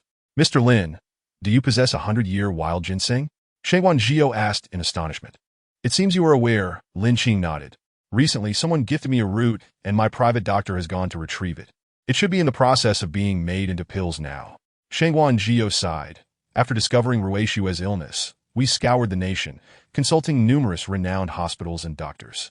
Ultimately, a great physician informed us that having 100-year wild ginseng would ensure Ruixue's survival for 3 years. Regrettably, since then, we have spent over a year searching without any progress." "I understand. You haven't found the 100-year wild ginseng, so you were prepared to give up?" Lin Qing's expression darkened slightly. "Not at all," Shangguan Zhio hastily clarified. "We truly have no effective means for Ruixue's illness. But we will not abandon our search for the 100-year wild ginseng." Hearing this, Lin Qing's expression softened, realizing her misunderstanding. He had never experienced parental love, lacking in this regard, but he understood that no parent in the world would not love their child, a sentiment frequently echoed online. "It's perfectly fine, Mr. Lin. Your concern for Ruixue brings us great joy. Truly, while we have given Ruixue all our love, we also hope others will cherish her as well. The medicine will be ready today. If you wish to take Ruixue home, you may take the medicine as well," Lin Qing affirmed. "Thank you, Mr. Lin," Shangguan Zhio said earnestly as he bowed to Lin Qing. "If there is anything I can assist you with in the future, please do not hesitate to ask."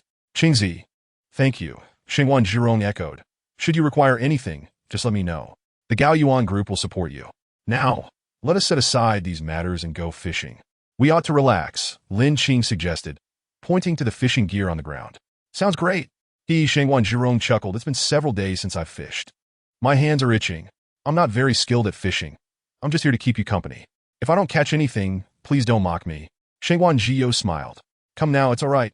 I'm a novice too. Not much better than you. By noon, a small gathering commenced, the estate bustling with activity.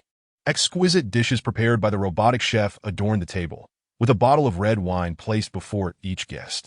Mr. Lin, I toast to you. Thank you for saving Rui Xue, Madame Shengwan declared, raising her goblet. You are too kind, Madame Shengwan, Lin Qing responded, swiftly standing to match her height with his glass. I am equally invested in Rui Xue's health. Should she experience any issues, please inform me, and I will send Old Wei to assist. Although some of Madame Shengwan's words were lost on the two young women, they understood the concept of saving Rui Xue. While they were curious about the specifics, they refrained from asking. The small gathering lasted for approximately 2 hours before Shengwan Zhirong and the couple, Shengwan Zhiyo, took their leave, accompanied by Shengwan Rui Xue. Old Master Shengwan misses Rui Xue. This is a splendid opportunity to share the good news and bring him some joy. Though reluctant, Shengwan Rui Xue, being well-behaved, listened and soon brightened upon receiving the assurance that she could visit whenever she wished. A few days after Shengwan Rui Xue's departure, the time for the two young women's trip arrived. After bidding them farewell, Lin Qing returned to his solitary routine. That evening, while watching television in his bedroom, a news segment caught his attention. The report detailed a poverty-stricken village in a mountainous region that had yet to be electrified since the founding of the nation. The villagers had to trek several hours to leave the village, and the children faced significant challenges in attending school, the nearest of which required a 4-hour walk. Lin Qing suddenly realized he needed to take action. As a child raised under the benefits of government support, he felt a deep sense of gratitude toward his homeland. Without hesitation, Lin Qing promptly called Shengwan Zhirong. Hello, Qingzi. Is there something you need? Shengwan Zhirong inquired upon answering the phone. I wish to construct a road and build a school in a poor mountainous area. Do you have any connections? Lin Qing believed in the adage that teaching someone to fish was more beneficial than merely giving them fish. A road would pave the way for the village's prosperity, as relying solely on charity would never lead to true wealth. Is it that mountainous area mentioned in the news? Shengwan Zhirong, familiar with the report, immediately recognized Lin Qing's reference. Yes, Lin Qing confirmed with a hum. Is there a way forward? Or do you have any thoughts? Qingzi, why not just make a direct donation? Shengwan Zhirong suggested. Can the donation be accurately designated to a specific village? What projects would it support? Lin Qing asked. Yes, but it requires official endorsement to establish a project or application through a charitable foundation, Shengwan Zhirong patiently explained. What is the difference? Lin Qing, unfamiliar with the process, sought further clarification. The first option is more complicated, but with official backing, it requires less hassle, though the timeline is uncertain. The second option is simpler. You can establish a charitable foundation and let its members handle the tasks, but you will need to monitor it closely. Understood. Please bring Rui Xue over to play when you have time, Lin Qing acknowledged, now clear on his course of action. Since Shengwan Rui Xue's involvement, Lin Qing's relationship with the Shengwan family had deepened. Though it might be improper to say so, Rui Xue had indeed accelerated the strengthening of Lin Qing's ties with the Shengwan family. If Lin Qing required anything in Xiamen, the Shengwan family would undoubtedly oblige. This bond was not one of mere cooperation, where both parties could easily sever ties. After concluding his conversation with Shengwan Zhirong, Lin Qing resolved to establish a charitable foundation. Since Lin Qing acquired the system, money has begun to merely represent a number to him. Establishing a charitable foundation serves not only to assist those in need, but also to accumulate prestige, which is a far more sustainable approach than merely exchanging it for a fleeting moment of acclaim from the authorities. Lin Qing promptly pressed the call button in his bedroom, reaching out to his assistant, Xiao Shi, instructing her to take care of this matter first thing in the morning, the sooner the better. Lin Qing was already feeling a sense of impatience. His prestige had stagnated at 730,000, and the impact of the recent broadcast had seemingly faded. After giving his instructions, Xiao Shi departed, and just as Lin Qing was preparing to retire for the night, his phone rang. It was Lao Hu calling. Lao Hu, what brings you to seek me? Lin Qing inquired as he answered the call. Be at T4 by 10 tomorrow morning. Remember to pick me up? Lao Hu succinctly stated the purpose of his call. Aren't you busy with filming or events? Lin Qing asked, puzzled. No. As long as I have enough money, I'm fine. I intend to spend a few days at your place. So, what do you say? Am I welcome? Lao Hu deeply, considering you've already booked your flight. Does it matter if I say you're not welcome? Lin Qing rolled his eyes, a hint of exasperation evident as he confirmed. 10 o'clock at T4. There will be someone to meet you. Are you not planning to greet me in person? Lao Hu asked, somewhat astonished. I have no time. I'm going fishing tomorrow. Lin Qing retorted, exasperated. Besides, you won't be neglected. Why worry about that? All right. Lao Hu conceded, unfazed by whether Lin Qing would greet him or not. Given their close friendship, let's wrap this up then. I'll treat you to seafood tomorrow. Lin Qing pressed the remote control, and the voice of Mei Changsu echoed from the television as Nirvana in Fire played. TSK still watching such an old drama, especially that male lead. He's utterly hideous. Lao Hu self-deprecatingly remarked before the two ended their call. Lin Qing gazed blankly at the phone before realizing that the charm of Nirvana in Fire had diminished significantly. It must be that the real person diverges too greatly from the character. It must be. Suddenly, a thought struck Lin Qing. Lao Hu's arrival was fortuitous, as the charitable foundation still required an image ambassador. Lao Hu's positive public persona made him the perfect candidate. Lin Qing resolved to have a thorough discussion with him upon his arrival, believing that Lao Hu would likely agree, not only due to their friendship, but because this initiative would also benefit him. Lao Hu's management team would presumably concur as well, for it was an advantageous endeavor that required no financial contribution from them. Having no other pressing matters, Lin Qing retired for the night, and time flew by without incident. The following day, after his routine exercise and breakfast, Lin Qing headed to the fishing platform. By 9 o'clock, Lao Yang had been dispatched to fetch Lao Hu, and Lin Qing had accumulated several lottery chances, 1 high-level draw, 1 mid-level, and 3 beginner ones. The results were quite satisfactory, given that it had only been a little over 2 hours, and his luck had improved significantly compared to the previous days. Not feeling rushed to draw, he decided to save his chances as they wouldn't expire. Time passed swiftly, and by 11 o'clock, Lin Qing had returned to the estate, having accumulated an additional mid-level and beginner draw. Lao Yang arrived with Lao Hu and his assistant. Wow, you're still the island master. It seems I needn't worry about being spoiled here, Lao Hu remarked with an expression of feigned surprise. The seafood is all freshly caught. It cost me nothing. Feel free to indulge. Lin Qing cheerily welcomed him to the dining room. Look, it's all seafood. Am I treating you poorly? Fantastic. Lao Hu rubbed his hands together eagerly, taking a seat. I've been so busy since my rebirth that I haven't enjoyed a proper meal in ages. Gao Jie, make yourself at home. Please join us. Lin Qing gestured to Lao Hu's assistant. Please sit down. Qingzi is not a stranger. You needn't be formal with him. Lao Hu waved dismissively, adding, besides, you won't bankrupt him. Thank you. Gao Jie politely replied before taking a seat. Qingzi, who prepared this? Lao Hu asked, surprised after tasting the steamed grouper. The housekeeper did. Not bad, right? Lin Qing said, wearing a proud smile. Some even offered money to lure her away, but I wouldn't let that happen. Chapter 64. Leisurely Iman Vies. Your place is truly wonderful, Lao Hu expressed with admiration. You're welcome to visit more often. I won't be sending you away, Lin Qing replied, rolling his eyes. This place is so large, and I'm the only one living here. The housekeeper, butler, and assistant all reside in the adjacent building, so having a few more guests is hardly an issue.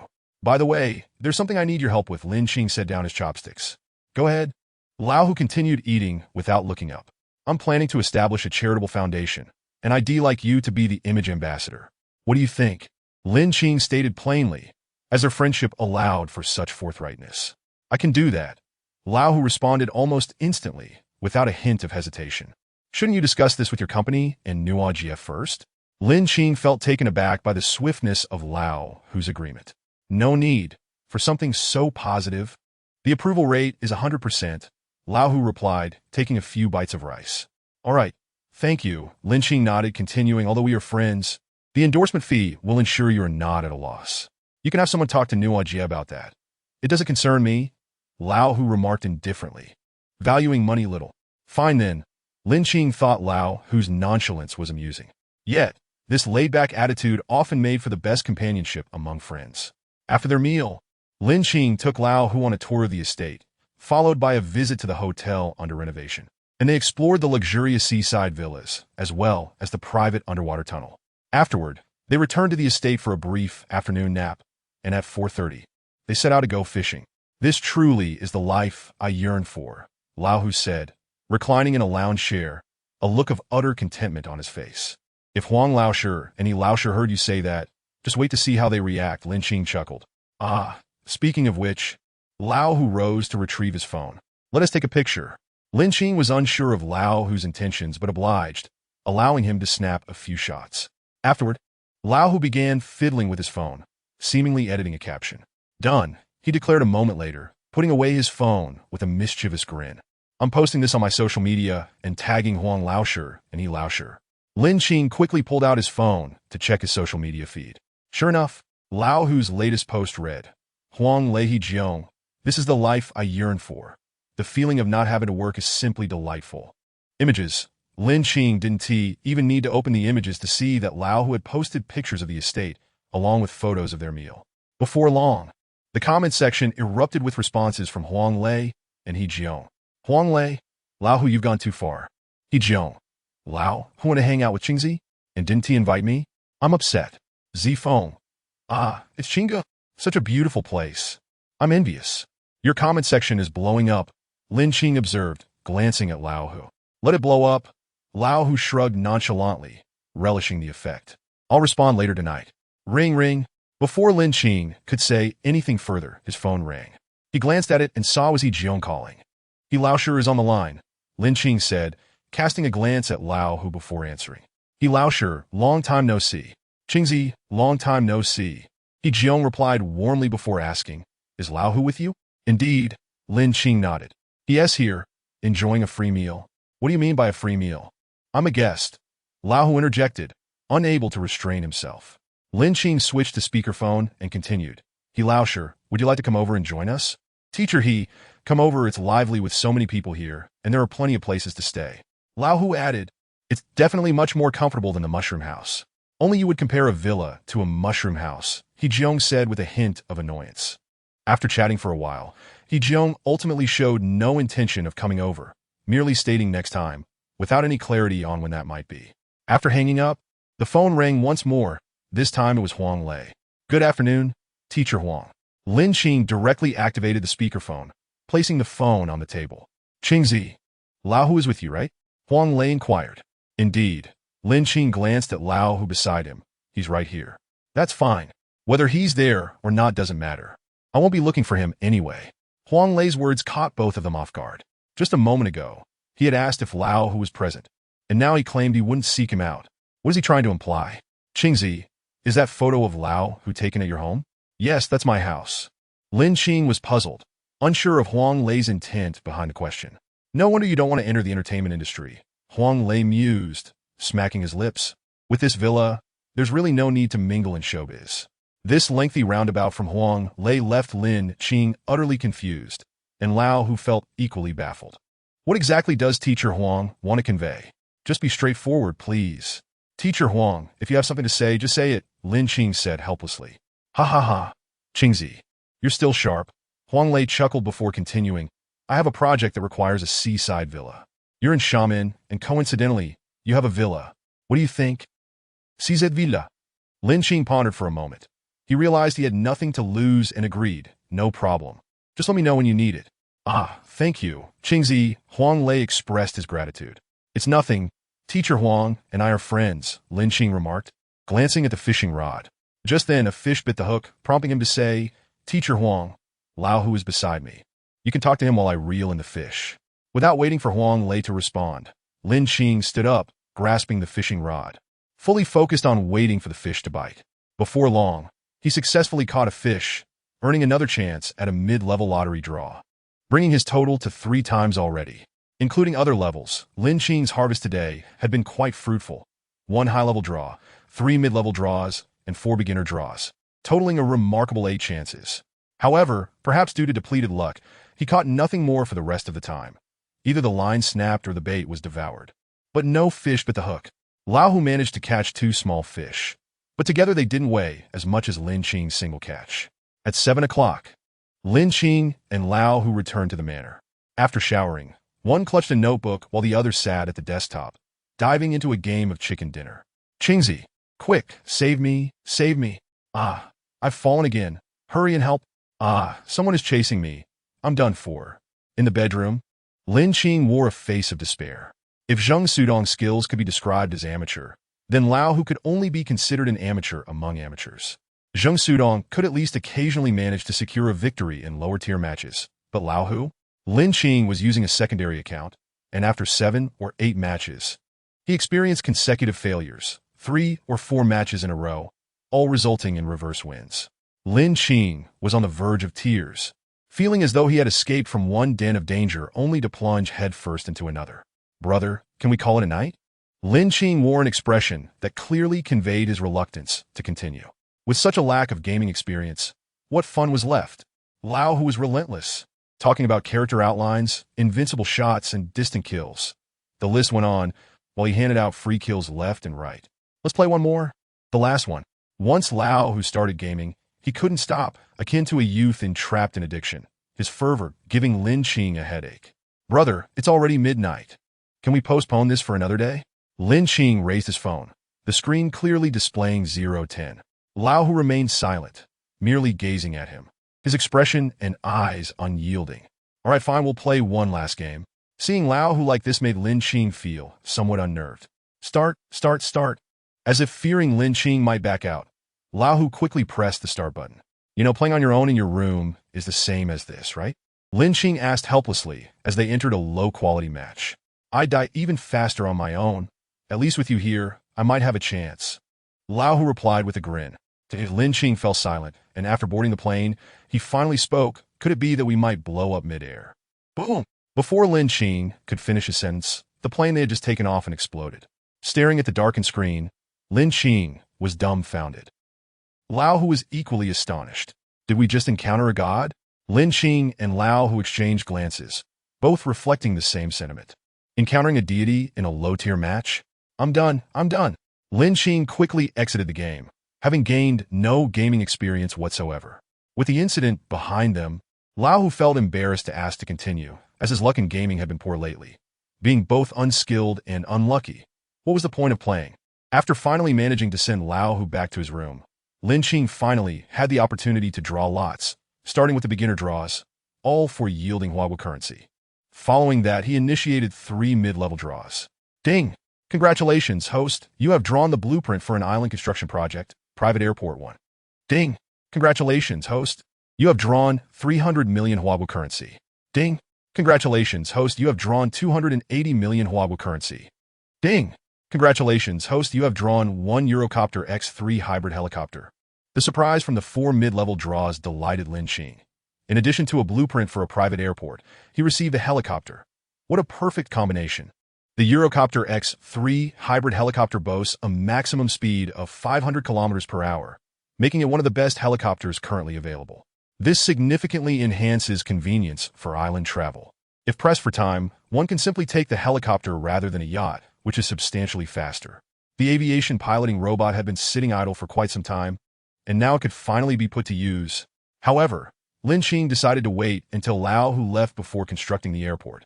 He feared that such an endeavor might startle Lao Hu. Meanwhile, he could release the helicopter. That would be easy to explain, just claiming it was recently purchased and the pilot had just flown it back. The rooftop of the central villa has a large open space suitable for temporarily parking the helicopter, which could be relocated once the airport construction was complete. With that thought in mind, Lin Qing pressed the button in his room. Lao Yang, please arrange for Xiao Jun, the aviation piloting robot, to take over the helicopter on the rooftop. Understood. Lao Yang bowed and turned to carry out the task. Once Lao Yang left, Lin Qing promptly released the helicopter. The system allows for selecting a parking location, eliminating the need for Lin Qing to head to the rooftop. But it couldn't be too far away. For instance, placing it directly in Xiamen's Jinhai Bay would be impossible. Henceforth, Lin Qing was not just part of the property-owning class and the vehicle-owning class, but also the aviation-owning class. Aviation class. Shouldn't that refer to vegetables? After arranging everything, Lin Qing continued drawing lots, as he still had 1 high-level draw left to use. The high-level draw commenced. Ding! Congratulations, host. You have drawn the blueprint for a Disneyland in a parallel world 1, construction limited to own land. Upon hearing the prize, Lin Qing was astonished. A theme park had truly appeared, and not just any park, but a Disneyland. How vast would the required area be? The full name of the park he drew was Hong Kong Disneyland, covering an area of 126 hectares, equivalent to 126 square kilometers, almost half the size of Wulong Island. Clearly, constructing it on Wulong Island would be inappropriate. But where should it be built? Unless another sizable island comes into existence. The construction blueprint is nothing more than a mere scrap of paper. In this world's port city, there exists a paradise, not named Disney, but rather Fanawild Dreamland, sprawling over an area of approximately 140 hectares, featuring amusement rides strikingly similar to those of Disney. Setting that aside for the moment, if Lin Qing could draw the ownership of an island from the system, then the Disney theme park construction blueprint would indeed hold value. Otherwise, it would remain indefinitely shelved until a suitable opportunity arises for its realization. Gathering his thoughts, Lin Qing pulled the covers over himself and drifted into slumber. The night passed in silence, and before long, dawn broke. At 6 in the morning, after completing his workout and returning to the manor, Lin Qing discovered that Old Who was already awake and enjoying breakfast. "You're back. Join me for a meal," Old Who greeted Lin Qing, treating the place as if it were his own home. This unpretentious camaraderie felt quite delightful, reflecting a genuine friendship. "I need to shower first. I'm drenched in sweat," Lin Qing replied, heading upstairs. Shortly after, having finished his shower and descending for breakfast, Lin Qing found Old Who already done and waiting at the dining table. "Where are you taking me to play today?" Lin Qing inquired as he settled down. "Just a few days ago, my friends left, and I accompanied them to all the attractions in Xiamen," he continued, pausing, as he genuinely had no desire to go again. It felt utterly tedious, devoid of any thrilling experiences. "What you mean is that you don't want to go, right?" Old Who, not lacking in wits, grasped Lin Qing's implication. "Isn't it better to just stay here with me?" Lin Qing sipped his milk, exhaling comfortably, and continued, "You're a big star, always in the limelight. That's not ideal. Don't you think, Sister Gao?" "Indeed, it's better to stay in. It's so comfortable here," Sister Gao, who had just come down from the second floor, concurred. "You're here to relax, and this environment is perfect. How about we head out later to do some fishing?" Old Who interjected, Chapter 66. Uncertainty, Instability, Lin Qing. Old Who looked at Lin Qing for help. "Don't look at me. I don't want to go out." Lin Qing shook his head. Old Who felt utterly helpless, sensing he was digging his own grave. If they were in Xiamen, he could sneak out to have some fun. But here, without Lin Qing's consent, he couldn't even step off the island. All the robots were under Lin Qing's command, as long as Lin Qing disagreed. Old Who wouldn't be able to take a single step off the island. Swimming was a different matter, though. "Old Who, you might as well stay put. Sister Nuo instructed me before we set off that even during vacation, you cannot wander off, so give up," Sister Gao said as she took a seat at the dining table and began her breakfast, leaving Old Who sitting there, bewildered and dumbfounded. "Oh, Mr. Lin, Sister Nuo mentioned she would call you. I wonder if you've received it?" Sister Gao suddenly recalled her conversation with Kai Inua the previous night, where Kai Inua stated she would reach out to Lin Qing. Just as Lin Qing opened his mouth, his phone rang. It was indeed Kai Inua calling. "Hello?" Lin Qing answered. Yes, I understand. All right, I promise." A few exchanges later, Lin Qing ended the call and looked at Old Who, then spread his hands.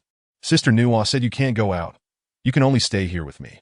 "Fine," Old Who said, his face a picture of despondence, resigned to his fate. Lin Qing leisurely finished his breakfast, set down the empty milk glass, and stood up, preparing to head out, with Old Who naturally following suit. On the way to the fishing platform, Old Who spoke with a tone of grievance. "You're being rather inconsiderate, not helping me at all. You could always go out yourself." "I haven't stopped you," Lin Qing chuckled, then feigned a puzzled expression. "Did I stop you?" Old Who was taken aback. Throughout the conversation, Lin Qing had merely suggested that it would be better to stay put, without ever implying he shouldn't go out or forbidding Old Yang from taking the yacht. Sign. Old Who's eyes lit up. "Lin Qing, wait for me. I'll bring you something to eat when I return." "Old Yang, pull over." Following orders, Old Yang halted the vehicle, allowing him to disembark. Old Who swiftly opened the car door and rushed towards the dock. Observing Old Who's departure, Old Yang asked, "Sir, is this all right?" "That's fine. He's an adult, not a child." Lin Qing waved his hand, and the car continued on its way to the fishing platform. Meanwhile, when Old Who hurriedly reached the dock, panting heavily, he was taken aback. There stood Sister Gao, beaming as she watched him from the bow of the yacht, clearly having anticipated his attempt to sneak away. Sister Gao, how come? Old Who began, but she cut him off. You wondered how I ended up here, didn't you? Do you think I've been your assistant all these years without knowing your little schemes? I predicted that Mr. Lin would let you go. After a few exchanges, Old Who fell silent, fearing that if this reached Sister Nua, he would be in trouble again.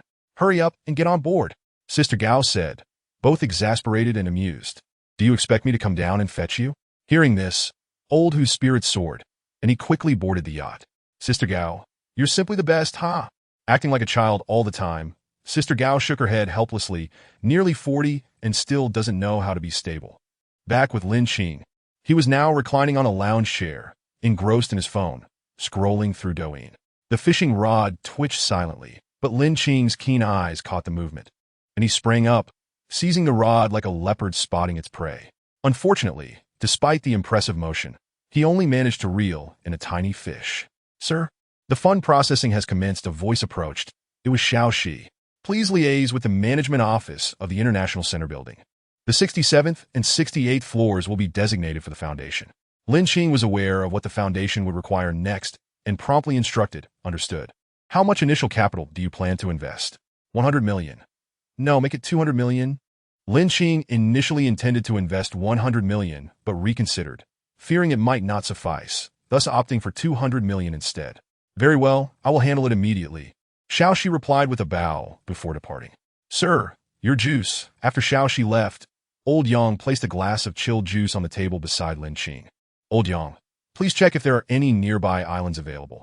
They don't need to be too large, around 200 hectares, but must be suitable for construction. If not, discard them outright. Lin Qing pondered for a moment, deciding it would be prudent for Old Yang to investigate, as they already had the blueprint, making it a viable attraction. Earning money was merely a minor aspect. More importantly, he didn't want to squander resources. After all, it wouldn't be built on Wulong Island, and once established, it would serve as a profitable venture. After all, who would ever complain about having too much money? The construction of Disney served another significant purpose: social status. Regardless of how well Lin Qing and the Shengguan family got along, their influence was not his, and he felt somewhat lacking in that regard. Establishing the amusement park could elevate his standing and reputation in the outside world, ensuring that anyone who recognized him would refer to him as General Lin. However, while the intention was commendable, reality was often harsh. The islands suitable for construction, comparable in size to Galanjiu, were exceedingly rare. It was uncertain whether any could be found. Even if they were, they might be beyond his financial reach. Nevertheless, being proactive could prove beneficial, as the system might one day grant him a substantial sum of money. By noon, Lin Qing had accumulated 2 junior lottery draws, 1 intermediate and 1 special draw. Today had been fortuitous, enabling him to catch a rare fish. Upon returning to the manor, he found Old Who had yet to return, surmising that he was likely having too much fun and would probably not come back for lunch. Without the inclination to seek him out, Lin Qing took a shower, enjoyed his lunch, and then retired for a midday nap. Unbeknownst to him, his novel's comment section had erupted into chaos. The author truly exhibits a capricious nature. 3 days prior, Fox had arranged for his novel to be released, hoping for a surge in updates. However, to his astonishment, Lin Qing remained steadfast in his routine of 2 updates daily, unwavering as ever. Chapter 67. Lao Hu's Departure. At 3 in the afternoon, after considerable deliberation, Fox ultimately decided to call Lin Qing. Following their conversation, Lin Qing consented to increase his daily updates to 5, allowing Fox to hang up the phone with a sigh of relief. After all, Lin Qing's novel was currently experiencing an overwhelming surge in popularity, with over a dozen Silver Alliance members and nearly 100 Ordinary Alliance leaders having emerged. Failing to increase updates would simply be unacceptable.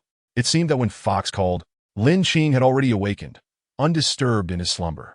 In a fairly good mood, Lin Qing copied over 100 chapters of his novel in one go and uploaded them to the author backend for scheduled updates. Once completed, he paid no further attention to it. The amount of manuscript payments was of little interest to him, as he did not rely on his novels for sustenance. Around 5 in the afternoon, Lin Qing ventured out again, heading towards the fishing platform. Having already fished that morning, he did not intend to grant himself a day off. After all, it felt akin to a job, and he had planned his time meticulously. Yet this was far more relaxed than any job. Who would have such leisure as he did? At 7 in the evening, Lin Qing wrapped up his work, noticing a change in the lottery counts. The special lottery remained unchanged, still at 1 entry. The intermediate increased to 2, totaling 2 entries. The beginner category saw an increase of 2, totaling 4 entries, while the advanced lottery still did not appear. Upon returning to the estate, Lao Hu, having spent the day reveling, returned with an exhausted Gao Jie. You resemble a bird released from its cage, flying about all day, yet you still know to return. Lin Qing teased with a broad smile. Look at how worn out Gao Jie is. I suspect you'll soon receive a call from Nuo Jie. Cough, cough. Lao Hu awkwardly cleared his throat and replied. It's been too long since I've played. I ended up visiting several places all at once. Where did you go? Lin Qing inquired, curious about Lao Hu's excursions with Gao Jie. This morning we went to Galanji, then the Botanical Garden for lunch, and in the afternoon we headed to Zhengqiuan. Lao Hu Digan, TSK. All common places. Aren't you afraid of being recognized? Lin Qing shook his head, somewhat resigned. Aren't I wearing some gear? Lao Hu pointed to the hat and sunglasses beside him. Due to the sweltering weather, he hadn't worn a mask, and thankfully he had not been recognized otherwise. Any tourist spot could have kept him stuck there for an entire day. Have you eaten? Lin Qing asked while walking toward the dining room. Not anymore. Lao Hu shook his head, patting his stomach. I've eaten too much today. I can't possibly eat more. There's a gym upstairs. You should head there later. Lin Qing remarked with an expression that suggested it served him right. Having said that, he disregarded Lao Hu and strode into the dining room. After finishing his meal and allowing some time for digestion, he went upstairs to take a shower. Remarkably, Lao Hu did head upstairs to work out, likely under Gao Jie's watchful eye. Of course, it could also be that Kai Nuo had already called. Around 8 in the evening, after exercising and showering, Lao Hu sought Lin Qing to play games again, but Lin Qing declined, citing the excuse of writing his novel, claiming he was too busy. Although he didn't need to type, it served as a good excuse. Lao Hu was immediately captivated by Lin Qing's novel. You wrote Panlong? Lao Hu exclaimed, his eyes wide with disbelief. He had followed this novel for quite some time and had even joined the ranks of those urging for updates, never realizing it was penned by his own friend. Is there a problem? Lin Qing inquired, puzzled. No, but how many chapters do you have in reserve? Let me take a look. Lao Hu insisted, rubbing his hands together as he approached. That little bit you update daily is hardly sufficient. Let me see some in advance? Not a chance. Give up on that idea. Lin Qing firmly rejected him. It wasn't that he was unwilling to let Lao Hu read, but his novel was already completed. If the news about the completed manuscript were to slip from Lao Hu's lips, he would be forced to confront the wrath of countless readers. You're so stingy. Frustrated by the lack of permission, Lao Hu left disappointed. Once Lao Hu departed, Lin Qing closed the author backend, placing the USB drive containing Panlong into the system's backpack. His computer was secure. Unless Lao Hu could log into his account, he wouldn't find anything. It's like I'm guarding against a thief, Lin Qing muttered, rising to lock his door before launching into the game to play solo. He had grown wary of being duped, as accompanying Lao Hu always posed the risk of a counter-ambush in the game. With divine beings emerging, one could never be certain that one day, the game developers might go rogue and ban his account. Time flew swiftly, and in the blink of an eye, 2 days had passed. During this time, Lin Qing had not gone fishing, even temporarily preserving his lottery entries. On this particular day, Lao Hu and Gao Jie were set to leave for a commitment requiring Lao Hu's presence. Lin Qing personally escorted them to the airport, watching as they passed through security before departing. Upon returning to the estate, Lin Qing retreated to his room. After going out, a shower was a necessity as the heat was unbearable. Ding, ding, ding. Just after finishing his shower, the phone rang. It was a call from Xiao Shi. Sir, Xiao Shi greeted respectfully before continuing. The foundation has been established, and Mr. Hu's promotional photos are ready. We will soon initiate the plan you proposed. Just proceed with it, Lin Qing replied. While he was the owner of the foundation, he did not feel the need to oversee everything. Having Xiao Shi was more than sufficient. After hanging up, he noticed it was still early, around 10 in the morning. Lin Qing opened his computer and whimsically played a few rounds of PUBG, unexpectedly achieving victory in each match. Having played 4 rounds, his luck was extraordinary. He found himself within the safe zone every time the circle refreshed, an exhilarating experience indeed. He had collected a plethora of supplies, including a fully equipped M416, a fully equipped 98K, and a fully equipped M24. Ding! Just as he powered down the computer and prepared to head downstairs for a meal, his phone chimed again. However, it was a call. It was a message from Lao Hu, assuring him of his safety. Lin Qing casually replied with a simple acknowledgement. Lao Hu likely had begun to occupy himself. For after Lin Qing's reply, there was no further response. Following his meal, he adhered to his usual routine of taking a nap to maintain his health and mental well-being. Awakening at around 4 in the afternoon, a day without fishing felt dreadfully mundane. He wasn't particularly fond of watching movies. And since Lao Hu's self-deprecating remarks about their viewing of Nirvana and fire, it had lost its charm. I might as well try my luck with the lottery, Lin Qing mumbled, delving into his mind. The 4 beginner lottery draws yielded nothing but monetary rewards, as expected. Next came the intermediate lottery. Ding! Congratulations to the host for winning a calligraphy piece by Wang Shiji. Ding! Congratulations to the host for winning a miniature amusement park, including carousel, bumper cars, children's rocking chairs, and slow-speed track cars. Lin Qing's eyes lit up, not because of Wang Shiji's calligraphy, but due to the miniature amusement park. He had long promised Rui Xue to build her a playground, and this was perfectly timed. Moreover, the attractions were not many and posed no danger.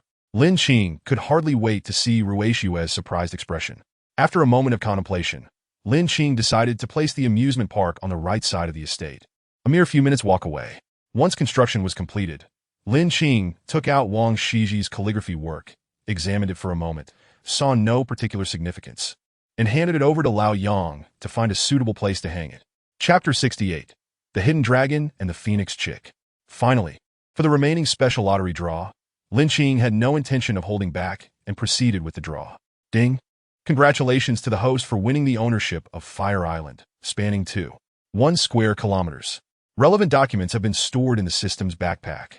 Lin Qing was well aware of Fire Island. According to legend, it was struck by divine lightning. Cough cough, I digress. The tale goes that Fire Island was scorched due to a thunderstorm. During the lightning, it was inadvertently struck, causing a catastrophic fire that incinerated the island's vegetation. Subsequently, for reasons unknown, it remained barren. To his astonishment, this island now belonged to him, and it seemed the system also wished for him to construct a Disneyland. The name Fire Island was designated post the fire. Prior to that, it was known as Fengchu. The name derives from the illustrious figure of Pang Tong, also known as the Phoenix Chick, from the Three Kingdoms period and corresponds with Wulong Island. Together, they form Wulong Fengchu. The 2 islands are in close proximity, and by yacht, one can arrive in approximately half an hour. Lin Qing was quite pleased. While others may find little use for Fire Island, he was different. Not only did he possess a construction blueprint for Disneyland, but the intrinsic value of Fire Island itself was also considerable. Although it could not compare with Wulong Island, and its price was less than a third of that of Wulong Island, it still held significant worth. Lin Qing instructed Old Yang to cease the search for island information, as it was no longer necessary. He then directed Old Yang to summon several construction teams to begin erecting barriers around the island, ultimately obscuring it entirely. There was no need to worry about the construction. When the system provided him with the island-related documents, the construction rights were included, and with the system's interference, satellites in the sky would remain oblivious to any changes on Fire Island. However, constructing Disneyland would require time. The key lay in the outer concealment, as it was not like Wulong Island, where buildings were scarce. The sudden appearance of such a large amusement park would likely startle the populace. Once everything was arranged, Lin Qing stepped out, intending to stroll along Zhongshan Road in Xiamen. It had been quite some time since he last visited Zhongshan Road, and it now felt as though it had lost much of its former charm. Nonetheless, despite the diminished atmosphere, the area still attracted a considerable number of shoppers, both locals and visitors alike, who often sought to browse during their leisure time. Consequently, various dining establishments in the vicinity of Zhongshan Road thrived, with some businesses reporting monthly profits of at least 300,000.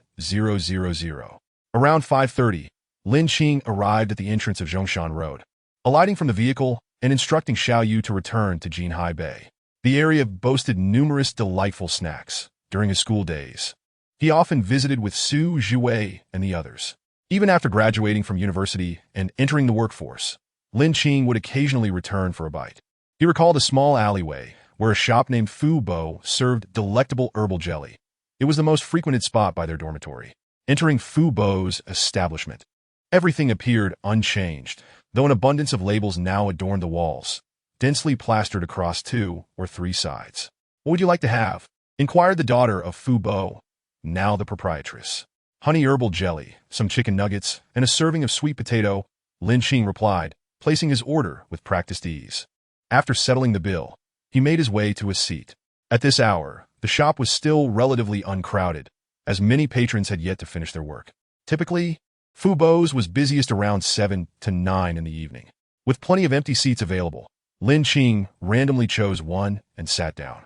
The food arrived promptly. Taking a bite, he was pleased to find the taste remained unchanged, as delightful as ever, indicating that the shop had consistently preserved Fubo's culinary craft. Fubo had aged, no longer fit for work in the kitchen, but the continuation of his legacy was a welcome development, ensuring that the delicious flavors would endure. Lin Qing savored his meal slowly, and by 6 o'clock, a new wave of customers had arrived. Yet he remained, lounging in a hammock while idly scrolling through his phone. After several minutes, he finished his meal and prepared to leave, only to encounter a familiar face at the door. Su Jingyi, a strikingly beautiful campus belle, was linked arm in arm with a man who was not the rumored Chao Yuanming, but rather an older gentleman, balding and around 50, whose physique seemed neither too thin nor too stout, exuding the air of a displaced resident. Adorned in ostentatious gold chains, rings, watches, and even gold teeth, he was quite the spectacle. Su Jingyi did not recognize Lin Qing, and as he passed by, she showed no sign of acknowledgement. Lin Qing couldn't help but lament the fall from grace of such a once illustrious figure. However, the affairs of others were of no concern to him. Meddling was not his style. Shaking off such thoughts, he exited the shop, leaving the alley and wandering aimlessly along Zhongshan Road. It was not until after 9 that Lin Qing made his way to the Xiamen Yacht Harbor to return to the manor. Upon arriving at the manor, he took a brief respite before heading to the shower in preparation for bed. The following morning, Lin Qing rose from his large bed, following his usual routine of washing up, exercising, and having breakfast. While he was eating, Old Yang approached him, bowing slightly. "Sir, the construction teams have been contacted. Several have expressed interest in the peripheral development of Fire Island. However, the cost will be somewhat higher than those on the mainland due to transportation issues." "Has Zhang Xiaoping been free lately?" Lin Qing inquired, not responding directly. "Yes, the renovations are nearing completion," Old Yang replied. "Rename Fire Island back to its original name, Fengqiu Island. The rest can be handled by Zhang Xiaoping," Lin Qing declared, waving his hand as he continued his breakfast. Old Yang bowed again and departed to carry out Lin Qing's instructions. After finishing his meal, Lin Qing grabbed his fishing gear and set off alone for the fishing platform. Upon reaching his destination and setting everything up, he settled onto a lounge chair, preparing to check his social media, but was quickly distracted by a flurry of messages from his university class group. The notifications were rapidly accumulating, soon exceeding 99. Intrigued, Lin Qing clicked into the group chat. Greeted by a barrage of messages, he opted to view the latest messages first. The first post left him stunned. Class leader Zhou Xiaoming had shared a link with a shocking headline: "The decline of the campus belle. Su Jingyi from Xiamen University commits suicide, circumstances unclear." The article provided a brief overview of Su Jingyi's background and family situation, concluding that local authorities had begun an investigation. Lin Qing had only seen her the previous evening, linked to a rather ostentatious middle-aged man, and now she had taken her own life? What had transpired overnight? Or was it possible that her affectionate gesture towards the man had been coerced? As he scrolled down, most messages conveyed shock and disbelief, but none offered any useful information. Nevertheless, he reminded himself that it was not his business to interfere. Some matters were best left untouched. He set his phone aside, choosing to enjoy the scenery while fishing. Chapter 69. Investigation. Ding. Congratulations to the host for catching a rare wild fish, earning one special lottery draw opportunity. What a fortuitous start. Just moments after putting down his phone, Lin Qing reeled in a 4-pound stone clam fish, securing himself a special lottery draw. A smile crept onto his face, and the earlier news about Su Jingyi faded from his mind as he resumed fishing. After baiting his hook, he settled back into his chair when his phone buzzed, an incoming message from Zheng Sudong. "Hey, have you seen the messages in the class group?" Zheng Sudong asked. "Yes," Lin Qing responded. "What do you think? How could she?" "Some things are better left alone. Let's not dwell on it," Lin Qing advised. "I know. It's just shocking. Such a beautiful girl, what a pity. You're just a lecher, aren't you? Coveting her looks? I'm on my way to work now, so I'll catch you later. Get lost." Setting his phone down, Lin Qing returned his focus to fishing. Gazing at the sea reflecting the sky, contemplating the fragility of life. Ah, what an odd thought. Orochimaru? As Lin Qing was lost in thought while fishing, he heard footsteps behind him and assumed it was old Yang, so he didn't turn around. Sir, Officer Lei Jingming has arrived. Indeed, it was old Yang, but he was not alone. Lin Qing turned to see Officer Lei Jingming accompanied by the female officer from before. Captain Lei, what brings you here today? Lin Qing inquired with a smile. Hello, Mr. Lin. Lei Jingming nodded in greeting before continuing. I need your cooperation regarding an investigation. What is it? Lin Qing furrowed his brow, somewhat perplexed. Was the matter from last time still unresolved? Not at all, Lei Jingming replied, taking a seat beside Lin Qing. It's about Su Jingyi. Su Jingyi? Lin Qing was taken aback, his tone laced with confusion as he remarked, I am not acquainted with Su Jingyi at all. Why would she seek me out? The situation is as follows, Lei Jingming interjected, taking the document bag from the female officer and extracting a photograph, which he handed to Lin Qing. During our investigation into Su Jingyi's suicide, we discovered that she had previously visited Fu Bo's Xiao Xianchao, located on Zhongshan Road. And you were there at the time? Yes, that's correct. I was indeed present, but I was actually about to leave. Lin Qing nodded in acknowledgement, adding further context. Well then, let us proceed. Lei Jingming signaled for the female officer to take notes, then turned to Lin Qing and asked, Please tell me, what was your purpose for visiting Fu Bo's Xiao Xianchao? I want to have some Xiao Xianchao. Lin Qing replied candidly. Do you know Su Jingyi? Lei Jingming inquired. I am familiar with her, but she likely does not recognize me. Lin Qing responded. What time did you arrive at Fu Bo's Xiao Xianchao? And when did you depart? I believe I got there around 5 o'clock, though I wasn't paying much attention. I probably stayed for less than an hour. Lin Qing reflected, acknowledging his lack of awareness regarding the passage of time. Why did you linger there for so long? Lei Jingming pressed for details. With a smile, Lin Qing continued. I used to frequent that place with my roommates. After graduation, I went there less often, but I visited yesterday and ended up staying a bit longer. Thank you for your cooperation, Lei Jingming said, rising to extend his hand towards Lin Qing. I apologize for the intrusion. Not at all, Lin Qing replied with a polite smile, shaking his hand. I hope your next visit is not for business. Ha ha ha, Lei Jingming laughed heartily. Indeed, arriving on official business can be rather nerve-wracking. Captain Lei, won't you stay for a glass of juice? Lin Qing gestured towards the juice on the table. I must decline. Lei Jingming waved his hand. With official matters at hand, I must take my leave. I shall visit you separately next time. Very well, Captain Lei, take care. Lin Qing smiled, making no further attempts to retain him. Once Captain Lei departed, Lin Qing's expression turned gloomy. Damn it, after finally enjoying a stroll? Encountering a fallen campus beauty is one thing, but now this suicide investigation. What a mess. He shook off the troubling thoughts and recalled his fishing rod, wondering if it had been dragged away by a fish during his absence. Fortunately, upon turning back, he saw old Yang standing beside the fishing rod, which had already been reeled in. Lin Qing stepped forward, picked up the fishing rod, baited the hook, and resumed fishing. Time flew by, and soon it was noon, marking the end of the workday. Lin Qing had quite a fruitful morning. One special lottery draw, one advanced draw, 2 intermediate draws, and no beginner draws, leaving only a few small fish, which contributed to his stock of beginner exchange fragments. Upon returning to the manor, he was too lazy to bring back his fishing gear, simply covering it with a cloth and weighing it down with a stone. After taking a shower to wash off the sweat of the morning, he felt refreshed and headed to the dining hall for a meal. After lunch, it had become a habit for Lin Qing to take a nap to aid digestion. If he were to skip it for a day, he would likely find himself dozing off.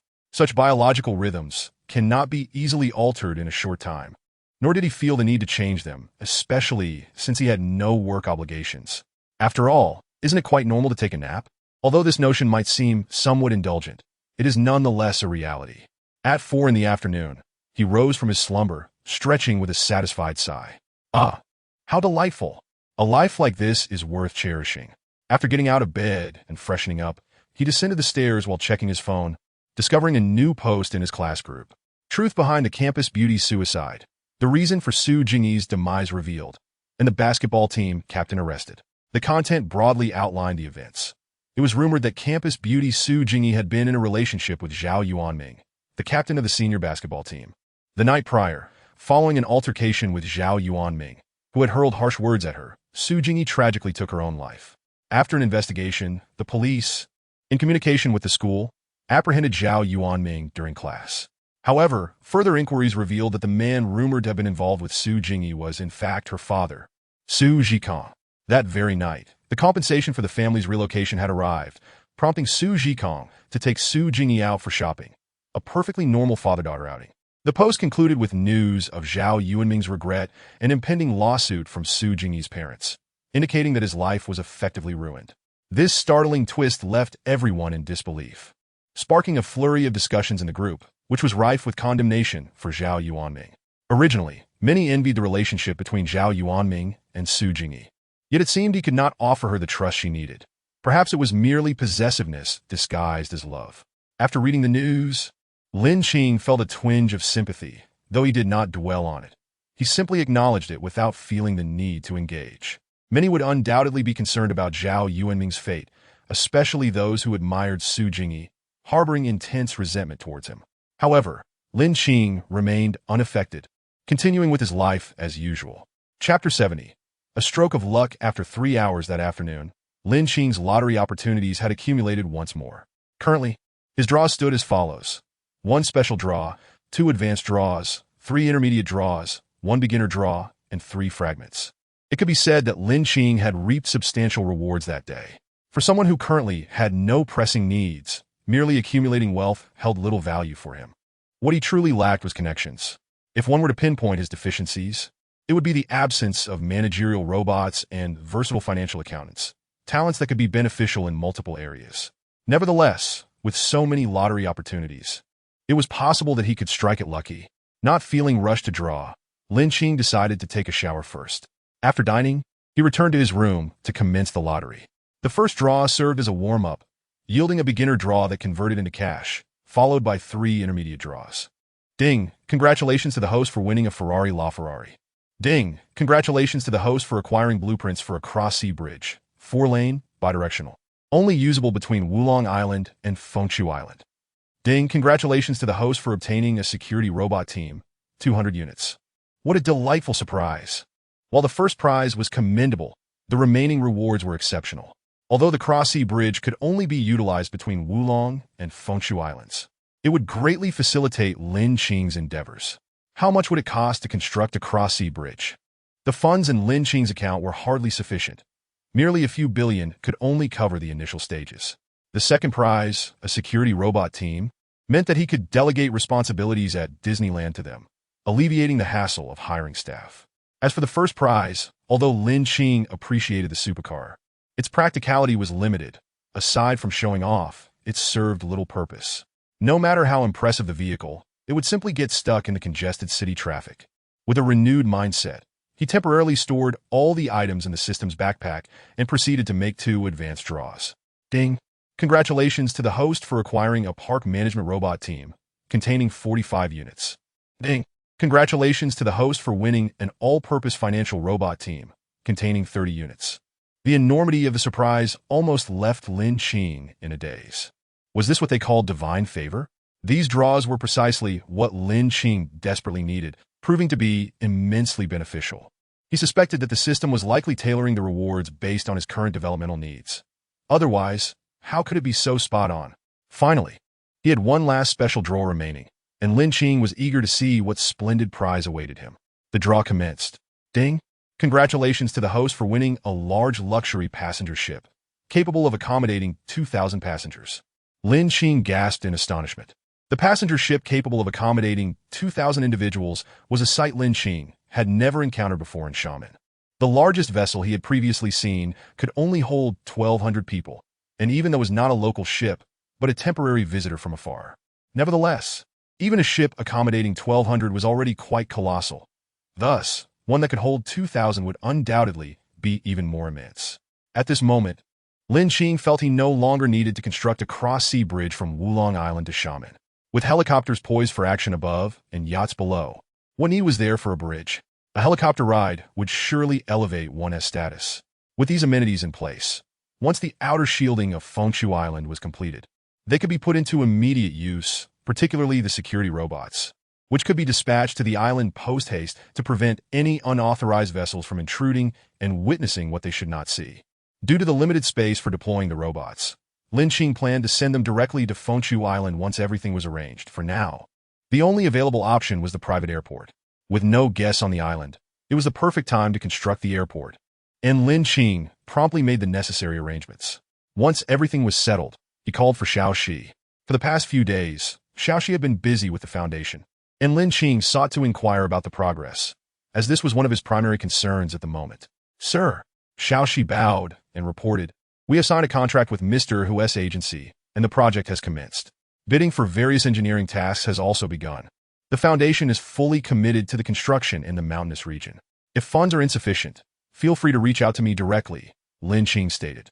According to the budget, your 200 million is already sufficient, Xiao Shi replied, being a robot adept in calculations. Lin Qing nodded in acknowledgement, refraining from issuing further instructions, and Xiao Shi wisely excused herself. As night fell, the following morning at 6 o'clock, Lin Qing rose as usual to go for a run, followed by breakfast. Having had a fruitful day yesterday, he did not intend to fish again today. After all, he had been fishing for several consecutive days and deserved a break. The outer shielding of Fengshu Island would take approximately 2 months to complete, a timeline that could not be hastened. The foundation had only one project underway, with Xiao Shi overseeing it, so there was no need for Lin Qing to worry. With nothing pressing at hand, he felt compelled to venture out for leisure, primarily driven by his craving for delightful cuisine, as the culinary offerings from various locales held a significant allure for him. After packing his belongings and taking his card and phone, Lin Qing set out, with Xiaoyu driving him to the airport. His first destination this time was Beijing, Tiananmen, the Forbidden City, the Bird's Nest, the Water Cube, and the Great Wall were all places he had previously only seen on television. But now Lin Qing was determined to witness them in person. Upon arriving at Terminal 3, he purchased a first-class ticket with Xiamen Airlines, which operated from that terminal. Several hours later, at Beijing Capital International Airport, Lin Qing disembarked from the plane, retrieved his luggage, exited the airport, and hailed a taxi to the Wangfujing Peninsula Hotel. He had booked the hotel prior to boarding, and since it was not the peak tourist season, many rooms were still available, especially the presidential suite, which could remain vacant even during high season. With wealth comes the opportunity to relish life, staying in the finest accommodations, dining on exquisite cuisine, and sleeping, cough cough, that shall remain unmentioned. Ever since acquiring the system, Lin Qing had never skimped on himself. With the means at his disposal, why should he deprive himself? Wouldn't you agree? Upon arriving in Beijing, the first delicacy Lin Qing yearned to savor was the famed Peking duck from Quanjude, a culinary experience he had long anticipated. However, it appeared that Quanjude required a queue every day, and by the time he arrived, he was already number 20-something in line. Queuing it was, as one must try what they have yet to experience. After standing in line for over half an hour, it was finally his turn. Guided by a server, he found a seat, ordered a duck, a bowl of soup, and a serving of fried rice. Upon seeing the price, over 300, nearly 400, plus an additional 10 service charge, the total came to just over 400. 400 it was. After all, he wasn't too short on cash, so he decided to indulge. However, upon tasting the first bite of Peking duck, Lin Qing's brow furrowed in disappointment. The flavor was rather mediocre, quite ordinary, and did not significantly differ from the duck he could purchase elsewhere. To be frank, Lin Qing did not believe that Quanjude's Peking duck was worth the price of 376 yuan, plus the 10 service fee, totaling 413. 6 yuan. This was merely for a duck, a serving of fried rice, and a bowl of soup. Such a price was unreasonable, compounded by the fact that the taste was unremarkable. Disappointed, he set down his chopsticks, settled the bill, and left without a second thought. There was nothing to linger over. As for wasting food, no, he packed it up, even offering it to a homeless man he encountered in an alley along the way. Once purchased, he could hardly allow it to go to waste.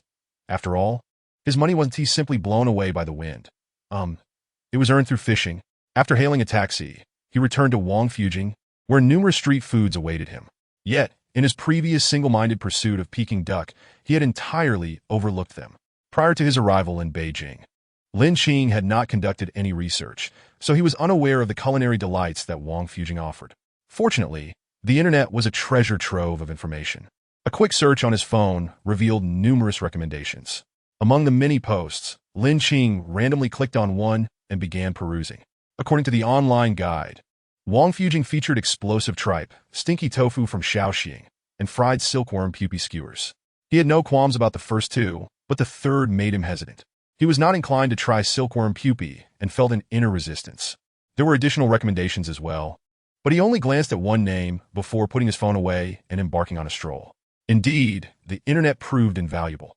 The snacks described were genuinely appealing, particularly the stinky tofu from Shaoxing, which had already drawn a queue at the stall. Lin Qing too had to wait for a while before he could make a purchase. Ding ding ding. Having enjoyed various snacks, Lin Qing's stomach was now satisfied, and he was preparing to return to the hotel when his phone rang. It was Huang Lei. Teacher Huang, do you need the villa? Lin Qing answered the call directly. Ah, you guessed it right, Huang Lei chuckled. I'll be needing it in half a month, just giving you a heads up. Teacher Huang, you never reach out without a purpose, do you? Lin Qing replied, recognizing the pattern. You brat, you make it sound as if I only call you when I need something, Huang Lei retorted playfully, then added, I'll be coming with teacher he, so you must treat us well. Just so you know, we won't be doing any work. Teacher Huang, are you treating my place like a mushroom house? Lin Qing laughed at the comment, assuring him, don't worry, I have staff to attend to you. No labor is required. After chatting with Huang Lei for a while, Lin Qing ended the call and took a taxi back to the Peninsula Hotel.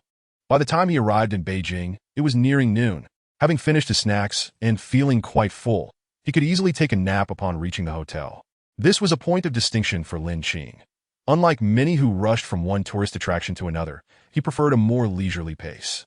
However, that made sense. If everyone had as much time as he did, there would be no need to rush. Time flew swiftly, and Lin Qing spent a full week in Beijing. Having visited Tiananmen Square for the flag-raising ceremony, the Forbidden City, the Great Wall, and other notable sites, capturing numerous photographs along the way. This trip provided him with genuine relaxation, devoid of the weariness he had experienced last time. Instead, he felt invigorated, as if he hadn't quite indulged enough. Though he felt he could have explored further, he did not wish to continue. He had ample time, and whenever he desired to travel, he could do so at will. Perhaps in the future, he would secure a private jet, eliminating the need to purchase tickets altogether. After booking his return flight and checking out, Lin Qing had a midday ticket back to Xiamen, arriving in the evening and reaching the estate by 8 o'clock. The next morning, after completing his workout and breakfast, Lin Qing suddenly felt inspired to experience the thrill of a supercar. The newly constructed asphalt roads around the island had been completed for some time, making it the perfect opportunity for him to indulge in this exhilarating experience. With resolute determination, he unleashed both hypercars simultaneously, two strikingly distinct and flamboyant machines gracing the entrance of the estate. The Lamborghini was cloaked in a sleek black, while the LaFerrari gleamed in a vibrant red. Lin Qing retrieved the key to the Lamborghini, unlocked the door, and slid into the driver's seat. The moment he settled in, an unfamiliar sensation washed over him. The chassis was far too low. He ignited the engine, and a ferocious roar reverberated throughout the island. Vroom, vroom, vroom. As he pressed the accelerator, the Lamborghini surged forward with astonishing speed, catching Lin Qing off guard and nearly wrenching the steering wheel from his grasp. Luckily, his reflexes were sharp. Otherwise, he would have crashed into a tree. In less than 5 minutes, the Lamborghini had completed a circuit around Wulong Island. But as Lin Qing emerged from the car, his complexion was somewhat pallid. Having never driven a hypercar before, he felt nauseous. While others experienced motion sickness, he found himself afflicted by hypercar-induced vertigo. Could it truly be that such a vehicle could induce such discomfort? Gritting his teeth against the urge to vomit, Lin Qing vented his frustration, exclaiming, "What a wretched machine! I don't even get motion sickness on the bus." As for the other hypercar, the LaFerrari, Lin Qing had no intention of experiencing it. Being another hypercar, it would undoubtedly yield a similar outcome. The inevitable nausea awaited him. He had long heard that the low chassis of hypercars could lead to motion sickness, and he had dismissed it as a mere joke, a boast of those who drove such vehicles. But to his astonishment, it was indeed true. Reluctantly, having lost the desire to drive any further, he tossed the key to Lao Yang, instructing him to return it to the garage, while he summoned the aerial drone pilot, Zhao Jun, to head to the airport. He yearned to experience a helicopter. After all, it was something he had never tried before, and his curiosity piqued. Buzz! As the rotors whirred to life, the helicopter gradually ascended from the ground, lifting into the air. Zhao Jun, let us go take a look at Fengshu Island. Lin Qing called out to Zhao Jun, who was piloting the aircraft. Understood, Zhao Jun replied, swiftly adjusting the helicopter's course towards Fengshu Island. At that moment, on Fengshu Island, various construction teams had just commenced their work for the day, a scene bustling with activity. Suddenly, the whirring of the helicopter's rotors echoed, drawing the attention of all the workers below. In the distance, a helicopter was en route to Fengshu Island, its black fuselage becoming increasingly discernible. And the workers initially assumed it was merely passing by, only to be surprised when the helicopter hovered above Fengshu Island. Seated in the helicopter, Lin Qing observed the construction progress below. 5 teams were each responsible for distinct areas, likely having conferred on their plan to ultimately merge their efforts. The construction was proceeding smoothly, and Lin Qing paid little heed, even spotting the foreman, Zhang Xiangping, among the workers. Without greeting him, Lin Qing instructed Xiao Jun to veer off course, circling the sea before returning to Wulong Island. He was thoroughly satisfied with his helicopter experience. At least he wouldn't suffer from air sickness. Upon returning to Wulong Island, Lin Qing made a beeline for the storage room, retrieved his fishing gear, and headed to the fishing platform. Having not fished for several days, he hoped that Lady Luck would be on his side. Setting up a sunshade, he took out his fishing rod, baited the hook, and settled into the lounge chair, allowing his mind to wander. Not long after, Lao Yang approached. "Sir, your juice," Lao Yang said, placing a glass of juice on the table. "The construction teams have returned. Haven't they?"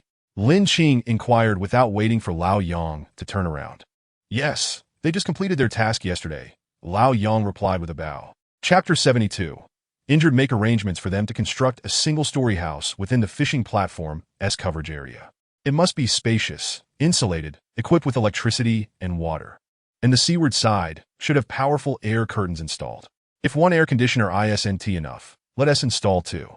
Additionally, designate a specific area for the fish, outfitted with oxygen, so any fish caught can be placed there, Lin Qing instructed Lao Yang, counting off each requirement on his fingers.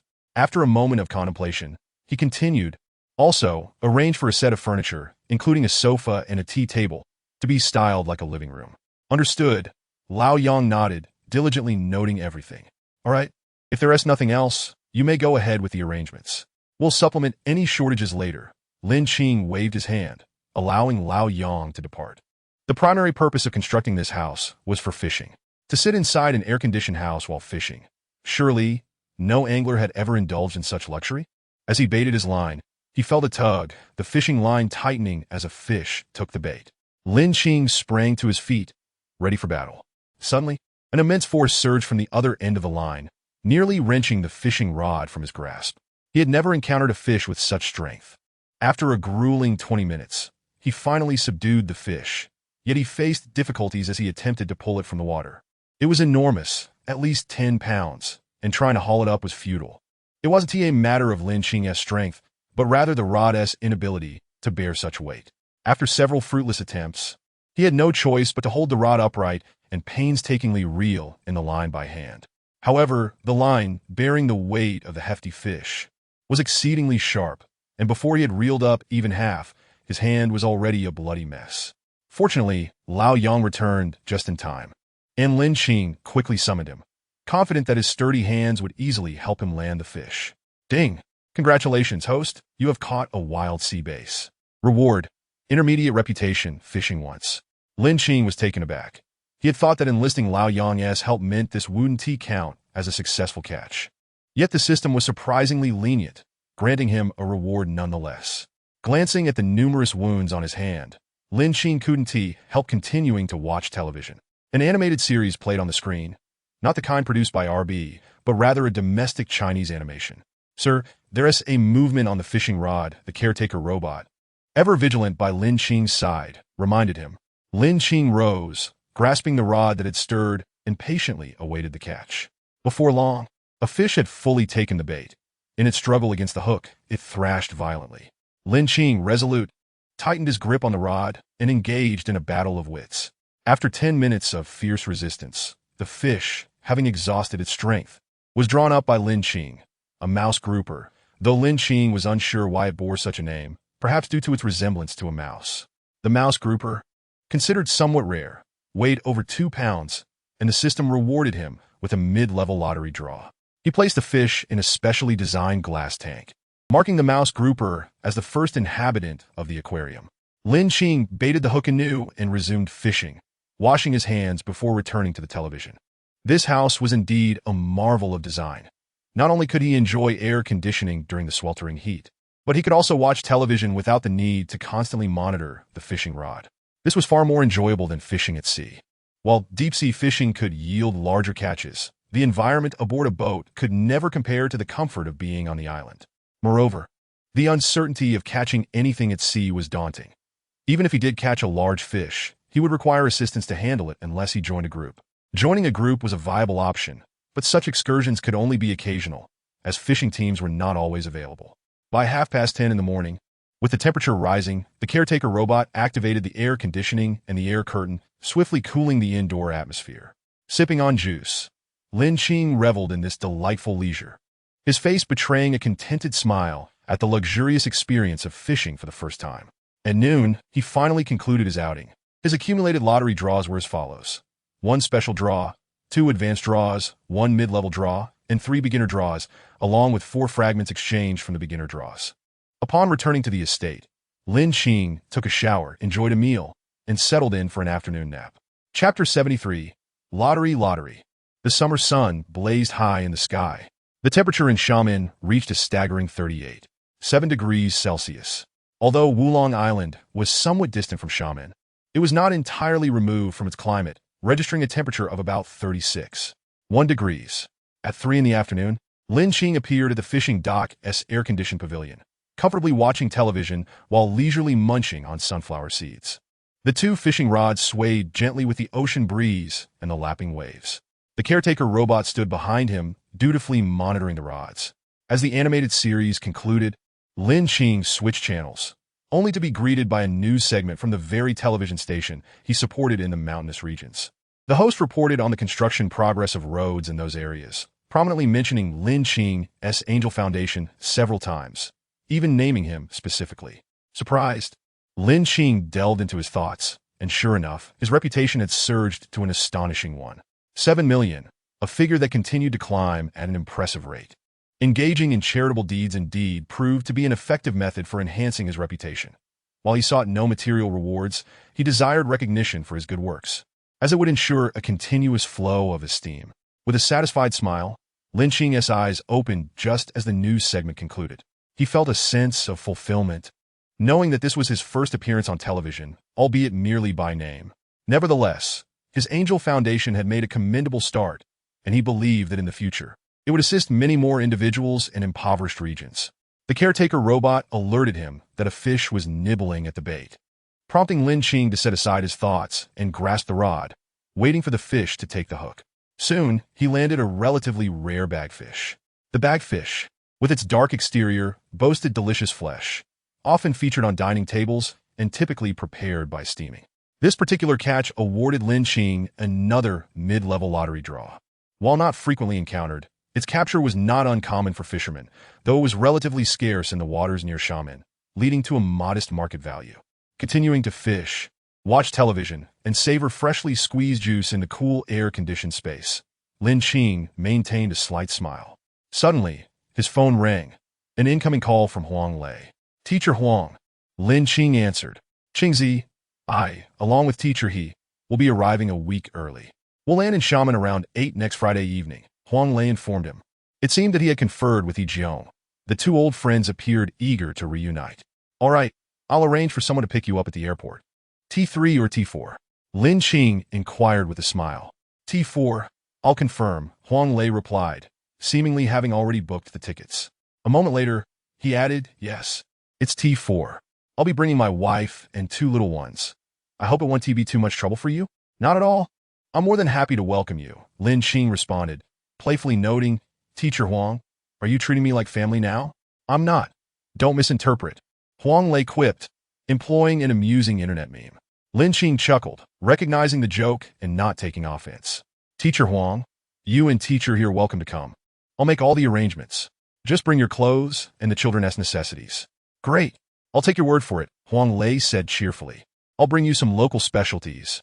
Just wanted to give you a heads up. I'm still in class, so I'll hang up now." "Understood," Lin Qing acknowledged, aware that Huang Lei was a homeroom teacher at Beijing Film Academy, and it was likely his break time. After ending the call, Lin Qing summoned old Yang, relaying the news and instructing him to prepare a nice meal with the caretaker robot for the following day. Lin Qing was concerned that arranging everything for that day might exhaust them, considering they would arrive in Xiamen around 8 and reach Wulong Island Estate shortly after 9. It would be more appropriate to ensure they had ample time to rest. Suddenly, Lin Qing realized that his abode had begun to resemble a mushroom house. Albeit without the need for manual labor, when guests arrived, it was purely a matter of enjoyment. Everything was attended to, except for bathing and using the restroom, though if one wished, the caretaker robot would be more than willing to assist.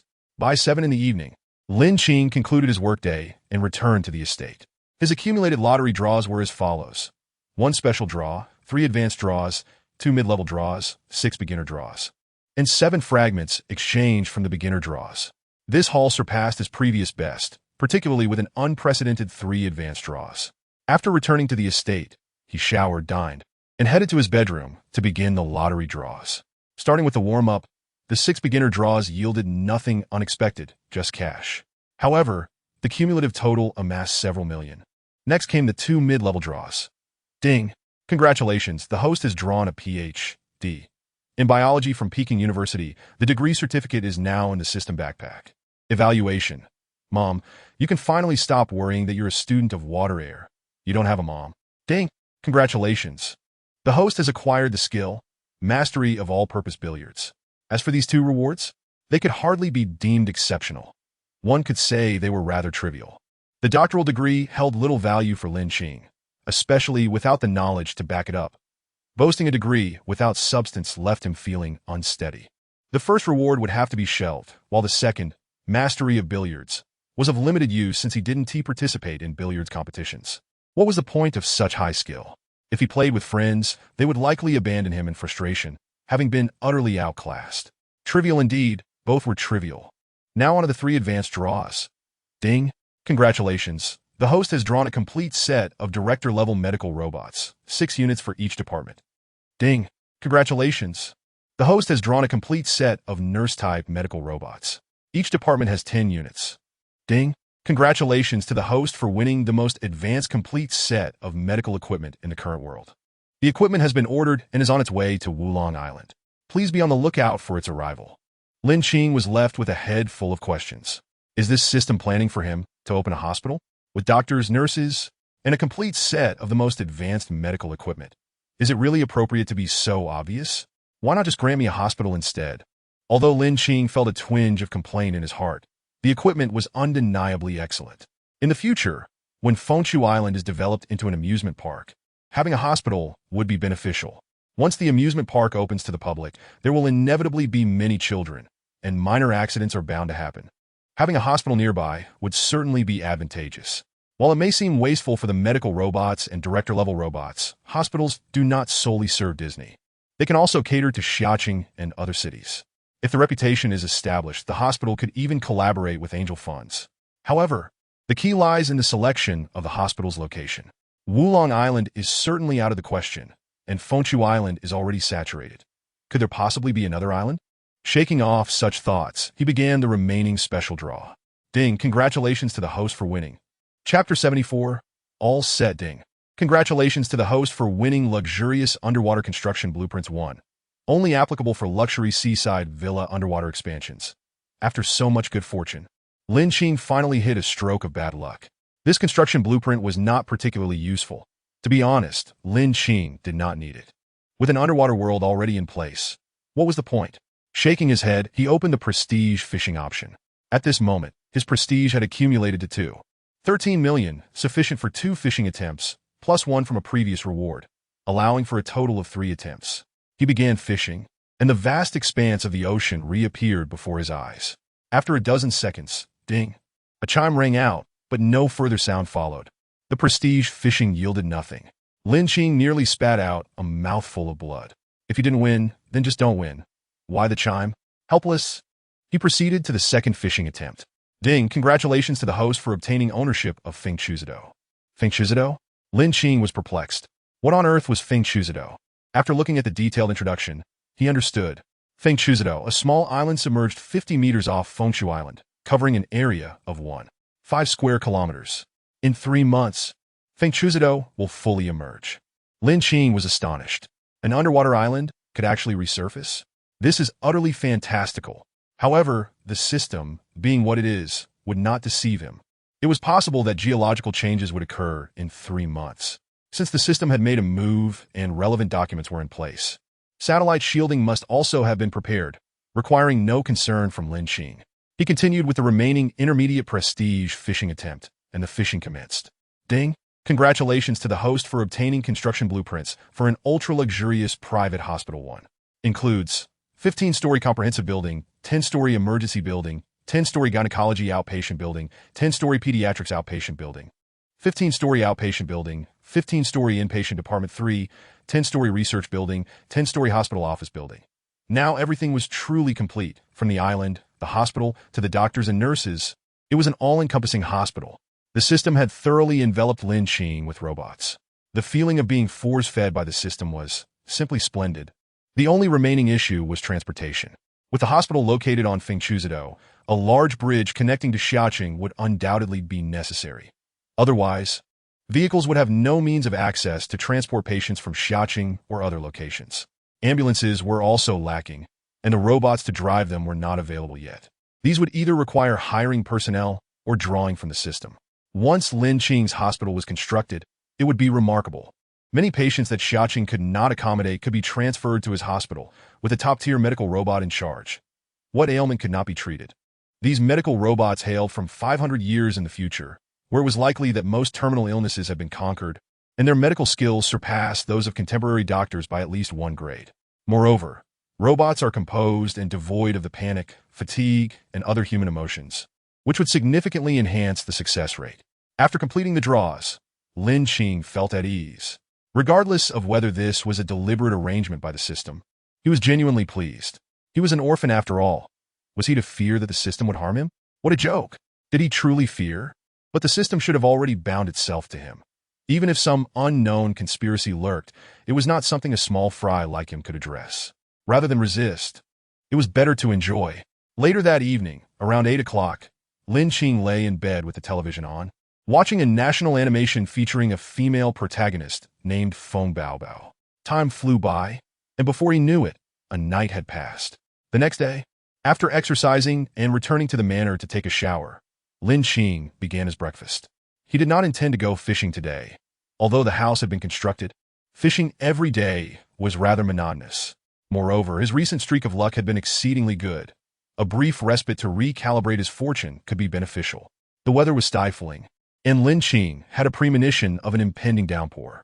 He called for Old Yang and instructed him to have someone pull down the roller shutter of the fishing platform house to prevent the indoor items from getting wet due to the afternoon rain. Sure enough, not long after, Lin Qing stood by the window, gazing into the distance, where a vast expanse of dark clouds had gathered, slowly drifting towards Xiaoqing. The clouds moved swiftly, and before long, a loud crack of thunder erupted, followed by torrential raindrops pelting down in a cacophony. This effectively extinguished Lin Qing's desire to go out, so he decided to stay in the manor, retreating to the study to pick up a book and delve into it. As a former university student, he could still manage to read, though prolonged reading was challenging.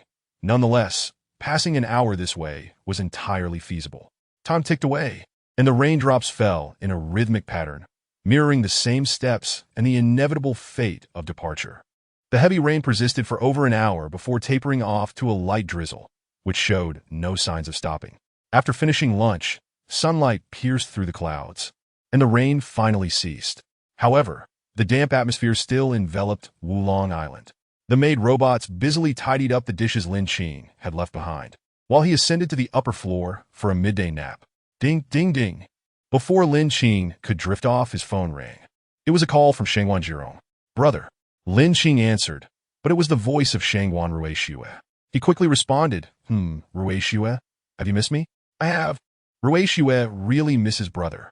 Shangwan Ruishue had not seen Lin Qing for several days and had been counting the days on her fingers. 1, 2.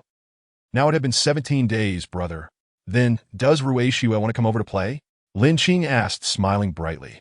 I've already built an amusement park for you. I want to go. Shangwan Ruishue exclaimed joyfully. Her previously pallid face now brightened with excitement, her eyes narrowing into crescent shapes. Then I'll come and pick you up, all right? Lin Qing added, but Ruishue must first get permission from Mom and Dad. Mr. Lin. Shangwan Jiyao's voice chimed in. revealing that he was on speakerphone. He continued, "We both have no objections. Ruishua has been much better these days, and we are extremely grateful to you." "No need to be polite, Mr. Shangwan," Lin Qing chuckled, adding, "I'll head over to pick up Ruishua shortly." All right, Shangwan Jiao replied, and the two hung up. "Oh dear!" Shangwan Jirong suddenly slapped his thigh. "What happened?" Shangwan Jiao asked in surprise. "What is wrong with my brother? Has he lost his mind?" "It's nothing. Why slap your own thigh?"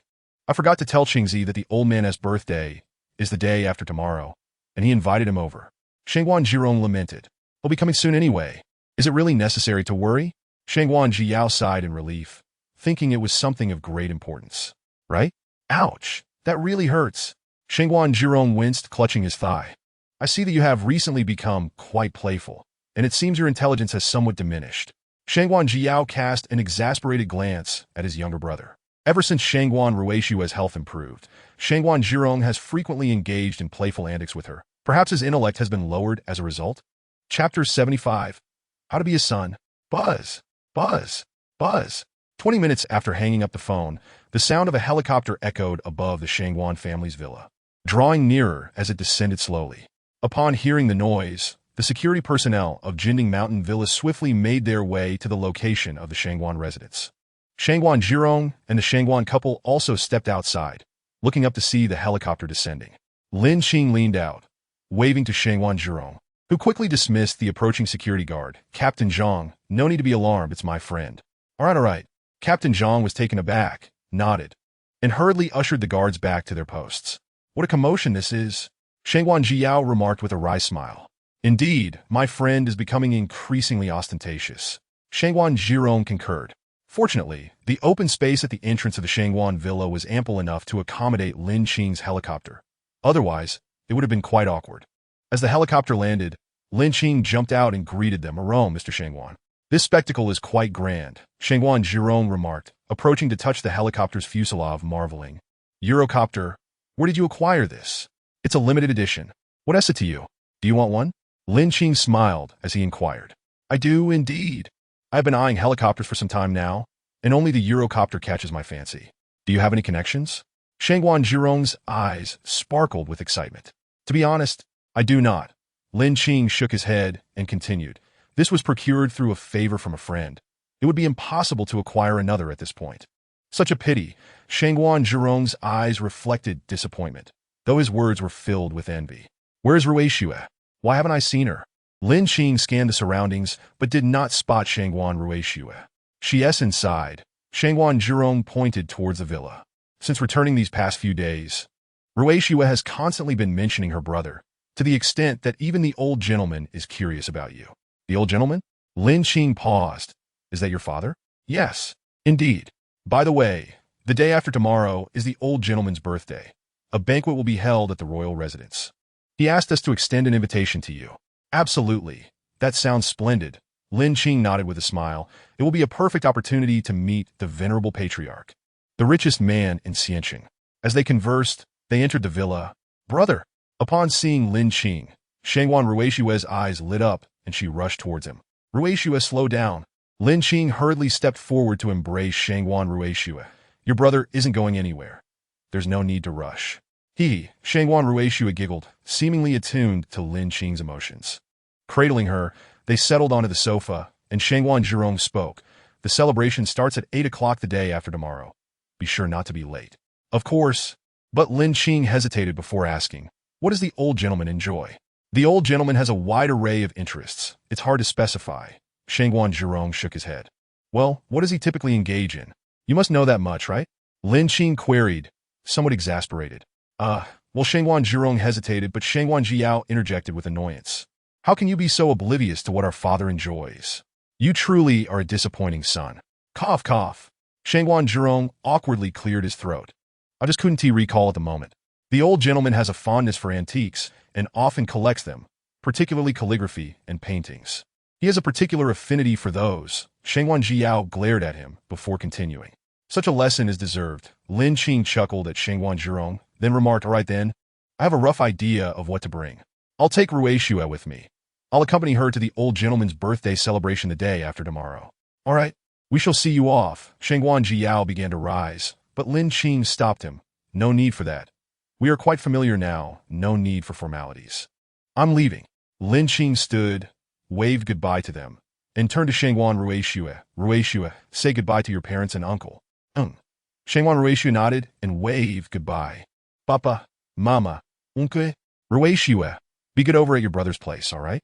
Li Qingchu interjected at that moment.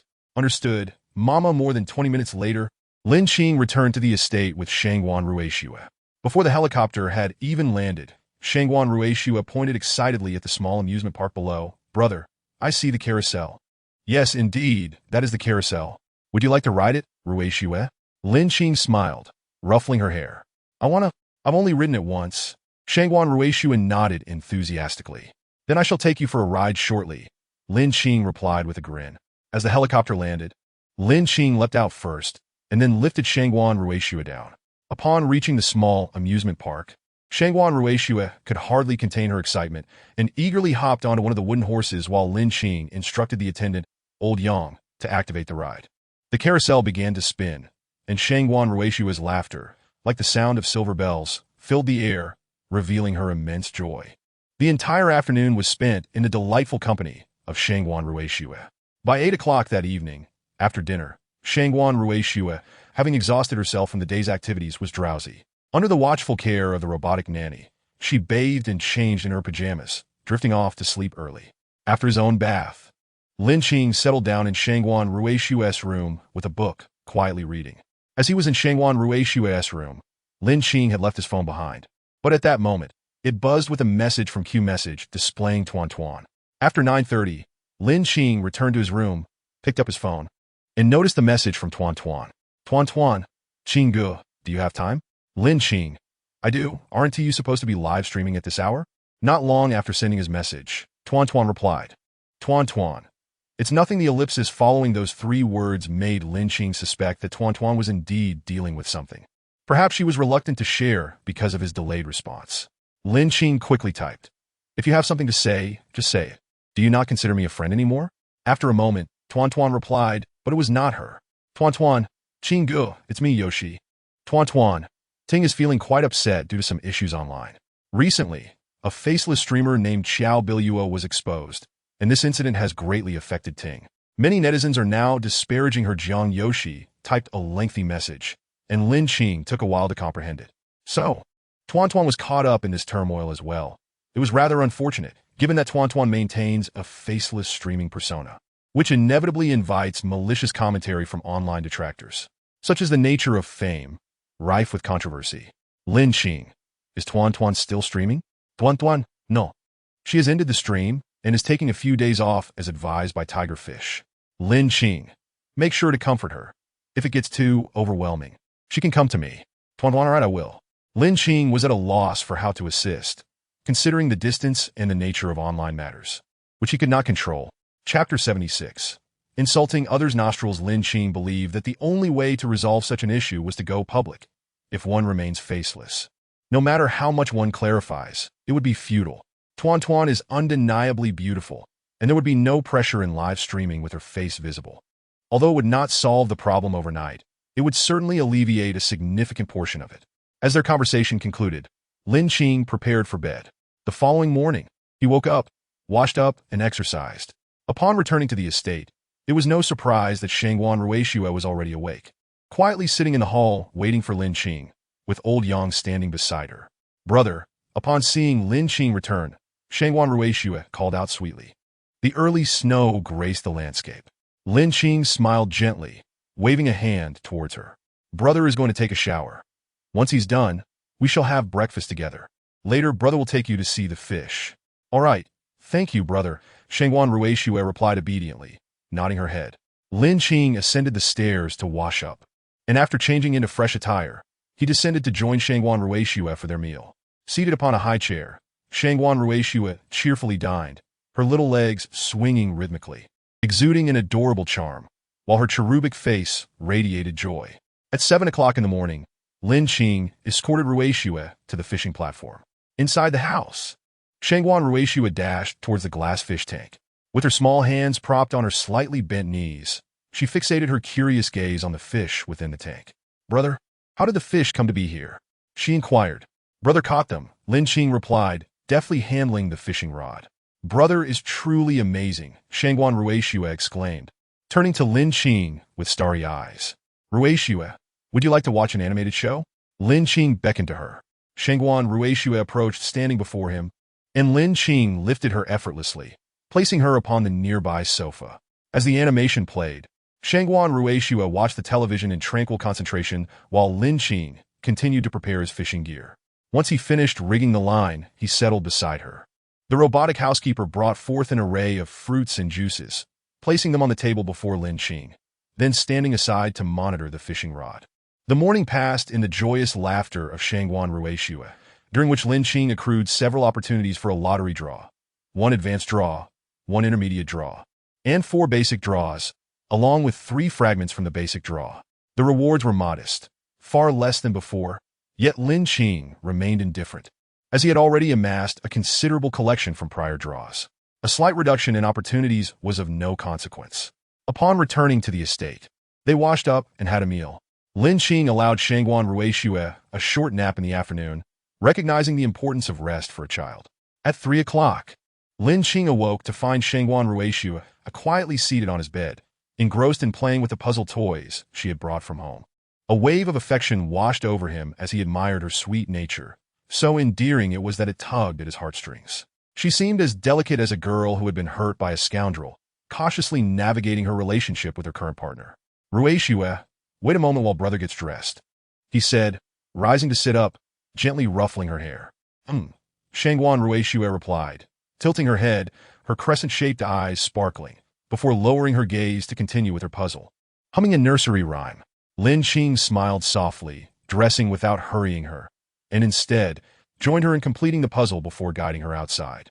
At the fishing platform, Lin Qing tuned into an educational children's program designed to teach English, which captivated Shangguan Ruishue's attention, prompting her to occasionally mimic a phrase or two. Lin Qing, undistracted, continued to arrange his fishing equipment. Once he had rigged the line, he settled onto the sofa with his phone, scrolling through his long-neglected social media feed. A particular post caught Lin Qing's attention. An acquaintance from his previous workplace, a rather materialistic woman, had shared, "Oh dear, I bought a bottle of perfume today, but I'm unsure how to apply it for the longest-lasting scent. Can my friends offer any advice?" Accompanied by images of Chanel perfume. The comment section revealed several envious remarks from former female colleagues, including Li Jiai, who had since added Lin Qing as a friend. A smirk played on Lin Qing's lips as he crafted a witty reply. The best way would be to spray it in someone's nostrils. He clicked send and closed the app, finding little of interest remaining.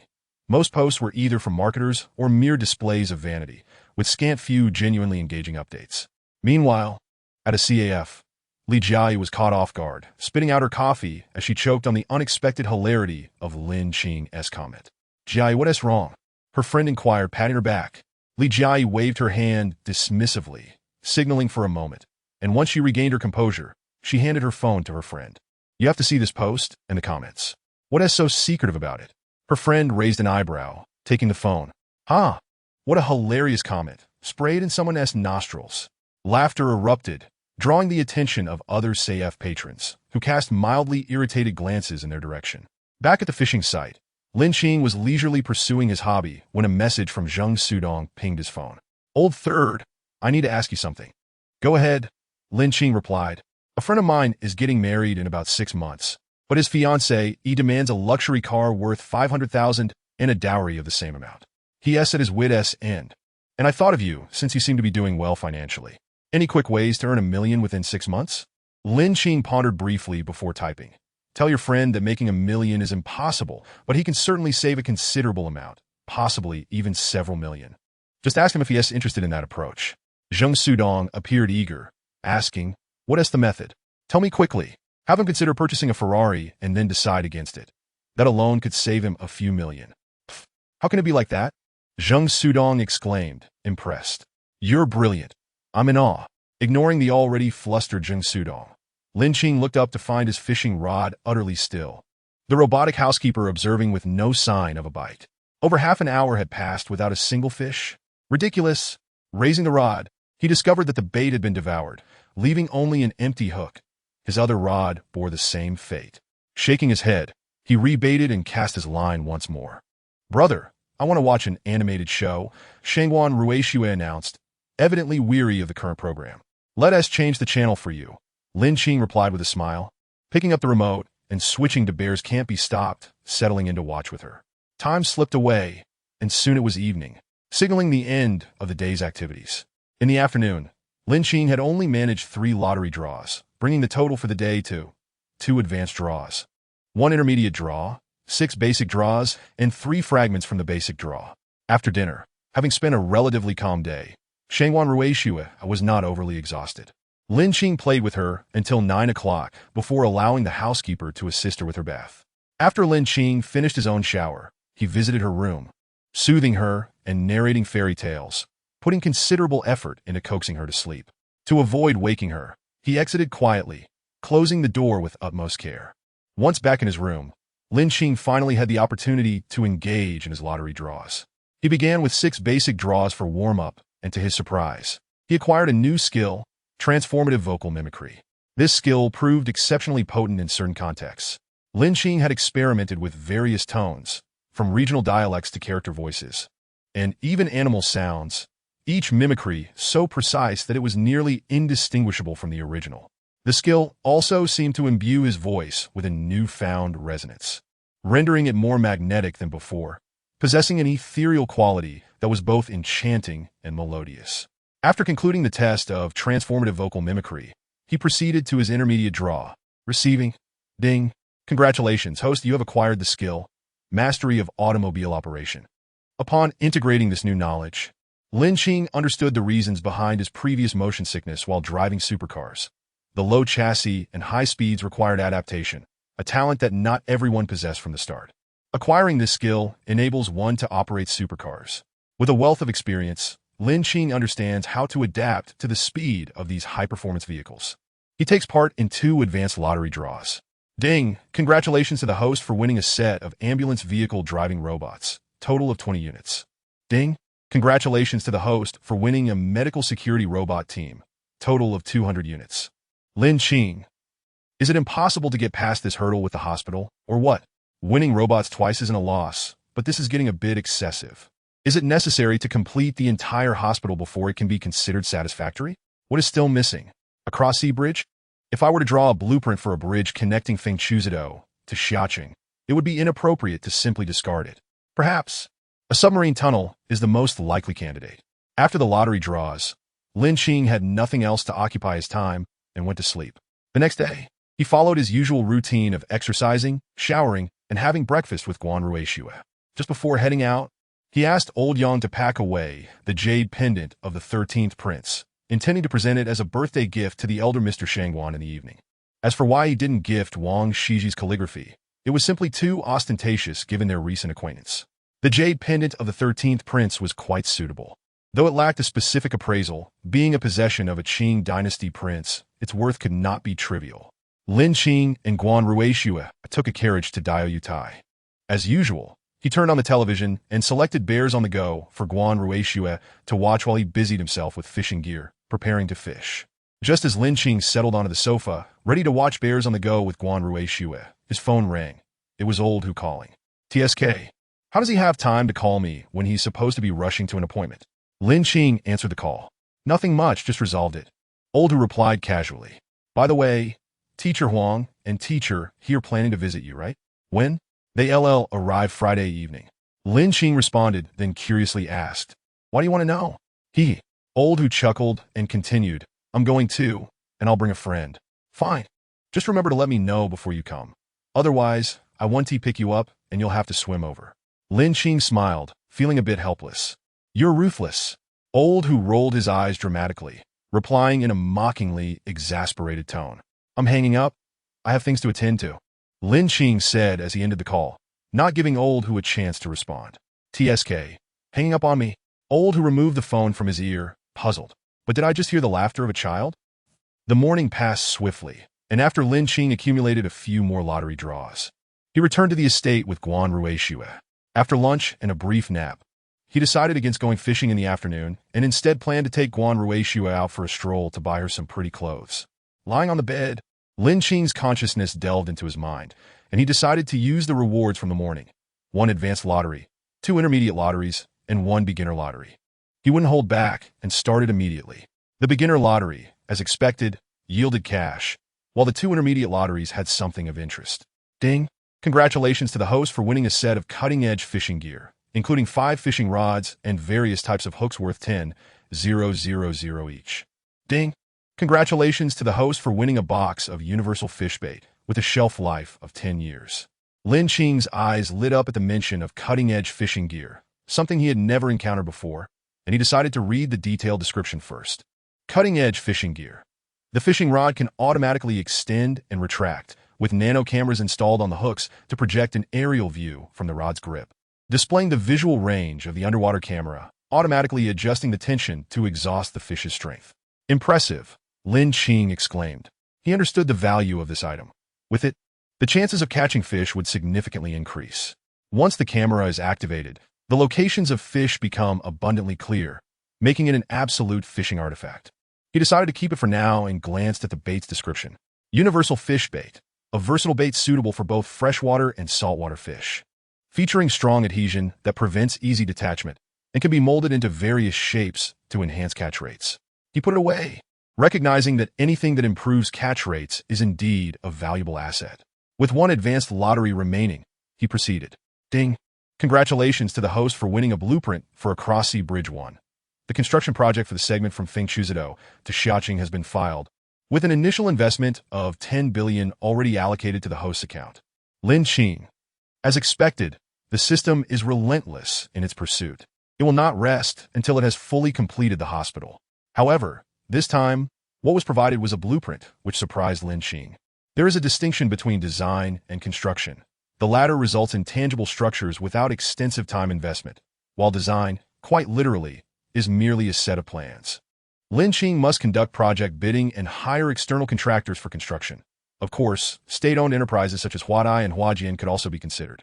Given that Lin Qing's construction robots are limited in number, they would be wholly inadequate for erecting a cross-sea bridge, not to mention the lack of equipment. After much contemplation, Lin Qing decided to hire professionals for the construction, which might take several years, thus allowing ample time for the Disney theme park's development to progress without rushing.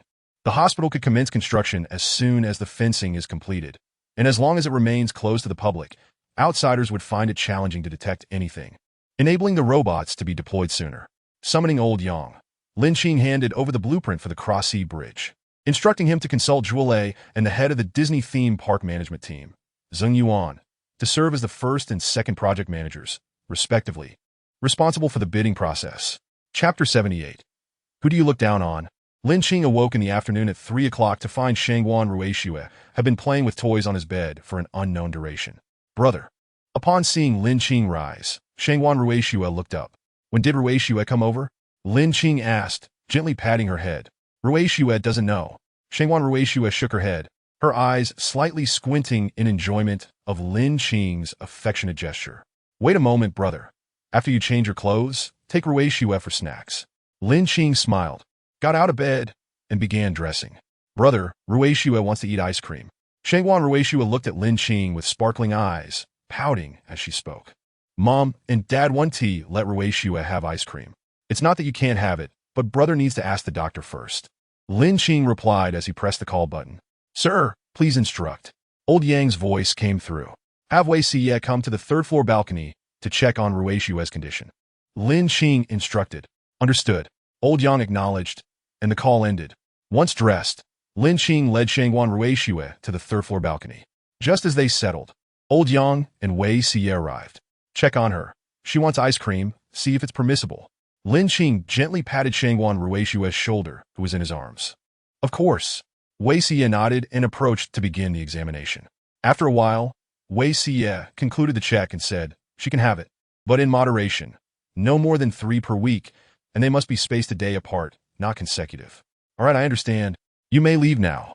Lin Qing waved his hand, then turned to Old Yang. Have the nanny prepare 2 servings of ice cream. What flavor does Ruixue want? Ruixue wants strawberry flavor. Shangguan Ruixue, now aware she could have it, responded eagerly. Do we have strawberries? Lin Qing inquired. Yes, we bought some during the last shopping trip. Old Yang confirmed. Then make 1 strawberry and 1 mango flavor. Lin Qing had no specific preference for the ice cream flavors. Any fruit would suffice. Understood? Old Yang bowed slightly and departed. Lin Qing embraced Shangguan Ruixue while holding a children's book, beginning to teach her to recognize words, simultaneously absorbing the lessons within. Half an hour later, two nanny robots led by Old Yang arrived, presenting the ice cream. When the beautifully crafted ice cream was set before Shangguan Ruixue, her eyes sparkled with delight. Her ice cream was shaped like a pink rabbit, cradling a carrot sculpted from strawberry, its adorable appearance momentarily making her reluctant to eat it. Lin Qing gently lifted her onto the chair and handed her a spoon, saying, Ruixue, please eat quickly, or it will melt soon. However, Shangguan Ruixue took the spoon, placed it in her mouth, and with a look of pitiful reluctance, replied, but the bunny is just too adorable. I can't bear to eat it. Ruixue, that is merely ice cream. Lin Qing responded, demonstrating with her own mango ice cream shaped like a gold ingot, you see. It melts quite rapidly. If you do not eat it, it will vanish. Oh! Shangguan Ruixue pouted. Then I'll eat it, but I still want the bunny. Then I shall have them make another one for you later, Lin Qing said, casting a knowing glance at Lao Yang. Understanding Lin Qing's intentions, Lao Yang silently awaited Shangguan Ruixue's request. Brother, I want a big bunny, Shangguan Ruixue declared, gesturing with both hands to indicate a size that seemed larger than herself. That won't do. Lin Qing shook her head, explaining. A bunny that large would be too heavy for you to carry. What about something this big? Lin Qing said, forming a circle with her palm, excluding her fingers. This size would be just right for you. Shangguan Ruixue pondered for a moment, then cheerfully replied, all right, I will listen to my brother. Yes. Ruixue, please eat now, or it will melt, Lin Qing encouraged with a smile, nodding at Lao Yang. Lao Yang, accompanied by the caretaker robot, departed to procure the items requested by Shangguan Ruixue. At 4:30 in the afternoon, Lin Qing, holding hands with Shangguan Ruixue, who was happily carrying a rabbit carved from a combination of white radish and carrot, accompanied by the temporarily summoned Xiao Shi, arrived at Zhongshan Road. To be precise, they reached Zhongshan Road's Zhonghua City, which boasted numerous children's clothing brand stores, all renowned international labels. Lin Qing's purpose for coming here was due to the variety of clothing available, providing ample options. It was not merely a matter of money, but rather one of aesthetics. IKKS, a prestigious children's clothing brand from France, established in 1987, caters to children aged 0 to 14, meticulously incorporating adult fashion elements, and it had just opened its first branch in Xiamen this year. The children's clothing at IKKS is exceptionally fashionable, and Lin Qing believed that Shangguan Ruixue would look splendid in the garments from this store, making it their first stop. As for whether there would be a second stop, that depended on whether IKKS could satisfy him. Welcome to IKKS, Lin Qing said as she led Shangguan Ruixue and Xiao Shi through the entrance, with a welcoming attendants bowed in greeting. Sir, are you here to buy clothes for your little darling? A sales representative approached, her eyes sparkling as she gazed at Shangguan Ruixue. Since the staff were all Chinese, they spoke Mandarin. Yes, Lin Qing nodded, instructing, please help her select a few beautiful outfits. If I'm satisfied, I will buy them all. Lin Qing implied that he would purchase as many sets as he found appealing, depending on their skill. Understood, the sales representative thought to herself, feeling fortunate to have encountered a wealthy customer, and began her pitch. Sir, take a look at this set. It features. The sales representative continued speaking at length, but Lin Qing, losing interest, interrupted, just take her to try on the clothes. If they look good, I will buy them. All right. The sales representative felt a bit embarrassed, realizing she had perhaps spoken too much. She quickly led Shangguan Ruixue to the fitting room, with Xiao Shi following closely behind. After a brief wait outside, Lin Qing was pleasantly surprised when Xiao Shi emerged with Shangguan Ruixue. The fashionable attire combined with her adorable face left Lin Qing in awe. He turned to the sales representative, saying, let her try on more. I will take this one. Sir, this outfit costs 30,000. The sales representative began to state the price, but was interrupted by Lin Qing. I already said I will take it. Money is not an issue. Who do you think you are looking down upon? How much could a children's outfit possibly cost? Understood. The sales representative nodded eagerly, turning to seek out more clothing options. After spending an hour at IKKS, Lin Qing purchased 8 outfits, 5 pairs of shoes, and various accessories for Shangguan Ruixue, all in this year's most fashionable styles with excellent workmanship, totaling around 400,000, which was still a modest sum. It was still early, at 6 o'clock. With 2 hours remaining until 8, Lin Qing continued to stroll with Shangguan Ruixue. When she grew tired, she let Shi carry her. They snacked along the way. And before long, it was already 7:30. Chapter 79. No, you don't want to. Huangdi Mountain Villa, developed by a real estate group from Pengcheng, is a luxurious standalone villa area located in the Huli district of Xiamen Island. There are only 10 villas in the entire estate, each with 5 floors and over 500 square meters per floor, making it one of the most upscale villas in Xiamen. At Villa number 8, Lin Qing, amidst the gazes of all the guests attending the birthday banquet, stepped out of the car, holding Shangguan Rui Shue's hand. His handsome visage left everyone in awe. Is this the descendant of the Shangguan family? I've never seen them before. That girl seems to be the old master's granddaughter. How striking. There were many guests attending the birthday celebration of the elder Shangguan, not only affluent individuals from Xiamen, but also those from neighboring provinces. The courtyard of Villa No. 8 had been transformed into the venue for the banquet, with elegantly arranged U-shaped dining tables brimming with exquisite dishes. Lin Qing, exuding calm confidence, led Shangguan Rui Shui inside, her adorable demeanor attracting considerable attention. Qingzi is here. Shangguan Zhirong, engaged in conversation with other guests, spotted Lin Qing and excused himself, approaching Lin Qing. Wow, Rui Shui looks so beautiful today, he exclaimed, admiring the outfit and hair accessories adorning Shangguan Rui Shui. My brother bought it for me. Shangguan Rui Shui replied with a cheerful smile. Yes, it looks lovely. How about you go see your parents now? Shangguan Zhirong suggested, pointing towards where Li Qingchu was situated. No, I want to stay with my brother. Shangguan Rui Shui tightened her grip on Lin Qing's hand. Uncle wants to take your brother to greet others. Be a good girl, Rui Shui. Shangguan Zhirong coaxed patiently. Rui Shui is the most obedient, right? Let her stay with us. It won't be a problem. Another guest chimed in. Shangguan Rui Shui hesitated until Lin Qing chimed in, causing her little face to brighten with joy. All right, I'll listen to you. With a hint of helplessness, Shangguan Zhirong remarked to Lin Qing, you spoil her too much. It could lead to trouble for her in the future. That won't happen. Lin Qing replied confidently. Besides, with the Shangguan family's young lady, as well as my sister, who would dare let her suffer? Lin Qing's declaration was imbued with an undeniable aura of authority, radiating an impressive confidence. Ugh, I envy Rui Shui a bit, Shangguan Zhirong mused. It seems she could stroll around Xiamen, no, even across Fujian province without a care. Nonsense. Lin Qing laughed, and then presented a gift box, saying, this is a birthday gift for the old master. Take a look. What are you staring at? Come on, let's go meet the old master, Shangguan Zhirong said, playfully draping an arm around Lin Qing's shoulder as he led the way inside. Wait a moment, Lin Qing said, reluctantly breaking free to lift Shangguan Rui Shui, adding with a teasing tone, aren't you afraid Rui Shui might fall? You've wasted 6 years of her life, uncle. Ahem, Shangguan Zhirong coughed awkwardly, quickly moving ahead to guide them. The elder Shangguan, whose full name is Shangguan Gaoyuan, is a figure renowned throughout Fujian province. At 65 years of age, he built the expansive Gaoyuan group from scratch over 40 years ago, using his own hands.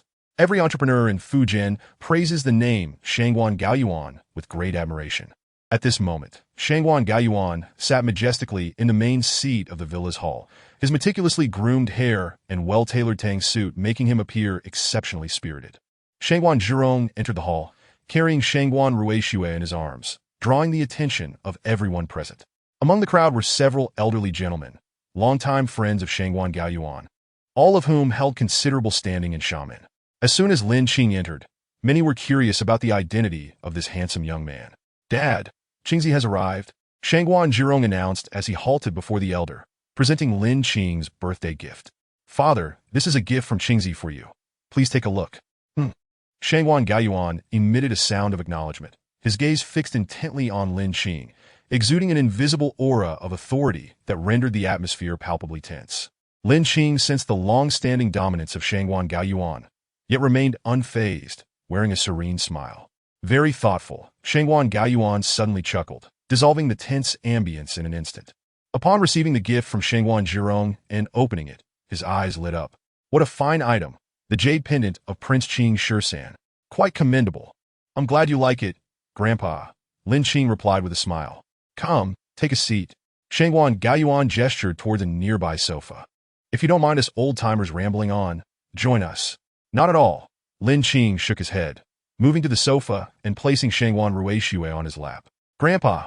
Shangguan Rui Shui gazed at Shangguan Gaoyuan with her bright, lively eyes, proudly exclaiming, "Isn't my brother handsome?" "Indeed, just as handsome as Ruishua." Shangguan Gaoyuan laughed heartily, charmed by the spirited demeanor of his granddaughter. After spending over an hour at the Shangguan residence, Lin Qing took his leave, having met all the necessary acquaintances. The remaining minor figures held no significance.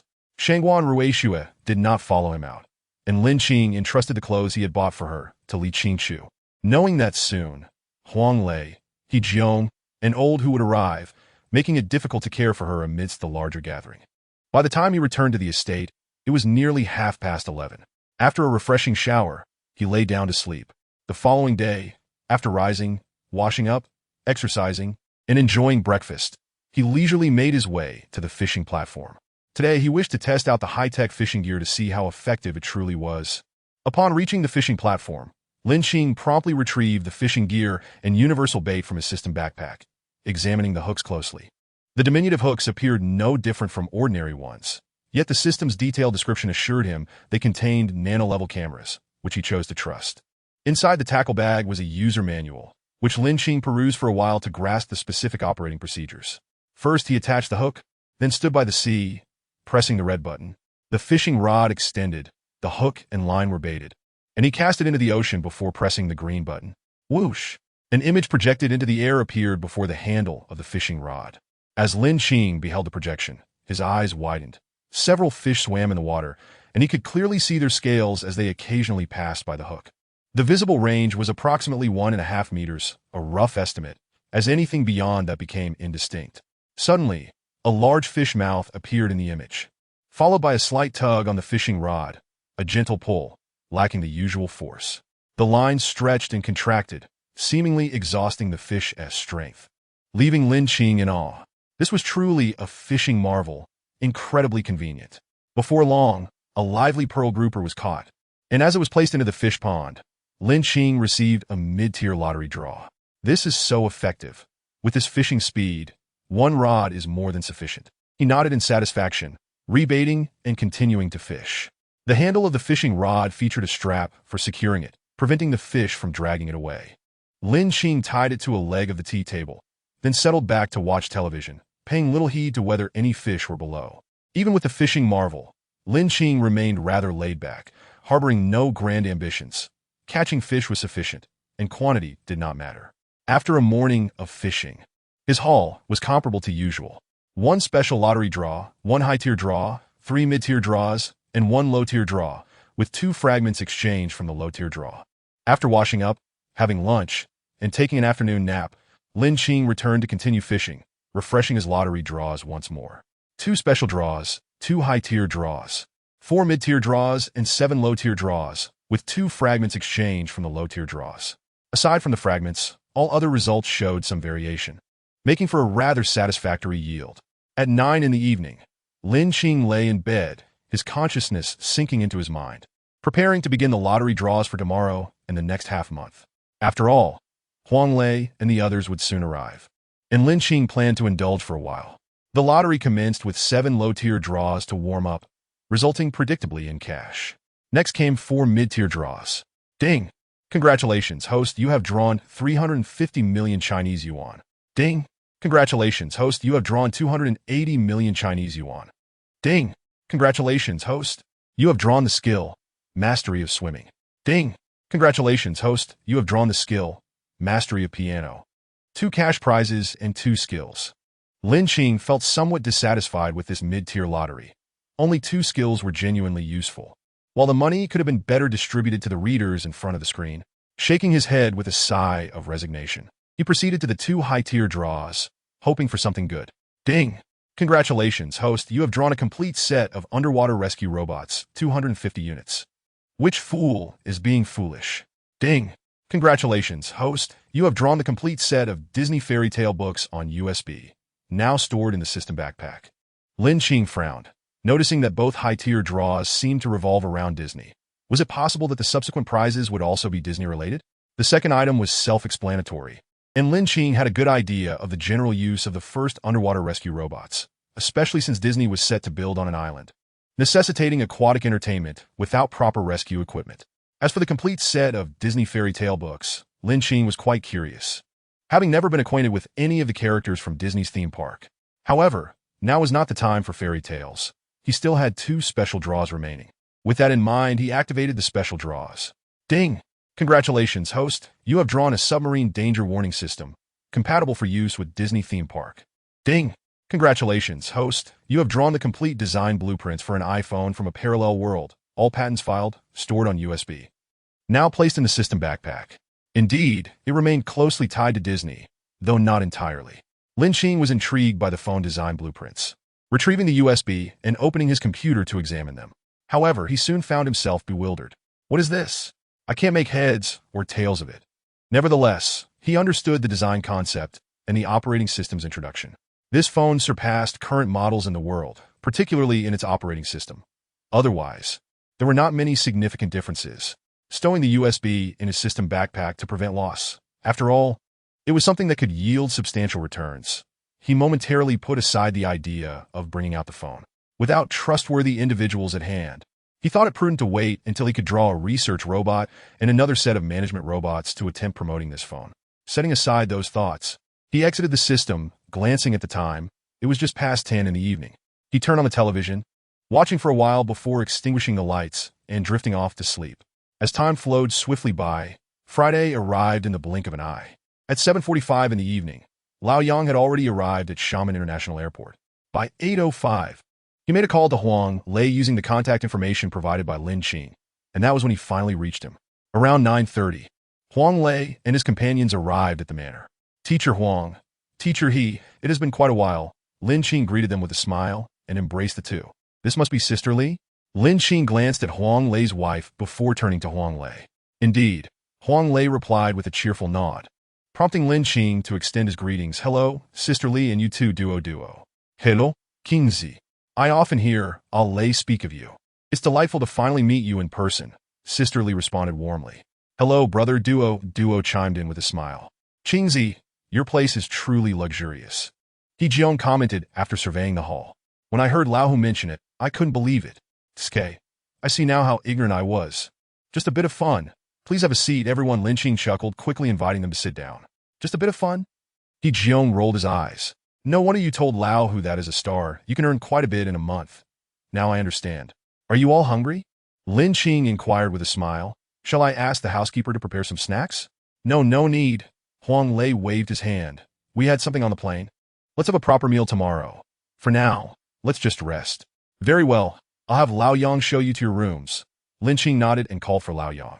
After each guest's departure, Lao Yang always ensured that the housekeeper washed the linens to prevent any awkwardness should guests choose a room that had been previously occupied without freshly laundered bedding. After Lao Yang guided them in selecting their rooms, Huang Lei and He Jiong returned to the hall. There's a gym upstairs on the 4th floor, but I rarely use it. I usually wake up early and go for a run around the island's road, Lin Qing introduced with a smile. Tomorrow, I'll show you around my house. It has a variety of entertainment facilities. What time do you usually wake up to run? Huang Lei asked, then added, I'll join you tomorrow morning. I typically head out at 6:10. Lin Qing nodded, then inquired, can Teacher Huang manage to get up? No problem. Huang Lei replied after taking a sip of hot tea. With age comes less sleep. I can manage to get up. Then I'll join you as well. He Jiong expressed his interest, eager to experience the joys of morning runs on the island. After chatting in the hall for a while, they all washed up and went to bed by 11 o'clock that night. The next day at 6, Lin Qing rose punctually, washed up, and upon exiting his bedroom, found Huang Lei and He Jiong waiting for him in the hall.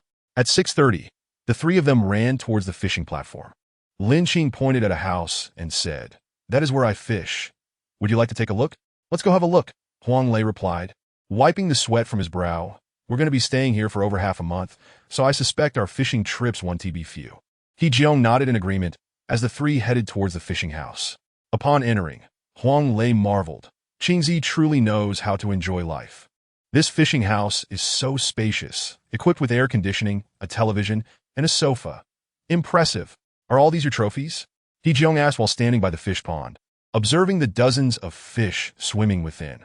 Yes, all caught recently. Lin Qing nodded and continued. The housekeeper will come by at noon to take a few fish. We shall have fish for lunch. Then we are in for a treat. According to Lao Hu, your housekeeper's culinary skills are exceptional, Huang Lei said with a grin. After examining the place, They continued their conversation while jogging along the asphalt road. When they reached the seaside villa, Lin Qing remarked, "That is the seaside villa featured in Lao Hu's photographs. Teacher Huang, would you like to step inside for a look?" "No need." Huang Lei shook his head. "There will be plenty of opportunities in the future." "But what is that?" Lin Qing followed Huang Lei's finger to see what he was pointing at and replied with a smile, "That is the entrance to the underwater world. Later, I will take Sister Li and Duo to see it." "There's even an underwater world?" Huang Lei expressed surprise. "I just spotted a helicopter and a small amusement park."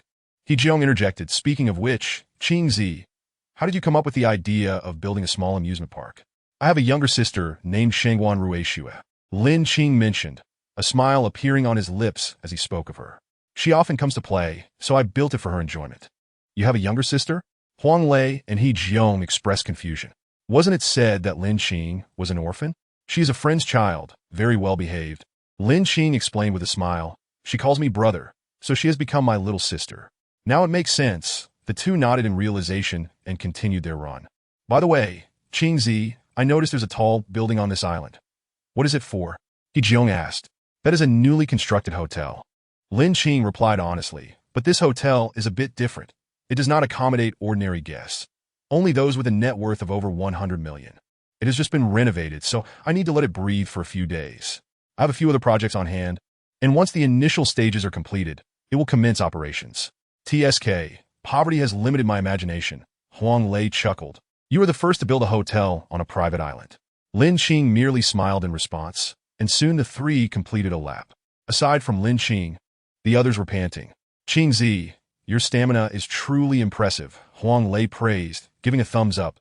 He was not even slightly winded after the lap. "I'm used to it," Lin Qing chuckled. "I usually run 3 laps. This was just one." "Impressive. We have indeed grown old," Huang Lei sighed, stretching to ease his muscles. When they returned to the manor, it was still not yet 7 o'clock, but Huang Lei's wife had already risen, along with Duo and the younger ones. In the kitchen, the robotic housekeeper had prepared breakfast, awaiting Lin Qing and the others. "Sister Li, you need not wait for us. Feel free to eat. Make yourself at home," Lin Qing invited her. "It's fine. I'm not hungry yet. I just had a glass of water." Sister Li waved her hand dismissively. "Then you carry on. I'll go wash up and change," Lin Qing smiled, not pressing the matter further. After Lin Qing and the others finished washing up and came downstairs, they found Sister Li still waiting for them, clearly still quite courteous. "Sister Li, shall I take you to explore the underwater world later?" Lin Qing beckoned them towards the dining room while inquiring. "The underwater world?" Sister Li appeared momentarily baffled. "Isn't that on Galangiu? There's one here as well," Huang Lei interjected. "A private one. It's truly indulgent. I feel like we've been living like dogs for decades, completely oblivious to enjoyment." "Dog? Is that how one describes oneself?" Sister Li shot Huang Lei a glare, then exclaimed in surprise, "Is there really such a thing as a private underwater world?" Teacher Huang wasn't wrong. Qingzi knows how to enjoy. He Jiong echoed Huang Lei's sentiment, adding, "Even fishing is so stylish for you, and you've built a hall by the sea. I must take a good look at it later," Sister Li remarked, astonished as she glanced at Lin Qing. The group began their breakfast, and half an hour later, they collectively stepped outside, boarding the car driven by Lao Yang, heading towards the underwater world. They spent the entire morning exploring, visiting the underwater world, the newly renovated hotel, and the luxurious seaside villa, sipping tea and admiring the magnificent ocean view for quite some time. They then proceeded to the fishing house before finally returning to the manor around noon. Throughout the journey, Huang Lei and the others could only express admiration, praising the lifestyle on Wulong Island and declaring their reluctance to leave.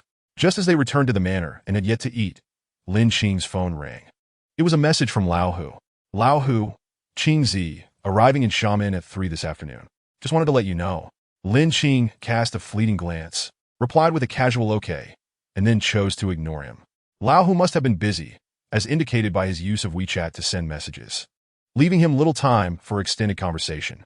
Lao Hu's flight to Xiamen was scheduled for 3 in the afternoon. In the restaurant, Lin Qing looked up with a smile and remarked, "It seems he has become quite fond of staying here. I heard you all had come, and he was eager to visit again. In this place, not just Lao Hu, even we find it hard to leave." He Jiong chuckled in response.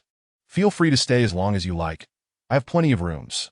While I may lack certain talents, I do have a knack for making money," Lin Qing added. Is that what you call a knack? Huang Lei rolled his eyes in self-deprecating humor. If that's your idea of a knack, then we might as well be begging. Lin Qing laughed at the remark, responding, Teacher Huang, you might not be wrong. Begging is indeed a skill. Nowadays, without some expertise, one can't even make a decent living. Indeed, I heard a recent news story about a beggar who lived in a presidential suite. He Jiong chimed in. This afternoon, I will take you on a helicopter ride to enjoy the seaside scenery. Afterward, once Lao Hu arrives, we shall arrange a splendid dinner that will surely meet your expectations. Lin Qing said, Are you implying that this isn't the best hospitality? Sister Li asked, momentarily taken aback by the spread of dishes on the table. Oh, this is merely a prelude. You will understand tonight. Lin Qing replied with a mysterious smile. You're making things sound so enigmatic, Huang Lei teased. Let us eat, and soon we'll be off on the helicopter. Lin Qing maintained his air of mystery as he beckoned everyone to dine. After lunch, they took a brief rest. Lin Qing, despite feeling a bit drowsy, refrained from taking a nap. Around 1:30 p.m., he reminded Lao Yang to pick up Lao Hu and then led Huang Lei and the others to the helicopter. With a buzz, the helicopter ascended straight up and, upon reaching a certain altitude, flew towards Fengshu Island. Chapter 82. New Friends Qingzi. What project is being constructed here? Huang Lei inquired as the helicopter hovered over Fengshu Island, pointing at a construction site below that was surrounded by barriers. He Jiong and Sister Li also observed, awaiting Lin Qing's response. We are building an amusement park, Lin Qing said with a slight smile. It will be akin to the Fanwile Dreamland in Port City, and I have named it Disney. Huang Lei, He Jiong, and the other's eyes lit up at this revelation. What a fantastic idea, He Jiong praised. Establishing an amusement park on an island can encompass both marine and land attractions. I imagine the investment must be substantial, Huang Lei noted, ever the astute one when it came to finances. Fortunately, I can manage it, Lin Qing replied with a smile. The future profits from Disney will far exceed the initial investment. That's astounding, He Jiong marveled. At such a young age, Qingzi has accomplished what many cannot. After surveying Fengshu Island, the helicopter circled the sea before returning to Wulong Island, as Fengshu Island had yet to be fully revealed. Upon returning to the estate, it was only 2:30 p.m., but Lao Yang had already left to pick up Lao Hu. Lin Qing and Huang Lei began exploring the central villa, checking out the various leisure and entertainment facilities. When they arrived at the billiards room, the eager Huang Lei pulled He Jiong to play pool. Though they invited Lin Qing, he declined. Playing well is simple, but to match their skill level is a different matter. One misstep could lead to a total miss, and what fun is that? They played billiards for over an hour, during which a robotic maid brought them juice to enjoy. After their satisfying game, they realized there was little time left to explore other areas as Lao Hu was nearing arrival. True to expectation, Lao Hu arrived about 10 minutes later, accompanied by a young man who appeared to be no older than 35. Teacher Huang. Teacher, it's been a while, Lao Hu greeted, embracing Huang Lei and He Jiong. What brings you here? Aren't you busy with engagements? Huang Lei asked. I've taken on a film, set to release early next year. But this latter half of the year is relatively free, Lao Hu replied. And this is? Huang Lei inquired, glancing at the young man in a mask and sunglasses, who seemed somewhat familiar. This is him, Lao Hu indicated, pulling the young man forward. Why don't you introduce yourself? Hello, Teacher Huang. Teacher He, Sister Li. It's been a while, the young man greeted, and as soon as his voice rang out, He Jiong's eyes widened in astonishment. The walking record, is that you? He Jiong exclaimed, covering his mouth in surprise. It seems to be JJ for sure. Huang Lei laughed, his guess aligning with He Jiong's. Don't wait until 1,000 years pass. JJ began to sing, removing his sunglasses and mask with a grin. Teacher He, you're quite right. I am indeed the record. Laughter erupted among the group. JJ, allow me to introduce you, Lao Hu said, gesturing toward Lin Qing. This is Lin Qing, a remarkable young man. I've heard so much about you. You're indeed quite handsome, JJ remarked as he approached Lin Qing, extending his hand. Hello, JJ. I often listen to your songs, Lin Qing replied with a smile as they shook hands. Really? JJ smiled back, revealing 2 dimples. I didn't expect Lao Hu's friend to be one of my fans. Actually, I'm not your fan, Lin Qing said, maintaining a calm expression before suddenly adding with a smile. I'm a fan of your songs. Laughter continued to resonate as the group engaged in lively conversation, the atmosphere brimming with warmth. 2 hours slipped by in delightful chatter. By 7:30 p.m., the exquisite dishes prepared by the robotic maid were served, and Lin Qing and the others took their seats. The culinary offerings included everything from land creatures to sea delicacies and airborne delights, each dish meticulously crafted in the style of a Manchu Han imperial feast, captivating both the eye and the nose with their exquisite presentation and enticing aromas. The first bites elicited unanimous praise from everyone. "This is my nth time here, yet I still believe the tea here is the best," Lao Hu remarked. "Pfft," Lin Qing scoffed, "I wouldn't trust you. If it were that good, you wouldn't be running around elsewhere. Last time, you left Sister Gao utterly exhausted, didn't you, Sister Gao?" "Yes, this guy doesn't know how to tell the truth." Sister Gao chimed in, playing along. "Ahem, well, let's forget that." Lao Hu awkwardly cleared his throat. The dinner concluded amidst laughter and joy, and the group spent some time in the living room enjoying tea, before heading to the home theater for a movie, relishing the visual feast it provided. Once the film was over, they returned to the hall for a bit more conversation, before retreating to their rooms for a shower and sleep. The next morning, 2 additional individuals joined the exercise routine, Lao Hu and JJ. After their workout, they returned to the estate to wash up and have breakfast, after which they split into 2 groups. Lin Qing, Huang Lei, and He Jiong set off for fishing, while Lao Hu took JJ and Duo to explore the underwater world. Lin Qing, Huang Lei, and He Jiong each settled into their own sofa, each with a simple fishing rod in front of them, leisurely gazing at the sea while fishing. The advanced fishing gear had long been stowed away by Lin Qing, as it belonged to a different era and could potentially frighten the others. Initially, he thought he wouldn't be fishing for a while, merely accompanying Huang Lei and the others for sightseeing.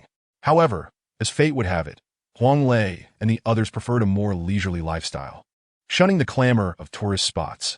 This was not entirely surprising, considering they were accustomed to the hustle and bustle of large cities and often sought a quieter retreat. In the fishing room, the air conditioning provided a refreshing coolness that shielded Lin Qing and his companions from the heat outside, while a robotic maid served them fruit and hot tea. Suddenly, He Jiong's fishing rod began to twitch. "Looks like teacher he is having a stroke of luck today." Being the first to hook a fish, Huang Lei remarked upon noticing. "Impressive, teacher he," Lin Qing chuckled. "After all this time fishing here, I suspect the fish have learned to fear me." He Jiong smiled silently, his gaze intently fixed on the movements of the fish. Before long, a line of a blue-spotted grouper was reeled in. Placing it into the fish pond, He Jiong remarked, "Although it's not large, it is indeed my first catch. And that brings me joy." The catching of the first fish seemed to herald a new beginning, as Huang Lei and Lin Qing also successively landed their own catches. Among them, Huang Lei astonishingly pulled up a lobster, impressively hefty, weighing over 2 pounds. Lin Qing's catch was another grouper, significantly larger than He Jiong's, leading to a round of initial lottery draws. Most likely, it would be cash, so he casually participated. By 4 in the afternoon, Lao Hu and his companions, having concluded their exploration of the underwater world, joined them. Sister Li was with her 2 children watching television, while Lao Hu and JJ also became part of the fishing team. Seated together, conversation flowed naturally, and eventually they broached the topic of dinner. After much deliberation, the consensus was to have a barbecue outdoors. Chapter 83. Fever in the evening. The fishing platform on Wulong Island was abuzz with activity, with 6 individuals and a small child gathered around a table. The table was laden with an array of barbecued delicacies, all crafted by the capable hands of the robotic maid, and the flavors were exquisite and delightful.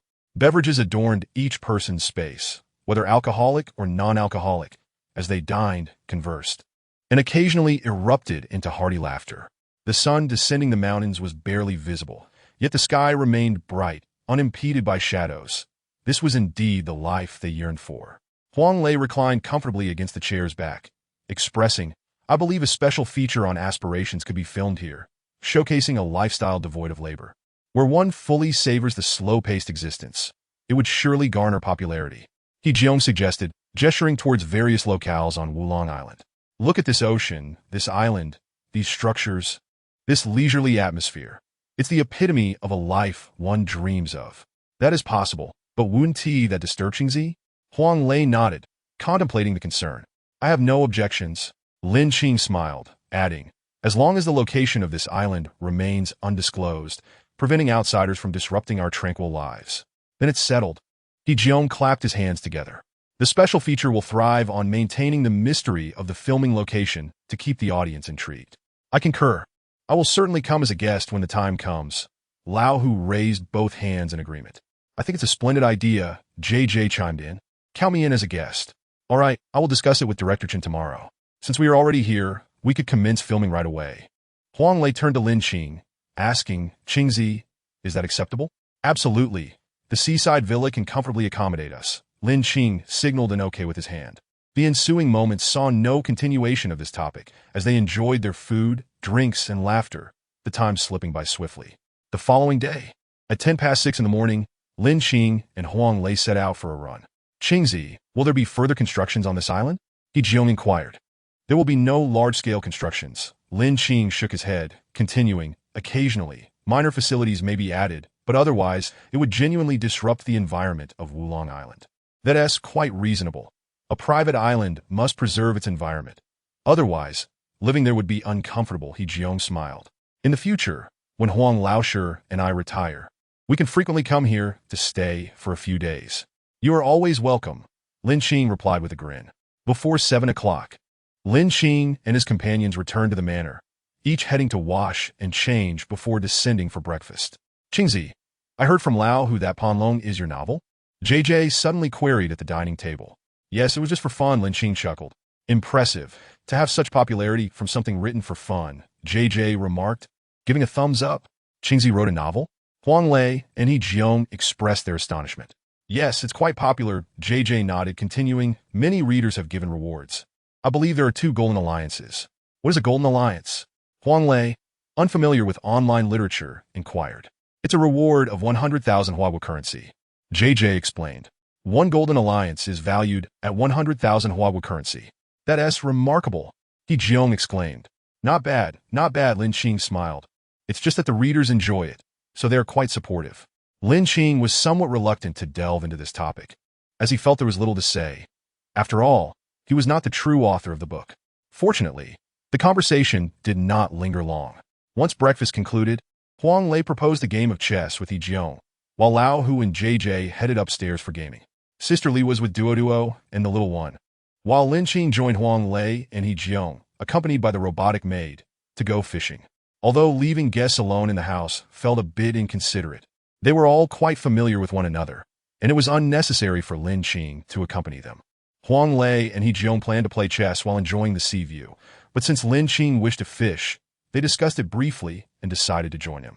In the fishing room, Lin Qing focused on angling, while Huang Lei and He Jiong engaged in a game of chess. Each time Lin Qing caught a fish, a mechanical voice echoed in his mind. By the end of the morning, he had accumulated several chances for lottery draws. 1 for a special draw, 3 for intermediate draws, and none for beginner draws, which he had dismissed outright. Beginner draws yielded 3 fragments. The reason for bypassing the beginner draws was that Lin Qing felt they were no longer worthy of his warm-up, as they solely consisted of cash prizes. Before noon, Lin Qing, Huang Lei, and He Jiong returned to the manor. Upon entering, Sister Li hurried over, exclaiming, Ale, the little one has a fever. We must rush to the hospital. How could he have a fever? Huang Lei asked in alarm. Wasn't he just fine this morning? I don't know. It came on suddenly. Sister Li was speaking when Lin Qing interjected. Sister Li, there is no need to panic. I have a doctor here. Lao Yang, quickly call Wei Siye. Without turning around, Lin Qing issued the command, then turned to Huang Lei and Sister Li, saying, Don't worry. The doctor here is quite skilled. Let him take a look first. All right, if you say so. Sister Li hesitated briefly, but chose to trust Lin Qing. Huang Lei nodded in agreement, remaining silent. Soon, Wei Siye arrived, and Lin Qing and the others promptly made their way to Huang Lei's room on the 2nd floor. After 10 minutes, as Wei Siye finished examining the little one and stood up, Sister Li anxiously inquired, How is he? Is there anything wrong? Wei Siye glanced at Lin Qing, who nodded slightly, prompting Wei Siye to respond, There are no major issues. It's merely a case of acclimatization. Sister Li and Huang Lei both sighed in relief. But Sister Li then asked, What is the treatment for such a young child? Apply a cooling patch and have the maid prepare a medicinal porridge. Once he drinks it, he should be fine, Wei Siye patiently explained. Children cannot take strong medication. A medicinal porridge is the best option for him. Thank you so much, doctor. Sister Li expressed her gratitude. Please see to it that the necessary ingredients for the porridge are communicated to the maid, so she can prepare it and bring it up. Lin Qing instructed Wei Xie. Understood. Wei Xie bowed slightly and exited the room. Thank you, Qingzi. Thankfully, it's nothing serious. Huang Lei turned to Lin Qing with gratitude. There's no need to be so polite, Huang Laosher. It's the least I could do. Lin Qing smiled, then addressed Sister Li. Sister Li, please quickly apply a cooling patch to the child. I don't have one, Sister Li replied, a bit flustered. I didn't anticipate the little one would fall ill, so I didn't bring any.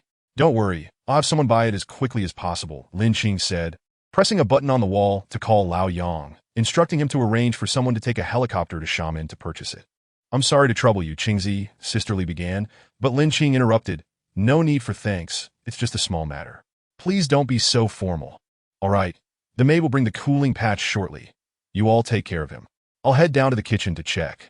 I'll go with you to learn how to make the medicinal porridge, Huang Lei said hastily, genuinely eager to learn. Chapter 84. Taking large steps can lead to stumbles in the kitchen on the first floor. Lin Qing and Huang Lei stood quietly behind the caretaker robot, observing as it meticulously prepared medicinal kanji. Lin Qing exhibited little interest in the learning process, whereas Huang Lei was deeply engrossed. Teacher Huang, I'm stepping out for a while, Lin Qing remarked, and upon receiving a nod from Huang Lei, he exited the kitchen. Qingzi, what is going on? Old Hu and JJ, having just finished their game, inquired with a hint of delayed awareness. It's nothing serious. The little one is unaccustomed to the environment and has developed a fever, Lin Qing replied with a gentle smile. Let us eat. I doubt Teacher Huang and Sister Li are in the mood for food right now. Indeed, the discomfort from environmental adjustment is not a grave concern. He Jiong nodded in agreement and added, Qingzi is right. Let us eat without waiting for them. Being well acquainted with Huang Lei, He Jiong was the most authoritative voice in the matter. If he suggested proceeding without delay, then there was no reason to wait. They could always have the caretaker robot prepare more dishes once they finished. Before long, the caretaker who had been dispatched by Old Yang to fetch fever-reducing patches returned and handed them to Sister Li upstairs, just as the medicinal kanji was nearing completion. Once the kanji was ready, the caretaker robot brought it upstairs, followed closely by Huang Lei. Old Hu and JJ contemplated for a moment, setting down their bowls and chopsticks to join them, feeling it was only courteous to check in. After more than half an hour, Lin Qing and He Jiong finished their meal and ascended to the second floor, where Wei Xie was already present, examining the little one's condition. As Lin Qing and He Jiong arrived, they overheard Wei Xie stating, "It's all right now. The fever has subsided. Just continue with the medicinal kanji for the next 2 meals, and everything will be fine." "Thank you, doctor." Sister Li expressed her gratitude with a series of nods. "It's all good now. Teacher Huang, Sister Li, you should hurry and eat. I'll leave everything here to the caretaker," Lin Qing said as he and He Jiong entered the room. "Yes, do hurry. We wouldn't want to have the child recover while you starve," He Jiong concurred. With the little one feeling better, both Huang Lei and Sister Li sighed in relief, their own hunger becoming apparent as they nodded in unison and made their way downstairs to eat. By noon, the manor had quieted down, granting Lin Qing some rare time to take a nap. However, while he rested, Huang Lei contacted Chen Jingzhou. The moment the proposal to film the Afterlife special on Wulong Island was mentioned, Chen Jingzhou readily agreed. Although the location's name and position must remain confidential, he was optimistic about this episode. At 3 in the afternoon, Lin Qing awoke. The little one had fully recovered, now nestled in Sister Li's arms in the hall, occasionally letting out cheerful laughter. Huang Lei and He Jiong were brewing tea, while Old Hu and JJ took a nap. Duo was diligently working on her homework, with Old Yang assisting her. It was evident that Old Yang was more than capable of tutoring Duo, given his profound knowledge, being a robot equipped with a computer brain. Instead of fishing, Lin Qing chose to join Huang Lei and the others for tea and conversation. Time flew by, and soon it was past 10 in the evening. Lying in bed, Lin Qing's consciousness delved into his mind as he prepared to initiate a lottery draw. Before proceeding, he glanced at his reputation, which had once again reached 13 million, sufficient for 2 more rounds of reputation fishing. With a mere thought, the first intermediate lottery commenced. Ding! Congratulations to the host for winning 100 equity in Xiaoqing Huangdao Electronic Technology Company Limited. The relevant documents have been placed in the system backpack. It had been quite some time since company equity had surfaced, and this one was indeed a significant prize. Huangdao Electronic Technology Company Limited was the largest mobile phone manufacturer in Xiaoqing, boasting its own brand and holding about 5% of the domestic mobile phone market share. Though not substantial, it had a reputation, lacking only in innovation as it merely followed in others' footsteps.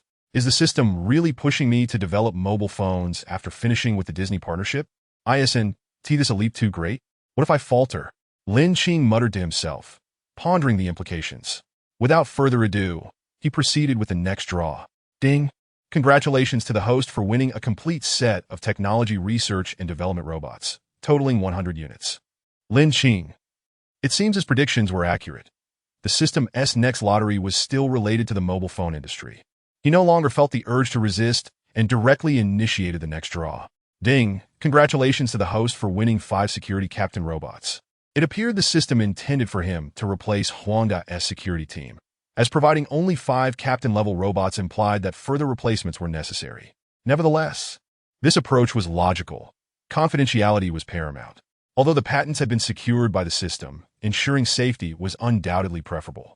While he had acquired these robots, releasing them immediately was not feasible. Not only were Huang Lei and the others still residing there, but there was also no place for them to be housed. With one more special draw remaining, it was likely to be related to the mobile phone sector once again. Ding! Congratulations to the host for winning a complete set of management robots, all levels. Lin Qing immediately recognized the implications. The system was planning a complete overhaul of Huangda's leadership. Given that the previous executives might not be entirely compliant, a clean slate would be more effective. Lin Qing resolved to release the robots the following day, instructing them to take over Huangda Electronic Technology Company, Limited, with the president robot assigned the role of the enforcer. As a human, Lin Qing was prone to sentimentality, but robots lacked such emotions, focusing solely on executing orders and making autonomous judgments for the company's development. Having completed the special draw, Lin Qing decided against further reputation fishing for the time being. With 3 concurrent projects already underway, the introduction of additional products could lead to complications. Development was progressing too swiftly. A pause was warranted. He turned off the lights and drifted into a slumber, and the night passed quickly. The following morning, after Lin Qing and Huang Lei finished their workout, he took the opportunity to step away for a time, releasing the mobile company's robots and providing them with their appointment letters to take over Huangda. Concurrently, Lin Qing instructed them to rename Huangda to Apple and to initiate the trademark change. After that, there was little left for Lin Qing to handle. He returned to a state of leisure, enjoying his role as an unburdened overseer. Back at the manor, Lin Qing finally took a shower and had a meal. By then, Huang Lei and the others had already finished eating and were preparing to venture out to explore Wulong Island. Although Wulong Island was an island, its scenic beauty was quite remarkable. With no one at the manor, Lin Qing decided against seeking them out and instead made his way to the fishing room. He felt that a leisurely life akin to that of a salted fish suited him best. Fishing in tranquility, casually browsing social media, and playfully engaging with friends online was a lifestyle he found immensely enjoyable. In truth, it was just laziness. Lin Qing opted not to use high-tech fishing gear, believing it strayed from the original intent of fishing, which was to embrace life. While employing shortcuts might yield quick results, it diminished the sense of accomplishment. He did, however, keep the universal bait, as it was merely bait that reduced the likelihood of losing a catch. Its contribution to increasing the success rate of fishing was minimal, making it inconsequential. Chapter 85. Filming the Afterlife special time passed swiftly, and soon it was the moment for Chun Jingzhou and his team to arrive. This time, Chun Jingzhou brought quite a few people along. Lin Qing decided against sending Old Yang to the airport for pickup. Instead, he instructed Xiao Hui to sail the yacht to the Xiagang Yacht Terminal, allowing Chun Jingzhou and his team to make their way there and contact him upon arrival. By mid-morning, Chun Jingzhou and the filming crew reached Wulong Island. Old Yang did not escort them to the manor, but led them directly to the seaside villa before notifying Lin Qing. "Teacher Huang, Teacher He." Lin Qing called out to the two who were engrossed in making tea. "Director Chun and his team have arrived at the seaside villa. Should we head over? Let us go. Peng Peng and Zifeng should be arriving soon. They mentioned in the morning that they were about to board their flight," Huang Lei replied. "We should bring over some luggage. We'll need to stay there for the filming," He Jiong suggested. "Just a portion will suffice. Sister Li still needs to stay here," Lin Qing remarked. "True. Let us tidy up and then head over." By 1 in the afternoon, Xiao Hui made another trip, this time bringing Peng Peng and Zifeng along. And at last, everyone had gathered. As for the filming project that was previously arranged, Huang Lei is already withdrawn from it. Once the segment Wangsheng begins shooting, there will be no time to manage that, so it is better to simply cancel it altogether. Since the production team still needs to set up equipment, filming will not commence today. In the afternoon, Lin Qing organized a beach volleyball game, followed by a culinary feast on the beach in the evening. The seaside villa is equipped with a kitchen, so there was no need to transport prepared dishes from the estate. All that was required was to bring sufficient ingredients. Qinggu, is this really your home? Peng Peng inquired, pointing at the seaside villa, while Zifeng listened nearby, curiosity evident on his face. Not really, Lin Qing replied. Shaking his head, Peng Peng let out a sigh of relief, thinking to himself that it was indeed not his home. Otherwise, the disparity among peers would be far too great. However, Lin Qing's next statement left him utterly stunned. This is just a place I occasionally stay. The actual residence is on the other side of the island. Lin Qing spoke nonchalantly, but to Peng Peng, it sounded like a thunderclap. Is the difference really that vast? The center of the island is a manor, isn't it? Is this a joke? Peng Peng felt a blow to his pride. Huang Lei, observing Peng Peng's expression, had already guessed the situation. Ha ha. Peng Peng awkwardly scratched his head. Zifeng stifled a laugh behind his hand. Peng Peng, don't compare yourself to Qingzi. You simply cannot.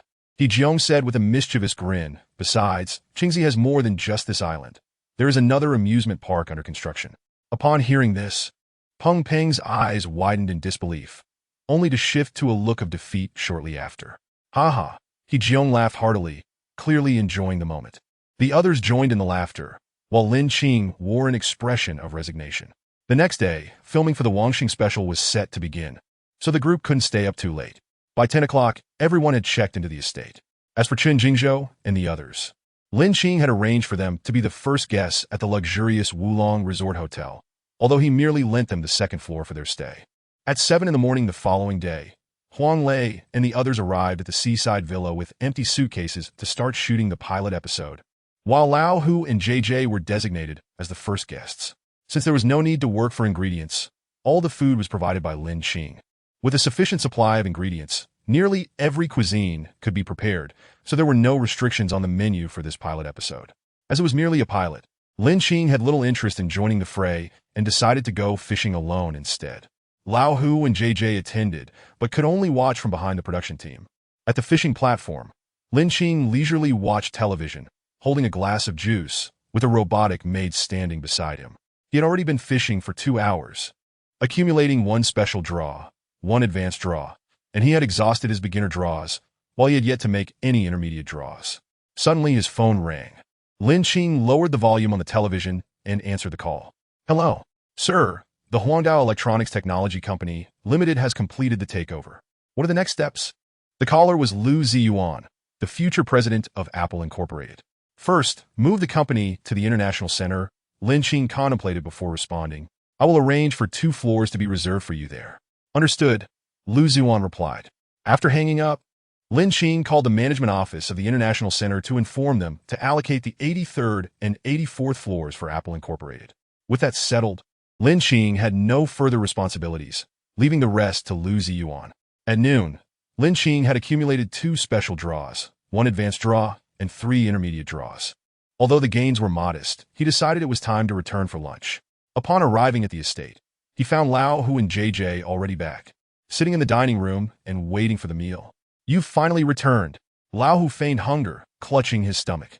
Such a drama queen, Lin Qing retorted. You didn't have to wait for me. I usually return at this time. Without bothering to wash up, Lin Qing took a seat at the dining table, instructed the robotic maid to serve the dishes, and began his meal.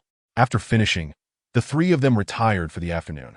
The production team required that orders be placed by 8 in the evening, so there was still plenty of time. Lin Qing did not intend to participate in this episode. Although Huang Lei and He Jiong had extended invitations, Lin Qing declined.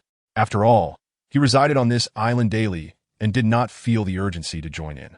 This special episode, as discussed between Huang Lei and Chen Jingzhou, was planned for 12 installments, roughly spanning 24 days, close to a month. With such an extended time frame, Lin Qing could afford to join in during the final episode. For now, his focus remained on the salted fish. However, ever since the news of the Wangxing special began circulating, calls from celebrities seeking to connect with Chen Jingzhou had been incessant. By early morning, he had already received a dozen calls, most of which were from the agents of young stars.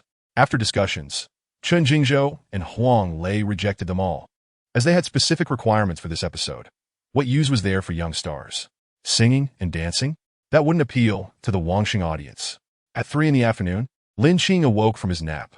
Lao Hu and JJ had already left for the Wangxing production team to gain a better understanding of the special's rules. Lin Qing ambled out to the fishing platform. Despite the claim that there were no restrictions on ordering, seafood remained the main focus in Xiamen, and guests typically favored seafood dishes.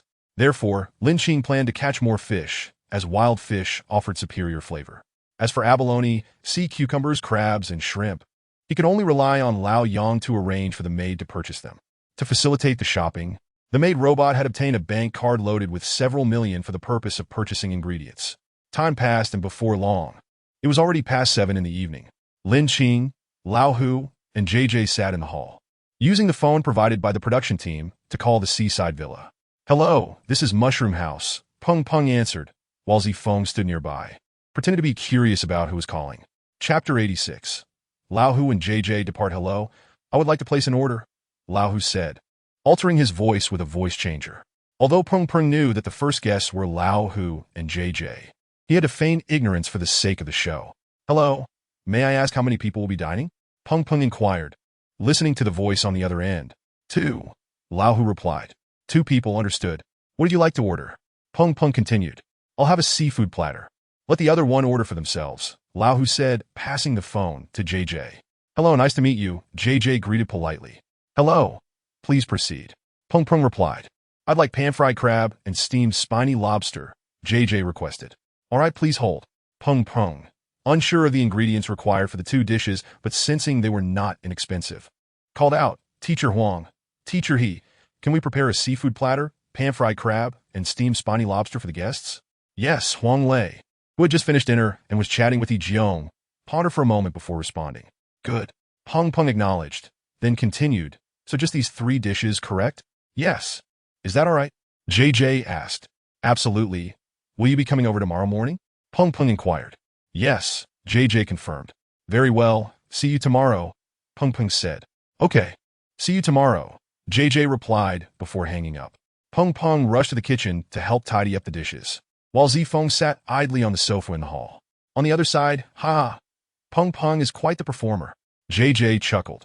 "All for the sake of the show. We're all actors here. I think you would also be suited for acting," Lao Hu said with a grin. "Qingzi, are you really not going to join us?" Lao Hu turned to Lin Qing and asked. "Forget it." Lin Qing shook his head and added, "You all have quite the order. I'll have Lao Yang go directly to the seafood wholesale market to buy it." Lin Qing believed they would indeed place a significant order, especially Lao Hu, as a seafood platter would surely include a variety of at least a dozen different seafood items. JJ's fishing was quite commendable, albeit rather costly. It also lacked variety. Lin Qing intended for Lao Yang to procure a substantial amount directly, to be housed in the fishing room's pond, allowing for easy access whenever needed. Lao Hu chuckled lightly and continued, stating that while this episode required no labor, it was essential to keep teacher Huang actively engaged. Otherwise, the program's impact would diminish. "You're quite mischievous," JJ laughed in response. That evening, Lin Qing instructed Lao Yang to purchase seafood, which he promptly brought back alive that night, placing all the living catch in the fishing room's pond, while the deceased were stored in the refrigerator of the seaside villa. The following morning, at 7:30, Lao Hu and JJ headed to the dock to film a scene aboard a yacht, after which they would proceed to the Mushroom House.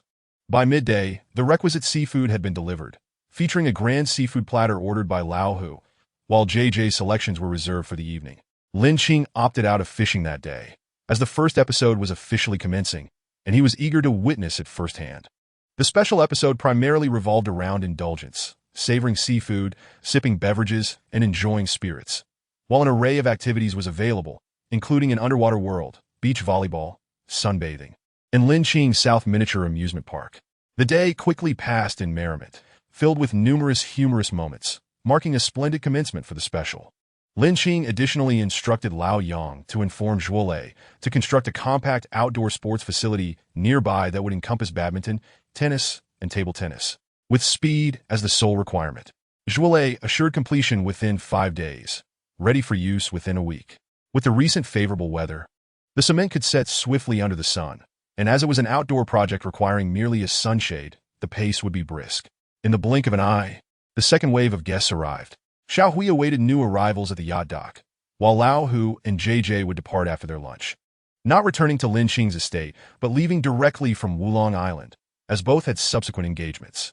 Although Lao Hu claimed to have fewer obligations in the latter half of the year, he still had some commitments to fulfill, albeit less demanding than in the first half.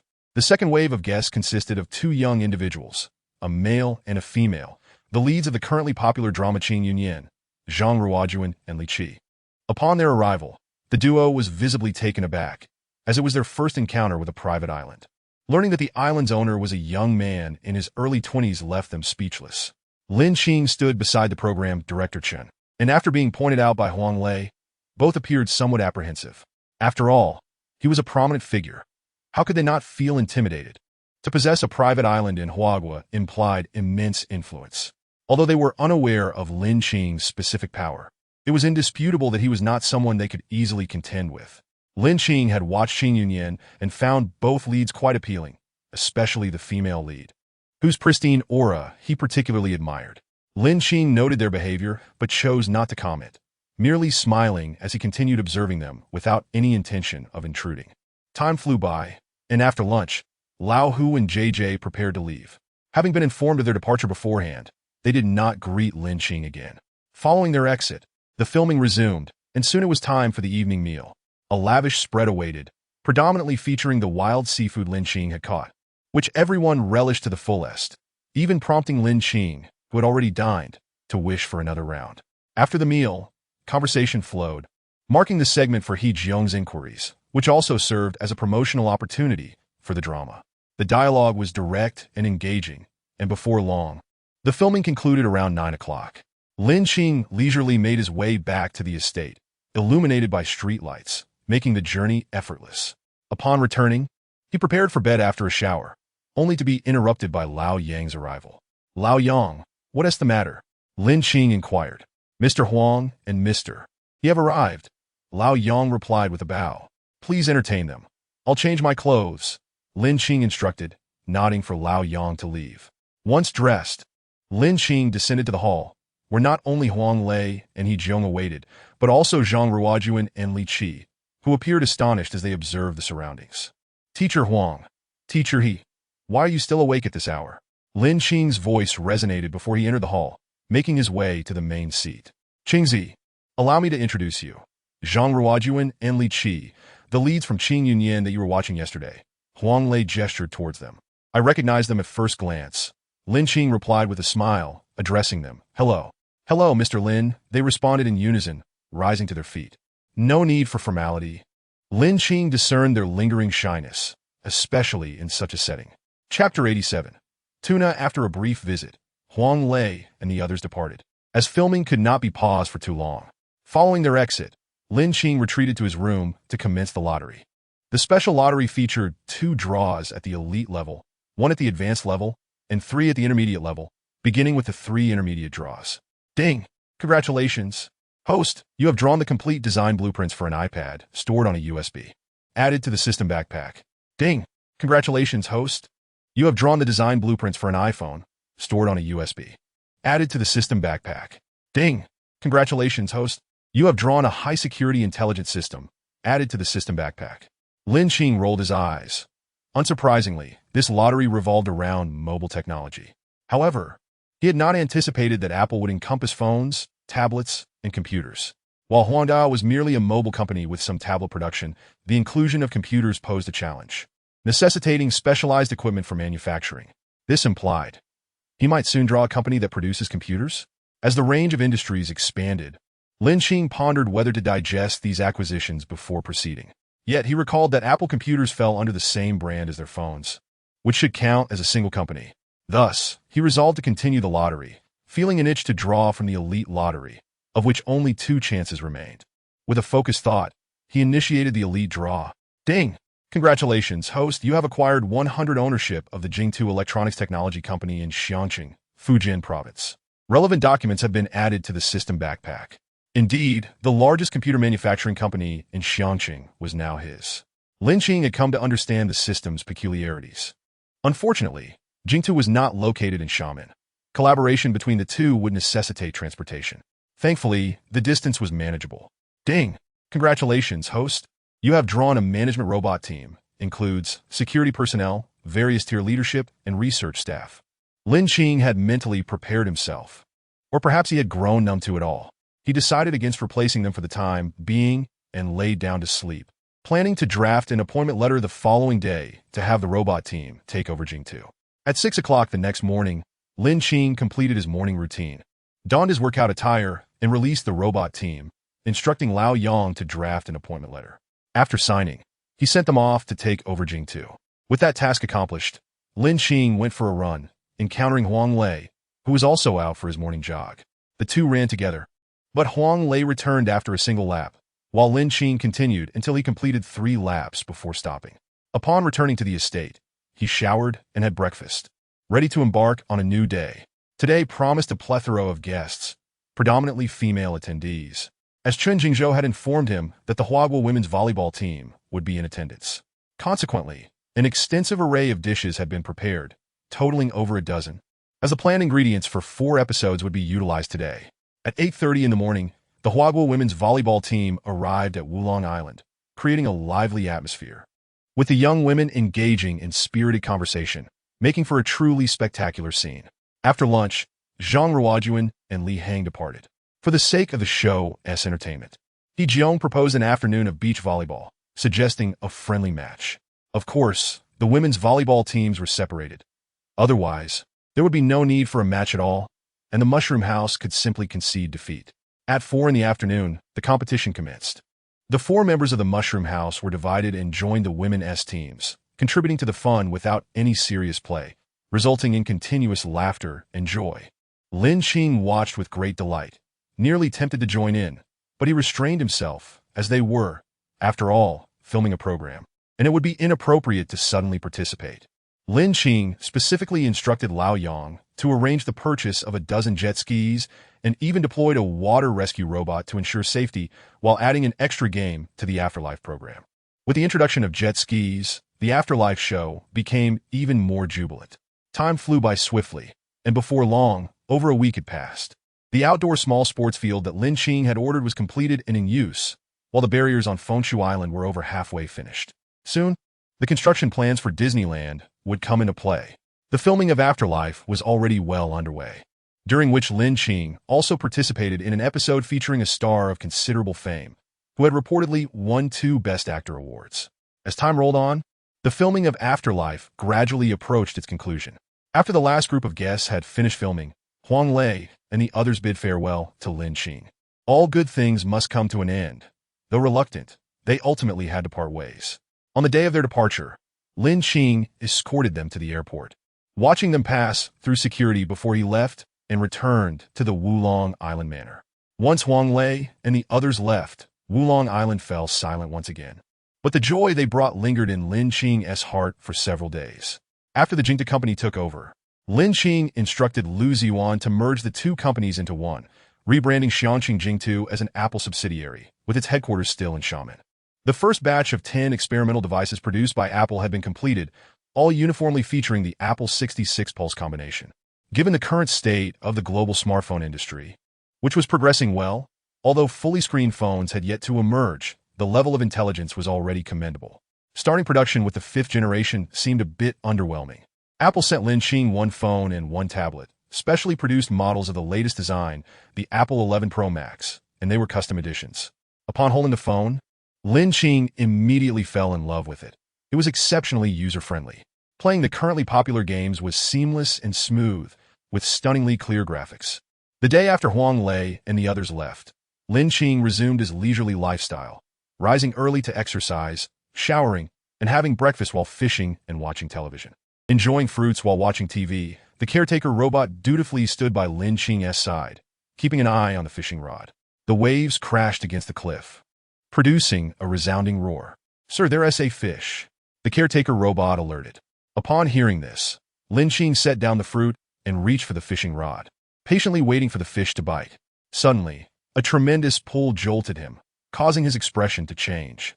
It felt no less than 10 pounds. Even the last big fish hadn't exerted such force.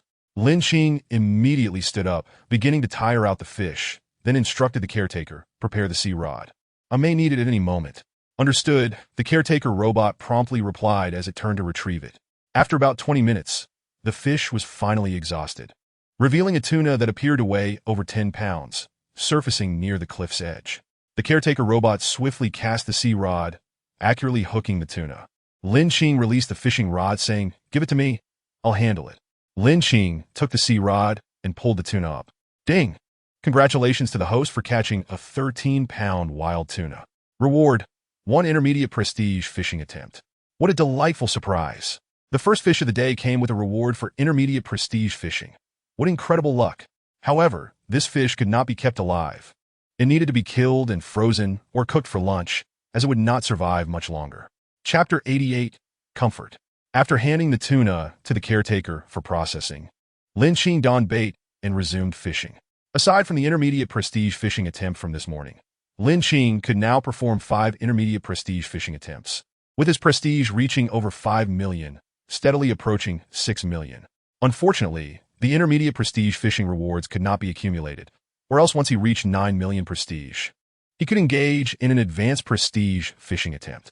He eagerly anticipated the advanced prestige fishing, curious about the treasures it might yield, wondering if there would be design blueprints for products surpassing modern technology. With his prestige at 5 million, he thought it prudent to save it for an advanced prestige fishing attempt, as the potential rewards could be even greater. Leisurely enjoying fruits while watching TV, the caretaker robot once again dutifully stood by Lin Qing's side, monitoring the fishing rod. Time passed quickly, and soon it was noon. His lottery attempts had accumulated as well. 1 special lottery, 1 advanced lottery, 1 intermediate lottery, 2 beginner lotteries, and 2 beginner lottery fragments. After tidying up his fishing gear and setting it aside, Lin Qing returned to the manor, showered, and had a meal. Ding, ding, ding. Just as he began to eat, Lin Qing's phone rang. It was Zheng Sudong calling. "Qingzi, you actually know Brother Who?" Zheng Sudong's exaggerated voice came through. "If I hadn't remembered that I hadn't even glanced at Afterlife today, I wouldn't have known. Is that so strange?" Lin Qing swallowed his food and continued. "I met him during a trip. I can't just go around shouting that I know old Who, can I?" Zheng Sudong was momentarily speechless, then whined. "I don't care. You have to give me a signed photo of Brother Who, or I'll come a shaman and eat and drink off you every day. TSK. Your skills at mooching have certainly improved." Lin Qing chuckled. "Are you sure you're not just looking for the signed photo to eat and drink off me? Go away." Zheng Sudong retorted. "Am I that kind of person? Be confident." Lin Qing suddenly changed his tone. "You are? I don't care. I must have Brother Who's signed photo. It's crucial for picking up girls." Zheng Sudong blurted out his true intentions. TSK, TSK, TSK. "You're giving up on the long-haired beauty?" Lin Qing remarked. "If she finds out, she'll be heartbroken." "Humph. She is out of my league," Zheng Sudong said, somewhat displeased. "You become too controlling. Having someone looking out for you isn't a bad thing." Lin Qing rolled his eyes. "What you need is someone to keep you in check. You're just wandering around like a scoundrel." "Scoundrels are great. People like scoundrels, don't they?" Zheng Sudong said proudly. "Let me tell you, the only difference between me and a scoundrel is money. Otherwise, I look just like one." No, no, no." Lin Qing shook his head. "You're not a scoundrel." "Impossible, I am." Zheng Sudong insisted. "You're not as handsome as a scoundrel." Lin Qing shook his head again and asked, "Can you just wiggle your finger and have girls throw themselves at you?" "No, feng sudong blade." "Then you're not," Lin Qing said with certainty. "How about you? Can you?" Zheng Sudong challenged. "Have you forgotten about Qin Yao?" Lin Qing said before hanging up, leaving Zheng Sudong in a state of bewilderment. Lin Qing continued his meal, while Zheng Sudong, frozen in place, suddenly came back to his senses, lamenting, "How did I forget that?" Frustrated, he realized he hadn't even asked Lin Qing to help him get Brother Who's signed photo before hanging up. He contemplated calling back, but decided against it, trusting that Lin Qing would help him out. Back at Wulong Island Manor, Lin Qing had finished his meal and was strolling in the central villa to digest his food. Regarding such a small request from Zheng Sudong, Lin Qing certainly wouldn't refuse. Next time he saw old Who, he would casually bring it up. After digesting his meal, he went upstairs to rest. On this sweltering day with a temperature of 35.7 degrees outside, the air-conditioned interior offers a most delightful comfort. Summer, indeed, is the season when one is most prone to drowsiness, and to indulge in a leisurely nap in an air-conditioned room is a luxury sought by many. At 3 in the afternoon, Lin Qing awoke and suddenly recalled that it had been quite some time since he last accessed the author's backend. His stockpile of manuscripts must be dwindling. He hurriedly logged in, and as expected, the last chapter had been dispatched yesterday, with no new chapter released today. The comment section was already inundated with countless readers urging for updates. Retrieving a USB drive from his backpack, he plugged it into the computer and swiftly uploaded all his remaining manuscripts, spending half an hour scheduling their release. As for the readers who had offered monetary rewards through the Golden Alliance and Silver Alliance for additional updates, Lin Qing chose to disregard them, maintaining an air of aloofness. He was, indeed, a rather negligent author, too lazy to establish a QQ book club. The fan community had formed several discussion groups on their own, numbering 7 or 8, but they all lacked the official touch that only an author could provide. After setting the release times, Lin Qing logged out of the author backend, powered down the computer, exited his bedroom, and made his way downstairs to go fishing. As Lin Qing stepped outside, the sun blazed fiercely, but thankfully, Lao Yang had already turned on the car's air conditioning and parked in a shaded spot, making the ride quite bearable. Upon arriving at the fishing lodge, the robotic housekeeper awaited him. Once Lin Qing settled in and began watching television, the robot presented him with a homemade ice cream scoop to help him cool off. On the table before him sat a glass of chilled watermelon juice, droplets of condensation forming on the outside of the glass. Taking a bite of the ice cream, he found it to be vanilla-flavored and utterly delicious. With each mouthful, the oppressive heat of summer seemed to dissipate. As he savored the treat while watching TV, he soon finished the vanilla ice cream. Yet the fishing rod remained still. Perhaps the fish sensed the heat above and were reluctant to bite. Just as Lin Qing handed the empty ice cream dish to the housekeeper, the fishing rod suddenly jerked, its tip bending slightly, indicating that a fish was tugging at the bait. Hastily, Lin Qing grasped the rod tightly and waited in silence. After a brief moment, the fish continued to pull at the bait, yet it wouldn't bite the hook. Lin Qing decided to give the fishing rod a firm tug, causing the bait to break free from the fish's mouth. Suddenly, he felt a strong pull. The fish had taken the bait. Lin Qing held onto the rod firmly, sensing the struggle, only to feel a hint of disappointment. The fish lacked strength, and after a few feeble attempts to escape, it was easily reeled in. To his dismay, it weighed less than 3 pounds, merely enough to earn him a single entry in the beginner's lottery, nothing more. It seemed Lin Qing's luck had been exhausted that morning. The first fish of the afternoon proved to be less than fortuitous. He baited the hook once more, washed his hands, settled onto the sofa, and took a blissful sip of watermelon juice, feeling utterly content. As he scrolled through his options, Phone Bao Bao reappeared on the screen, captivating Lin Qing's attention. Chinese animation truly is enchanting. Hours slipped by, and as dusk began to fall, Lin Qing tidied up his fishing gear, mentally cataloging the day's haul. 2 entries in the advanced lottery, 1 in the high-level lottery, 5 in the intermediate lottery, and 7 in the beginner lottery, all completed. He had exchanged 10 fragments from the beginner lottery. Upon returning to the estate, he took a shower and had dinner. "Sir, it seems your hair could use a trim," Lao Yang remarked, bowing slightly to Lin Qing. Taken aback, Lin Qing realized that indeed, his hair had grown considerably. His bangs nearly obscured his eyes. It was high time for a haircut. "I understand," Lin Qing nodded, adding, "Please make arrangements for an outing tonight." "Of course," Lao Yang replied, bowing once more. After dinner, Lin Qing set out, accompanied by Xiao Shi, to the city of Xiaqing. He brought her along primarily to assist with his hairstyle, for he had little understanding of what suited him best. Xiao Shi, being a versatile assistant, excelled in this domain. Their destination was the renowned salon, Pin Miao Styling Management, known for its excellence, albeit with a price to match. "Welcome," the charming receptionist greeted as Lin Qing and Xiao Shi entered the salon. "How may we assist you today?" One of the receptionists inquired. "I would like a haircut." Lin Qing indicated his head, requesting the best stylist available. "Certainly, please follow me," she replied, leading him to the second floor for a wash. After washing his hair and descending, the stylist was already awaiting him. "Hello, I am Lin Feng, the top stylist at Pin Miao." He introduced himself before asking, "Do you have any specific requirements for your hairstyle?" Lin Qing gestured toward Xiao Shi.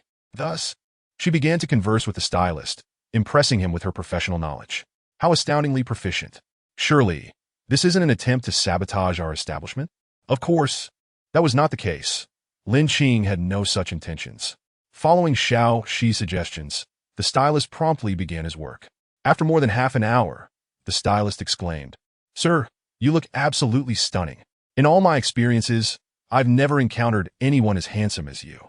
As the stylist marveled at Lin Qing's reflection in the mirror, the other female clients in the salon turned their gazes toward him, their eyes sparkling with admiration. "Thank you," Lin Qing responded politely, inquiring about the cost. "There is no charge." The stylist waved his hand dismissively, adding, "All I ask is to take a photo of you as our brand ambassador for Pinmiao. Would that be acceptable?" "No need," Lin Qing shook his head with a smile. "Just tell me the price. I'm not short on funds, thank you." "Very well. The total comes to 3,780 yuan, the stylist said, somewhat resigned, understanding that as a customer, he could not impose his wishes.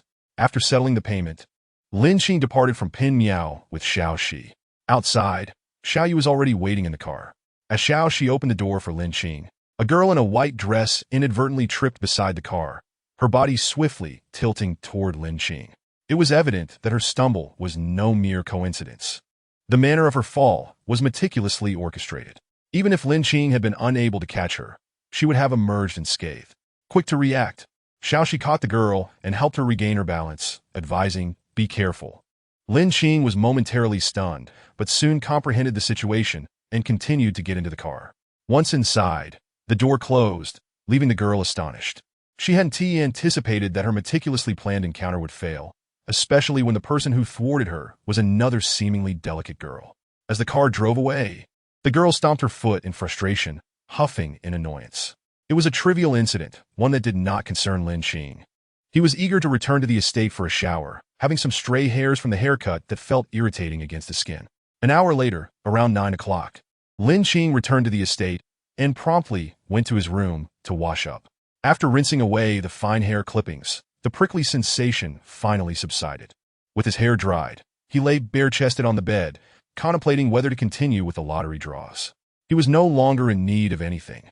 3 projects had already commenced, and financial worries were a thing of the past. At this juncture, participating in the lottery seemed rather pointless. Deciding against it, he opted to save his draws for a time when they might be necessary, ensuring he would not find himself without options in the future. Covering himself with a blanket, he extinguished the light and drifted into a peaceful sleep, where even his dreams were unremarkable, just fleeting thoughts of the reader's generous rewards. The next morning, Lin Qing awoke and prepared for the day, looking at his disheveled hair in the mirror with a sense of resignation. What was the point of a stylish haircut if he could not manage it? With a sigh, he called for Xiao Shi to assist him. Her skills were impeccable. Once she finished, his hair looked just as it had the day before. After striking a handsome pose and taking a photo, he finally dressed and headed downstairs. Today, Lin Qing has decided against fishing. Having heard that the construction of the fencing around Fengshu Island is nearing completion, he wishes to take a look. Nonetheless, he deems it essential to maintain his exercise regimen. Thus, he continues his routine of running.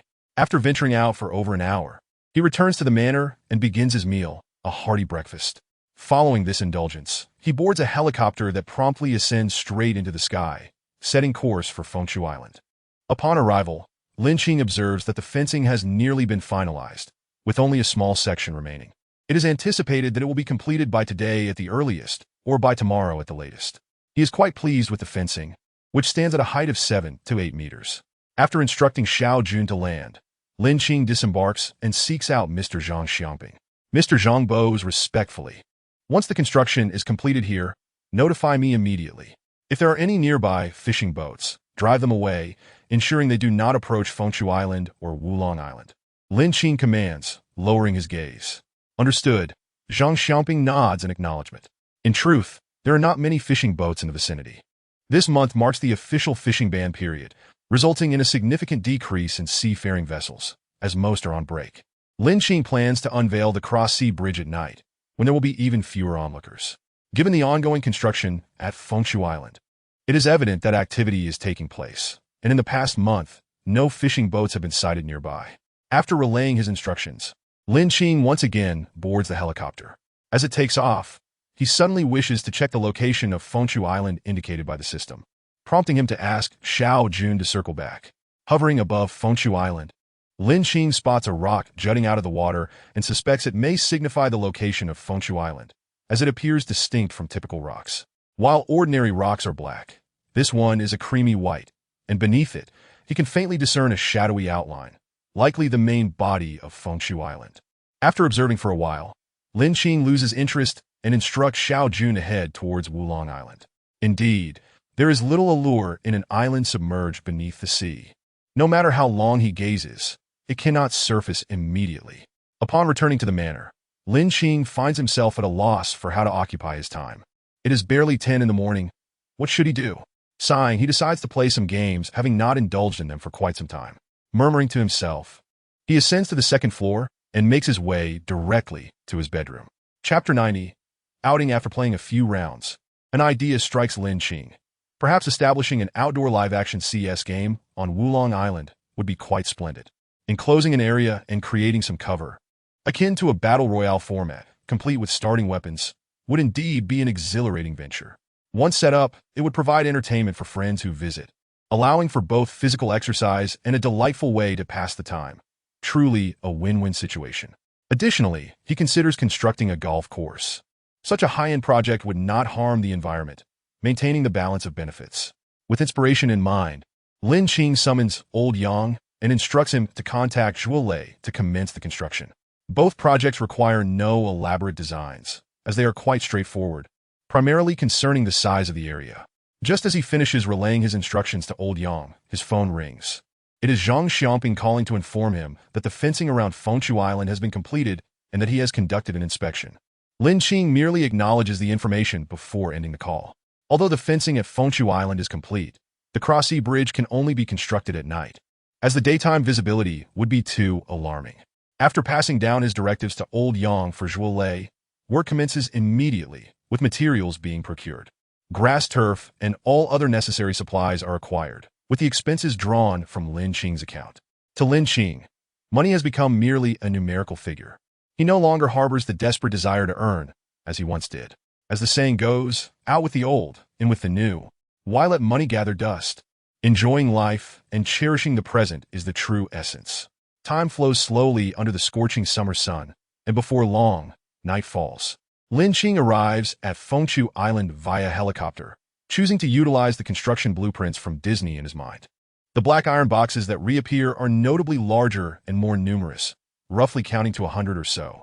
With a series of clicks, the black boxes dramatically open, revealing countless enormous mechanical arms that spring into synchronized action. The construction begins. In no time, various visitor facilities begin to take shape. Fortunately, with the fencing in place and no fishing boats nearby, the colossal transformation would not incite panic among onlookers. Within 10 minutes, the black boxes vanish, and the Disney theme park is fully constructed. Lin Qing deploys the security and management teams for Disney, who quickly take their positions and responsibilities. The water rescue team is en route and will arrive shortly, and Lin Qing has also relocated all watercraft from Wulong Island to Fengshu Island, as their presence on Wulong Island serves little purpose. With everything in order, he awaits the emergence of Fengshu Island. Once it surfaces, he plans to construct a hospital, marking the completion of these two projects. With matters settled, Lin Qing returns to Wulong Island, as Fengshu Island no longer requires his oversight. All responsibilities have been entrusted to the management and security teams. Back at the manor, he indulges in a bath before retiring for the night. As time swiftly passes, 2 months fly by. Fengshu Island has entirely surfaced, and on a dark, windy night, the private hospital named Ontai also makes its appearance. Wei Siye leads the medical team into Ontai Hospital, and Lin Qing appoints him as the hospital's inaugural director. The cross-sea bridge connecting Fengshu Island to Zai Island is also complete. The distance being minimal, the bridge is not lengthy, merely a simple two-lane, bidirectional structure spanning less than 100 meters. After all, the gap between Fengshu Island and Zai Island is only 50 meters, with shallow waters beneath. Lin Qing had tasked Zhuo Lei and his team, and they completed the construction in just a month. Though Disney and the hospital are finished, Lin Qing opts not to open them immediately, as the rapid pace of construction could be overwhelming. He intends to wait until the completion of the cross-sea bridge to Xiqing, ensuring a more seamless introduction when the time comes. During these 2 months, Lin Qing has arranged for Old Yang to distribute all the fairy tales related to Disney, independently printing and collaborating with multiple publishers, covering Fujian province and its neighboring areas. While this resulted in some profit sharing, it was worthwhile, as within a week, the 5 million copies he printed sold out completely. Consequently, Lin Qing negotiated with the publishers to print an additional 15 million copies to meet the demand of surrounding provinces. Moreover, on the last page of the fairy tales, an advertisement for Disney is featured, stating that it is under construction and inviting readers to look forward to its opening, along with a location map and address for Fengchu Island. In just 2 short months, Disney has generated buzz even before its opening, along with Lin Qing's pen name, Qing Yunjishang. As this pseudonym gains popularity, readers of Lin Qing's novels have taken to criticizing him for neglecting his writing to pursue fairy tales instead. However, Lin Qing remains unfazed by external opinions. These past 2 months have been consumed by discussions with publishers or traveling for negotiations, rendering him exceedingly busy. Yet, despite his hectic schedule, he has accrued considerable wealth, with the publication of the fairy tales yielding tens of millions in profits. The bidding for the Cross-Sea Bridge has concluded, and Lin Qing has transferred the first phase of the engineering funds in full. The successful bidder is Huajian Group, an official corporation. Although Lin Qing feels reassured, he involves Zhuo Lei in the process, both to supervise and ensure the quality of the construction materials. Once these tasks are completed, Lin Qing allows himself to relax. The construction of the Cross-Sea Bridge is projected to take approximately a year and a half, which means it will likely be completed between January and March of the following year. During this year and a half, Lin Qing does not intend to spend all his time fishing on Wulong Island. Rather, he wishes to travel. After all, his financial situation is no longer precarious. Aside from the monthly rent from the International Center Tower, the profits from the Wulong Luxury Resort's ferry branch alone amount to several million each month. Moreover, Apple Incorporated, which has already commenced production of smartphones, tablets, and computers, is set to hold a press conference for the iPhone next month on the 1st. Following the conclusion of the event, both the iPhone 6 and 6 Plus will be launched simultaneously. On that day, Lin Qing meticulously packed his luggage, requesting Lao Yang to escort him to the dock, where he boarded a yacht and secured a flight to the snowy region. Indeed, Lin Qing intended to visit Xe for some leisure before proceeding to XJ. He had dedicated 3 months to this journey, filling his suitcase predominantly with daily necessities and clothing. While at security, Lin Qing made it a point to reach out to Lao Hu, inviting him to join, but received a response indicating he was preoccupied with preparations for a new play. However, accustomed to solitude, Lin Qing felt indifferent to the absence of company. Though the journey might be somewhat dull, the freedom to disregard other schedules was a worthy trade-off. Once aboard the plane, seated in first class, Lin Qing cast a glance at the receding city of Xiamen below, silently bidding it farewell.